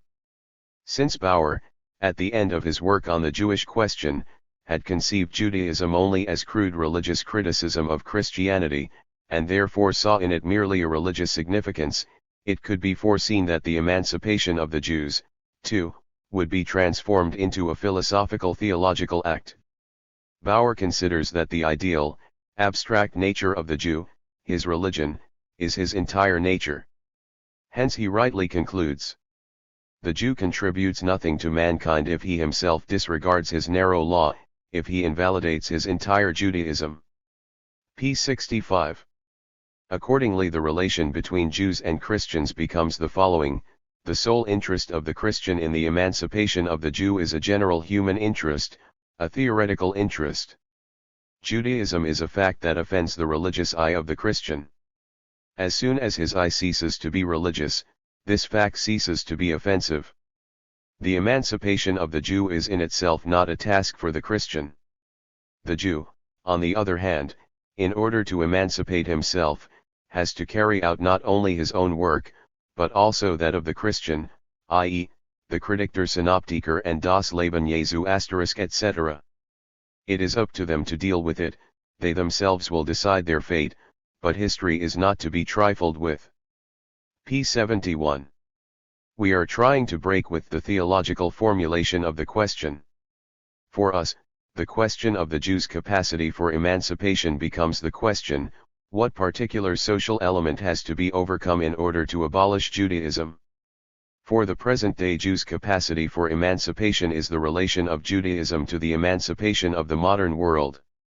This relation necessarily results from the special position of Judaism in the contemporary enslaved world. Let us consider the actual, worldly Jew, not the Sabbath Jew, as Bauer does, but the everyday Jew. Let us not look for the secret of the Jew in his religion, but let us look for the secret of his religion in the real Jew. What is the secular basis of Judaism? Practical need, self-interest. A reference to Bruno Bauer, Kritik der Evangelischen Geschichte Synoptiker. And David Friedrich Strauss, Das Leben Jesu ed. 7482. 170 Karl Marx. What is the worldly religion of the Jew? Huckstering. What is his worldly god? Money. Very well then. Emancipation from huckstering and money, consequently from practical, real Judaism, would be the self-emancipation of our time. An organization of society which would abolish the preconditions for huckstering, and therefore the possibility of huckstering, would make the Jew impossible. His religious consciousness would be dissipated like a thin haze in the real, vital air of society. On the other hand, if the Jew recognizes that this practical nature of his is futile and works to abolish it, he extricates himself from his previous development and works for human emancipation as such and turns against the supreme practical expression of human self-estrangement. We recognize in Judaism, therefore, a general antisocial element of the present time, an element which through historical development to which in this harmful respect the Jews have zealously contributed has been brought to its present high level, at which it must necessarily begin to disintegrate. In the final analysis, the emancipation of the Jews is the emancipation of mankind from Judaism. The Jew has already emancipated himself in a Jewish way. The Jew, who in Vienna, for example, is only tolerated, determines the fate of the whole empire by his financial power. The Jew, who may have no rights in the smallest German state, decides the fate of Europe. While corporations and guilds refuse to admit Jews, or have not yet adopted a favorable attitude towards them, the audacity of industry mocks at the obstinacy of the medieval institutions. Bruno Bauer, Die Judenfrage, p. 114. This is no isolated fact. The Jew has emancipated himself in a Jewish manner, not only because he has acquired financial power, but also because, through him and also apart from him, money has become a world power and the practical Jewish spirit has become the practical spirit of the Christian nations. The Jews have emancipated themselves insofar as the Christians have become Jews. Captain Hamilton, Tor example, reports. The devout and politically free inhabitant of New England is a kind of Laocoon who makes not the least effort to escape from the serpents which are crushing him. Mammon is his idol which he adores not only with his lips but with the whole force of his body and mind. In his view the world is no more than a stock exchange, and he is convinced that he has no other destiny here below than to become richer. Here and elsewhere in this article Marx evidently uses the words Jude and Judentum also in the figurative sense, i.e., denoting usury, huckstering, trading, etc. ed. 171. Then his neighbor. Trade has seized upon all his thoughts, and he has no other recreation than to exchange objects. When he travels he carries, so to speak, his goods and his counter on his back and talks only of interest and profit. If he loses sight of his own business for an instant it is only in order to pry into the business of his competitors. Indeed, in North America the practical domination of Judaism over the Christian world has achieved as its unambiguous and normal expression that the preaching of the gospel itself and the Christian ministry have become articles of trade, and the bankrupt trader deals in the gospel just as the gospel preacher who has become rich goes in for business deals. Tel que vous voyez à la tête d'une congregation respectable à commence par être marchand, son commerce édentum, ils est fait ministre, cet autre à début par le sacerdoce, mais de tu il eu quelque somme d'argent à la disposition, il laisse la chair pour le négoce. Auxiliary de un grand nombre, le ministère religieux est un véritable carrière industriel b. Beaumont, OPCIT, pages 185, 186. According to Bauer, it is a fictitious state of affairs when in theory the Jew is deprived of political rights, whereas in practice he has immense power and exerts his political influence and grow, although it is curtailed and detail. Die Judenfrage, p. 114. The contradiction that exists between the practical political power of the Jew and his political rights is the contradiction between politics and the power of money in general. Although theoretically the former is superior to the latter, in actual fact politics has become the serf of financial power. Judaism has held its own alongside Christianity, not only as religious criticism of Christianity, not only as the embodiment of doubt in the religious derivation of Christianity, but equally because the practical Jewish spirit, Judaism, has maintained itself and even attained its highest development in Christian society. The Jew, who exists as a distinct member of civil society, is only a particular manifestation of the Judaism of civil society. Judaism continues to exist not in spite of history, but owing to history. The Jew is perpetually created by civil society from its own entrails. What, in itself, was the basis of the Jewish religion? Practical need, egoism. A Hamilton, OPCIT, BD.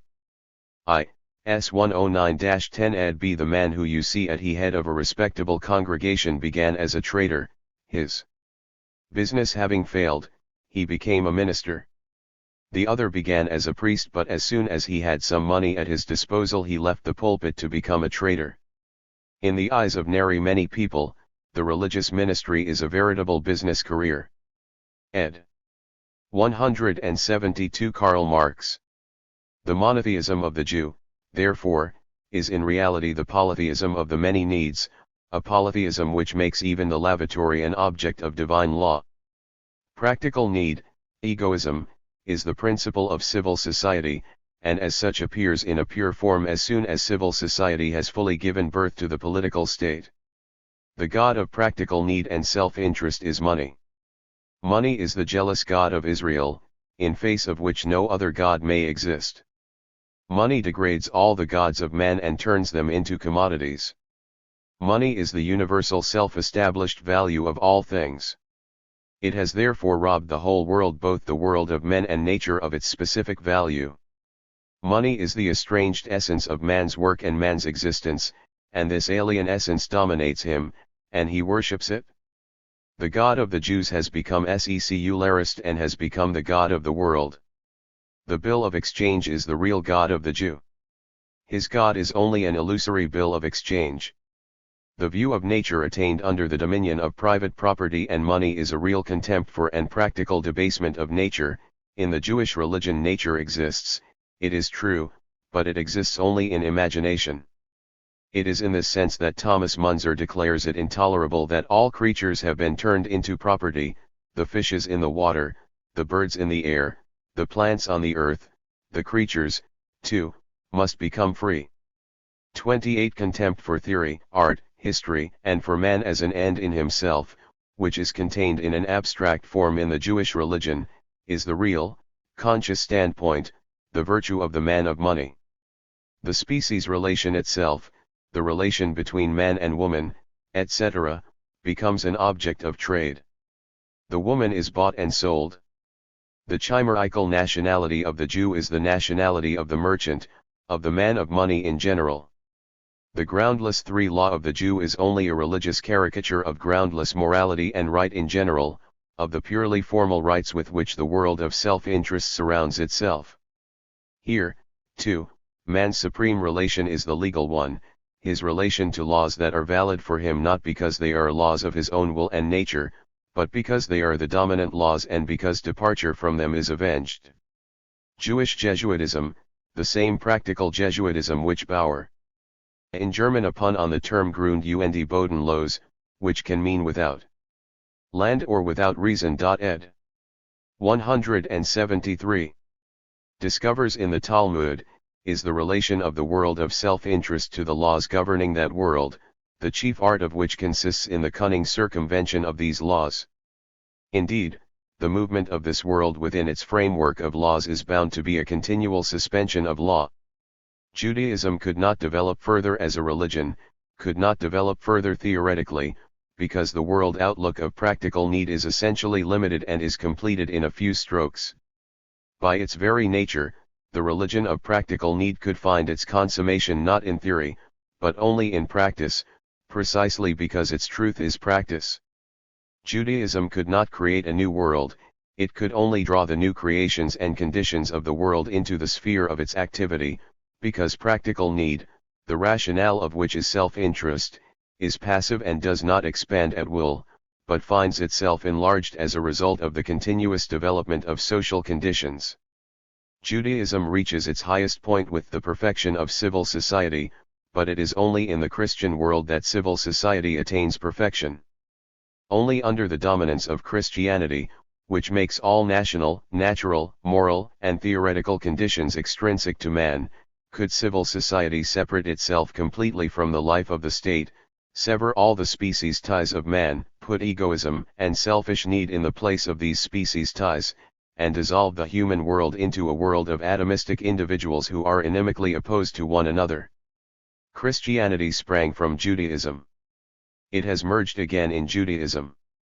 From the outset, the Christian was the theorizing Jew, the Jew is therefore the practical Christian, and the practical Christian has become a Jew again. Christianity had only in semblance overcome real Judaism. It was too noble-minded, too spiritualistic to eliminate the crudity of practical need in any other way than by elevation to the skies. Christianity is the sublime thought of Judaism, Judaism is the common practical application of Christianity, but this application could only become general after Christianity as a developed religion had completed theoretically the estrangement of man from himself and from nature. Only then could Judaism achieve universal dominance and make alienated man and alienated nature into alienable, vendible objects subjected to the slavery of egoistic need and to trading. 174 Karl Marx. Selling is the practical aspect of alienation *, just as man, as long as he is in the grip of religion, is able to objectify his essential nature only by turning it into something alien, something fantastic, so under the domination of egoistic need he can be active practically, and produce objects in practice, only by putting his products, and his activity, under the domination of an alien being, and bestowing the significance of an alien entity money on them. In its perfected practice, Christian egoism of heavenly bliss is necessarily transformed into the corporal egoism of the Jew, heavenly need is turned into worldly need, subjectivism into self-interest. we explain the tenacity of the Jew not by his religion, but, on the contrary, by the human basis of his religion, practical need, egoism. Since in civil society the real nature of the Jew has been universally realized and secularized, civil society could not convince the Jew of the unreality of his religious nature, which is indeed only the ideal aspect of practical need. Consequently, not only in the Pentateuch and the Talmud, but in present-day society we find the nature of the modern Jew, and not as an abstract nature but as one that is in the highest degree empirical, not merely as a narrowness of the Jew, but as the Jewish narrowness of society. Once society has succeeded in abolishing the empirical essence of Judaism, huckstering and its preconditions, the Jew will have become impossible, because his consciousness no longer has an object, because the subjective basis of Judaism, practical need, has been humanized, and because the conflict between man's individual sensuous existence and his species existence has been abolished. The social emancipation of the Jew is the emancipation of society from Judaism. Written in the autumn of 1843, printed according to the journal, first published in the Deutsche Französische Jahrbucher, 1844, signed, Karl Marx. Contribution to the Critique of Hegel's Philosophy of Law. Introduction. For Germany the criticism of religion is in the main complete, and criticism of religion is the premise of all criticism. The profane existence of error is discredited after its heavenly oratio pro eris et/ox has been disproved. Man, who looked for a superhuman being in the fantastic reality of heaven and found nothing there but the reflection of himself, will no longer be disposed to find but the semblance of himself, only an inhuman being, where he seeks and must seek his true reality. The basis of irreligious criticism is, man makes religion, religion does not make man. Religion is the self-consciousness and self-esteem of man who has either not yet found himself or has already lost himself again. But man is no abstract being encamped outside the world. Man is the world of man, the state, society. This state, this society, produce religion, an inverted world consciousness, because they are an inverted world. Religion is the general theory of that world, its encyclopedic compendium, its logic in a popular form, its spiritualistic point d'honneur, its enthusiasm, its moral sanction, its solemn complement, its universal source of consolation and justification. It is the fantastic realization of the human essence, because the human essence has no true reality. The struggle against religion is therefore indirectly a fight against the world of which religion is the spiritual aroma. Religious distress is at the same time the expression of real distress and also the protest against real distress. Religion is the sigh of the oppressed creature, the heart of a heartless world, just as it is the spirit of spiritless conditions. It is the opium of the people. A speech for the altars and hearths, ed. 176. Karl Marx. To abolish religion as the illusory happiness of the people is to demand their real happiness. The demand to give up illusions about the existing state of affairs is the demand to give up a state of affairs which needs illusions. The criticism of religion is therefore in embryo the criticism of the veil of tears, the halo of which is religion. Criticism has torn up the imaginary flowers from the chain, not so that man shall wear the unadorned, bleak chain, but so that he will shake off the chain and pluck the living flower. The criticism of religion disillusions man to make him think and act and shape his reality like a man who has been disillusioned and has come to reason, so that he will revolve round himself and therefore round his true sun. Religion is only the illusory sun which revolves round man as long as he does not revolve round himself.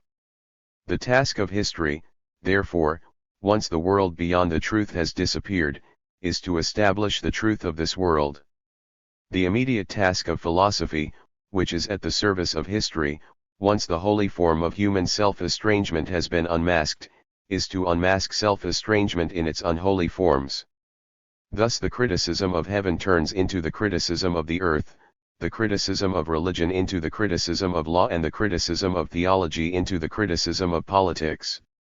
The following exposition, a contribution to that task, deals immediately not with the original, but with a copy, the German philosophy of state and of law, for no other reason than that it deals with Germany. If one wanted to proceed from the status quo itself in Germany, even in the only appropriate way, i.e., negatively, the result would still be an anachronism. Even the negation of our political present is a reality already covered with dust in the historical lumber room of modern nations. If I negate powdered pigtails, I am still left with unpowdered pigtails. If I negate the German state of affairs in 1843, then, according to the French computation of time, I am hardly in the year 1789, and still less in the focus of the present. Yes, German history flatters itself with a movement which no people in the firmament of history went through before it or will go through after it. For we shared the restorations of the modern nations although we had not shared their revolutions. We underwent a restoration, first because other nations dared to carry out a revolution and second because other nations suffered a counter-revolution, the first time because our rulers were afraid, and the 3 cf. Karl Marx, The Philosophical Manifesto of the Historical School of Law. See this edition, Volume 1, p. 205, ed. Contribution to Critique of Hegel's Philosophy of Law. Introduction 177. Second, because our rulers were not afraid. We and our shepherds first and foremost never found ourselves in the company of freedom except once on the day of its burial. A school which legitimates the baseness of today by the baseness of yesterday, a school that declares rebellious every cry of the serf against the knout once that knout is a time-honored, ancestral, historical one, a school to which history only shows its posterior as the God of Israel did to his servant Messiah. The historical school of Q. 91 would hence have invented German history had it not been an invention of German history.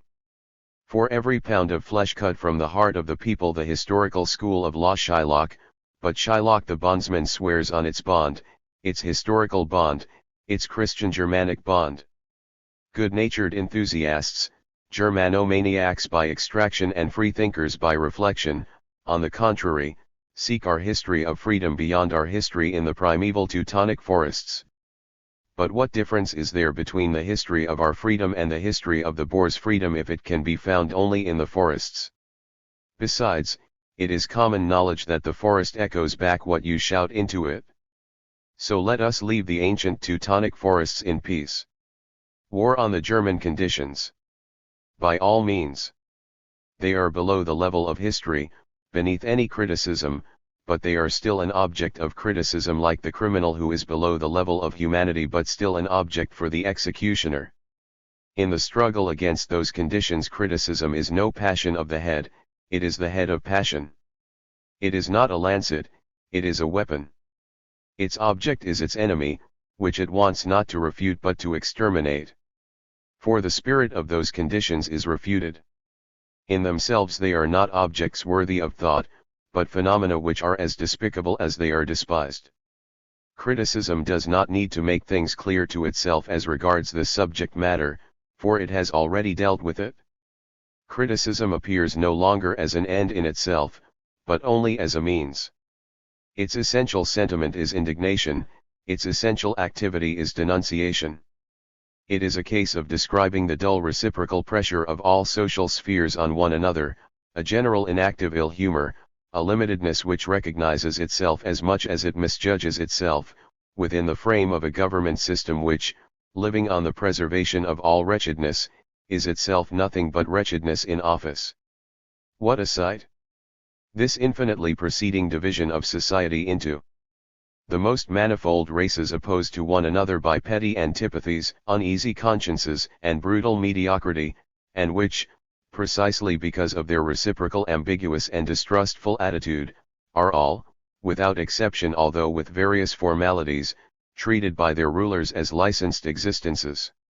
And they must recognize and acknowledge as a concession of heaven the very fact that they are mastered, ruled, possessidal. On the other side are the rulers themselves, whose greatness is in inverse proportion to their number.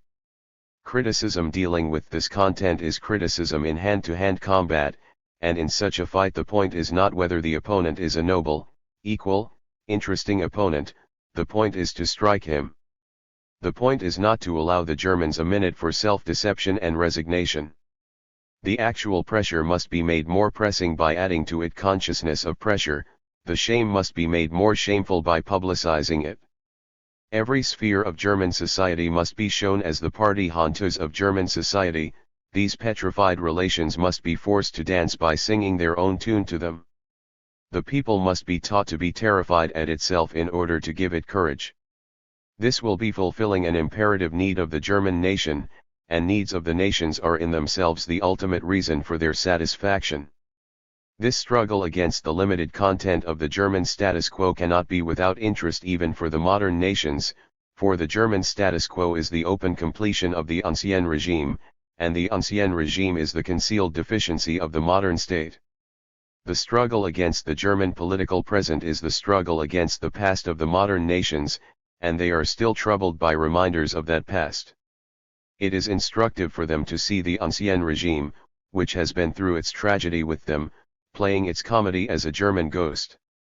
Tragic indeed was the history of the ancien regime so long as it was the pre-existing power of the world, and freedom, on the other hand, was a personal notion, i.e., as long as this regime believed and had to believe in its own justification. As long as the ancien regime, as an existing world order, struggled against a world that was only coming into being, there was on its side a historical error, not a personal one. That is why its downfall was tragic. On the other hand, the present German regime, an anachronism, a flagrant contradiction of generally recognized axioms, the nothingness of the ancien regime exhibited to the world, only. A shameful part ed. Contribution to Critique of Hegel's Philosophy of Law. Introduction 179. Imagines that it believes in itself and demands that the world should imagine the same thing. If it believed in its own essence, would it try to hide that essence under the semblance of an alien essence and seek refuge in hypocrisy and sophism? The modern ancien regime is only the comedian of a world order whose true heroes are dead. History is thorough and goes through many phases when carrying an old form to the grave. The last phase of a world historical form is its comedy. The gods of Greece, already tragically wounded to death in Aeschylus' Prometheus Bound, had to re-die a comic death in Lucian's dialogues. Why this course of history? So that humanity should part with its past cheerfully. This cheerful historical destiny is what we vindicate for the political authorities of Germany. However, once modern politico-social reality itself is subjected to criticism, once criticism rises to truly human problems, it finds itself outside the German status quo, or else it would reach out for its object below its object. An example. The relation of industry, of the world of wealth generally, to the political world is one of the major problems of modern times. In what form is this problem beginning to engage the attention of the Germans? In the form of protective duties, of the prohibitive system, of national economy. Germanomania has passed out of man into matter, and thus one morning our cotton barons and iron champions saw themselves turned into patriots. People are therefore beginning in Germany to acknowledge the sovereignty of monopoly within the country by lending its sovereignty abroad. People are thus about to begin in Germany with what people in France and England are about to end.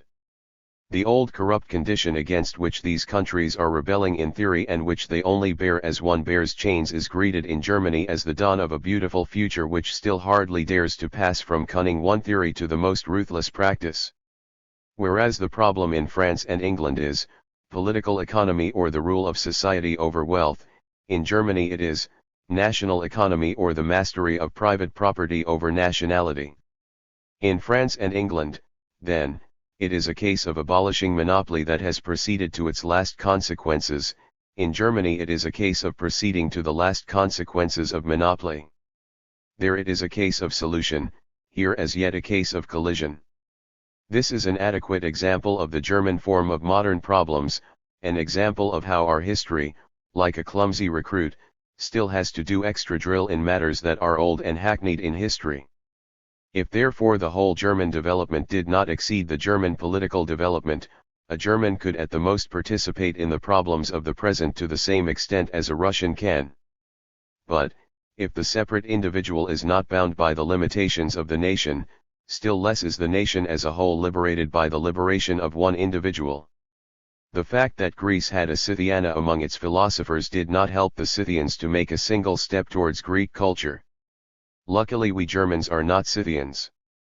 As the ancient peoples went through their prehistory in imagination, in mythology, so we Germans have gone through our post-history in thought, in philosophy. We are philosophical contemporaries of the present without being its historical contemporaries. German philosophy is the ideal prolongation of German history. If therefore, instead of the overs incompletes of our real history, we criticize the overs posthumes of our ideal history, philosophy, our criticism is among the questions of which the present says, that is the question what in advanced nations is a practical break with modern political conditions, is in Germany, where even those conditions do not yet exist, at first a critical break with the philosophical reflection of those conditions. German philosophy of law and state is the only German history which is al pari with the official modern reality. The German nation must therefore take into account not only its present conditions but also its dream history, and subject to criticism not only these existing conditions but at the same time their abstract continuation. Its future cannot be limited either to the immediate negation of its real conditions of state and law or to the immediate implementation of its ideal state and legal conditions, for it has the immediate negation of its real conditions in its ideal conditions, and it has almost outlived the immediate implementation of its ideal conditions in the contemplation of neighboring nations. Hence it is with good reason that the practical political party in Germany 32 demands the negation of philosophy. It is wrong, not in its demand, but in stopping at the demand, which it neither seriously implements nor can implement. It believes that it implements that negation by turning its back on philosophy and with averted face muttering a few trite and angry phrases about it. Owing to the limitation of its outlook, it does not include philosophy in the circle of German reality, or it even fancies it is beneath German practice and the theories that serve it. You demand that real living germs a anatrasis ed. This sentence is in English in the original ed. Contribution to Critique of Hegel's Philosophy of Law. Introduction 181. Be made the starting point, but you forget that the real living germ of the German nation has grown so far only inside its cranium. In a word, you cannot supersede philosophy without making it a reality. The same mistake, but with the factors reversed, was made by the theoretical political party originating from philosophy. 53 In the present struggle it saw only the critical struggle of philosophy against the German world. It did not give a thought to the fact that the hitherto prevailing philosophy itself belongs to this world and is its complement, although an ideal one. Critical towards its adversary, it was uncritical towards itself when, proceeding from the premises of philosophy, it either stopped at the results given by philosophy or passed off demands and results from somewhere else as immediate demands and results of philosophy, although these, provided they are justified, can be obtained only by the negation of hitherto existing philosophy, of philosophy as such. We reserve ourselves the right to a more detailed description of this party. Its basic deficiency may be reduced to the following: it thought it could make philosophy a reality without superseding it. The criticism of the German philosophy of state and law, which attained its most consistent, richest, and final formulation through Hegel, is both a critical analysis of the modern state and of the reality connected with it, and the resolute negation of the whole German political and legal consciousness as practiced hitherto, the most distinguished, most universal expression of which, raised to the level of a science, is the speculative philosophy of law itself. If the speculative philosophy of law, that abstract extravagant thinking on the modern state, the reality of which remains a thing of the beyond, if only beyond the Rhine, was possible only in Germany, inversely the German thought image of the modern state which disregards real man was possible only because and insofar as the modern state itself disregards real man or satisfies the whole of man only in imagination. In politics the Germans thought what other nations did. Germany was their theoretical consciousness.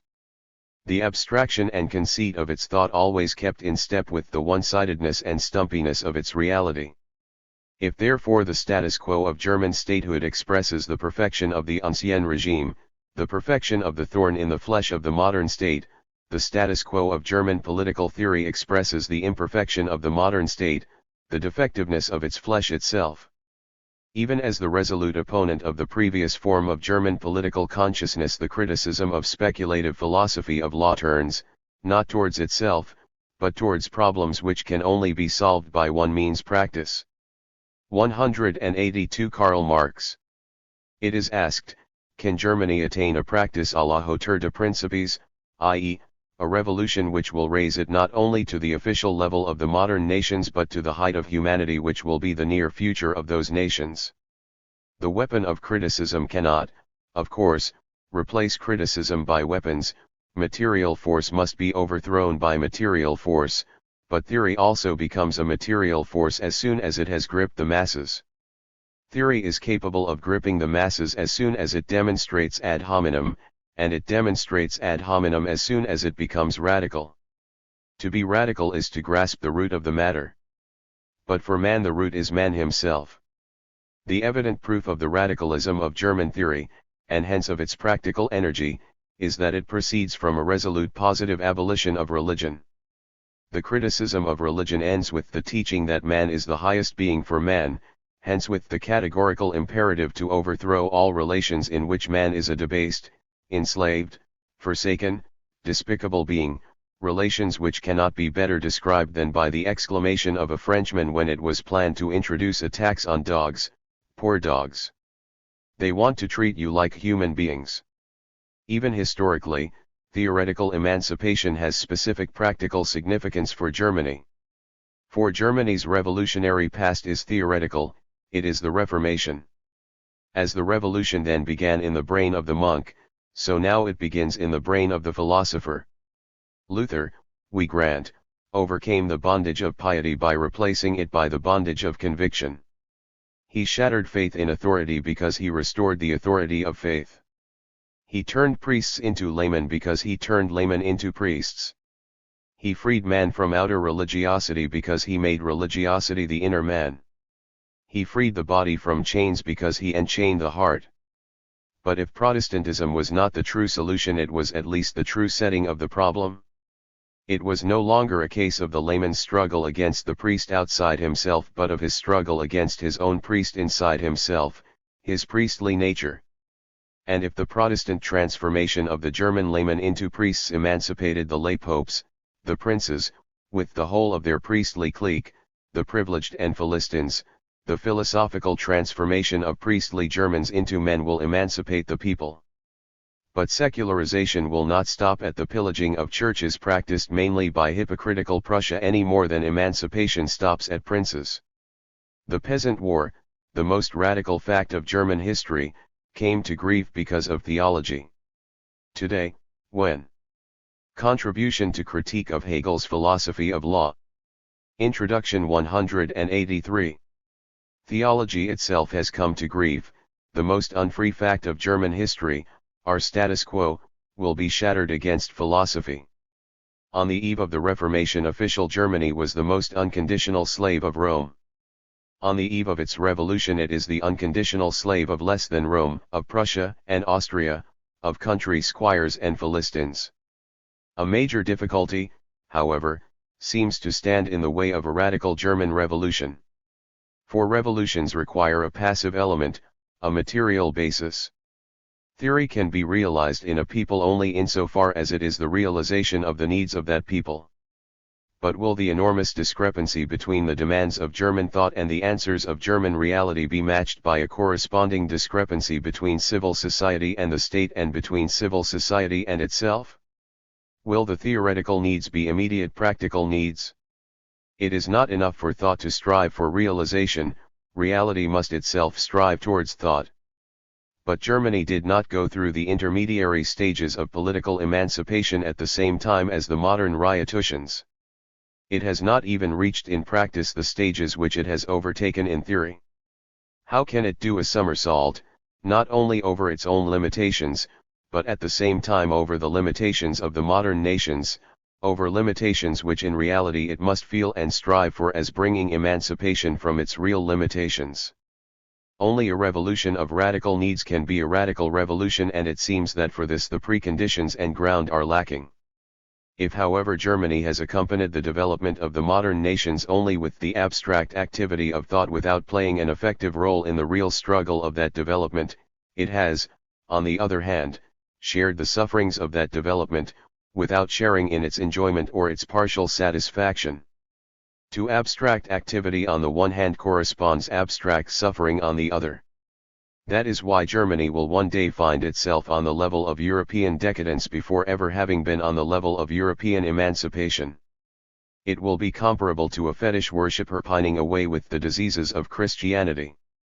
If we now consider the German governments, we find that because of the existing state of affairs, because of Germany's condition, because of the standpoint of German education, and finally under the impulse of their own fortunate instinct, they are driven to combine the civilized shortcomings of the modern political world, the advantages of which we do not enjoy, with the barbaric deficiencies of the ancien regime, which we enjoy in full. Hence Germany must.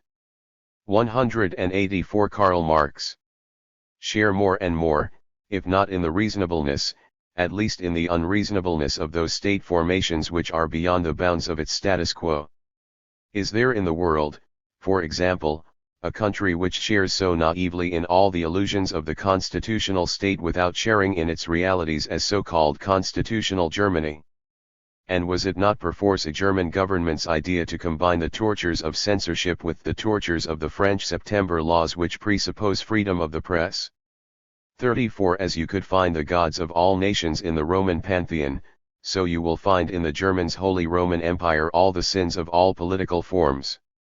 35 That this eclecticism will reach a height never dreamt of before is guaranteed in particular by the political aesthetic gormandizing of a German king * who intends to play all the roles of monarchy, whether feudal or bureaucratic, absolute or constitutional, autocratic or democratic, if not in the person of the people, at least in his own person, and if not for the people, at least for himself. Germany, as the deficiency of the political present constituted as a particular world, will not be able to throw down the specific German limitations without throwing down the general limitation of the political present. It is not the radical revolution, not the general human emancipation which is a utopian dream for Germany, but rather the partial, the merely political revolution, the revolution which leaves the pillars of the house standing. On what is a partial, a merely political revolution based? On the fact that part of civil society emancipates itself and attains general domination, on the fact that a definite class, proceeding from its particular situation, undertakes the general emancipation of society.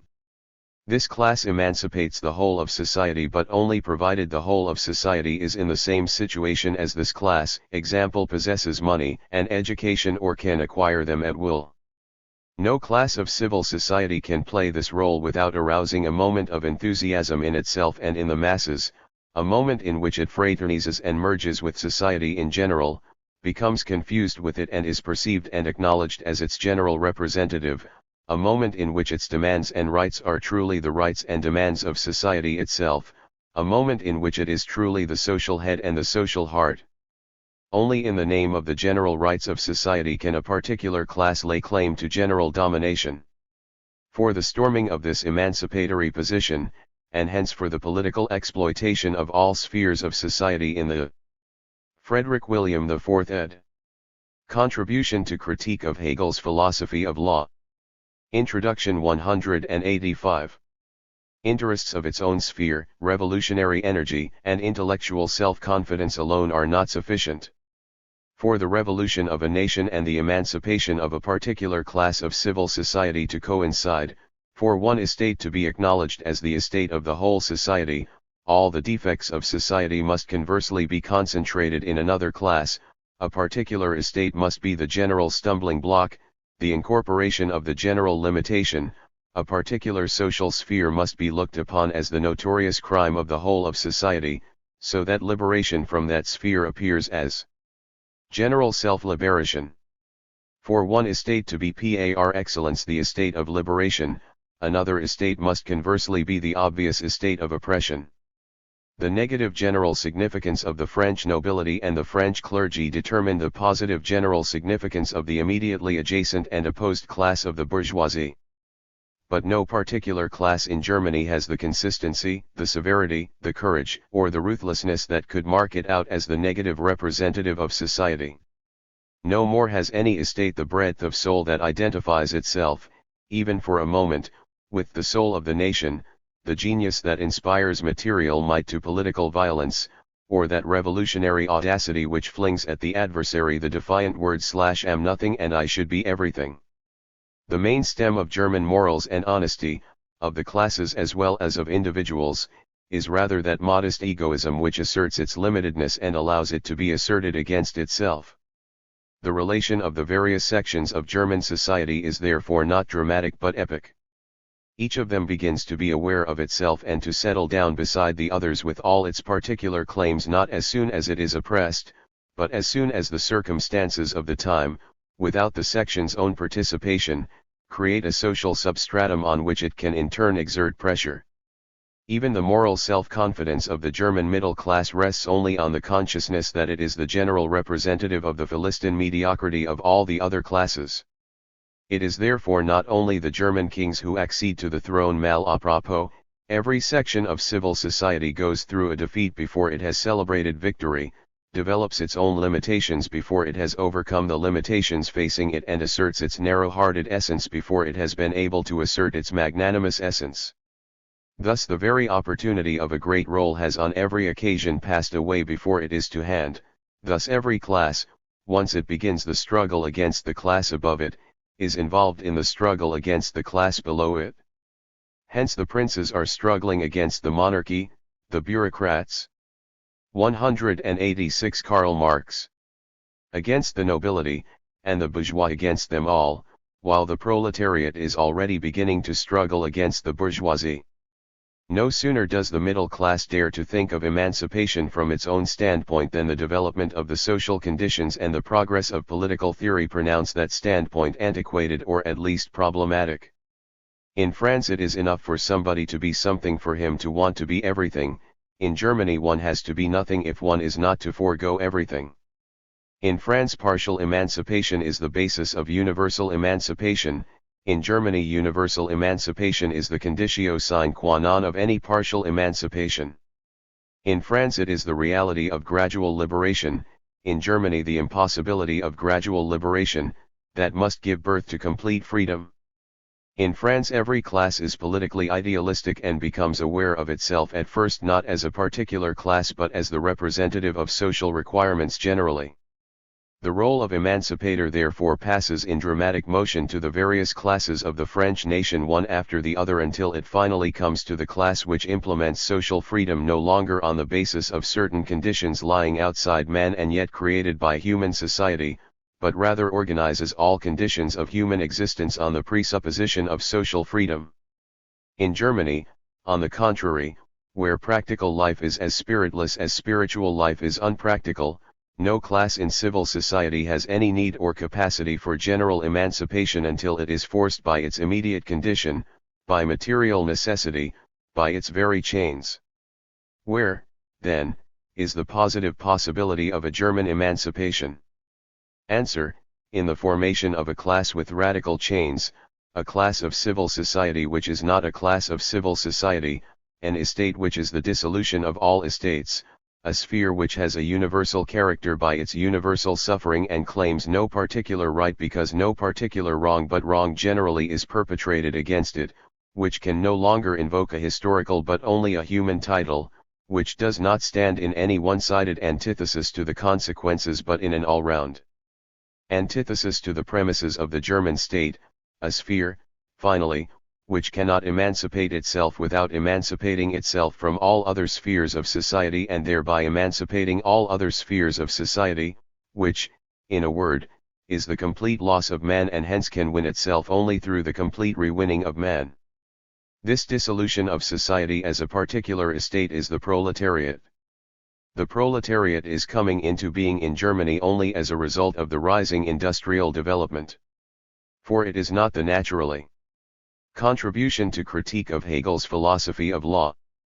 Introduction 187. Arising poor but the artificially impoverished, not the human masses mechanically oppressed by the gravity of society but the masses resulting from the drastic dissolution of society, mainly of the middle estate, that form the proletariat, although it is obvious that gradually the naturally arising poor and the Christian Germanic serfs also join its ranks. By proclaiming the dissolution of the hitherto existing world order, the proletariat merely states the secret of its own existence, for it is in fact the dissolution of that world order.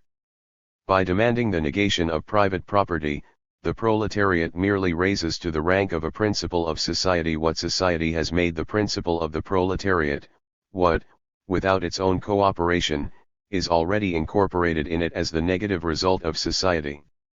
In regard to the world which is coming into being, the proletarian then finds himself possessing the same right as the German king in regard to the world which has come into being when he calls the people his people as he calls the horse his horse.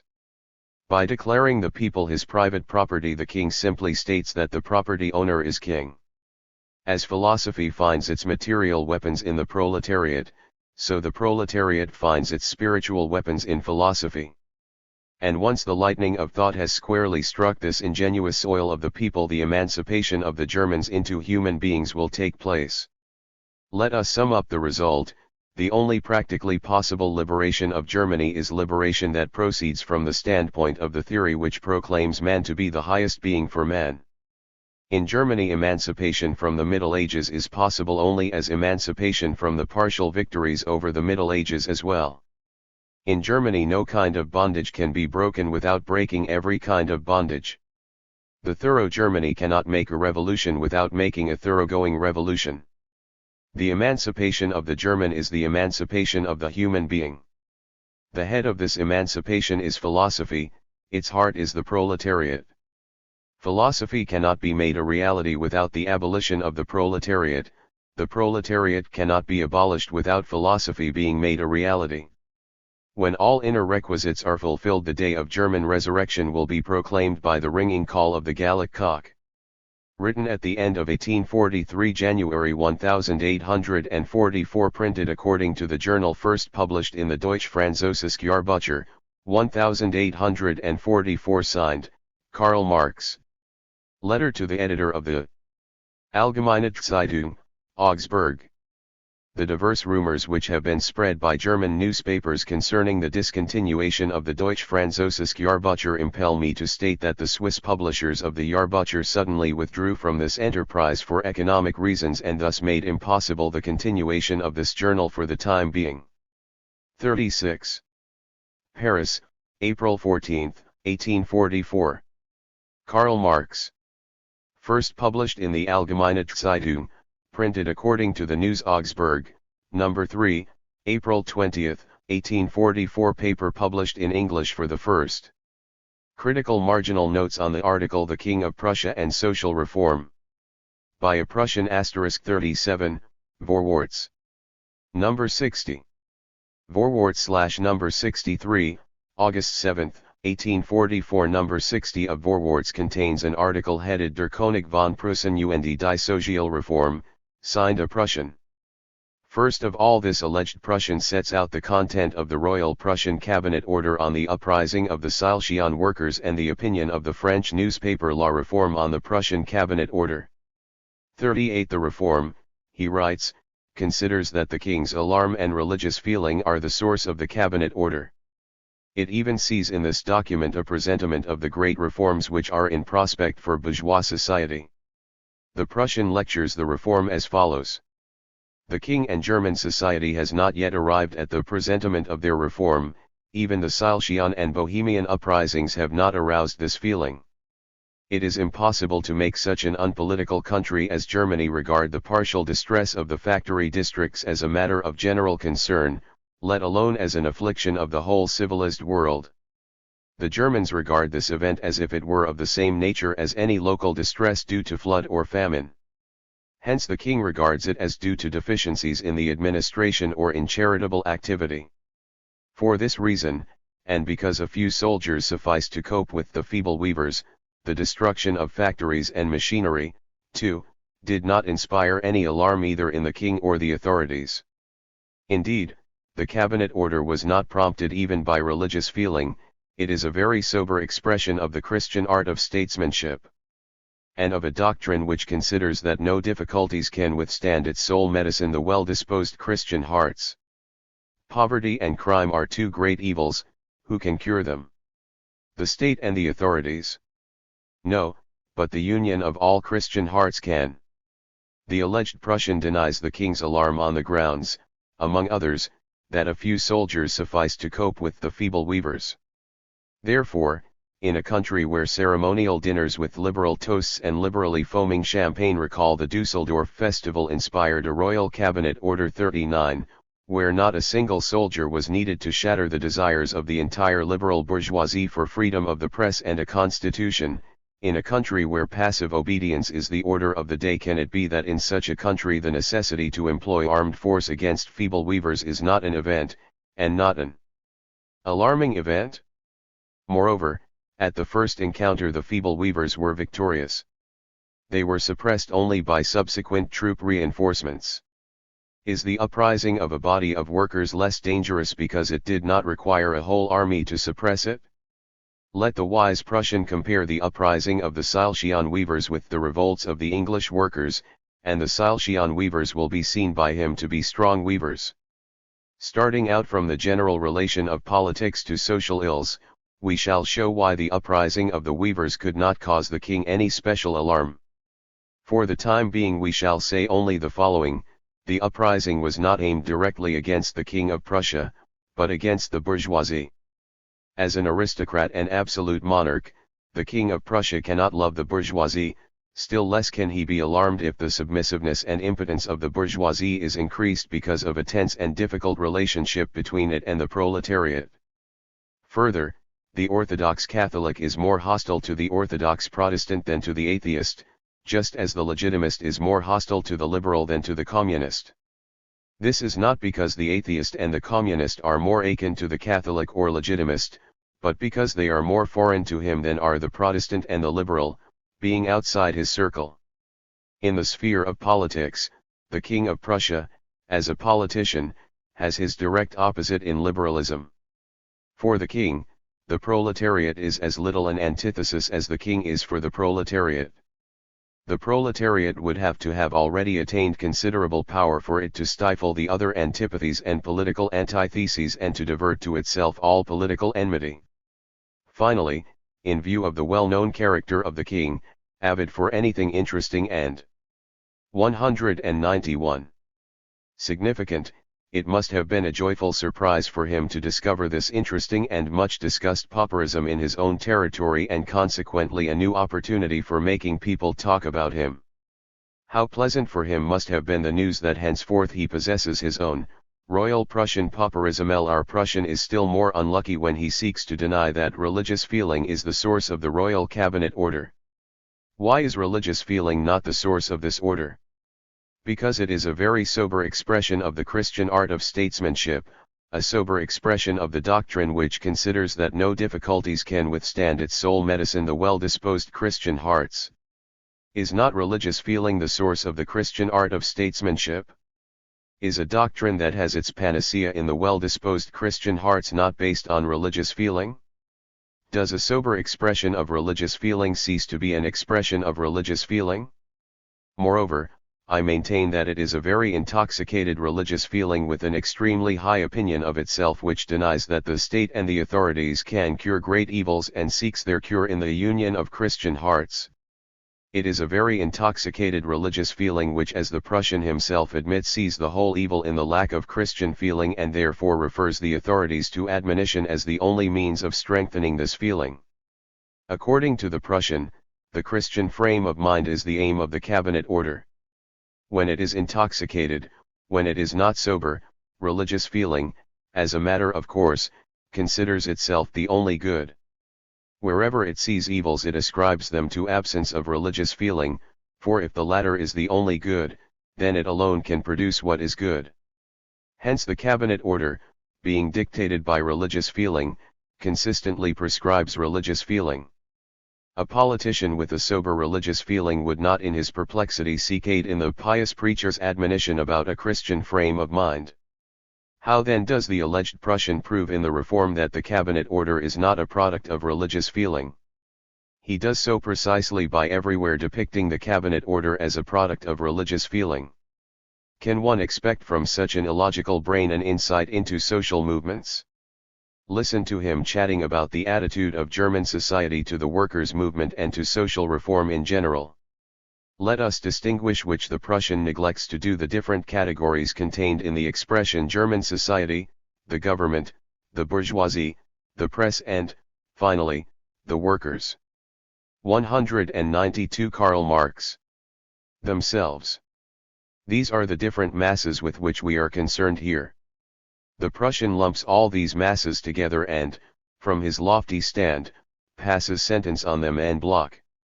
German society, in his opinion, has not yet arrived even at the presentiment of their reform.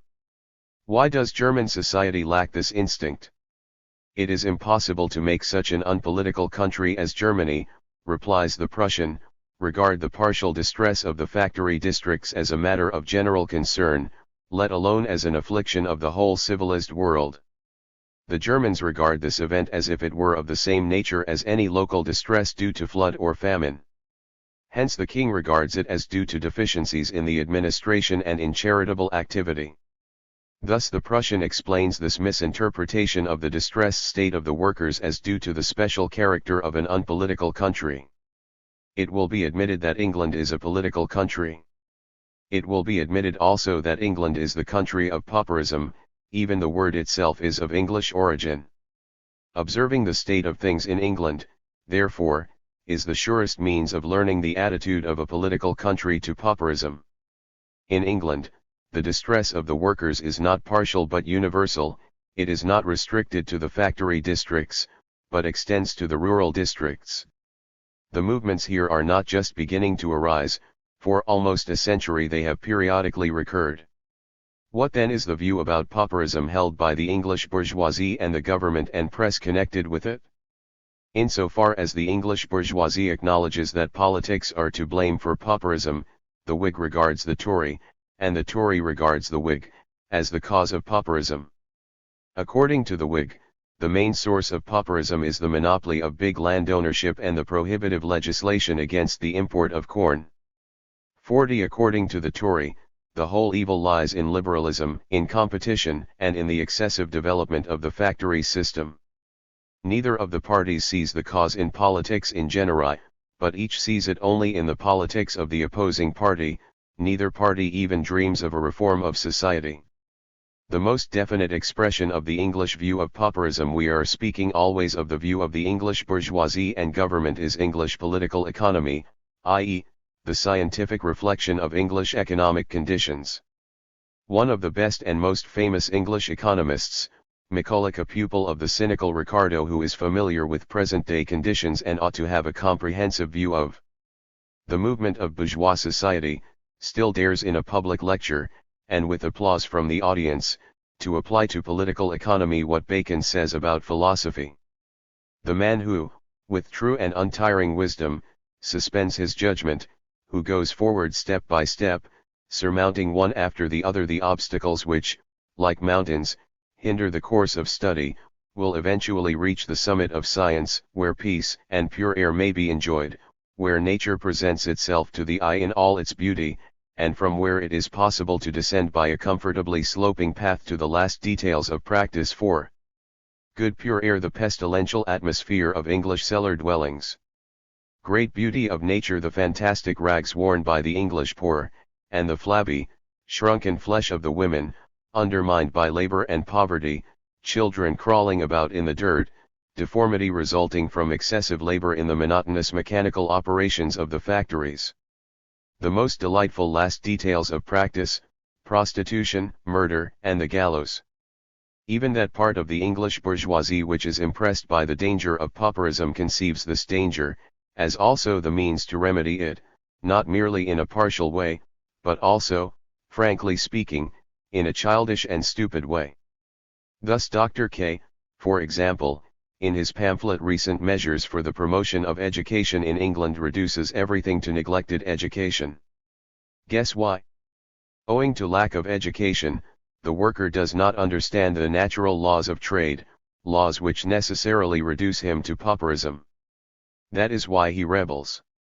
This could affect the prosperity of English manufactures and English commerce, shake the mutual confidence of mercantile men, and diminish the stability of political and social institutions. So great is the mental vacuity of the English bourgeoisie and its press on the subject of pauperism, this national epidemic of England. Let us suppose then that the reproaches our Prussian levels against German society are well founded. Does the reason lie in the unpolitical condition of Germany? But if the bourgeoisie of unpolitical Germany is unable to see that a partial distress is a matter of general significance, the bourgeoisie of political England, on the other hand, manages to misunderstand the general significance of a universal state of distress, a distress the general significance of which has been made evident partly by its periodical recurrence in time, partly by its extension in space, and partly by the failure of all attempts to remedy it. Further, the Prussian makes the unpolitical condition of Germany responsible for the fact that the King of Prussia finds the 194 Karl Marx cause of pauperism in deficiencies in the administration and in charitable activity, and therefore seeks the means to counter pauperism in administrative and charitable measures. Is this kind of view peculiar to the King of Prussia? Let us take a quick look at England, the only country where large-scale political action against pauperism can be said to have taken place. The present English legislation on the poor dates from the Poor Law enacted in the 43rd year of the reign of Elizabeth*. What are the means adopted in this legislation? They consist in the obligation of the parishes to support their poor labourers, in the poor rate, and in legal charity. This legislation, charity carried out by administrative means, has lasted for 2 centuries. What attitude do we find adopted by Parliament, after long and painful experience, in its Amendment Bill of 1834? First of all, it explains the frightful increase of pauperism by deficiencies in the administration. Consequently, the administration of the poor rate, which was in the hands of officials of each of the parishes, is reformed. Unions are formed of about 20 parishes which are united in a single administration. A committee of officials, a board of guardians, 3 consisting of officials elected by the taxpayers, meets on an appointed day in the administrative center of the Union and decides on the admissibility of relief. These boards of guardians are directed and supervised by government representatives sitting in a central commission at Somerset House, the Ministry of Pauperism, as a Frenchman aptly calls it. The capital supervised by this administration is almost equal to the amount which the military administration in France costs. It employs 500 local administrative bodies, and each of these in its turn has at least 12 officials working for it. The English Parliament did not restrict itself to a formal reform of the administration. It found the main source of the acute state of English pauperism in the Poor Law itself. Charity, the means prescribed by law against the social malady, is alleged to promote the social malady. As far as pauperism in general is concerned, it is said to be an eternal law of nature, according to the theory of Malthus. Since population is constantly tending to overtake the means of subsistence, charity is folly, a public encouragement of poverty. The state can therefore do *. For our purpose it is not necessary to go back to the Statute of Labourers under Edward III. Note by Marx. The words Board of Guardians are in English in the manuscript ed. B. Eugene Buret ed. 195. Nothing but leave the poor to their fate and, at the most, make death easy for them. With this philanthropic theory the English Parliament combines the view that pauperism is poverty which the workers have brought upon themselves by their own fault, and therefore it is not a misfortune which must be prevented, but rather a crime which has to be suppressed and punished. Thus there arose the system of workhouses, i.e., houses for the poor, the internal organization of which tends to deter the poor wretches from seeking refuge in them from death by starvation. In the workhouses, charity is cunningly combined with revenge of the bourgeoisie on the poor who appeal to its charity. At first, therefore, England tried to abolish pauperism by charity and administrative measures. Then it came to see in the progressive advance of pauperism not the inevitable consequence of modern industry but, on the contrary, the consequence of the English poor rate. It regarded the universal distress merely as a specific feature of English legislation. What was previously ascribed to a lack of charity now began to be attributed to an excess of charity. Finally, poverty came to be regarded as the fault of the poor themselves, and consequently they were punished for it. The general significance which pauperism has acquired in political England is restricted to the fact that in the course of its development, in spite of all the administrative measures, pauperism has become a national institution and has therefore inevitably become the object of a ramified and widely extended administration, but an administration which no longer has the task of abolishing pauperism but of disciplining it, of perpetuating it. This administration has given up trying to stop pauperism at its source by positive methods. It is satisfied to dig a grave for it with policeman-like gentleness whenever it wells up to the surface of the official world. Far from going beyond administrative and charitable measures, the English state has taken a big step backwards from them. Its administration now extends only to that pauperism which is so desperate as to allow itself to be caught and locked up. So far, therefore, the Prussian has not shown that there is anything original in the course adopted by the King of Prussia. But why, exclaims our great man with rare naivete, why does the King of Prussia not at once issue a decree for the education of all uncared for children? This word is here and further on given in English in the original ed. 196 Karl Marx. Why does he first turn to the authorities and await their plans and proposals? Our super-clever Prussian will be reassured when he learns that the King of Prussia is as little original in this matter as in all his other actions, and that the course he has taken is even the only possible one a head of state can take. Napoleon wanted to abolish mendicancy at a stroke. He charged his official bodies with the preparation of plans for eradicating mendicancy throughout France. The drawing up of a project dragged on. Napoleon lost patience.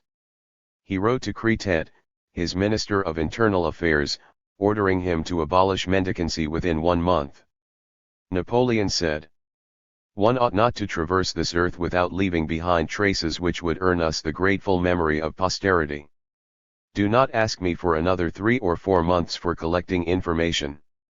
You have young judges, wise prefects, well-trained engineers from the Department for Roads and Bridges, set them all in motion. Do not go to sleep in performing ordinary office work." 3. Within a few months everything was done.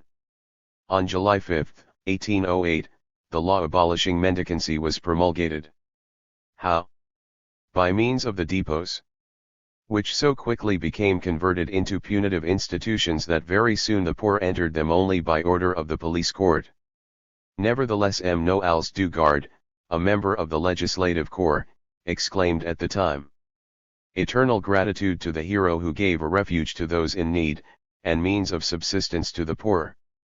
Children will no longer be left to their fate, poor families will no longer be deprived of a source of sustenance, and the workers of encouragement and occupation. Nos pas ne seront plus arrêts par l'image de goutten de infirmites et de la honteuse misère 0. The final cynical passage is the only truth in this eulogy. If Napoleon addresses himself to the intelligence of his judges, prefects, and engineers, why should not the King of Prussia appeal to his official bodies? Why did Napoleon not at once issue a decree for the abolition of mendicancy? This is on the same level as the Prussians' question, why does the King of Prussia not at once issue a decree for the education of all uncared for children? Does the Prussian know what the king would have to decree? Nothing less than the abolition of the proletariat. In order to educate children. This passage is taken from E. Buret, de la mesure de classes laborieuses en Angleterre et en France, T1, p. 227 ed. Depot de mendicite i.e., workhouse ed. See no longer will the sight of disgusting afflictions and disgraceful poverty dog our footsteps. This passage is taken from E. Buret's book, T1, pages 229-30 ed. 197. They have to be fed and freed from wage labor. The feeding and education of uncared for children, i.e., the feeding and education of the entire rising generation of the proletariat, would be the abolition of the proletariat and pauperism. The convention at one moment had the courage to decree the abolition of pauperism, though not at once, as the Prussian demands of his king, but only after it had instructed the Committee of Public Safety to draw up the necessary plans and proposals, and after this committee had made use of the extensive researches of the Constituent Assembly on the conditions of the French poor, and had proposed through Berry the institution of a livre de la bienfaisance nationale, etc. What was the result of the convention's decree? That one more decree came into the world, and 1 year later starving women besieged the convention. 43 Yet the convention represented the maximum of political energy, political power, and political understanding. No government in the world has issued regulations regarding pauperism at once, without reaching agreement with the authorities. The English Parliament even sent representatives to all the countries of Europe to learn about the various administrative remedies for pauperism. But insofar as the states have occupied themselves with pauperism, they have either confined themselves to administrative and charitable measures, or they have retreated to less than administrative action and charity. Can the state act in any other way? The state, contrary to what the Prussian demands of his king, will never see in the state and the system of society the source of social maladies. Where political parties exist, each party sees the root of every evil in the fact that instead of itself an opposing party stands at the helm of the state. Even radical and revolutionary politicians seek the root of the evil not in the essential nature of the state, but in a definite state form, which they wish to replace by a different state form. From the political point of view, the state and the system of society are not two different things. The state is the system of society. Insofar as the state admits the existence of social defects, it sees their cause either in the laws of nature, which no human power can command, or in private life, which does not depend on the state, or in the inexpedient activity of the administration, which does not depend on it.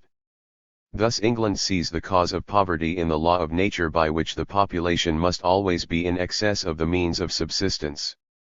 On the other hand, England explains pauperism as due to the bad will of the poor, just as the King of Prussia explains it by 198 Karl Marx. The unchristian feelings of the rich, and just as the convention explained it by the suspect counter-revolutionary mentality of the property owners. Therefore England punishes the poor, the King of Prussia admonishes the rich, and the convention cuts off the heads of the property owners. Finally, every state seeks the cause in accidental or deliberate shortcomings of the administration, and therefore it seeks the remedy for its ills in measures of the administration. Why? Precisely because administration is the organizing activity of the state. The contradiction between the purpose and goodwill of the administration, on the one hand, and its means and possibilities, on the other hand, cannot be abolished by the state without the latter abolishing itself, for it is based on this contradiction. The state is based on the contradiction between public and private life, on the contradiction between general interests and private interests. Hence the administration has to confine itself to a formal and negative activity, for where civil life and its labor begin, there the power of the administration ends. Indeed, confronted by the consequences which arise from the unsocial nature of this civil life, this private ownership, this trade, this industry, this mutual plundering of the various circles of citizens, confronted by all these consequences, impotence is the law of nature of the administration. For this fragmentation, this baseness, this slavery of civil society is the natural foundation on which the modern state rests, just as the civil society of slavery was the natural foundation on which the ancient state rested. The existence of the state and the existence of slavery are inseparable. The ancient state and ancient slavery, these straightforward classic opposites, were not more intimately riveted to each other than are the modern state and the modern commercial world, these hypocritical Christian opposites. If the modern state wanted to abolish the impotence of its administration, it would have to abolish the private life of today. But if it wanted to abolish private life, it would have to abolish itself, for it exists only in the contradiction to private life. But no living being believes that the shortcomings of his existence have their basis in the principle of his life, in the essence of his life. Everyone believes that their basis lies in circumstances external to his life. Suicide is against nature. Therefore the state cannot believe in the inherent impotence of its administration, i.e., in its own impotence. It can perceive only formal, accidental deficiencies in its administration and try to remedy them. And if these modifications prove fruitless, the conclusion is drawn that social ills are a natural imperfection independent of man, a law of God. 199. Or that the will of private individuals is too spoiled to be able to respond to the good intentions of the administration. And how preposterous these private individuals are! They grumble at the government whenever it restricts their freedom, and at the same time they demand that the government prevent the inevitable results of this freedom. The mightier the state, and the more political therefore a country is, the less is it inclined to grasp the general principle of social maladies and to seek their basis in the principle of the state. Hence in the present structure of society, the active, conscious and official expression of which is the state. The political mind is a political mind precisely because it thinks within the framework of politics. The keener and more lively it is, the more incapable is it of understanding social ills. The classic period of political intellect is the French Revolution. Far from seeing the source of social shortcomings in the principle of the state, the heroes of the French Revolution instead saw in social defects the source of political evils. Thus, Robespierre saw in great poverty and great wealth only an obstacle to pure democracy. Therefore he wished to establish a universal Spartan frugality. The principle of politics is the will. The more one-sided and, therefore, the more perfected the political mind is, the more does it believe in the omnipotence of the will, the more is it blind to the natural and spiritual limits of the will, and the more incapable is it therefore of discovering the source of social ills. There is no need of further argument against the Prussians' silly hope that political understanding is destined to discover the roots of social distress in Germany. It was foolish to expect from the King of Prussia not only a power such as the Convention and Napoleon together did not possess, it was foolish to expect from him a manner of viewing things that transcends the bounds of all politics and which the wise Prussian himself is no closer to possessing than is his king. This whole declaration was all the more foolish in that the Prussian admits to us: good words and a good frame of mind are cheap, insight and successful deeds are dear. In the present case they are more than dear, they are still not at all to be had. If they are still not at all to be had, then one should appreciate the attempts of anyone to do whatever is possible for him in his situation. For the rest, I leave it to the tact of the reader to decide whether in this connection the commercial gypsy jargon, i.e., cheap, dear, more than dear, still not at all to be had, is to be included in the category of good words and a good frame of mind. 200 Karl Marx. Let us suppose then that the Prussians' remarks about the German government and the German bourgeoisie, after all the latter is included in German society, are entirely well-founded. Is this section of society more at a loss in Germany than in England and France? Can one be more at a loss than, for example, in England, where perplexity has been made into a system? When today workers' revolts break out throughout England, the bourgeoisie and government there know no better what to do than in the last third of the 18th century. Their sole expedient is material force, and since this material force diminishes in the same proportion as the spread of pauperism and the understanding of the proletariat increase, England's perplexity inevitably grows in geometrical progression. Finally, it is untrue, actually untrue, that the German bourgeoisie totally fails to understand the general significance of the Silesian uprising. In several towns the masters are trying to act jointly with the apprentices. All the liberal German newspapers, the organs of the liberal bourgeoisie, teem with articles about the organization of labor, the reform of society, criticism of monopolies and competition, etc. All this is the result of the movements among the workers. The newspapers of Trier, Aachen, Cologne, Wesel, Mannheim, Breslau, and even of Berlin, often publish quite reasonable articles on social questions from which the Prussian could after all learn something. Moreover, letters from Germany constantly express surprise at the slight resistance shown by the bourgeoisie against social tendencies and ideas. The Prussian, if he were more familiar with the history of the social movement, would have put his question the other way round. Why does even the German bourgeoisie interpret a partial state of distress in such a comparatively universal manner? Whence the hostility and cynicism of the politically minded bourgeoisie towards the proletariat, and whence the lack of resistance and the sympathy towards it of the non-politically minded bourgeoisie? Vorwärts. Number 64, August 10, 1844. Let us pass now to the oracular pronouncements of the Prussian on the German workers. The German poor, he says wittily, are no wiser than the poor Germans, i.e., nowhere do they see beyond their own hearth and home, their own factory, their own district. The whole question has so far still been ignored by the all-penetrating political soul.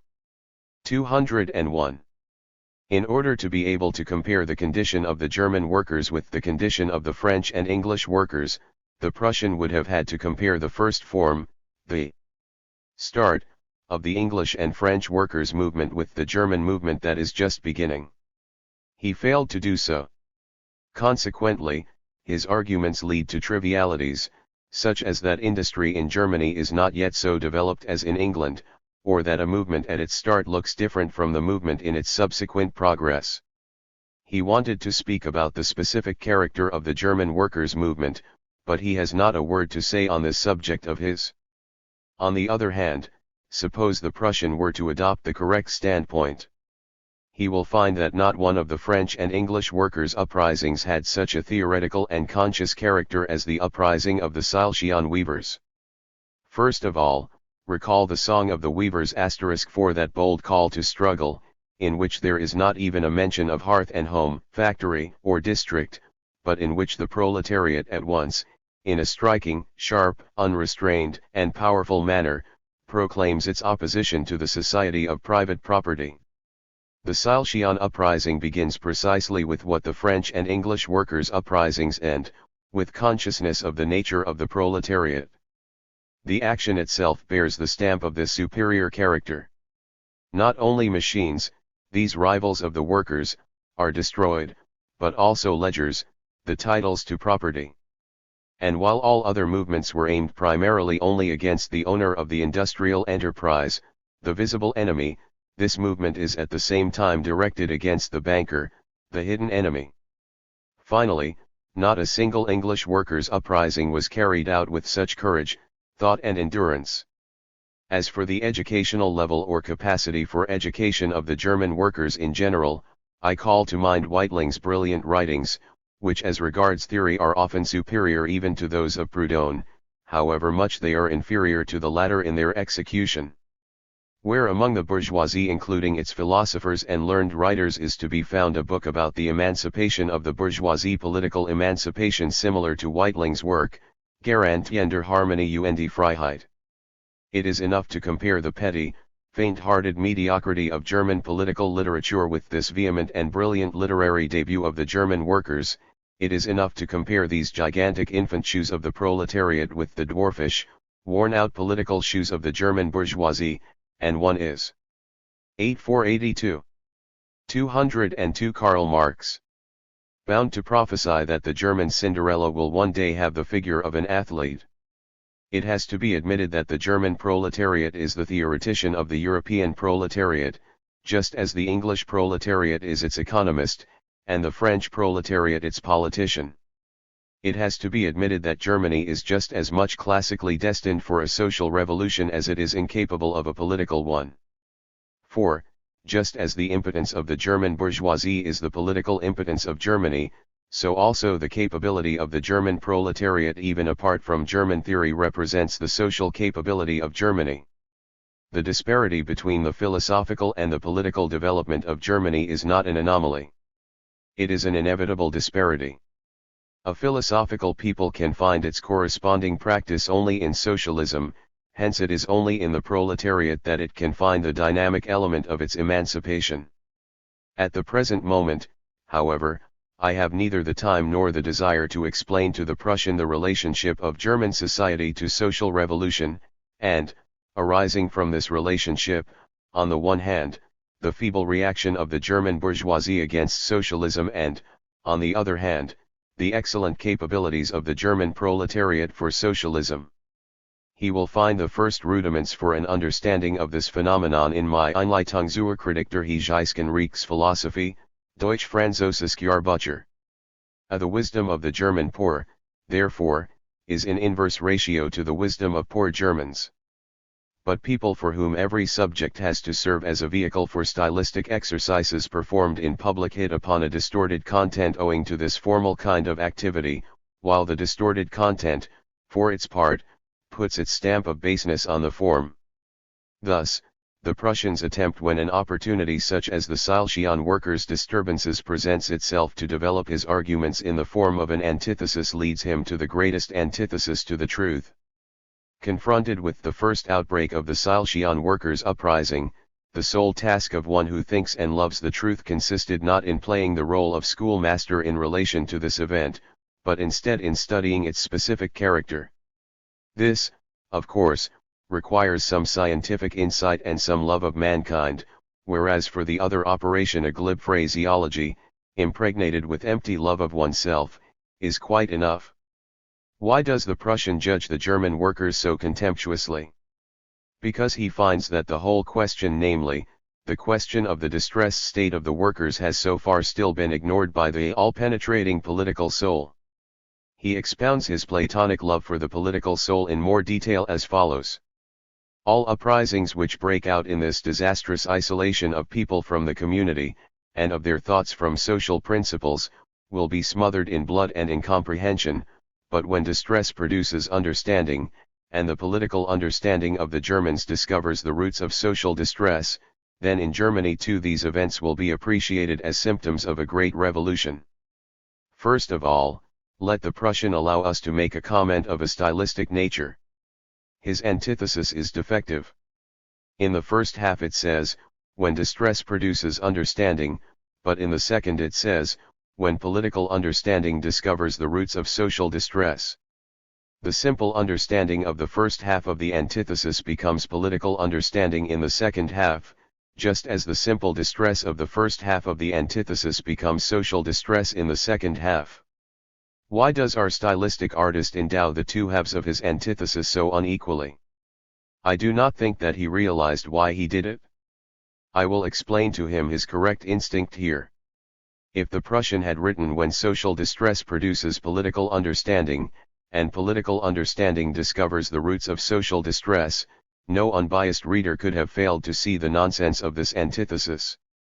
Everyone would at once have asked himself, why does the anonymous author not couple social understanding with social distress, and political understanding with political distress, as the simplest logic requires?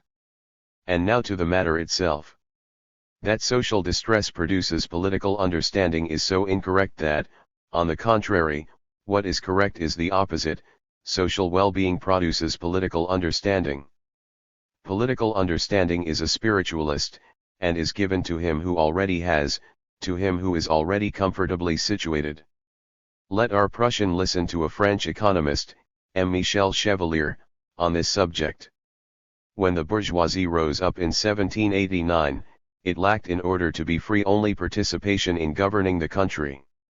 Emancipation consisted for it in wresting the control of public affairs, the principal civil, military, and religious functions, from the hands of the privileged who had the monopoly of these functions. Rich and enlightened, capable of being self-sufficient and of managing its own affairs, it wanted to escape from the system of arbitrary rule. We have already shown the Prussian how incapable political. 204 Karl Marx. Understanding is of discovering the source of social distress. Just one word more on this view of his.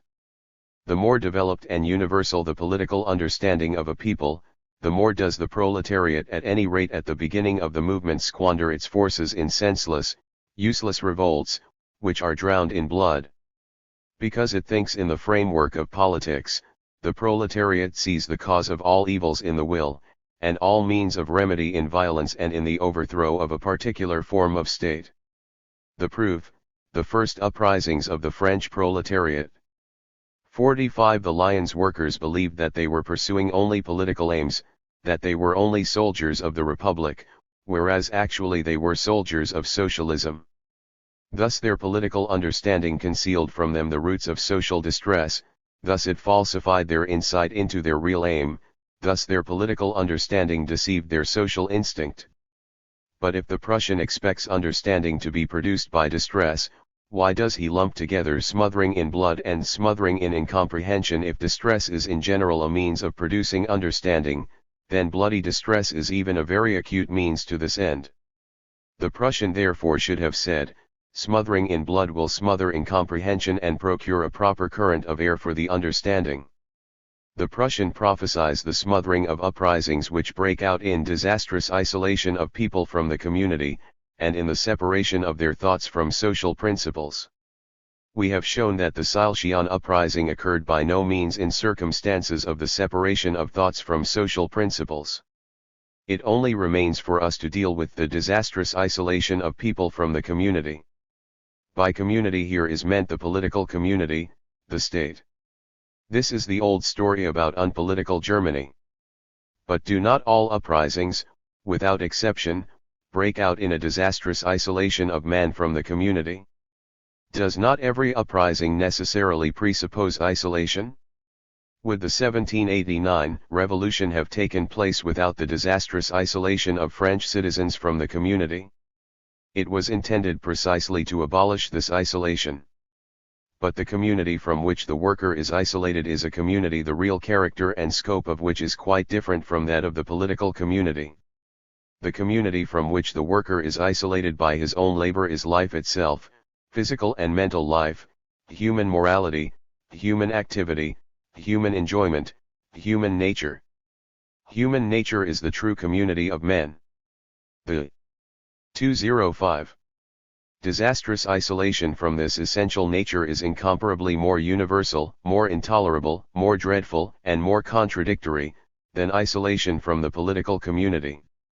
Hence, too, the abolition of this isolation and even a partial reaction to it, an uprising against it is just as much more infinite as man is more infinite than the citizen, and human life more infinite than political life. Therefore, however partial the uprising of the industrial workers may be, it contains within itself a universal soul. However universal a political uprising may be, it conceals even in its most grandiose form a narrow-minded spirit. The Prussian worthily concludes his article with the following sentence: a social revolution without a political soul, i.e., without an organizing idea from the point of view of the whole, is impossible. We have already seen that a social revolution is found to have the point of view of the whole because even if it were to occur in only one factory district it represents man's protest against a dehumanist life, because it starts out from the point of view of a separate real individual, because the community, against the separation of which from himself the individual reacts, is man's true community, human nature. The political soul of revolution, on the other hand, consists in the tendency of classes having no political influence to abolish their isolation from statehood and rule. Its point of view is that of the state, of an abstract whole, which exists only through separation from real life, and which is inconceivable without the organized contradiction between the universal idea of man and the individual existence of man. Hence, too, a revolution with a political soul, in accordance with the limited and dichotomous nature of this soul, organizes a ruling stratum in society at the expense of society itself. We want to divulge to the Prussian what a social revolution with a political soul actually is. We shall thereby at the same time confide the secret to him that he himself is unable, even in words, to rise above the narrow-minded political point of view. A social revolution with a political soul is either a nonsensical concoction, if by social revolution the Prussian means a social as ops to a political revolution, and nevertheless endows the social revolution with a political soul instead of a social one, or else a social revolution with a political soul is only a paraphrase for what was usually called a political revolution, or simply a revolution. Every revolution dissolves the old society, and to that extent it is social. Every revolution overthrows the old power, and to that extent it is political. 206 Karl Marx. Let the Prussian choose between the paraphrase and the nonsensical, but whereas a social revolution with a political soul is a paraphrase or nonsense, a political revolution with a social soul has a rational meaning. Evolution in general, the overthrow of the existing power and dissolution of the old relationships, is a political act. But socialism cannot be realized without revolution. It needs this political act insofar as it needs destruction and dissolution. But where its organizing activity begins, where its proper object, its soul, comes to the fore, there socialism throws off the political cloak. How much detailed argument has been necessary to tear to pieces the tissue of errors concealed on a single newspaper column. Not all readers can have the education and time to get to the bottom of such literary charlatanism.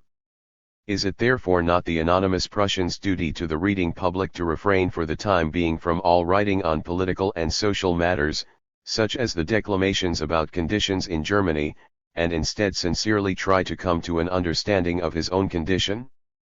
Paris, July 31, 1844. First published in Vorwärts. Printed according to the News NOS 63 and 64, August 7 and 10, 1844. Paper, Paris, signed, Karl Marx. Illustrations.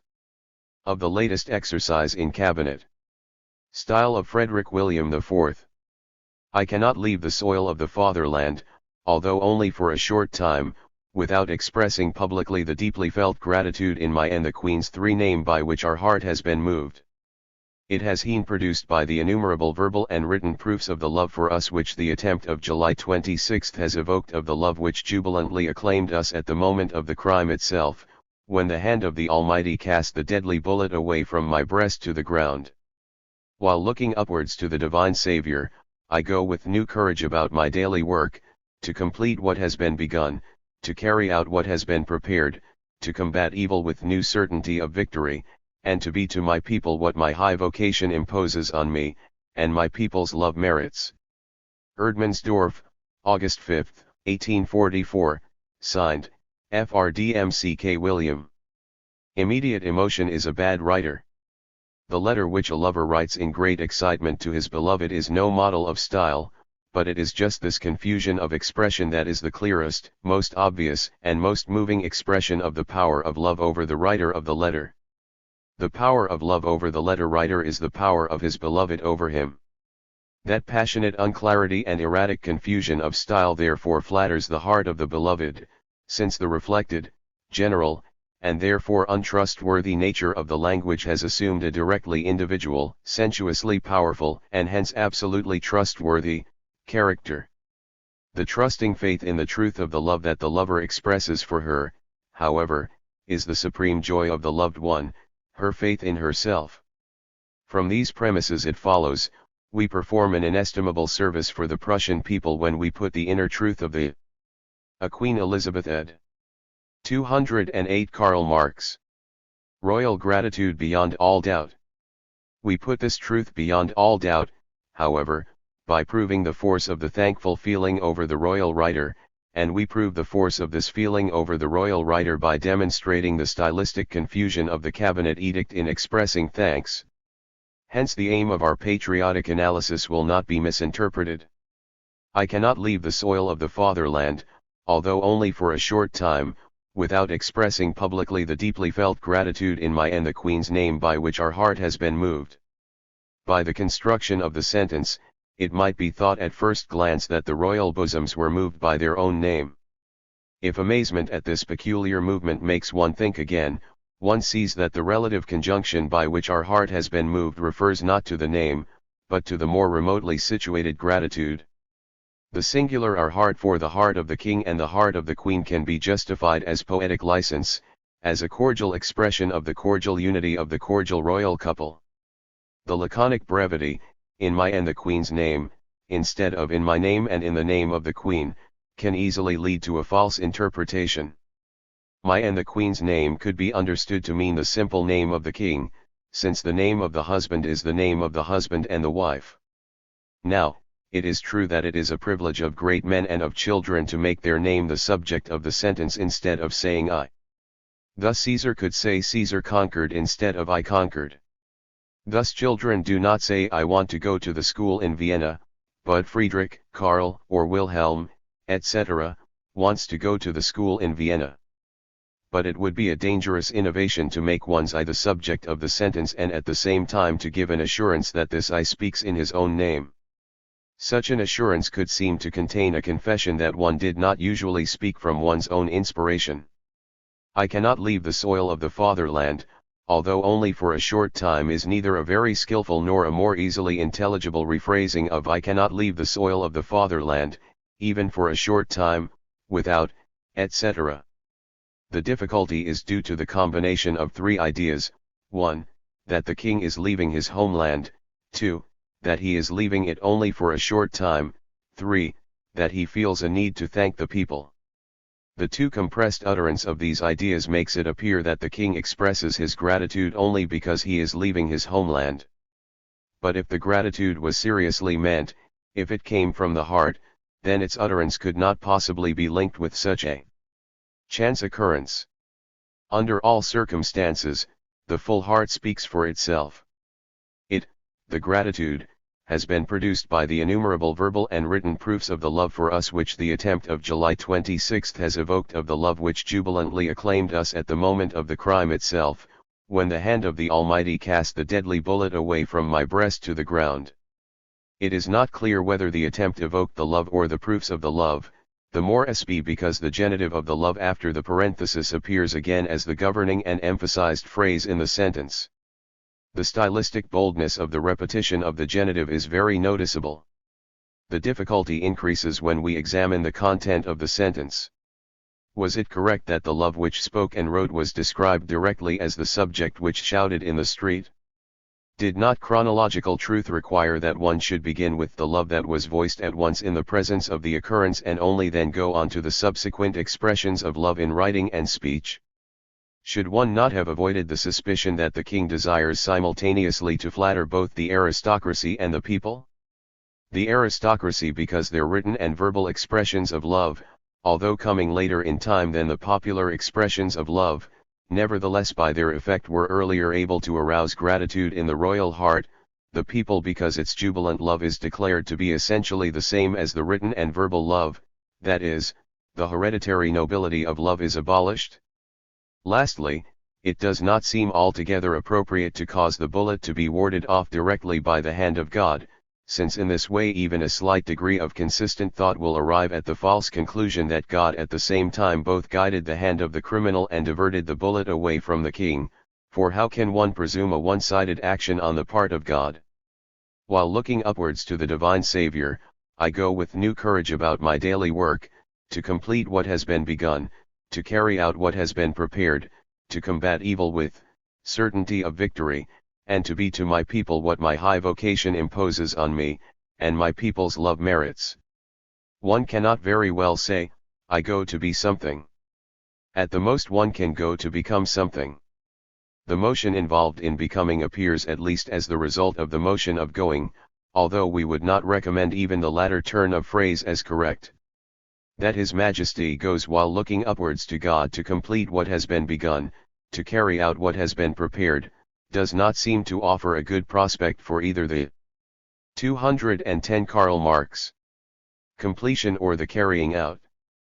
In order to complete what has been begun and to carry out what has been prepared, one must keep one's eyes firmly fixed on what has been begun and prepared and not look away from these objects to gaze into the blue sky. One who truly goes while looking upwards to God, will he not be completely absorbed by the sight of God? Will he not lose all interest in worldly plans and ideas? The isolated final phrase, left on its own after a comma, and my people's love merits, seems to point to an unexpressed, hidden subsequent clause, something like, merits the knout of my brother-in-law Nicholas and the policy of our neighbor Metternich, or also, merits the petty constitution devised by the knightly Bunsen. 47. Written about August 15, 1844 printed according to the newspaper first published VJNJ and FC/ published in English for the first number 66, August 17, 1844 E. Comments on James Mill, Elements d'Économie Politique translated by J.T. Parasot, Paris, 1823-48. XXVF in the compensation of money and value of metal, as in his description of the cost of production as the only factor in determining value, 49 Mill commits the mistake like the school of Ricardo in general of stating the abstract law without the change or continual supersession of this law through which alone it comes into being. If it is a constant law that, for example, the cost of production in the last instance or rather when demand and supply are in equilibrium which occurs sporadically, fortuitously determines the price, value, it is just as much a constant law that they are not in equilibrium, and that therefore value and cost of production stand in no necessary relationship. Indeed, there is always only a momentary equilibrium of demand and supply owing to the previous fluctuation of demand and supply, owing to the disproportion between cost of production and exchange value, just as this fluctuation and this disproportion likewise again follow the momentary state of equilibrium. This real movement, of which that law is only an abstract, fortuitous, and one-sided factor, is made by recent political economy into something accidental and inessential. Why? Because in the acute and precise formulas to which they reduce political economy, the basic formula, if they wished to express that movement abstractly, would have to be, in political economy, law is determined by its opposite, absence of law. The true law of political economy is chance, from whose movement we, the scientific men, isolate certain factors arbitrarily in the form of laws.